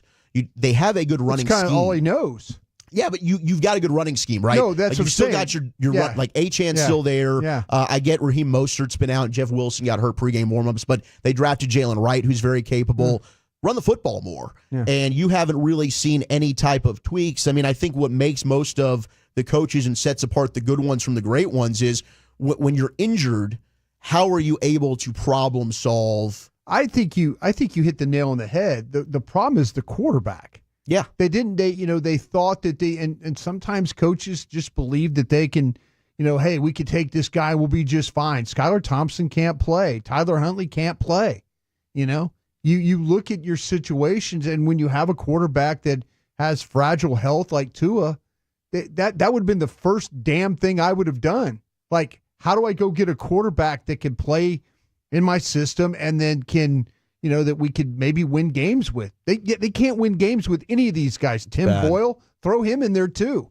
All three of their quarterbacks they can't win games with. So you're right, Dawson. You kind of get what you deserve. If you go in, it's like, what did Jerry told us at the Senior Bowl? Hey, got to stop the run and got to run the ball better. They haven't done either one. Yeah. Heed your words. But I kind of get your point, Wolchuk. I mean, he's a young guy. He's gotten a lot of credit for the scheme that he runs, and with a quality quarterback or somebody competent, he can do wonders. But it's a far cry from like where Art Briles would be. Like, oh, my quarterback's down, I'm going to install a running offense this week. I think there's probably a lot for Mike to learn here. Yeah, I mean, it was impressive watching what Green Bay did for 2 weeks. Like, they had a quarterback they didn't believe in terms of Malik Willis' ability to really run the offense, but what they do, they played to his strengths, and they found a way to get 2 wins. Well, that's Cowboys did done it with Cooper Rush. With Cooper Rush, they did, and like the Cowboys had a defense that was playing at an extremely high level. Miami does not have that, so I understand. But I mean, they have not been competitive for the last 3 games, and they've got to figure something out there. Because I mean, Tua, I don't know. Like, what is the future? Like, I know he wants to come back and play Week 8, but I think that's a big question mark moving forward. They're at quarterback now. So this is something they're probably going to be dealing with. Now, on the other side, Titans get a win, but Ryan Callahan saying Will Levis, who didn't play well, then gets hurt, is still going to be their quarterback 1. I mean, they're committed to Will Levis, but this is going to be with Brian Callahan and the Titans. They get their first win of the season. Mason Rudolph didn't exactly look great. He goes 9 of 17 for 85 yards in his Titans debut, but that's kind of a mess with their quarterback situation in Tennessee. What's not a mess is what the Lions are doing. Holy moly. That's what contention looks like. Wow. I mean, both those offenses were humming, Seattle and Detroit. I mean, you had Geno who was spinning it. They were running the football really well there in Seattle, but Jared Goff was perfect. Most attempts in an NFL game without an incompletion. 18 for 18 was Jared Goff last night as he makes NFL history. 2 touchdowns, also received a touchdown. Believe it or not, though, he did not get the game ball. What the hell happened here, man, Campbell? Yeah, well, I just gave the game ball to somebody else, so I feel awful right now. Yeah. No, I knew he played a heck of a game. I did not realize he was perfect. I did not know he was literally 18 for 18. I mean that, but I knew he played really well. You could feel it, and man, I mean he was brilliant. Yeah, and this game should have been closer. The penalty with like 9 minutes to go on Charbonneau. Yeah. The Seahawks are driving. They got a 4th and 3rd converted, and an inconsequential flag forces them to punt at midfield instead of having like a first down on the 30. And that was where it really got locked in for the Lions. Just a really unfortunate. And Detroit goes down and scores a touchdown right there to make it like a 15-point game or whatever it was. 42-27, I think, at that point. Yeah, and Geno was hot after that penalty. Yeah. I mean, Geno looks good, too. Yeah, Geno's playing well. Yeah, I would not be in a hurry to replace him. In fact, and this is one that maybe I'm going to regret, and I'm going to end up having to do a bet payoff. It's weird. You got Giants long week. They get the mini bye. Seattle's going to have a short week. But I'm locking in my survivor pick this week, Seattle at home against the Giants. You're just betting against the Giants every week now, aren't you? Going to do that. I'm gonna lean against the Giants here. But Seattle looked pretty good. I was impressed. I think they can run the football really, really well, even if for some reason Geno is not playing great. Now, the big news we've got today with Davante Adams, the report is coming out of Vegas and some of their beat reporters that a league source with knowledge of the situation confirmed that the Raiders are growing open to the idea of trading Davante Adams. The club has begun reaching out to teams to kind of gauge interest on the veteran wide receiver. So Antonio Pierce was caught liking don't be surprised if Davante Adams has already played his last snap with the Raiders, according to Michael Fabiano of Sports Illustrated. Watching your likes, coach. Liked by Antonio Pierce, the head coach. So Davante Adams has a weekly visit on Tuesdays with Kay Adams on her Up and Adams show, and Kay asked Davante, did Coach Pierce reach out to you? Have you guys talked at all since then? Yeah, I haven't heard from him. I haven't talked to him. So I haven't. I don't know. I don't really know exactly what that was about. Obviously, I got, social media is a beast. So it's a lot of people out there that saw it and wondering what's going on and people reaching out. And I haven't spoke to him. I'm surprised by that. I would think he'd hit. That's okay. Well, I would think you work together every day. So if I would say, right. oh shoot, I accidentally hit that, I unliked it. Now it's this huge story. Is that just kind of like what the dynamic is? That's not something that you want to hear from him? Honestly, it's hard to comment on. Okay. I'm sure you would imagine as such, but it's one of those situations where I just keep my head down and keep doing my thing, and let the chips fall where they may, as it pertains to that. But I haven't. There's been no communication with anybody from the team since that became a thing. The Raiders fans that like their guy Pierce are saying, Adams has been a drama queen. He's tough to have in your locker room. And if that's the case, I wouldn't be surprised, if a head coach in a moment of frustration, maybe venting a little bit, hit the like button intentionally on something, thinking, no one's really going to track this thing down, but they will, and it's crazy. I think, if you have a bad team, though, and your best player isn't happy there, it's a no-brainer to move on from this situation. If you're the Raiders GM right now, you're trying to keep this story as quiet as possible so you can recoup as much value as you can possibly from Adams. You don't want this to look like a fire sale. But your head coach did you really no favors there. No. Do you think he runs his own account? Yeah. Do you? Yeah. Okay. I mean, I'm just throwing it out there. I do wonder, how many players and coaches run their own. There's no advantage to what he just did. No. There's none. And you've only created more problems. And I wonder if somebody in the social department with the Raiders is getting their ass ripped right now about it. Why, and if he would come out and say, if somebody would ask him, did you like that? And I guarantee you, somebody's going to get thrown under the bus.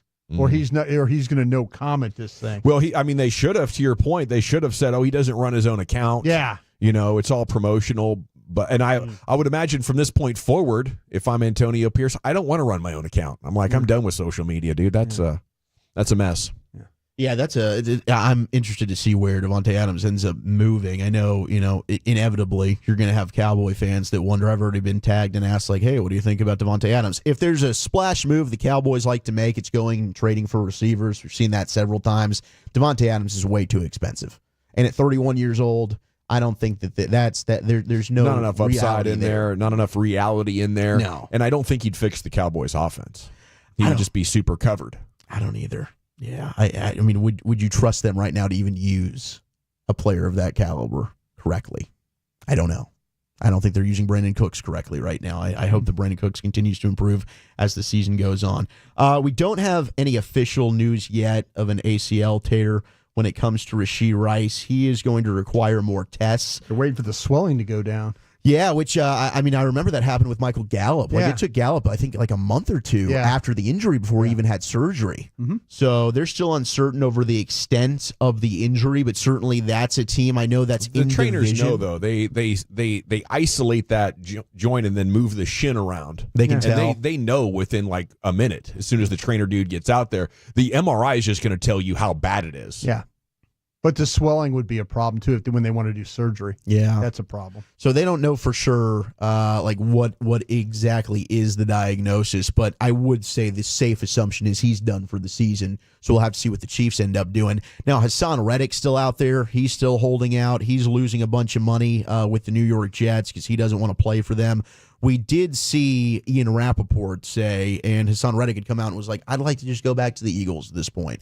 I don't want to be here. Trade me back. They can't trade him back. Can't do it. Per NFL rules, It's not possible. Teams can't trade a player, then reacquire him via trade until 2 years elapse. So Reddick cannot go back to Filthy on a deal. So if Hassan Reddick wants to move, it won't be going back to the Eagles. However, I will say you're on year 3 now since the Cowboys traded Amari Cooper to Cleveland. I don't think that happens either. Nope. I think there's bad blood there, but you technically would be allowed to get around that rule if you wanted to acquire Amari Cooper back from the Cleveland Browns. You can't do it within the same calendar year, right? 2 years. 2 years. 2 years is what Ian Rappaport said. Did you guys see Chase Brown, running back of the Bengals, walking off the field, and you had a Carolina fan dumping a drink on him as he is didn't see that one heading into the locker room? Now, I guess that there's already been a precedent set that this is okay because you've got the owner of the Panthers. He'll that throw dumps drink drinks on fans people all the time. So you can't really blame the fans there for thinking oh, this is cool. Chase Brown said, I was walking in, felt the liquid or whatever that was. And then when I saw the video back, I'm like, damn, that really happened. So the NFL is looking into this incident. Maybe if they find out who the fan is, that fan ends up getting banned. Yeah. But, You're not welcome around here. We just don't need to be doing that stuff. The fights that are going down at these stadiums, it's insane. Every week we're seeing them. And now we're getting How hard drinks. is it to find the fan at Carolina? He might be the only dude throwing a beer on somebody. Yeah, right? they do have very, very cheap tickets. They do there in Carolina. And then finally, here NFL News of the Day, that ex-Jags employee who was in prison gambler? for stealing $22 million from the team is now suing FanDuel for $250 million.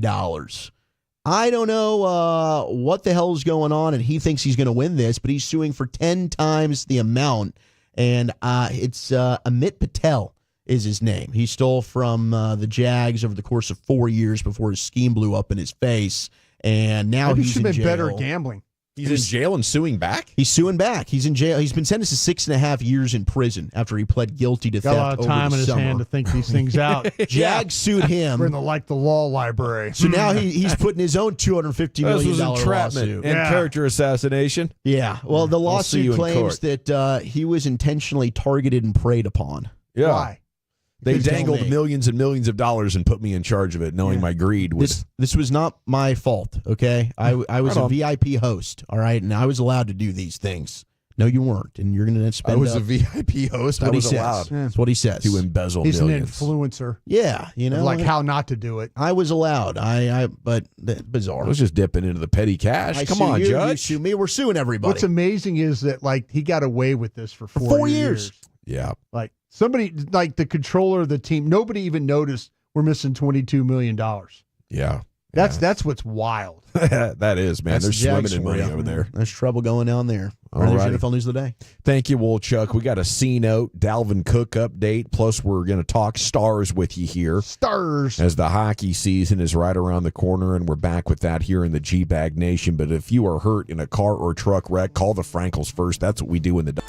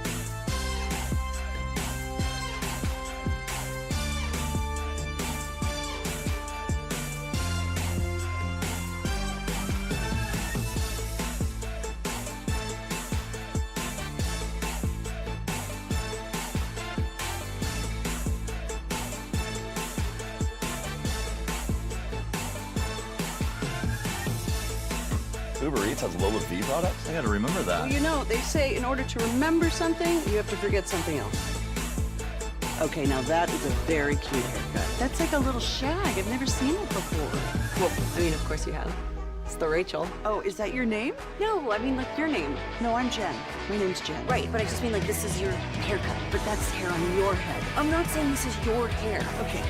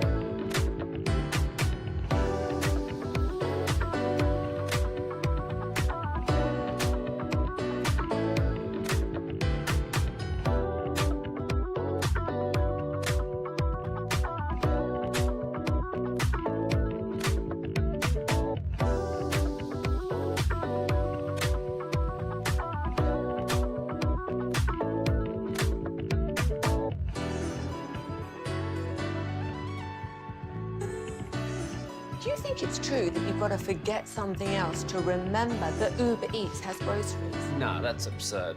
Hey, remember when you used to be a, what was it, Pepper Lady? Pepper Lady? Wasn't it Cinnamon Sisters? Basil Babes. Saffron Squad? Nutmeg Maidens? Pre-Club? No. Nutmeg Maidens? I just said that. Was it Spice Girls? Doesn't sound right. Was it Saffron Squad? Says it's part of a situation I'm in right now, but for me, it's about getting better and getting ready. And I know we're going to be in a situation where we're playing some meaningful games. I know how this league works. It's a long season. Just be ready. Of course, he's talking about injuries, and that's a reality. You know, I don't think he's rooting for injuries. He's rooting for wins and everybody to be happy and healthy, but he knows the opportunity might just present itself. I mean, the average running back can only play 13, 14 games a year because they are inevitable, but I don't know about his confidence in meaningful games. You know, he says we're going to be playing in some. I hope so. You know, I think the Steelers game is mandatory because Lions, Niners, after that, going to be tough sledding. So we'll keep our fingers crossed for that, Dalvin, that by the time he does make his Cowboy debut, these games are meaningful. I was listening to Mickey earlier, Mickey Spagnola, DallasCowboys.com. He was on with the KMC Masterpiece. And, you know, he was making some good points here. It makes sense to not use up Dalvin Cook's elevations. When you do move on, he said it would likely include releasing another one of those running backs. You know, so when you make this move, it's likely a goodbye to somebody. I don't think they want to say goodbye to either of those three gentlemen right now. So it definitely makes sense that you would wait for an injury where you could IR the dude and it's just cleaner and nicer. Sure. But he also pointed out that teams have been adding running backs. Like the Chiefs needed one, they get Kareem Hunt. You know, that's telling, you know, and there's the film of what happened not only last year with the Jets, but also the Ravens, where they used him for one playoff game. He got 3 yards in an attempt. He didn't play the next game. Dalvin Cook didn't. So, you know, I think what the Cowboys are doing here is looking at this and saying, Dalvin Cook's not going to make our running game any better. We have to disrupt things in order to put him in here that we don't want to do. And there's tremendous amount of benefit in just being patient and waiting for the situation to resolve itself. Cook said the guys that have been here, they haven't even been getting the reps and touches they deserve. We just got to get them into a rhythm as a team and as an offense and get some more reps, more plays out there. So he's doing the right thing, being a pro, saying the right thing in public, even though he's probably anxious to get a shot. Yeah, I think deep down inside, he's probably wondering what the hell he's doing there. You know, if, you know, you can talk about the guys not getting shots and stuff like that or opportunities, but, you know, he's probably thinking, well, if I could get any shot that I could prove to them that I need to be on the 53. Me personally, I just, you've got, I'm not asking you to get rid of Vaughn or Dowdle, you know, or Hunter Lipke, or those guys. Ezekiel Elliott can't help you. He played 10 snaps against the Giants. Can't help you. Yeah. You know, I mean, that's nepotism. To me, I would rather see what I had in Dalvin Cook. You know, maybe it is for if he shows up like he did when the Ravens in that game, you know, and he didn't get many opportunities and the Jets were awful. But if that's the guy, then you move on. Mm-hmm. That's what player personnel is. It's evaluation. You have a guy there. If nothing's wrong, I mean, I'm hearing he's healthy and ready to go. I'm not hearing like, oh, he doesn't know the plays and this, that, and that. Jimmy would churn it.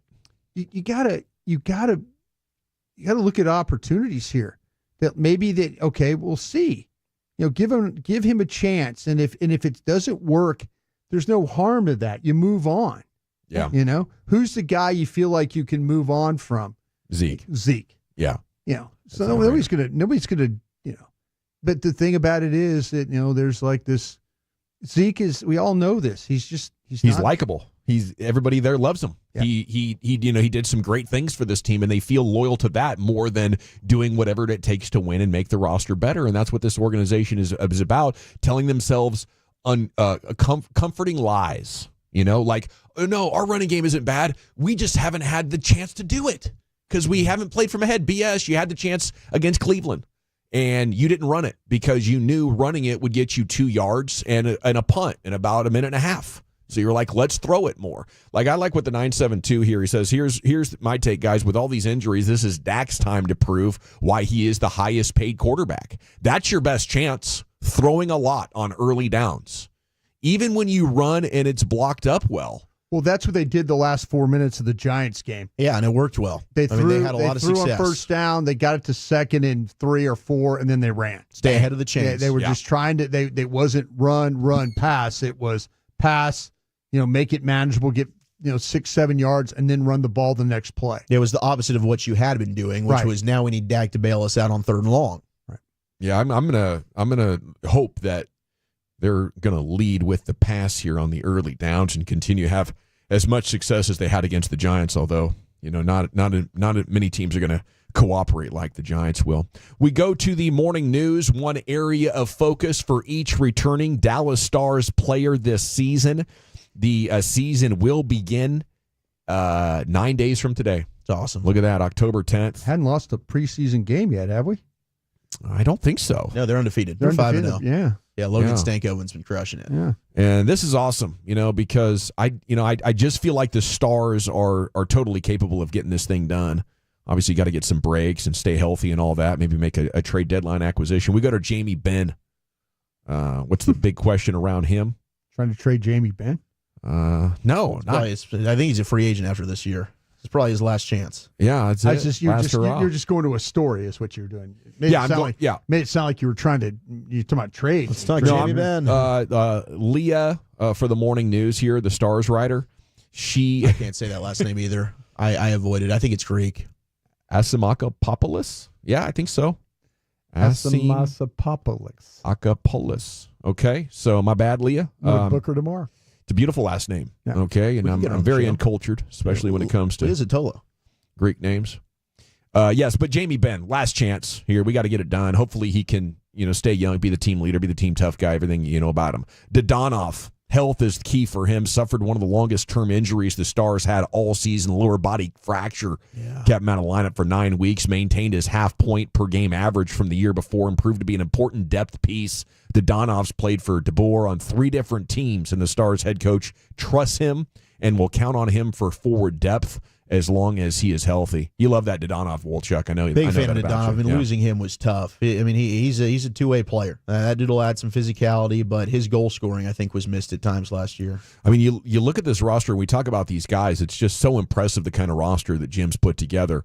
Matt Duchene, they're looking for a year 2 jump. Recent history of players making noticeable jumps in their second years with the squad. Pavelski, Marchment, Wyatt Johnston. Just a few to see noticeable improvements in their second season. Impressive first year, scored 25 goals, 40 assists for Duchene. Isn't much room for improvement, but with his same line mates, he should be set for further success. That was a big-time pickup last year. He was awesome. Thomas Harley, prioritizing defense. The offense ability as a defenseman has never been called into question, but he was kept in the AHL for an extra year to develop his defense. That area of his game took significant steps forward last season, but as he is expected to be paired with Ilya this year, it could be easy for Harley to stray from those goals. The Stars will need him to equally prioritize offense and defense this year and continue to produce now with $4 million to his name. That's been the big issue, is you want to play an aggressive style, but how do you balance that with not getting so opened up in transition? The counterattack goals were brutal, especially in the postseason. And the turnovers at times. I'm a big Thomas Harley fan. I think he is one of their better up-and-coming young players, but he's got to figure out, one, he needs to be more physical in the postseason. I think that's a huge thing for this entire team. Did they get more physical? I think that cost them at times against a lot of teams. They were never going to be a team that went into a series and led in terms of hits. Yeah. And to me, Thomas Harley's a guy that needs to take a step in that direction too. Yeah, he's a big body. I wonder about that in today's game. Like, how important is physicality? It's important in the postseason. It still is. Well, the one thing that Dallas was actually really, really good at last year, among other things, it was a heck of a run. Yeah. They killed penalties, and they were good on penalties when they got the man advantage. And so now you've kind of moved on from some players there. And I think that's what's, when you Radek Faksa was one of those guys that when they were on the kill, he was. Well, they were really good at winning faceoffs, and they traded him away. So they've got they've got some guys that's the question. Can they continue to kill and can they be productive when? Because they put a lot of teams in bad spots when they got onto the power play. Oh, it's really what flipped the series against Edmonton. They were great in terms of penalty kill, and as soon as the Oilers figured that out, they couldn't stop them. Then they were junk. 817 requesting Leah on the show so we can know how her name is supposed to be said. That would be cool. I think that's fair. Yeah. On it. Yeah. 817, Zeke's a gosh darn legend around here, and y'all drug him through the mud like he's a jag. I did the same to Witten. Playing like a jag right now. It's really dragging the front office through the mud. The players are collateral damage. But Miro's next up here on the list. Playing on his dominant side, the left-handed defenseman. I knew we were going to get this name. Played on the right side for most of his career, and while he's still been elite in doing so, Heiskanen may get the chance to show what he can do on his dominant side through camp. He's been paired alongside Matt Dumba and excelled in preseason games. Heiskanen's game could reach new heights as a result. That's exciting, Leah. Leah Asimakopoulos. According to the Hockey Hawk. Thank you, Mr. Spittle. Thank Boss you. man. No, Shout out to Leah. Mr. Papa Giorgio. Yes, Papa. Papadopoulos. There you go. Yes, on that was Webster, right? Yeah. A little baklava. Yeah. What a show, man. But Spittle runs one of the best Stars podcasts out there. Yes. Sure does. So you should check it out. Rupe Hintz taking scoring to a new level. Wyatt Johnston producing as a known star. It's incredible. I mean, sure, Rangers and Mavs have really done a nice job with their roster, but you look at the blend of young players, prime players, and veterans on this team. Lindell, leadership. Lundqvist, consistency. Marchment, drawing rather than committing penalties. Yeah, no doubt. Robertson, you're looking for a quick start. Tyler Seguin, health. Stankoven, reliable goal scoring. Sam Steele, elite penalty killing. Jake Ottinger, resiliency. Okay, you can read the rest of Leah's great work here on the morning news. She posted it this morning, and salute to her for the content. Okay, we're coming back. G-Bag Nation with Krusty's Corner, brought to you by Reliant. Brian, where are you taking us? Yeah, I'll fill you in on the player that they just signed, and then I also got some really good questions for my guys that they'll answer. We'll do that next. Okay, let's make leasing easy.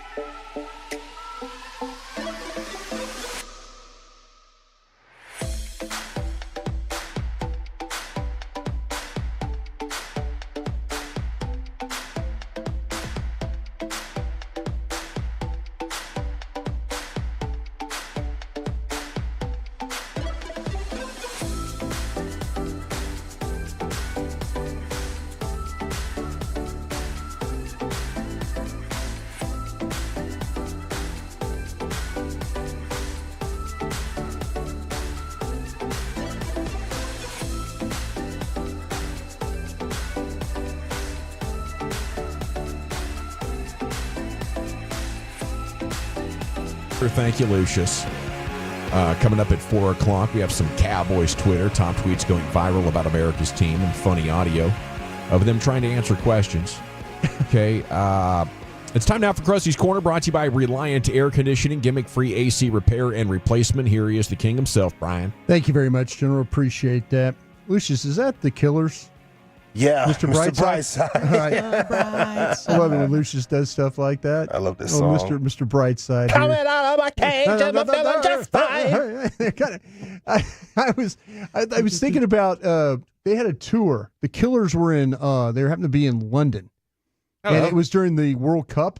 Or the it was not the World Cup, the Euros. Okay, and when England was playing, and they didn't go on stage until they were waiting till the match was over. Well, yeah, they were on stage, and then they were showing it like the actual the penalty kicks, and then England won, and then they went into Mr. Brightside. That's awesome. Is what they did, That's really like the cool. balloons and all that stuff like that. So, you think how many people you think? Do you think, real quick, do you think that athletes want to be performers more, or performers want to be athletes more?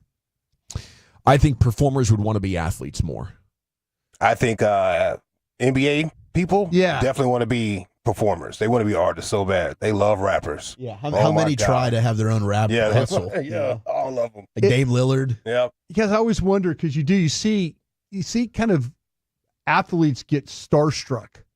Yeah. With performers, and then the performers are like super like starstruck of the athlete. Yeah. Mm-hmm. So I always wondered. Like Post Malone's probably like, man, it'd be pretty dope to play for the Cowboys. I thought that was hilarious. He kept calling Christy Scales, ma'am. That was great. That's It was an supposed awesome to. interview. Supposed to. He was like Southern hospitality he was right like- there. That man's from Grand Prairie. Yeah, she was like, He had his boots on, his blue jeans, and posted. everything. He was Raised going the on right and on way. and he goes, yes, ma'am. Yes, ma'am. Yeah. I thought At least that two was- yes ma'ams per answer. Yeah. I thought that was so cool. I really did. Like, his dad worked with the club and stuff like that, so he probably knew damn good and well who Christy Scales was. Yeah. I think if you were like an average successful musician, right, then you would rather be the athlete, because you're going to make a lot of money as an athlete. As a successful musician, you might be touring and like trying to make your 6 figures a year and keep things going. Yeah. But if you could be like Post Malone height, where you've just printed money and you're going to be able to make millions and millions of dollars every year for the rest of your life, that might be the ideal choice there. Do you think Drake would give it all up to be on the Lakers Hell or, yeah, or he something would. like that? Right Especially now. right about now. Well, no, but It's a good timing for it. Well, I'm just saying, Would love to. as a guy who's out there as always being in the middle of. Yeah, he wants to be a hooper. He has those hooping tournaments at his house where they play like that. They have like real trophies and rings. They have an audience. Yeah, announcers and good? everything. Yeah. Well, it's his own rim. I don't know. I don't know if they play He him owns hard. it for himself. So he's got his own gym. He's got everything going So on. It's like like a they- real NBA game, except it's at his house. They have like a horn, like They have you come everything. in. That's badass. You're Oh, yeah. like waiting at the scorer's table That's to pretty get cool. Yeah, they have everything, bro. All right, cool. And another thing too, sorry, go ahead. guitar guys. Yeah. If you're up there playing a guitar on Yeah. stage, Yeah. they're usually like baseball players. in.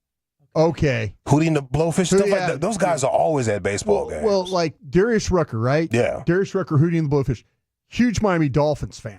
Like he sure is. He loves the Miami Dolphins. Sure Matter of is. fact, one of his songs, he sings "The Dolphins Make Him Cry."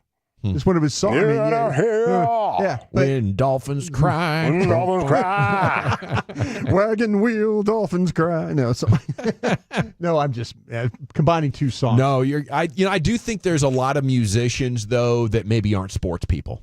They're artsy types. Yeah, I just always wondered if the athlete wanted to be the performer more than the performer wanted to be the athlete. The other thing with a performer though is you're like small, like you could be 6'5", 220, as an athlete. Got it. Physically tiny. Physically, Yeah. yes, yeah. You're typically not big. You can't kick any ass. Chicks only like you because of your musical talent. You know what I'm saying? So I'd rather have the physicality on top of that and the money myself. All right. Appreciate your help on that. All right. KJ Henry. Facts, right? KJ. Yes, KJ Facts. Henry. Facts, right? Facts. Facts. What Facts. up? Facts. What up? Facts. KJ Henry, if you missed it earlier, where have you been? KJ Henry, the Cowboys We talked about this guy yesterday. We did. Clemson Zone. I want to thank the Gang of Seven for giving me some names. I said, hey, I go, guys, I need some edges. Need to look at some edges. Give me some practice squads. I'm thinking about trying to take a guy off a practice squad. And so, they gave me these names, and KJ Henry from the Cincinnati Bengals was one of these guys. Now, Henry was drafted by the Commanders. So Jeff Zagina, the coach, Cowboys defensive line coach, has a history of this guy from last year. I feel like the Cowboys do that a lot. Yeah, maybe so. It's one of these. Well, who should we go get? You get a name of some I know guys. this guy. Yeah, I know some. Should we talk to our scouting department? Yeah. No. Which one of you guys had an end that might be available right now? He's been texting you for an opportunity. I shouldn't even have brought that up. Let's take care of your friends. I knew Dawson was good. Dawson saw the opening. He looked like he looked like Henry running the ball. Like he saw the opening, and it's like, I'm going to go 87 yards here, and nobody's going to stop me. Yeah, nobody's going to stop me. But he was a 5th round pick by the Commanders. Do you have any friends that could use millions of dollars? Because seriously, we have a roster spot here. What a clown show. Sorry. Don't do that. Too much Bassick. Yeah, that was too much Bassick. No, the right amount. The right amount of Bassick, yeah. He was on the Bengals practice squad. That's where they got him. This guy has length as a player, as an edge. I watched this guy through all the preseason. I like the way this guy does play off these blocks because of the length that he has, so he can play some edge. He's really pretty decent as a run defender. So, but he also plays as a stand-up guy at times, so you could probably play him a little bit on the outside as a linebacker if you want. But he plays hand down, stand-up both.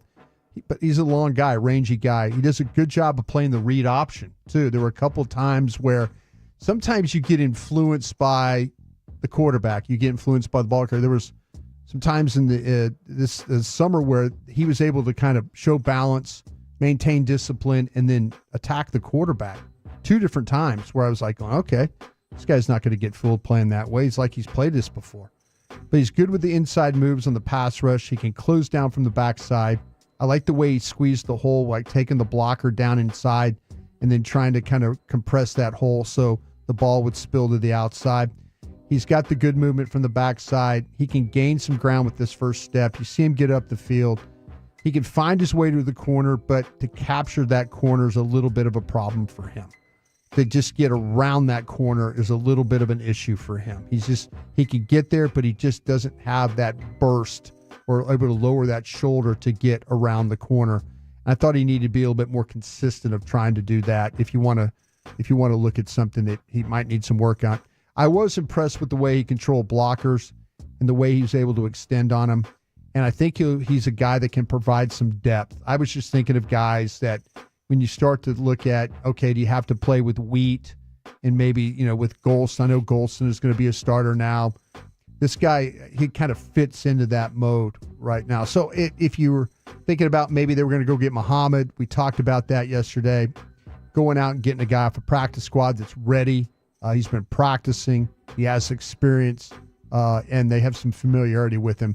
That's why they did what they did. So KJ Henry, you're a new edge for the Dallas Cowboys. Go, Hank. Go, Hank. All right. I got some questions for my boys here. Well, let's do it. I know I got a few minutes, so I'll try and get these questions. Wooly Bully, I'll start with you. Okay. If you could ask Jerry Jones or Mike McCarthy one question and get an in-depth, honest answer, what would that question be? I would ask Jerry why he absolutely refuses to acknowledge that his hand as general manager of the football team has resulted in 3 decades of a lack of a championship. So your question would be, why do you continue on as the general manager? Would you ever fire yourself? And if so, why not? So you're going to get an honest answer. Yeah, I'd love to hear honestly. Why? What's going on here? Other than I'm the owner, I don't want to work for anybody else. This is my football team. It's like, okay, that's cool, but you can still be the owner and just acknowledge I can have somebody else be the GM. You can still be the final say guy if you want to. Yeah. So you would ask him why are you still the general manager? Is it really just stubbornness? I mean, is some of this stuff that we hear from the outside, like what's the truth here? I'd love to just get a real and honest No, that's what I'm answer. saying. You're going to get a real honest answer. And that's the question. Because to me, the crux of all of this, like there's one person that's still standing in 28, 29, 30 years of futility, and it's that. And yeah, that's he not likes changing. to say publicly that it's an advantage because you don't have to have two people. There's not a GM and an owner to sell. It's much more streamlined like this. But I think the real answer in it. You can ask McCarthy or Jerry a question. McCarthy or Jerry, either one here. Yeah. Yeah, I think the real answer to that question would be just people. They crave a feeling of importance, and whether they can enunciate that or not, or are aware of that or not. That's why Jerry, does what he does. He likes the celebrity and the feeling that it gives him of being the man.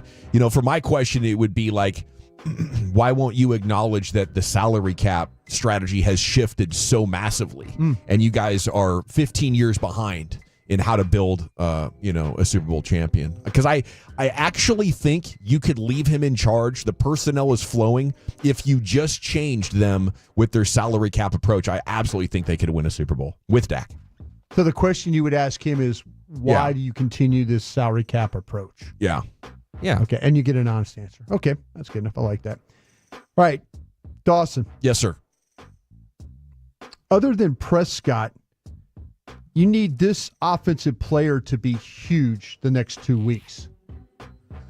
Other than Prescott, you need this offensive player to be huge the next 2 weeks. That's Pittsburgh and Detroit. Let me go with your guy, Hunter Lipke. Okay. Give me some chunk plays. And be a good in the running game. Maybe Dowdle or Lipke. I think CeeDee Lamb goes without saying, so I'm going to go with Tyler Guyton. Yeah.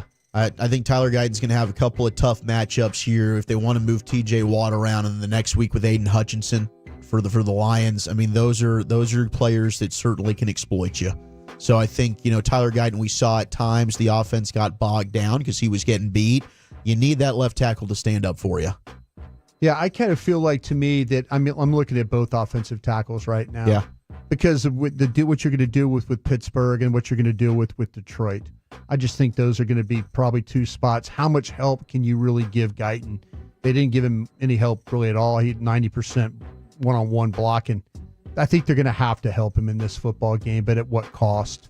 Yeah. Is it going to cost you Hunter Lipke or somebody off the edge? Ferguson, Exactly. So, all right, that's it for my time. Thank you, Appreciate sir. man. Thank Krusty's you. Corner brought to you by Reliant Air Conditioning every afternoon, 3:40 here in the G-Bag Nation. On that note, is anybody getting a kick out of watching these guys try to answer simple questions about their football team? Cowboys Twitter coming up next right here. It's the G-Bag Nation and the Fan.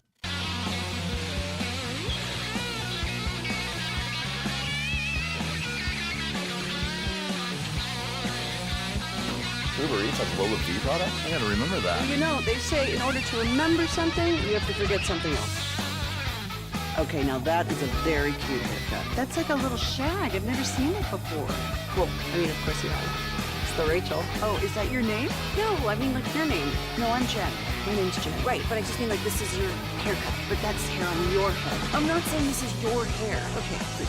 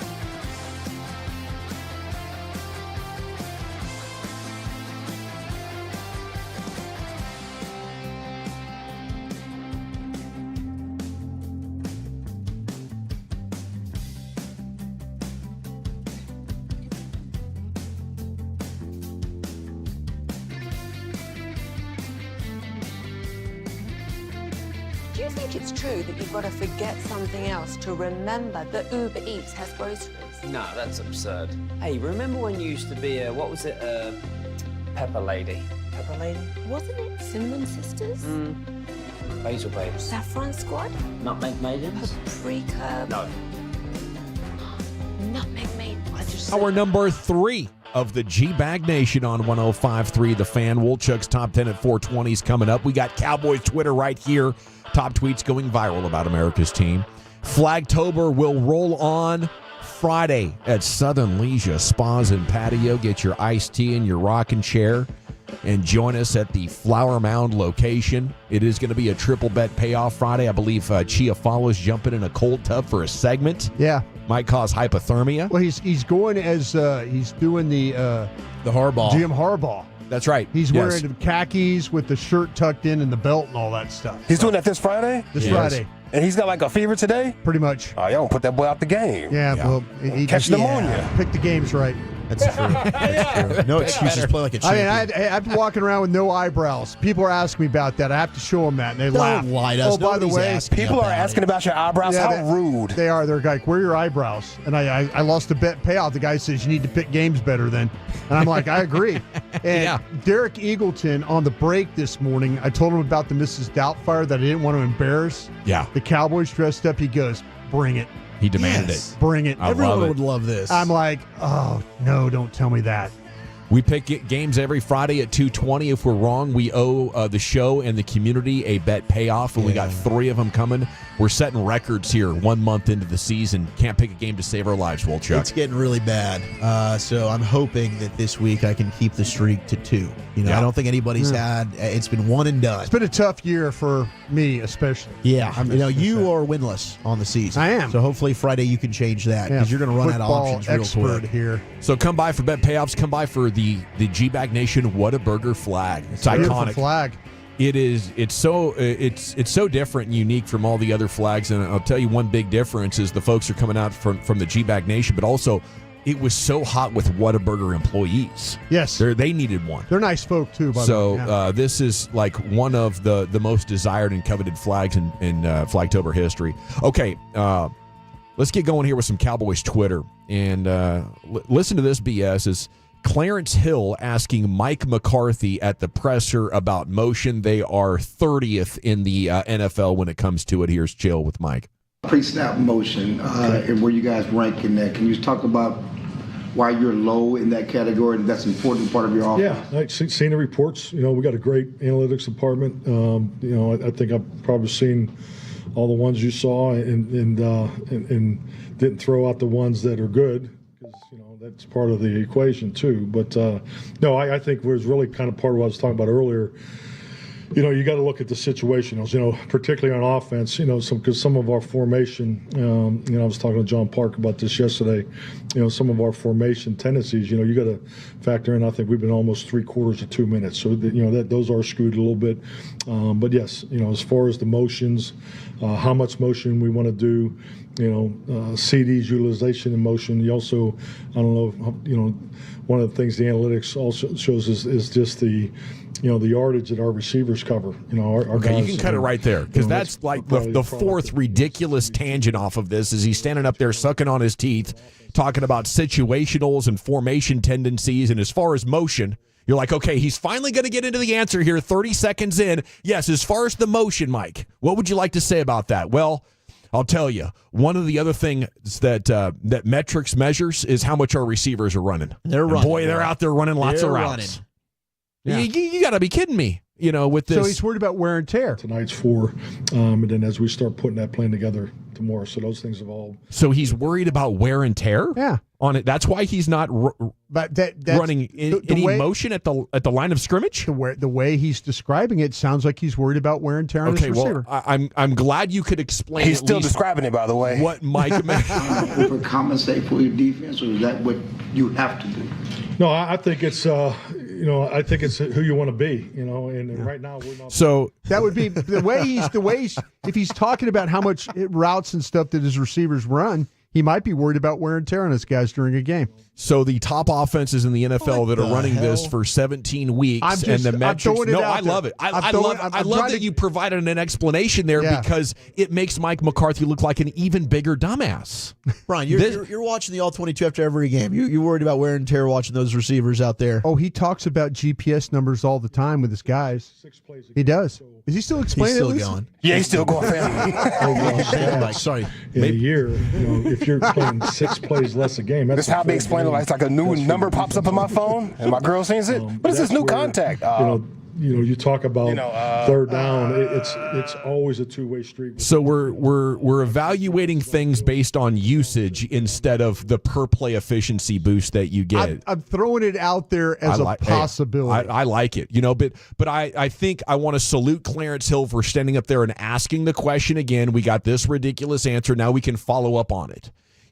Back on October 1st, Mike, you were asked about lack of motion at the snap, and you referenced GPS numbers. Yeah. Is that the main reason that you don't want to use more motion at the snap? Let's do an exercise here, Brian, if you don't mind, because I know you got the next gen stats. Football.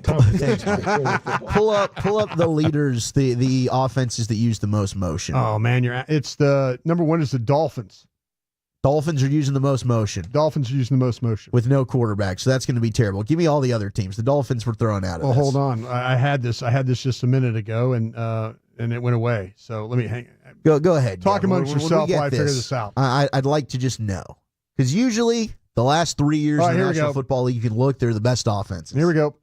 Dolphins 1, Packers 2, Falcons 3, Raiders 4, Bucks 5, San Francisco 6, Lions 7, Rams 8, Saints 9, Tennessee 10.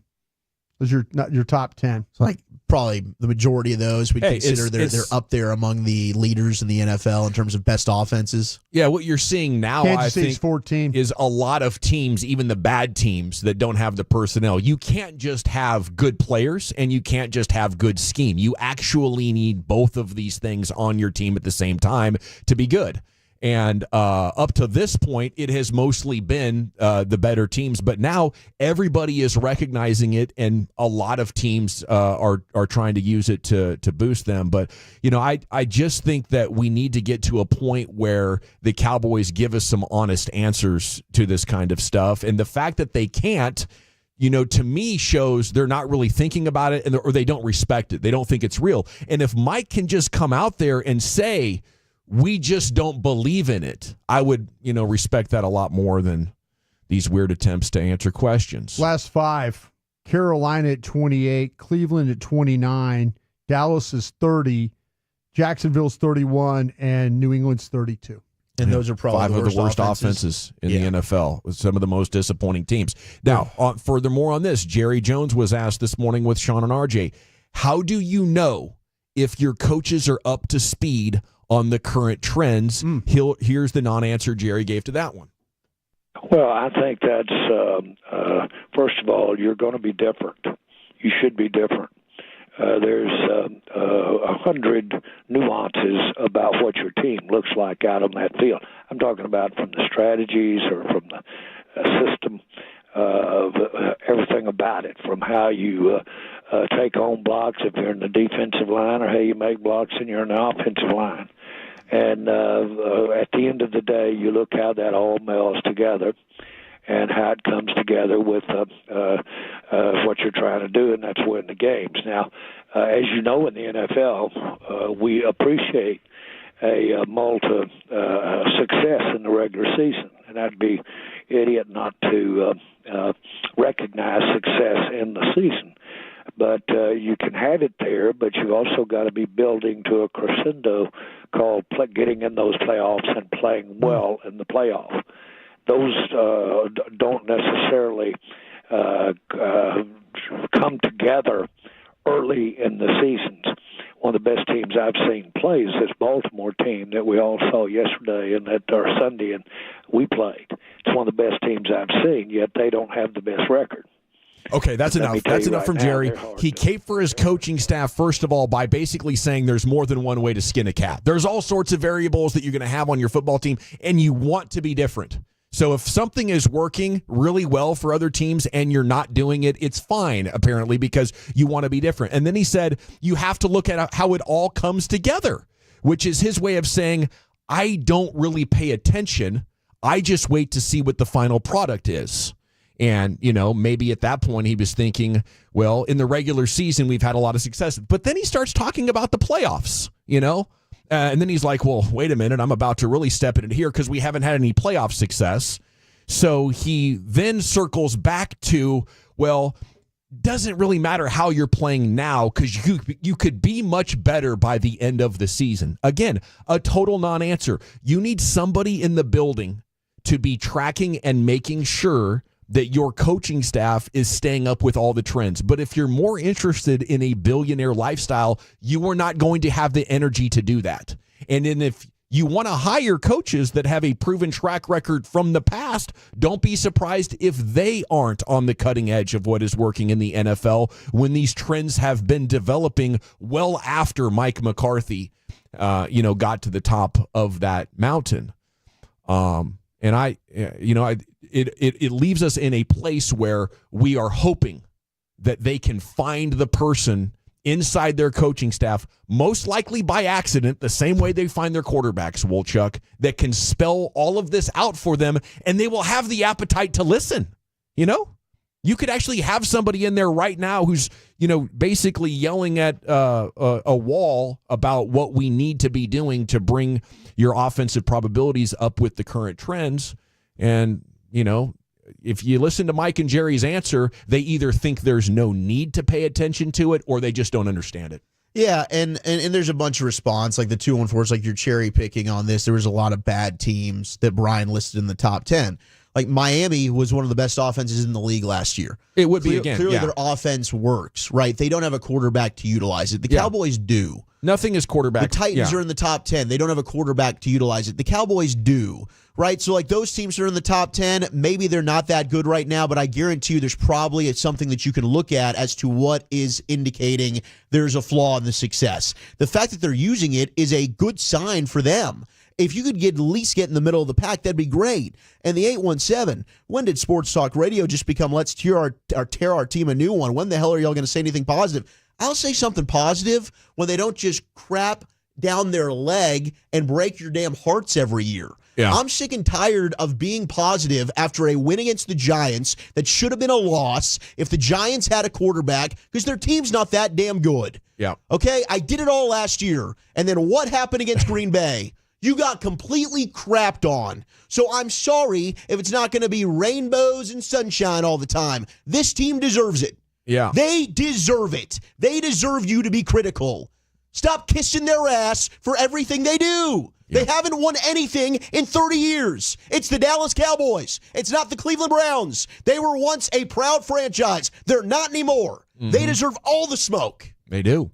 And by the way, we'll finish this Cowboys Twitter. That was a great rant from Wolchuk once again, by the way, on this very frustrating subject. It's annoying. We just want to give our honest opinions. And I think, what I would say back to that 817 texter is you're actually the reason that Jerry doesn't have to pay more attention because he knows he's going to get all this loyalty from you and people straining to find positivity in a train wreck.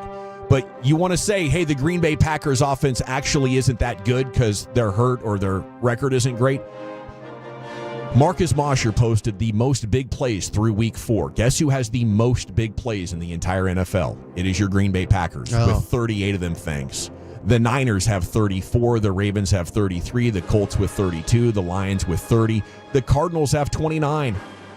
And the Commanders have 28 of them. And the Saints have 23. These are teams still in the top half of the league in explosive plays. The Cowboys, the third most static team in the league, the second fewest big plays on the season with 15 of them.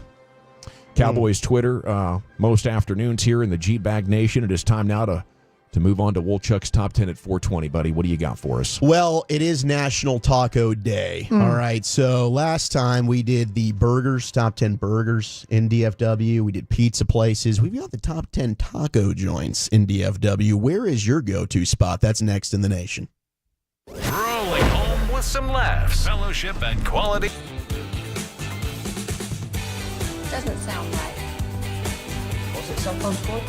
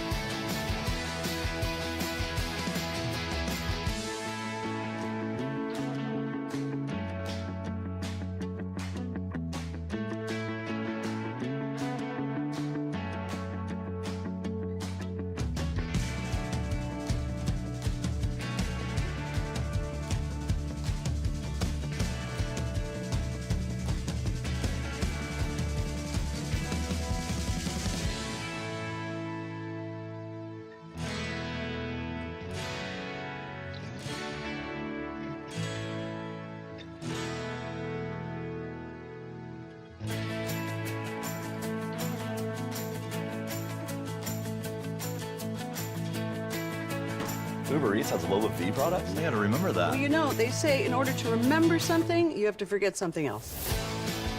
Okay, now that is a very cute haircut. That's like a little shag. I've never seen it before. 420, it's brought to you by the Frankels. Life is unpredictable. Accidents happen. If you or a loved one's hurt in an accident, it's not your fault. Call the Frankels. Get a free consultation, 214 or 817-333-3333. Jump to frankelfirm.com. Nation's brought to you by Cars for Kids. Donate today, carsforkids.org. Here he is, Zach with an H, your Wooly Bully. Okay, it's 3-1, bottom of the ninth. Tigers are leading the Astros as they're trying to get a win here in Game 1 of the Wild Card Series in Houston. It would be another home loss at Minute Maid Park for the Stros. Then you've got the Royals. Bobby Witt Jr., Colleyville Heritage's own, up 1-0 on the road against the Orioles. Remember, the Orioles got swept last year when they finally made it back to the postseason by your World Series champion, that's right, Texas Rangers. So the Royals looking to ruin the Orioles season by maybe knocking them out in the wild card round this year. Corbin Burns, 5 2/3, 3 hits, 3 Ks. He's also got a walk. We got Mets Brewers coming up later, followed by Braves and Padres in the National League. 877-881-1053. It is National Taco Day. Where are the best tacos in DFW? Got a lot of good texts rolling on in. We did just get some NFL news. It's happening fast and furious. Josina Anderson saying regarding Devontae Adams, she spoke to a league source indicating an NFC team would have interest in Devontae Adams, but not currently for a second-round pick. Sounds like restructuring would be needed in this particular case, too. We'll keep monitoring. I've seen the Jets and the Commanders as two teams that have popped up as potential options for Devontae Adams. Maybe it is the Commanders as the team Josina Anderson could be referencing. Yeah, I could see that. I know the 49ers would be interested. Maybe a trade involving one of their receivers could make the Raiders happy as well. But, yeah, I think a lot of teams should be motivated for a player like that, still 31 with a lot of great football. The Astros made a pitching change. There's runners on second and third here with one out in Houston. I think a lot of DFW's pulling for the Tigers. Absolutely. Go Tigers. Go Tigers, go. And A.J. Hinch going back to the team in which he got fired from. Yeah, probably rightly so. But now I'm pulling for him. He's in a Tigers jersey now. So 3-1. We'll let you know when that one ends. Okay, a lot of good text coming through here. I'm going to just weed through some of the... I think Hurtado. I mean, you can't really... Those birria tacos. They're outstanding. Yeah. Those are absolutely delicious. It's the only place I'll eat raw onions. Get them in there. That's true. You know? That's true. That's how good that taco is. Would you be open to trying something that has raw onions? You take a bite, you don't like it, it's fine, but maybe there are other types of food that mask it quite like that does. As long as they're super finely cut, you know? And yes, I'm willing to get through that. It's not like mayonnaise, you know, where I'm like, no, that flavor will make me gag. Or mushrooms, you know. Onions aren't like that horrible, that offensive. And don't worry, we are not going to say Taco Bell or Taco Casa. They are not on the list here. It's actually a very, very good list, courtesy of... Sounds like something the morning news would do. What, go with like taco? I mean, if we want to do like fast food tacos, maybe you go ahead and pop that in there. But no, I want gas station tacos. I want mom and pop shops. I think anytime you find a gas station that's selling tacos, it's worth trying. Yeah. You might end up having some of the best tacos you've ever had in your life. Those little hole in the wall type spots, absolutely, end up being fantastic. Yeah. Lucius, do you have a go-to taco spot? No, I do not. But I love tacos. I like them homemade. I like them Old El Paso. I know people might judge me for that or whatever. But I'm down to eat some tacos. But if you ask me where to go right now to get some tacos, I'll probably tell you like Gloria's, Velvet Taco. Yeah. Jack in the Box. Fuzzies. And you'll get some pretty good tacos there. Hell yeah. We're having Old El Paso enchiladas Come for on, Thursday. man. Yeah, that's my bag right there. We're bringing into that. Are you doing seafood in there? No, I'm just going to do. We're going ground beef. Look at you. Yeah, getting some love for Fuel City. Fuel City is very good. It's a lot of onions. There's now 2 out. They do a lot of onions. They do a lot of onions, bro. A lot of onions on there. That little car be stinking for about 3 days if y'all eat it. You better bring some mints, especially if you're on a date. That might not be the place to go. Number 10, we've got Trumpo, which has changed formats and locations a few times over the years. Right now, they're off Jefferson Boulevard. But they're right. It's still one of the best spots to score authentic pork tacos carved straight from the vertical rotating spit. Yeah. Start there. Then try other delicious things served on corn tortillas like bistec, barbacoa, and chicken tinga. There's also a selection of quesadillas that might have you coming back for more. No disrespect to the corn tortilla. It's pretty good, but there's nothing better than a flour tortilla that is just fried a little bit. I'm with you. Sets it off. Yeah, it does. It does set it off. You got any taco opinion? Are you like a hard or a soft taco guy? Soft. You're a soft taco guy? Yeah, soft taco Corn guy. Shells. Your homemade, do you go hard shells? Absolutely. Yeah. I think homemade, like I usually like the hard That shells. good crunch in there. Yeah. Sour cream. I'll tell you what, though, the thing is you got to get a good one, though, because if you get the crunch and it just disintegrates on you, stuff's falling all over the place. I understand you can pick it up and eat it and stuff. I just kind of like it all together there. When you bite sometimes on the crunchy one, it just it just breaks, and now stuff is falling out of it, and then you're scrambling to kind of gather it back in. Honestly, Definitely need a plate. I love the way that 0-2 count here to McCormick. Oh, let's go like or 1-2. Taco Delight, some of these other places that will do the soft tortilla around the hard shell. Yeah, that'll work. I think that's a big win as well. That'll contain it. And if I kind of feel like that if you're going to do the taco with the hard shell, and I know a lot of people love it, I'm a tostado guy if that's the case. Okay, tostada. The flat, and then you can pile it up. Opens it up a little bit. Give more room. Pupusa guy. Pupusa, right? The pupusas El pupusas are Salvador are pretty good. incredible. Yeah. I actually had a good pupusa at a gas station once. Okay, the pupusas at the gas stations are also big wins. Why is the gas station food it's like glorious? It's just it good, really it's is. just good stuff, man. Is it just being around just like that? I don't know. I mean, it seems like it's just a great combination of It's not harder to be better than Taco Bell. They always seem like they have good cooking devices in the back, like a good Fly grill. ball to left field. This one's over. Can of corn. This is over. No, that's the that's Royals Royal. game. Wrong game. It's the meats. It's the way they're marinating it. But El Pariente in Denton, which was also like gas station tacos, they've since closed down. But that's where Eric and I had our first date. The Nosebleed Seats podcast was born. But that place was fantastic. Now, I'm probably going to butcher some of these pronunciations. I am a gringo. El Come Taco. C-O-M-E. El Come Taco. Come. It is Come. Just have like the tilde don't put over I the just said E. that, Lucius, thank you. They are specialized. This all fits you. This is right around the corner here. Cowhead, Really? tripe, tongue, veal brains. Just a few of the options on the menu. Veal Just so you brain? know it's authentic. Yeah, I'm not- veal I'm brains. not- Now, hey, you might be off put by this. Just give it a try. I don't need any exotics. I'm scared of the mad cow's disease. For Don't the brain. worry. They say You can don't eat brain. stick. You can stick to the skirt steak, the marinated chicken, the al pastor, and the beer battered tilapia. If you don't want to venture out and get a little crazy, all right, they got all that stuff for you too. Full count in Houston. We've also got the Chilangos tacos.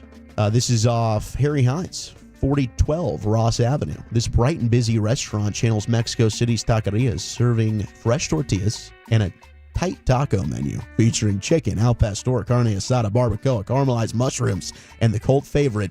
Ooh, pass ball. He walked him. Third base is not coming in. No risk there. Okay, so the bases are loaded 2 outs. Yeah, a base hit ties it. An extra baser wins it for Houston. Brieski's throwing heat, triple digits up there, but he just lost his command. This would be absolutely heartbreaking for the Tigers if they lose this on a walk-off. You just had your ace, Tarek Skubal pitch. You've been up the entire game. Dude, this is anxiety ridden. It's putting me back in that PTSD from Game 5 last year. Is what this is doing. Yeah, the Astros will put some stress on you. Milagro Taco Cantina off Singleton Boulevard, situated at Trinity Groves, specializes in Tijuana street tacos. That sounds very newish. So there's three. The menu has a few of the usual suspects. They got pollo and al pastor, but the seafood options are the real star. Octopus and shrimp are treated with care and stuffed into tortillas with fresh toppings and spicy salsa. Doing too much there. Yeah, way too much. Doing way too much there. Right, tacos y vino. Where's Los Lupes? Yeah, I don't know. My people. I don't know if I got Los Lupes on here. They bring you a hot ass plate. You just warmed up the whole damn thing, huh? They don't even tell you it's hot. You touch and you burn your hand. You're an idiot for not knowing it's already hot, right? Yeah. Tacos y vino, they're in Bishop Arts. Tacos and beer will never go out of style, but tacos and wine are an unheralded duo celebrated. Class it up. What are we doing? They're doing tacos and wine. Is this the octopus place too? No, this is fish different. tacos. Yeah, They specialize in barbacoa, chicken tinga, blackened Baja fish, and the wine list is stocked with interesting bottles. They also do 6 tacos of your choice and a bottle of wine for $45. What's happened with a Tecate or something? Modelo or something. Why are we drinking wine? Well, you with can probably do tacos? that at every other place, but that one place just specializes in the tacos and wine. They're just trying to do something different. Yeah, well. Houston's got Hayward up there.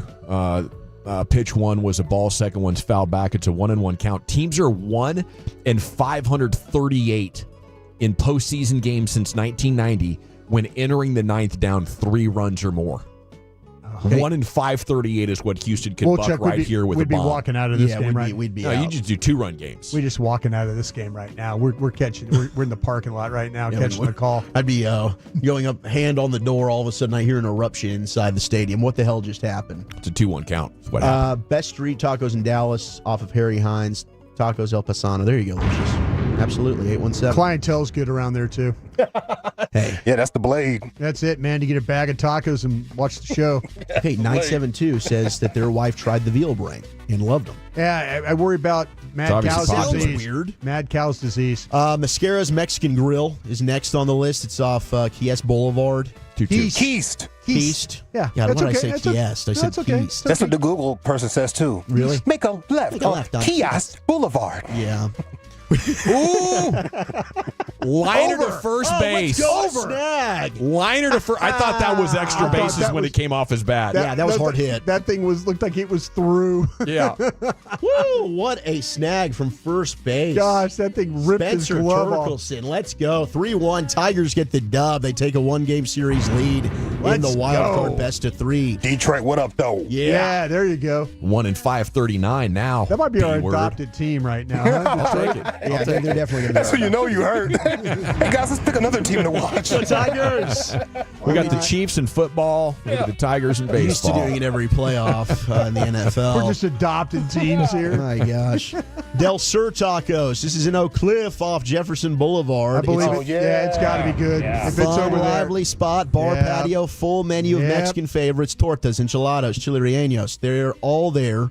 They Patio got Taco season. Tuesdays. Tacos are just $2. Margaritas are $5. Is there anything better than getting hammered on a patio in a springtime day? No. In the middle of the day? Nope. Sunglasses In October. on, just sit there all day. Best month of the year here, Chips in my and opinion. salsa. This is the time to do hot it. sauce, right? Chips and hot sauce. That's right. People watching. Yeah, Oh, yeah. exactly. Get drunk and watch the people walk by. Never Watching take your is a sport. sunglasses off. Yeah, never. I got the mirror shades on, bro. Never. We don't know what like I'm looking you're at. standing into the urinal with your sunglasses on. You got a sunburn. Excuse me, buddy. Sorry about that. Yeah, well, It's 3:30 in the afternoon. just can't even drive home. Got to stay for dinner. Yeah. Long lunch. Lunch and dinner. That's the way to do it. Jose off Lover's Lane. A lot more than a taco joint, but do not under any circumstances miss the tacos. I'll because tell you then what- you'd be depriving yourself of hand-more tortillas, skirt steak, cilantro lime marinated shrimp, fried mahi-mahi. Okay. Really Like good we need looking a I box tell you, of Lovers tacos. has got some good places to eat. My place, Dunston's Steakhouse, old school Dunston's steakhouse is a good over spot. there, man. It's Very old school, affordable. very old school over there. Resident Taqueria in Lake Highlands off Adelia Road is on here. They do also delicious breakfast tacos, eggs, chorizo, potatoes, fresh salsas. Then you got Revolver Taco Lounge off Elm Street is the last one on the list here of the top 10 tacos in DFW. I guess Netflix made this place pretty famous, but they've got all of your basic tacos. Also doing some lobster mixed in with the specialty seafood items that they've got here. So top 10 taco spots in Dallas. A lot of good text in that we got. But hey, go Tigers. Bleep you Astros. Yes, sir. Indeed. 917 says getting strong Tom Brenneman vibes from the Generals baseball play-by-play going on behind that segment. Thank you, sir. Yeah, I wanted to be a play-by-play guy, but then I was like, man, you got to travel a lot, and you don't get to make inappropriate jokes. Seems like where the squares hang out, but maybe that's just Sandler. Okay, we got to run. Mark Schlereth, brought to you by Hellman's Mayonnaise. We're talking NFL Week 5 with Mark next in the G-Bag Nation. I want to chat window name. Oh, is that your name? No, I mean like your name. No, I'm Jen. My name's Jen. Right, but I just mean like this is your haircut. But that's hair on your head. I'm not saying this is your hair. Okay, freak me out a little bit.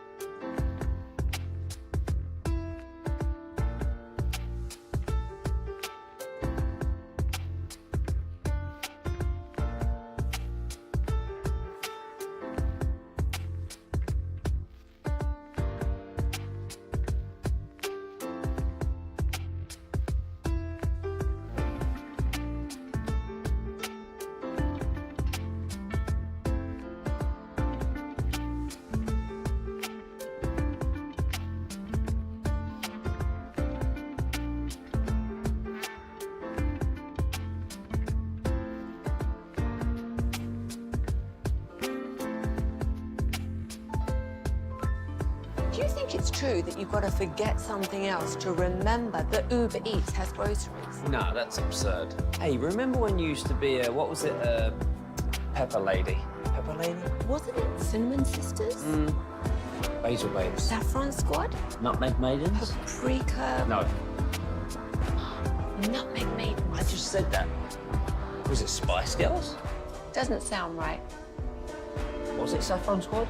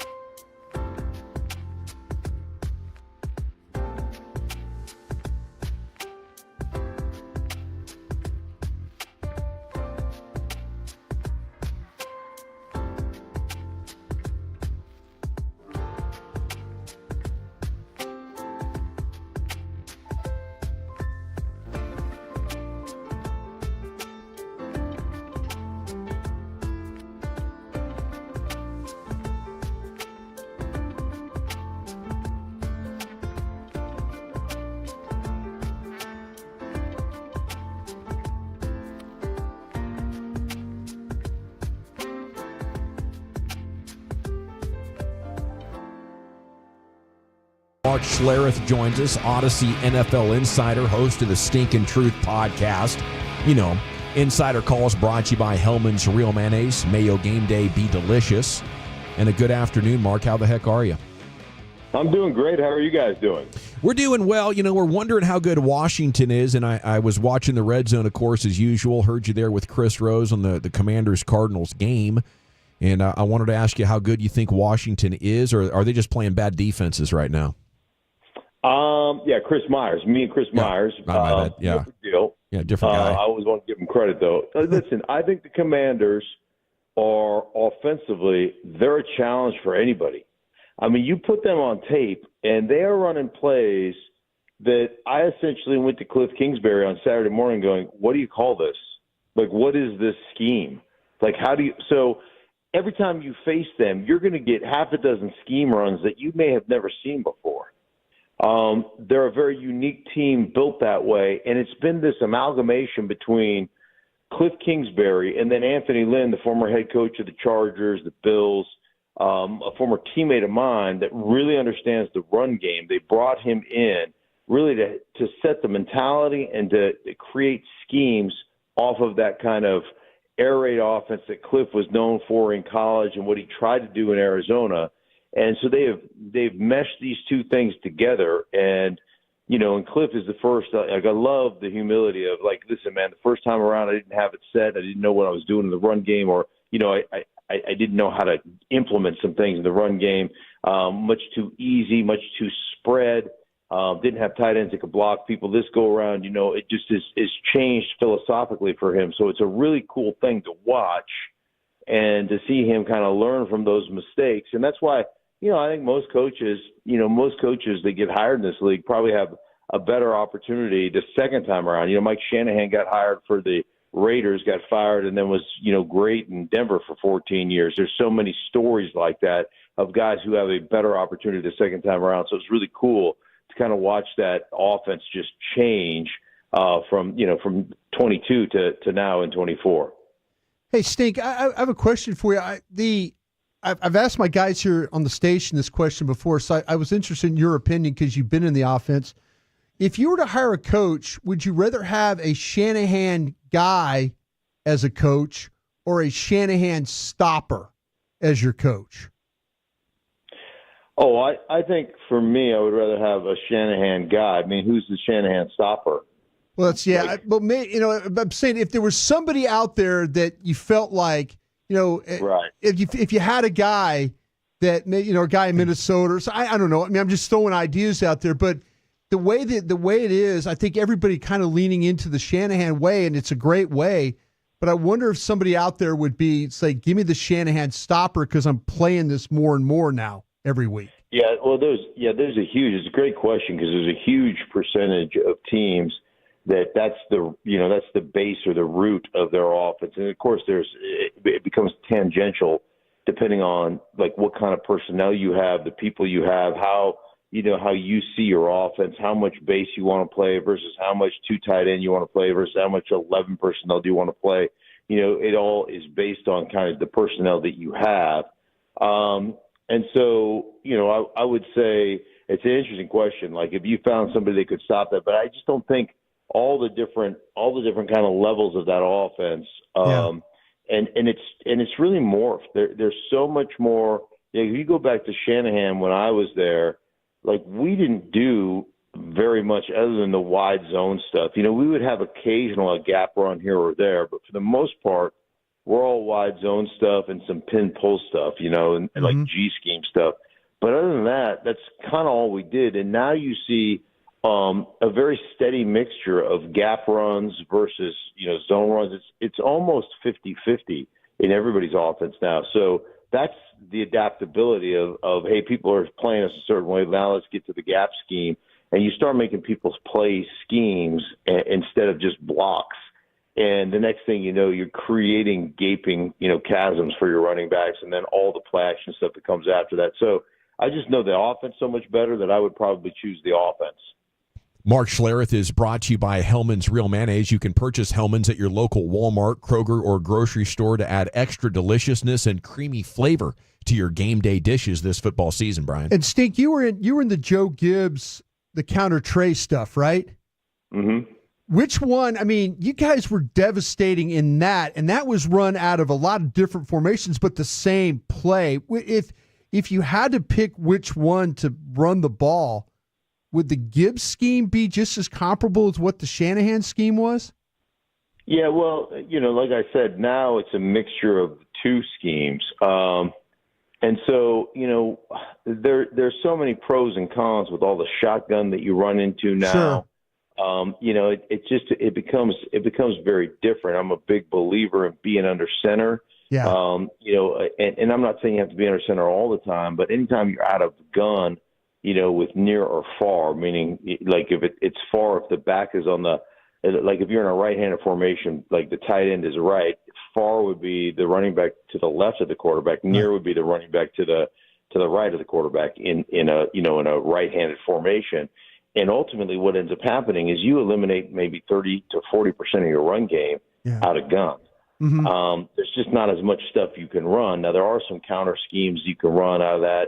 Then you run basically mid-zone opposite the way the back is, which is a tell for the defense. So you get a lot of slanting, a lot of pinching that way in those type of formations. So, like, I'm a big believer in getting into base. I'm a big believer in getting into two tight ends. I'm a big believer in getting into under center formations. Sure. And the other thing about under center formations is, when you run play action, you turn your back to the defense. When you turn your back to the defense as a quarterback, that they can't help but suck themselves up, right? They want to come up, and then you flag that ball. That ball is hidden. Yeah. And so it makes it really hard. So you get at least if you don't get the linebacker stepping up, at least you get them to stop their feet, and then they don't get into their drops. And then when you pop back up and you have the ball in your hand, well, now there's wide open spaces to throw the football, and you don't get that same action. You don't get that same reaction in gun. In gun, the backers have a tendency to play, high to low. They're out of their drops, or they'll get into their drops, and then they'll come and attack the run. You don't get that same action on the linebackers and secondary players when you're under center. So again, there's a value to it, and you've got to figure out exactly how much you need and how much you want. And back to Washington, that's one of the things Cliff Kingsbury was basically no under center in Arizona. Now he's getting about 20 to 25 plays a game under center. I love listening to the inside of talking with Cliff there, because him and Jaden Daniels seem to be on the same page. You see this across the league with these offenses that are working, the play caller putting the quarterback and the offense in a position to succeed. I wonder, watching the Cowboys offense, it kind of seems like we're watching another sport compared to like last night with the Lions and Seahawks. Do you think Mike McCarthy gives the Cowboys an offensive advantage as a play caller at all? Yeah, they're obviously Mike McCarthy has had a lot of success in this league, and last year they had far more success last year than they've had this year so far. But I think one of the things that you always have to kind of look at is one, how committed you are to running the football and how good you are at running the football. Mm-hmm. And in a day and age, when everybody poo-poos the run game and it's a passing league, and you got to overpay wide receivers and you got to do this, that, and the other. And, and that's the narrative that's out there. People don't really understand the value of imposing your will upon people and running the football and attempts. And one of the things I always talk about, when I'm talking to coaches or when I'm talking to people in general, is the attempts become a really big thing to me. And it's really hard for a coach to understand the value of attempts, how it slows down a pass rush, how it creates opportunities in the play action game. And a lot of coaches, if they get a 2-yard gain and a 3-yard gain and then a 2-yard gain and a 1-yard gain, and that's their first 5 runs, they throw their hands up and say, screw it, we're not going to do it anymore. Yeah. And yet they'll throw 7 incompletions in a row and not even think twice about it. And it just makes no sense to me, because you've got to change your attitude and your mentality. Listen, if you can applaud a 2-yard run, as long as it's physical and you're beating the snot out of people, then you know that eventually it will have, it will pay dividends. But people aren't patient enough to do it in this league. And that's where you get these offenses that are just putrid because they won't commit to it. And I'll go back to Washington against Cincinnati. As good as that offense was in that Cincinnati game, and they were outstanding, do you know that their lead running back averaged 2 yards a carry, and he still got 16 carries? Yeah. And then the other running backs got, a handful of carries each. And at the end of the day, with their quarterback and their 2 running backs, and actually 3 running backs, I think they ended up getting like 25 total carries in a game where they're averaging 2 yards a carry. Like that's a commitment to running the game. And you think that had an effect on the play action. You think that had an effect on the ball over the top. You're damn right it did. Yeah. So did the quarterback runs. But there's so few coaches that will even they will even do that. They were like, they can't wait to throw their hands up in the air and go, well, we can't run it. Yeah. So let's throw it on every single possession. And then your offensive line gets trucked because there's no offensive line that can stand up for 40 pass plays in a row. Sorry, I don't care who you are. Even you go back to the days when the Cowboys were the most dominant group I've ever seen as a starting 5. Even if you're throwing it 45 times a game and you're not running the ball at all, they won't hold up. It just is impossible. It's Mark Schlereth here, dropping knowledge with you on your home of the Cowboys. The media is trying to pry with Mike and ask questions. Why not more motion, whether that's Shanahan style or any kind of motion? They're 30th in the NFL, and he won't give us a great answer or like a candid answer, I guess, is kind of what we're looking for, Mark. So I would ask you, why wouldn't a coaching staff like McCarthy and Schottenheimer together choose to just not run that as much? What are the cons? Well, it's funny. I coach a little league team with Peyton Manning, and Peyton Manning was pretty good, right? Yes. Yeah. It's pretty good. Completely static formations. They rarely ever motioned. They rarely ever moved anybody. Yeah. It was, we're better than you, and we're going to beat you in these route combinations that we run. So there's a different philosophy. Like motions and shifts are awesome, and I think they work exceptionally well when your team understands the value of them, and your team is precise. The ball is snapped right where it's supposed to be snapped, so that you have a good leverage position of your tight end who's crossing the formation and is running a lead block or cutting off the backside defensive end or running a lead on the defensive end in combination with another tight end. If that ball is snapped, or if that guy's off time, or if that guy's not in the right position, then you can't block that guy. You can't block that defensive end, and then your play's garbage. And so then it becomes down to how precise are we? What kind of precision do we have? And the other part, of that is, hey, do we have receivers that can't beat one-on-one coverage? Do we have receivers that that need to be in motion so they get free releases and all those different things? And so it's a philosophical approach, and I believe in motion. It's like anything. Motion is really good until it screws you up. It's like disguise on defense. Disguise on defense is great until you get out of position and get hit for 80 yards over the top. Then disguise sucks, right? So it depends on how smart your team is, And it depends on what your philosophy is, and is it going to do more harm than good for us? Some teams use it, and they use it to perfection. The Niners are incredible with all the shifts and the motions. But I've also seen, for instance, the Broncos, who have really gotten away from shifts and motions in the last couple of weeks and won 2 games. Their shifts and motions brought other guys into the box, and then the offensive line couldn't sort numbers. Mm-hmm. And so, your running game, all of a sudden you're running, and let's say you motion a tight end, from a split out formation or like an open formation. So he's off the ball in 5-yard split, and then you motion him back across the formation. Somebody chases across, and all of a sudden you've got an extra defender in the box, and you're running some type of zone inside handoff, and nobody accounts for that guy. And now it's just tackling practice.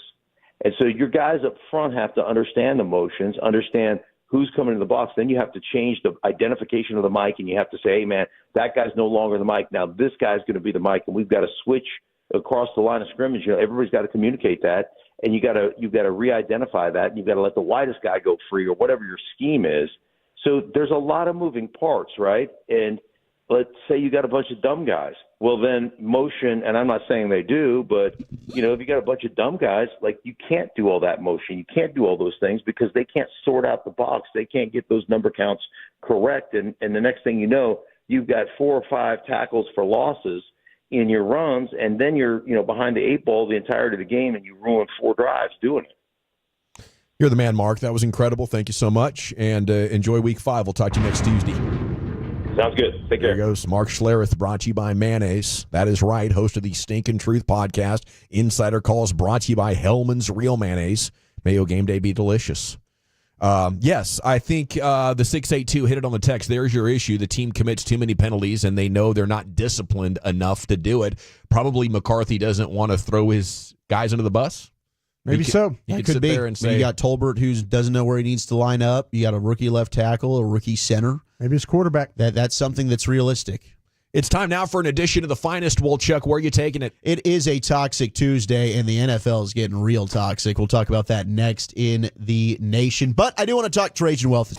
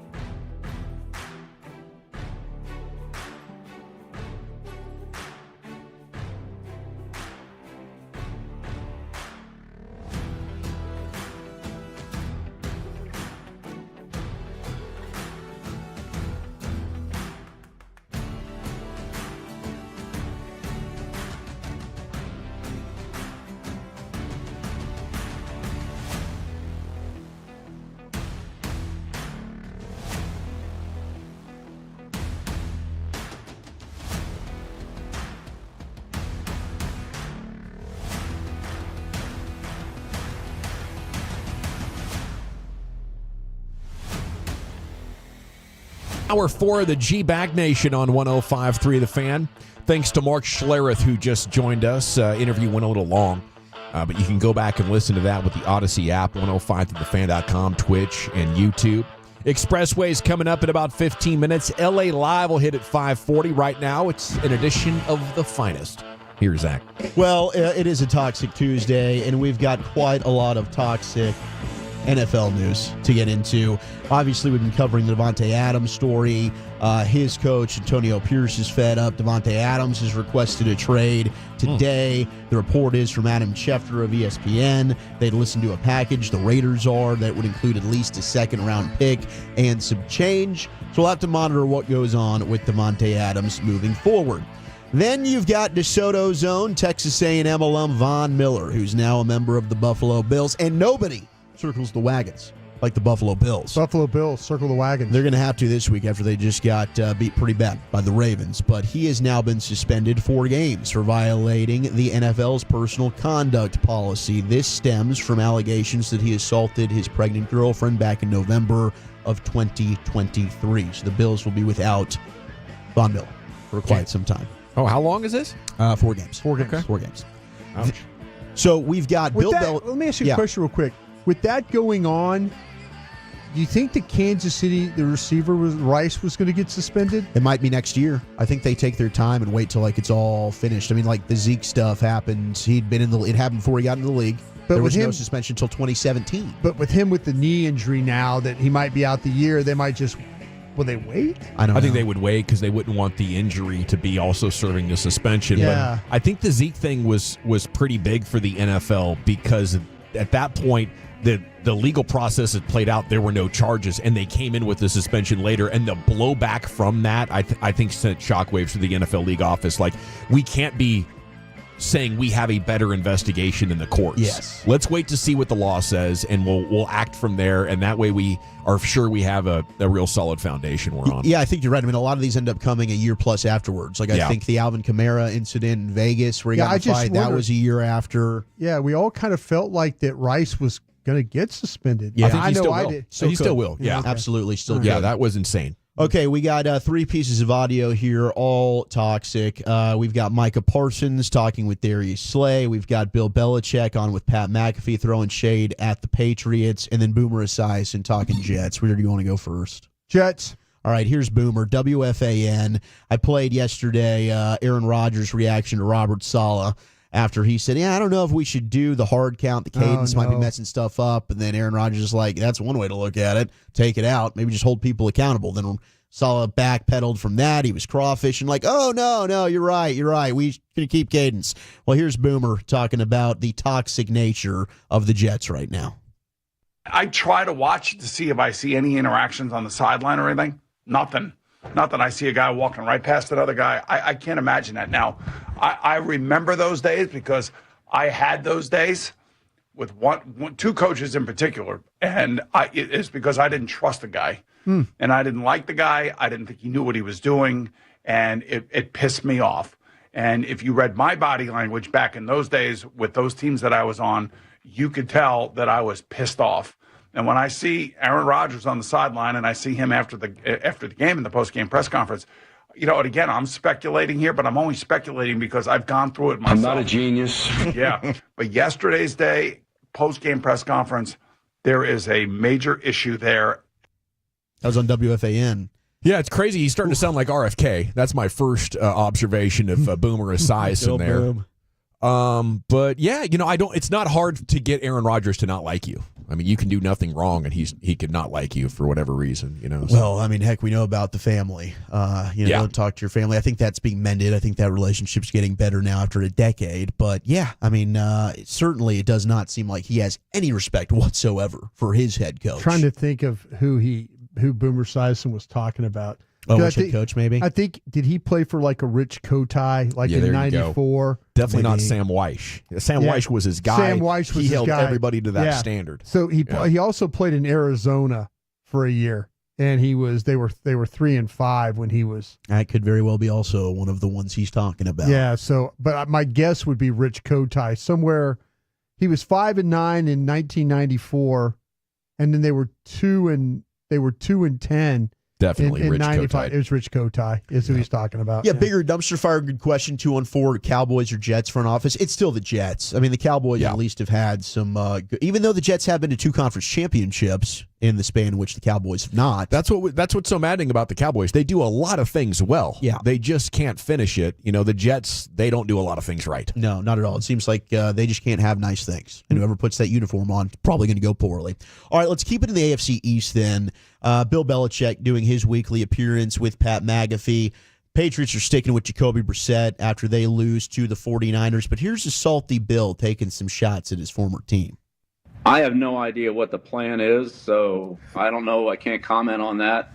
If Mayo says he's got a plan, then I guess he's got one, and we'll have to wait to see what it is. I don't know, but I'd say there's a number of issues there. One is can't move the ball and can't score. Got a touchdown off the field goal on 63-yard field goal, whatever it was, or field goal, and then got a touchdown off the fumbled kickoff. But otherwise had a hard time moving the ball. And I don't know exactly what the numbers were, but the amount of time that Purdy had to throw was pretty high. I got to think that in terms of the amount of time before the ball was released, had to be the highest in the league or close to it. So I think there are some pass rush issues there. There are some, scoring issues, and the Joey Sly is a great, that's a great addition for him. They got a good kicker. That's a big upgrade. Basically, they suck. They can't move the ball on offense. Their defense can't rush the passer. But hey, they got a kicker now. But otherwise, this team stinks, and I'm not there. I mean, he sounds less bitter than I would be, even though there's definitely something he does in a there. good job He with the hates subtle Bob jabs. Kraft. Yeah. He hates Bob Kraft. I mean, yeah, and I'm surprised he took a shot at Mayo like If that. Mayo says he's got a plan, I don't know what his plan is. But he doesn't like Bob Kraft. That's a big problem right there. He wants to be missed, no doubt. And hey, certainly it's Toxic Tuesday. We knew it would be a struggle in New England. I don't think that's all on Gerard Mayo, but there are a lot of problems there. Then there's the weird stuff that's going on with the beef between Micah Parsons and Chauncey Gardner-Johnson. So Micah last week on his podcast, The Edge, on Bleacher Report, said he didn't like the comment Chauncey Gardner-Johnson made post-game after they beat the Saints. And just calling like, well, they've got Derek Carr over there. We knew that they weren't going to be able to win once we took the lead because of Derek Carr. Micah didn't appreciate those comments, so he made it public. Chauncey Gardner-Johnson didn't appreciate that. So Darius Slay, Eagles Corner, coming on Cowboys Micah Parsons podcast to talk about his teammate DJ Gardner-Johnson. This is their exchange yesterday on The Edge with Micah Parsons. I'm not trying to, y'all know, bro, I'm all positive, bro. I'm not trying to attack CJ at all. Right. I know he took what I said personally. And, before I even get into it, who we think he is, in terms of how we feel, bro, we all in the NFL. How one of us saying that another person don't belong here, they just that type of person. You feel me, though? Even with a Pro Bowl or Pro, we still could be humbled at any moment. We still gonna get beat. I'ma still get locked up maybe for a game or a rep. It's just a game of football. It's just how it happens. It happens. So man. What's your thought on that, bro? Yeah, hey, one thing I know about 8, man. 8 go bring the noise. 8 go bring the energy. And 8 go bring all the trash talking that half the team's not doing. So he fulfilled that need for us. You know what I'm saying? He's a guy with a lot of energy. He go talk that trash, but hey, you go talk, you gotta back it up at some point in time. And if you don't, he know for sure that media go catch it on the attention, and he gotta be ready to answer every time. Because if he don't, the media go on his ass every time. But what's up with him, man. You know what's up with him. He go do it. Now, hey, I told him do your thing, man. But hey, now you don't perform the way you want to perform, they gonna get back on you. Bro. Filthy media didn't like Darius Slay going on the Micah Parsons show there, and neither did CJ Gardner-Johnson, as he took to Instagram and just said, damn, as his teammate, I guess, I don't know, maybe I kind of sound like he had his back there. I don't think Darius Slay said anything wrong, but we got some drama brewing in that Eagles secondary, and I'm here for it. Micah right in the middle of it. I love it. Drama on both sides of that. Let's go. Eagles locker room. I'm all in on that. We also have an SMU update. Their cornerback, Jahari Rogers, has opted out of the remainder of the 2024 season. He played in 4 games. He's going to enter the transfer portal. He's a senior. Said, first, I want to say thank you to all of SMU and the coaches and the staff for the opportunity. 5-1? Yeah, and he's opting out. So we'll see where he ends up going. He's appeared in 41 games in 4 years, including starting the entire last season, as 19 tackles and an interception so far this year. But those Rodgers guys, man, they don't know when they got a good thing going. He's leaving. That's a shame. Yeah, it is a shame. And DJU, I'm not going to try and say his last name. Uyunglele.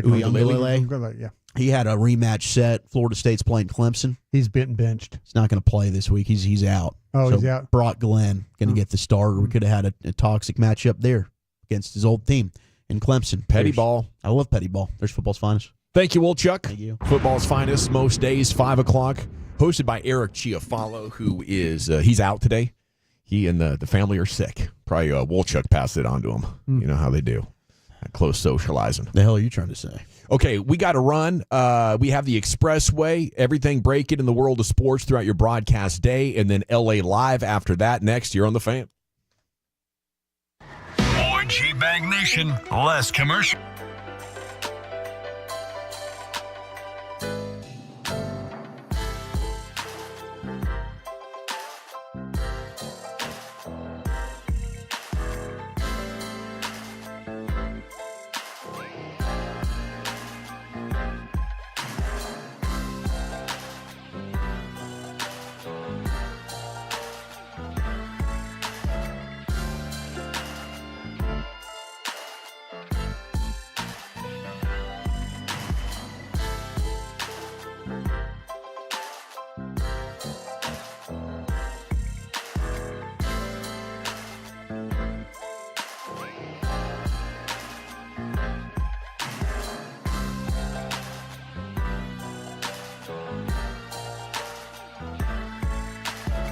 Uber Eats has lower fee products? I gotta remember that. Well, you know, they say in order to remember something, you have to forget something else.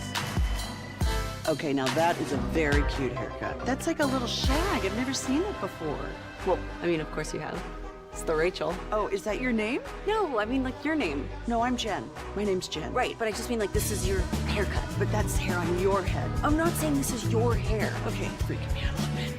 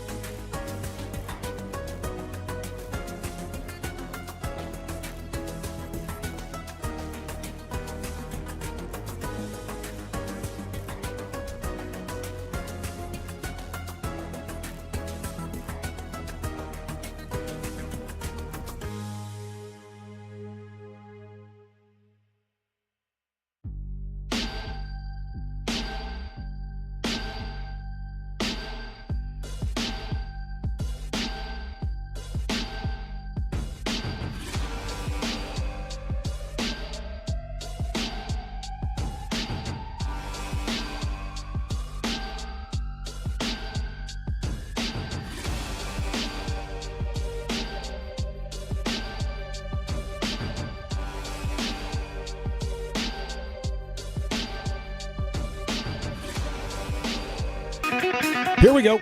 It's time now for the Expressway. Every afternoon at this time, we go commercial-free to the top. LA Live's coming up here at 5:40. The Nation is brought to you by Cars for Kids. Donate your vehicle today at carsforkids.org. And the Expressway itself is presented by the On Time Experts. Let's take a look at the big league scoreboard. We have had a treat of afternoon playoff ball here throughout the day. You have the Royals leading the O's 1-0, bottom of 9, 0 out. Okay. O'Hearn is up at the dish trying to get something started for Baltimore.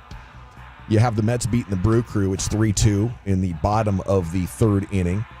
You have Braves-Padres coming up at 7:30 on ESPN.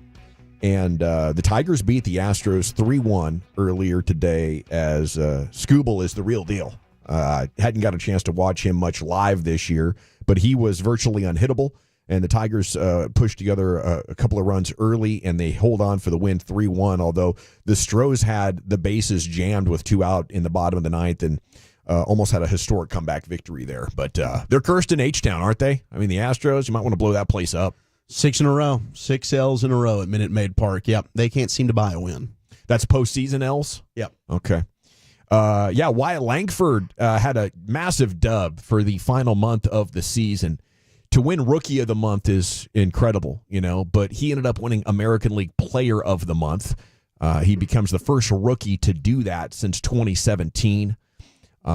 Just an incredible month, hitting .996 if you do the on-base plus slugging, and 8 home runs.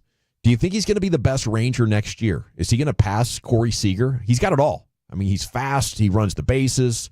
I think in the outfield, it's gone maybe better than expectations for his rookie year, considering what we were talking about in spring training. Yeah, I mean, the knock was, limited arm strength there, but we saw him make some really dynamite plays with his arm in the outfield. So I don't know that I'm going to go as far as he's going to jump Corey Seager, but I think that he can elevate past a guy like Marcus Semien, who's going to be 34 years old and is a leader and is still a good player. But certainly I think the conversation of like moving Wyatt to maybe your leadoff spot, he definitely could be maybe your second best player. And the steals, like 19 steals this year, we were talking like, could he end up getting into the Ohtani territory of steals? And I definitely think 30 next year, very doable, being more comfortable.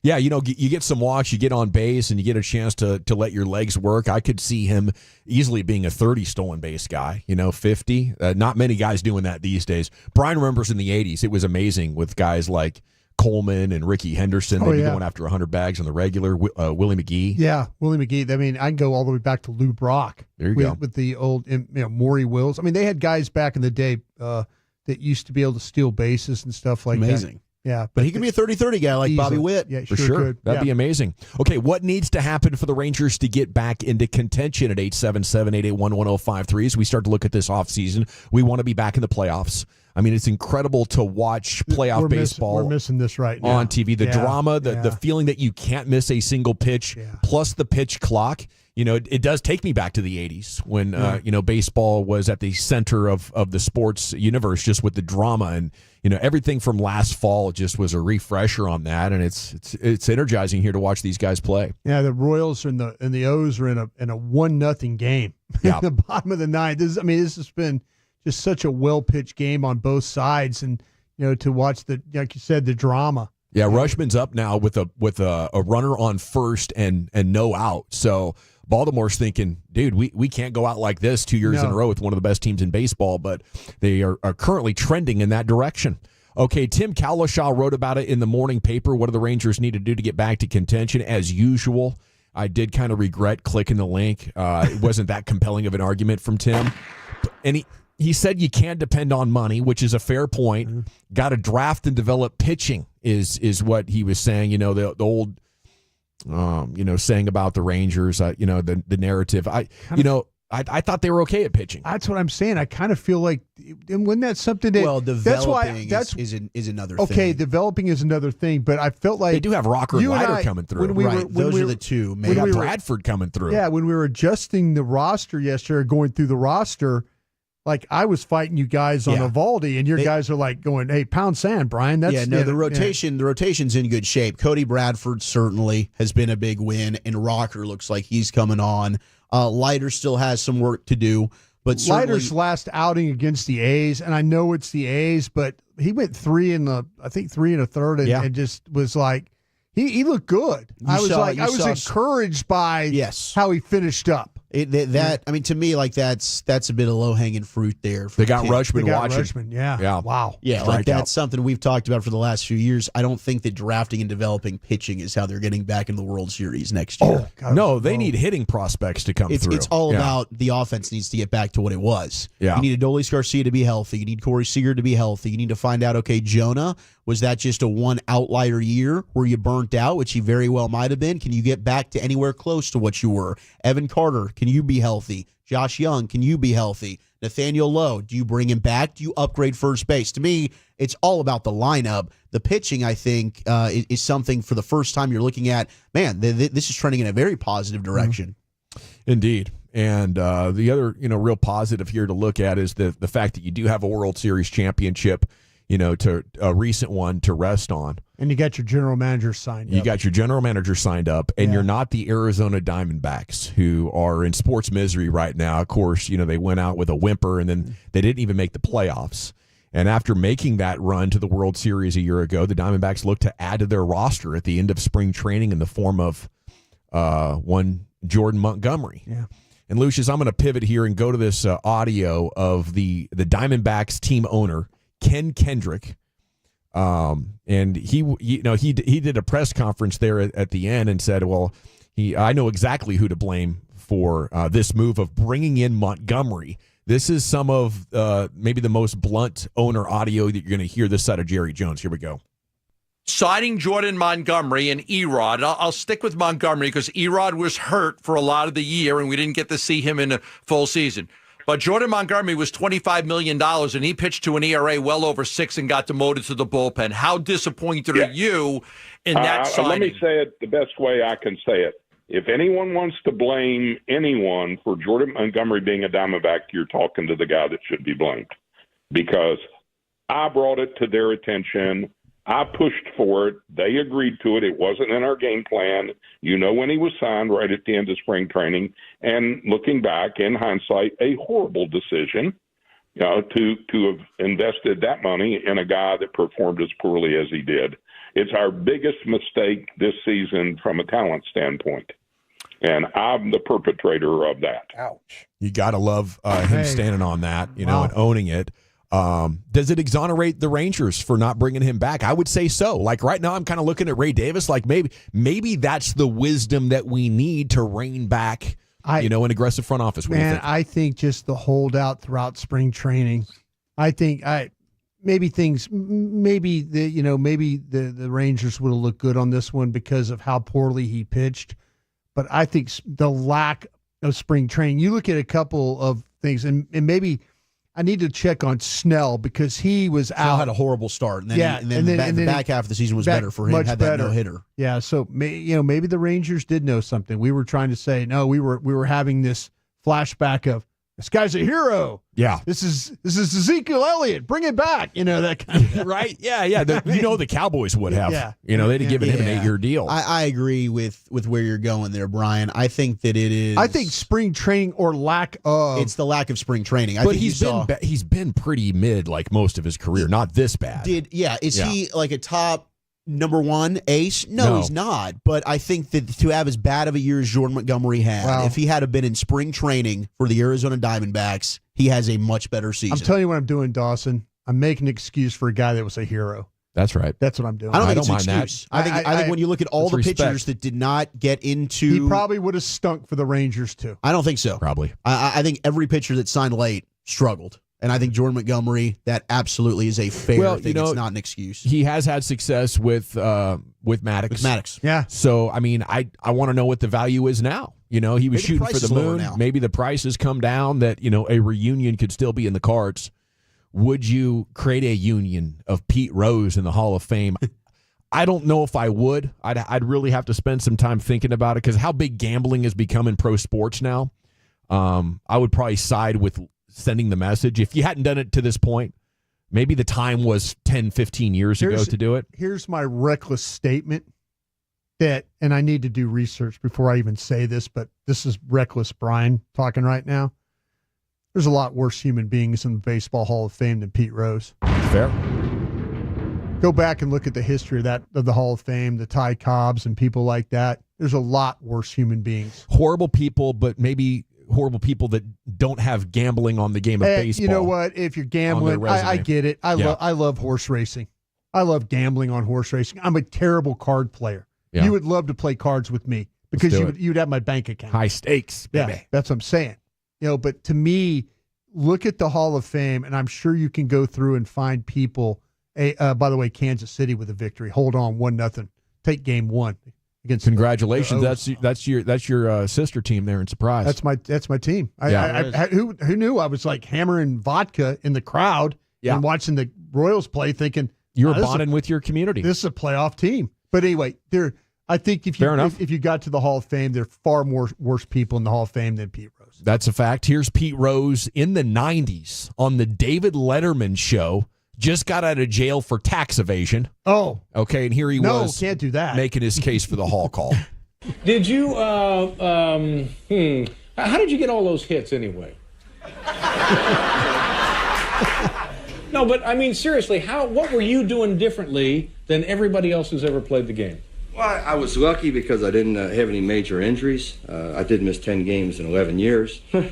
Wow. And I was lucky because I could switch hit. I could hit the ball to all 3 fields. And I used to pay off most of the pitchers. No. Now, Pete, you're eligible, and correct me if any of this is inaccurate, you're eligible to be reinstated by the commissioner January. Years ago. Oh, is that right? Yeah, a year after I was suspended. I was suspended in 1989, but I just really haven't applied for reinstatement because I'm still on supervised release until January the 4th or 5th. And once I'm through with that, I'll have everything behind me. I'm doing the things that you as a citizen would appreciate as being another citizen. I'm cleaning up my act, and we'll go from there. Right. And you hope to eventually be reinstated? You would like to get back into baseball, I guess, maybe manage Not again? necessarily, David. I like to get reinstated because the ultimate goal for any player is to reach the Hall of Fame. Yeah. And I can't go to the Hall of Fame unless I'm reinstated. So I guess in my case, not sounding arrogant or cocky, you just sort of want what you earned. Yeah. I feel bad for him, never being able to realize that lifelong goal for him. But I do think betting on sports is different. If you break laws like they tell you not to do it. Like the gentleman here, 469, Babe Ruth beat his wife, and to me that's way worse than what Rose did, Daniel and Forney. Yeah, and if you're dealing with a court of law, there's a lot of people in the Hall of Fame that did worse stuff than Pete Rose, but you're talking about cheating the game. Yeah. And that's like rule number 1 in baseball, don't gamble on this stuff.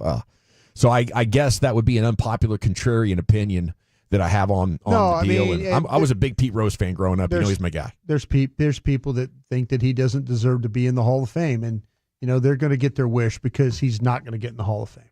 That's not going to happen. Ouch. That's not going to happen. But there'll be names. They won't do it like afterwards? Because, maybe they'll say, we didn't want to give it to Pete. Wait till he's passed and then we'll put him up there. We've got to his numbers do speak. They absolutely do. We have to get a different commissioner and their different leadership. Yeah, it's just they're the crustiest writers, the MLB Hall of Fame.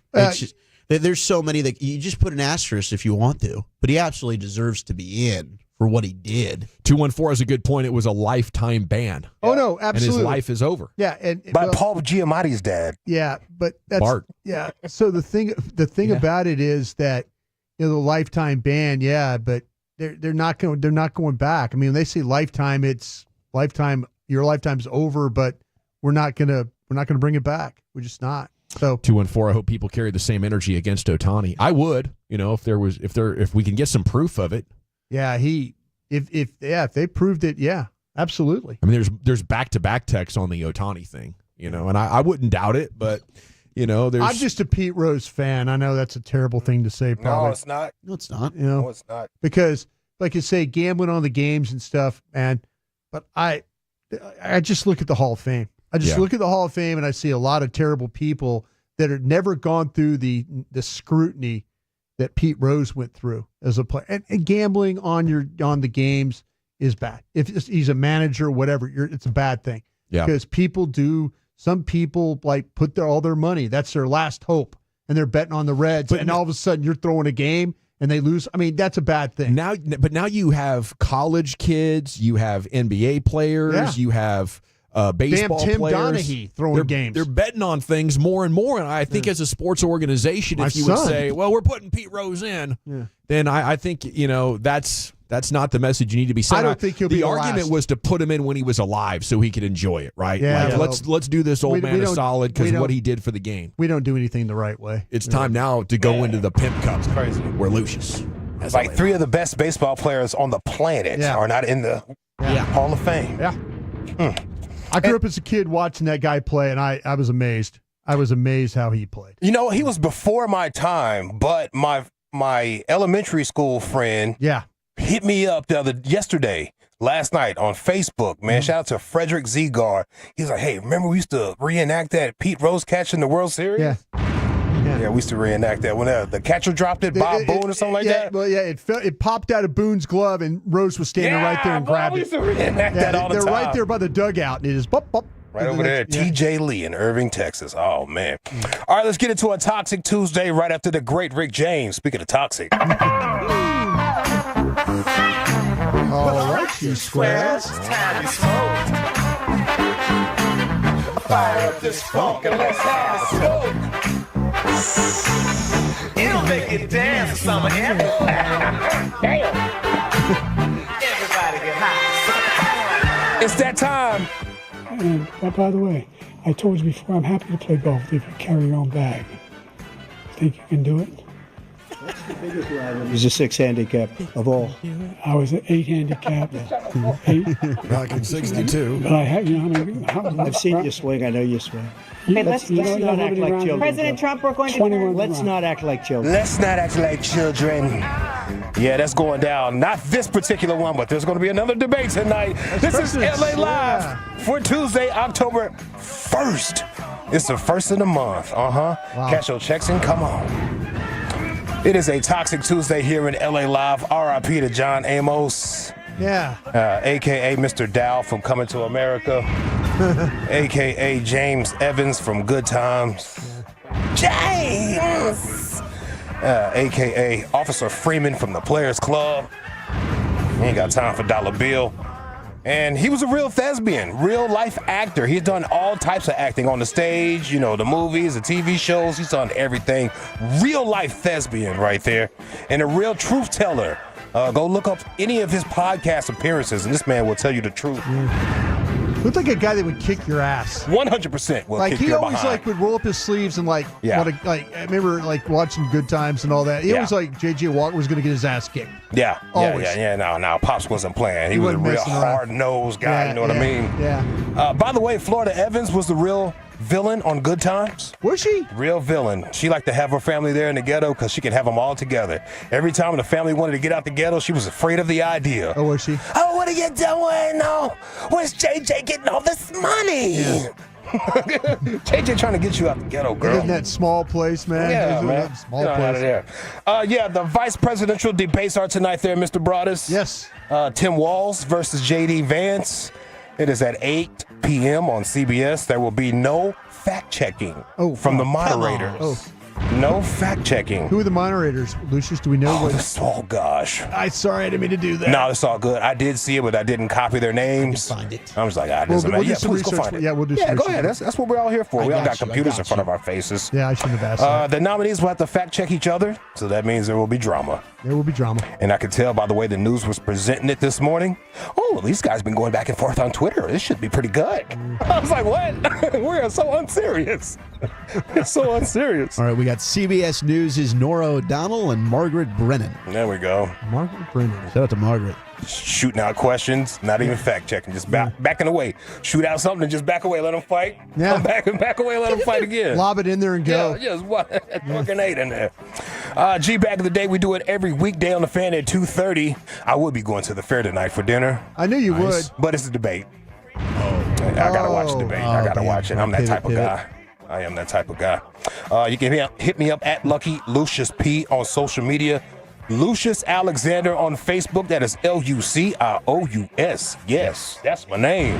I'll tell you what, Lucius, need to go for one of those juicy burgers one night for dinner. I think you got me thinking about it. Dude, you got it. You're love it. thinking about it. Yeah, I bought my sister one. Yeah. I gave it to her, and I went to go get like a soda for her. Yeah. At the concession stand, I came back. She had mayonnaise and cheese on the side of her face. She's like, "Oh, this is good." I was like, Yeah. Needed a beach towel. Yeah. Beach towel to wipe your face off. Showing the hell is, girl. You can follow us all if you find G-Bag Nation on Twitter. Our winner right here comes from the KMC Masterpiece. Happened Masterpiece of the Week on Friday. What the hell is going on with Corey? Well, Sean Sharif said this during Crosstalk yesterday. Him, Peyton, and Alec. Yeah. Alec wins. 3-way. Or G. No. What? Remember, it was during Crosstalk. He was trying to get a producer off. Jeez. That came off. What the hell did you just say? I mean, that sounds right. A producer battle. A producer battle? Trying to get a producer off. Remember? Producer off. Remember? We love the freak offs. All right, look at the vibe right. Hey! On a Toxic Tuesday. All right, let's see here. Since we were talking about the debates and everything. Oh, Bobby. I thought he was about to talk singing to me. A North Texas man goes viral after buying a signed Taylor Swift guitar, then destroying it. I figured that was a text, and I saw that. I saw the that video earlier on too, social. Yeah. Yeah, he tore it up. This happened Saturday night in Waxahachie at the Ellis County Wild Game Dinner. Of course it did. That is a nonprofit organization that hosts event dinners to raise funds for agricultural. Did I say that right? Agricultural. It's one of those words that you say. Agricultural. It's one of those words that you look at but never say. You know. Yeah, I think you say it in your I think head. you got it right. Agricultural. Okay. Yeah. And rural education to the youth of Ellis County. So this is for the kids. 4-H. Allegedly. It's for the kids. The man purchased the never used signed guitar from Taylor Swift for $4,000 at this auction.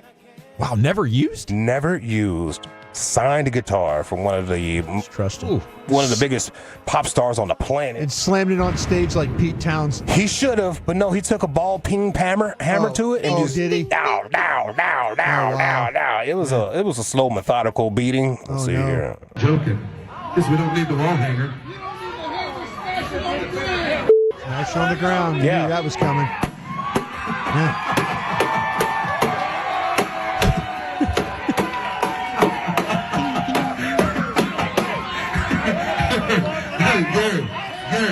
Gary. Now take that, hang up that busted thing.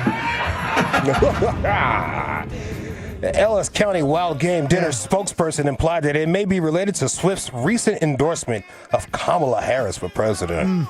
Oh, yeah, that'd probably do it. Yeah, it got him right there. Came and destroyed her. God, what a flex, though. I got so much money, I'm going to buy this guitar just so I can break it. Tear it up. Like Taylor What Swift. if our guy Matt Pittman was at the Wild Game Dinner there in Waxahachie? I don't know. I'd have to ask him. Yeah. Taylor Swift Instagram post, this is probably what triggered him right here. Instagram post helped drive a surge in voter registration. Vote.org recorded more than 35,000 registrations after her post. Her cat lady post. Yep. Yeah. The canceling is on fire during Toxic Tuesday. The canceling is on fire political-wise. Oh, yeah. Netflix cancellation surge after co-founder Reed Hastings endorses Kamala with a $7 million donation. Netflix's U.S. cancellation nearly tripled. Wow. Taking a stand, apparently. Taking a stand. I guess it's not the raise prices or the password sharing and nothing like that. It took an endorsement. That seems kind of flaky, if you ask me. Not very strong. But if they drop the prices for them, I'm going to still take it. I'm going to still take it. I'm going to say thank you, dog. Appreciate you, bro. However I can get it, fam. There's no bigger endorser than you, though, Lucius. You watch that stuff all the time, right? What? That Netflix. I watch everything. Yeah, that's what I thought. Consuming it all. Yeah, I consume it all. I try to. I get frustrated when I'm like, away from the house. And I'm like, I could be watching the series. What are we doing?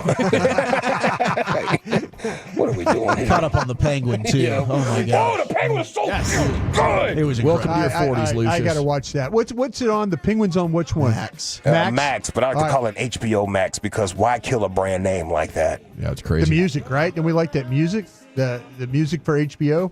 Absolutely. Lucius got that. Oh, yeah. The old school from that. Yeah, I love that joint. Speaking of cancellations and Twitter, Fidelity estimates that Twitter, its value has dropped to $9.4 billion. Paid 44. He's lost $30 billion?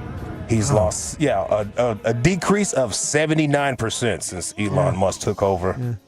Man, I guess funding an election is expensive. You need to stop. You need to chill out, bro. It'll all be worth it if he wins. Yeah, chill out.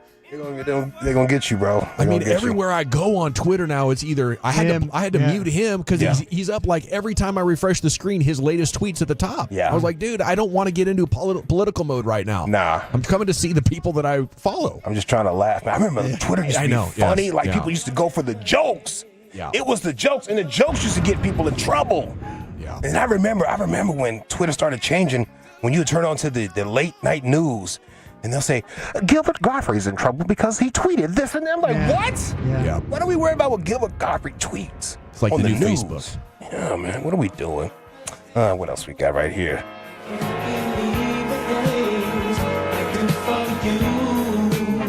What you won't do? LA Live 105.3 The Fan on the Toxic Tuesday. We had a shooting that ended a field hockey game at Temple Sports Complex. Philadelphia? Temple University, yes, sir. Yeah, all right. Guys. Yeah. Been there, yeah. A full shooting. Is it like in a scary place or something? Very. Okay. This wasn't youth sports related? No, I went and watched a basketball game, and a guy said, don't take your car. Oh. So I had to take a cab. Leave the car at home. Yeah, I took a cab, and then quickly the guy said, okay, when you get done with the game, leave the stadium and go arena and go.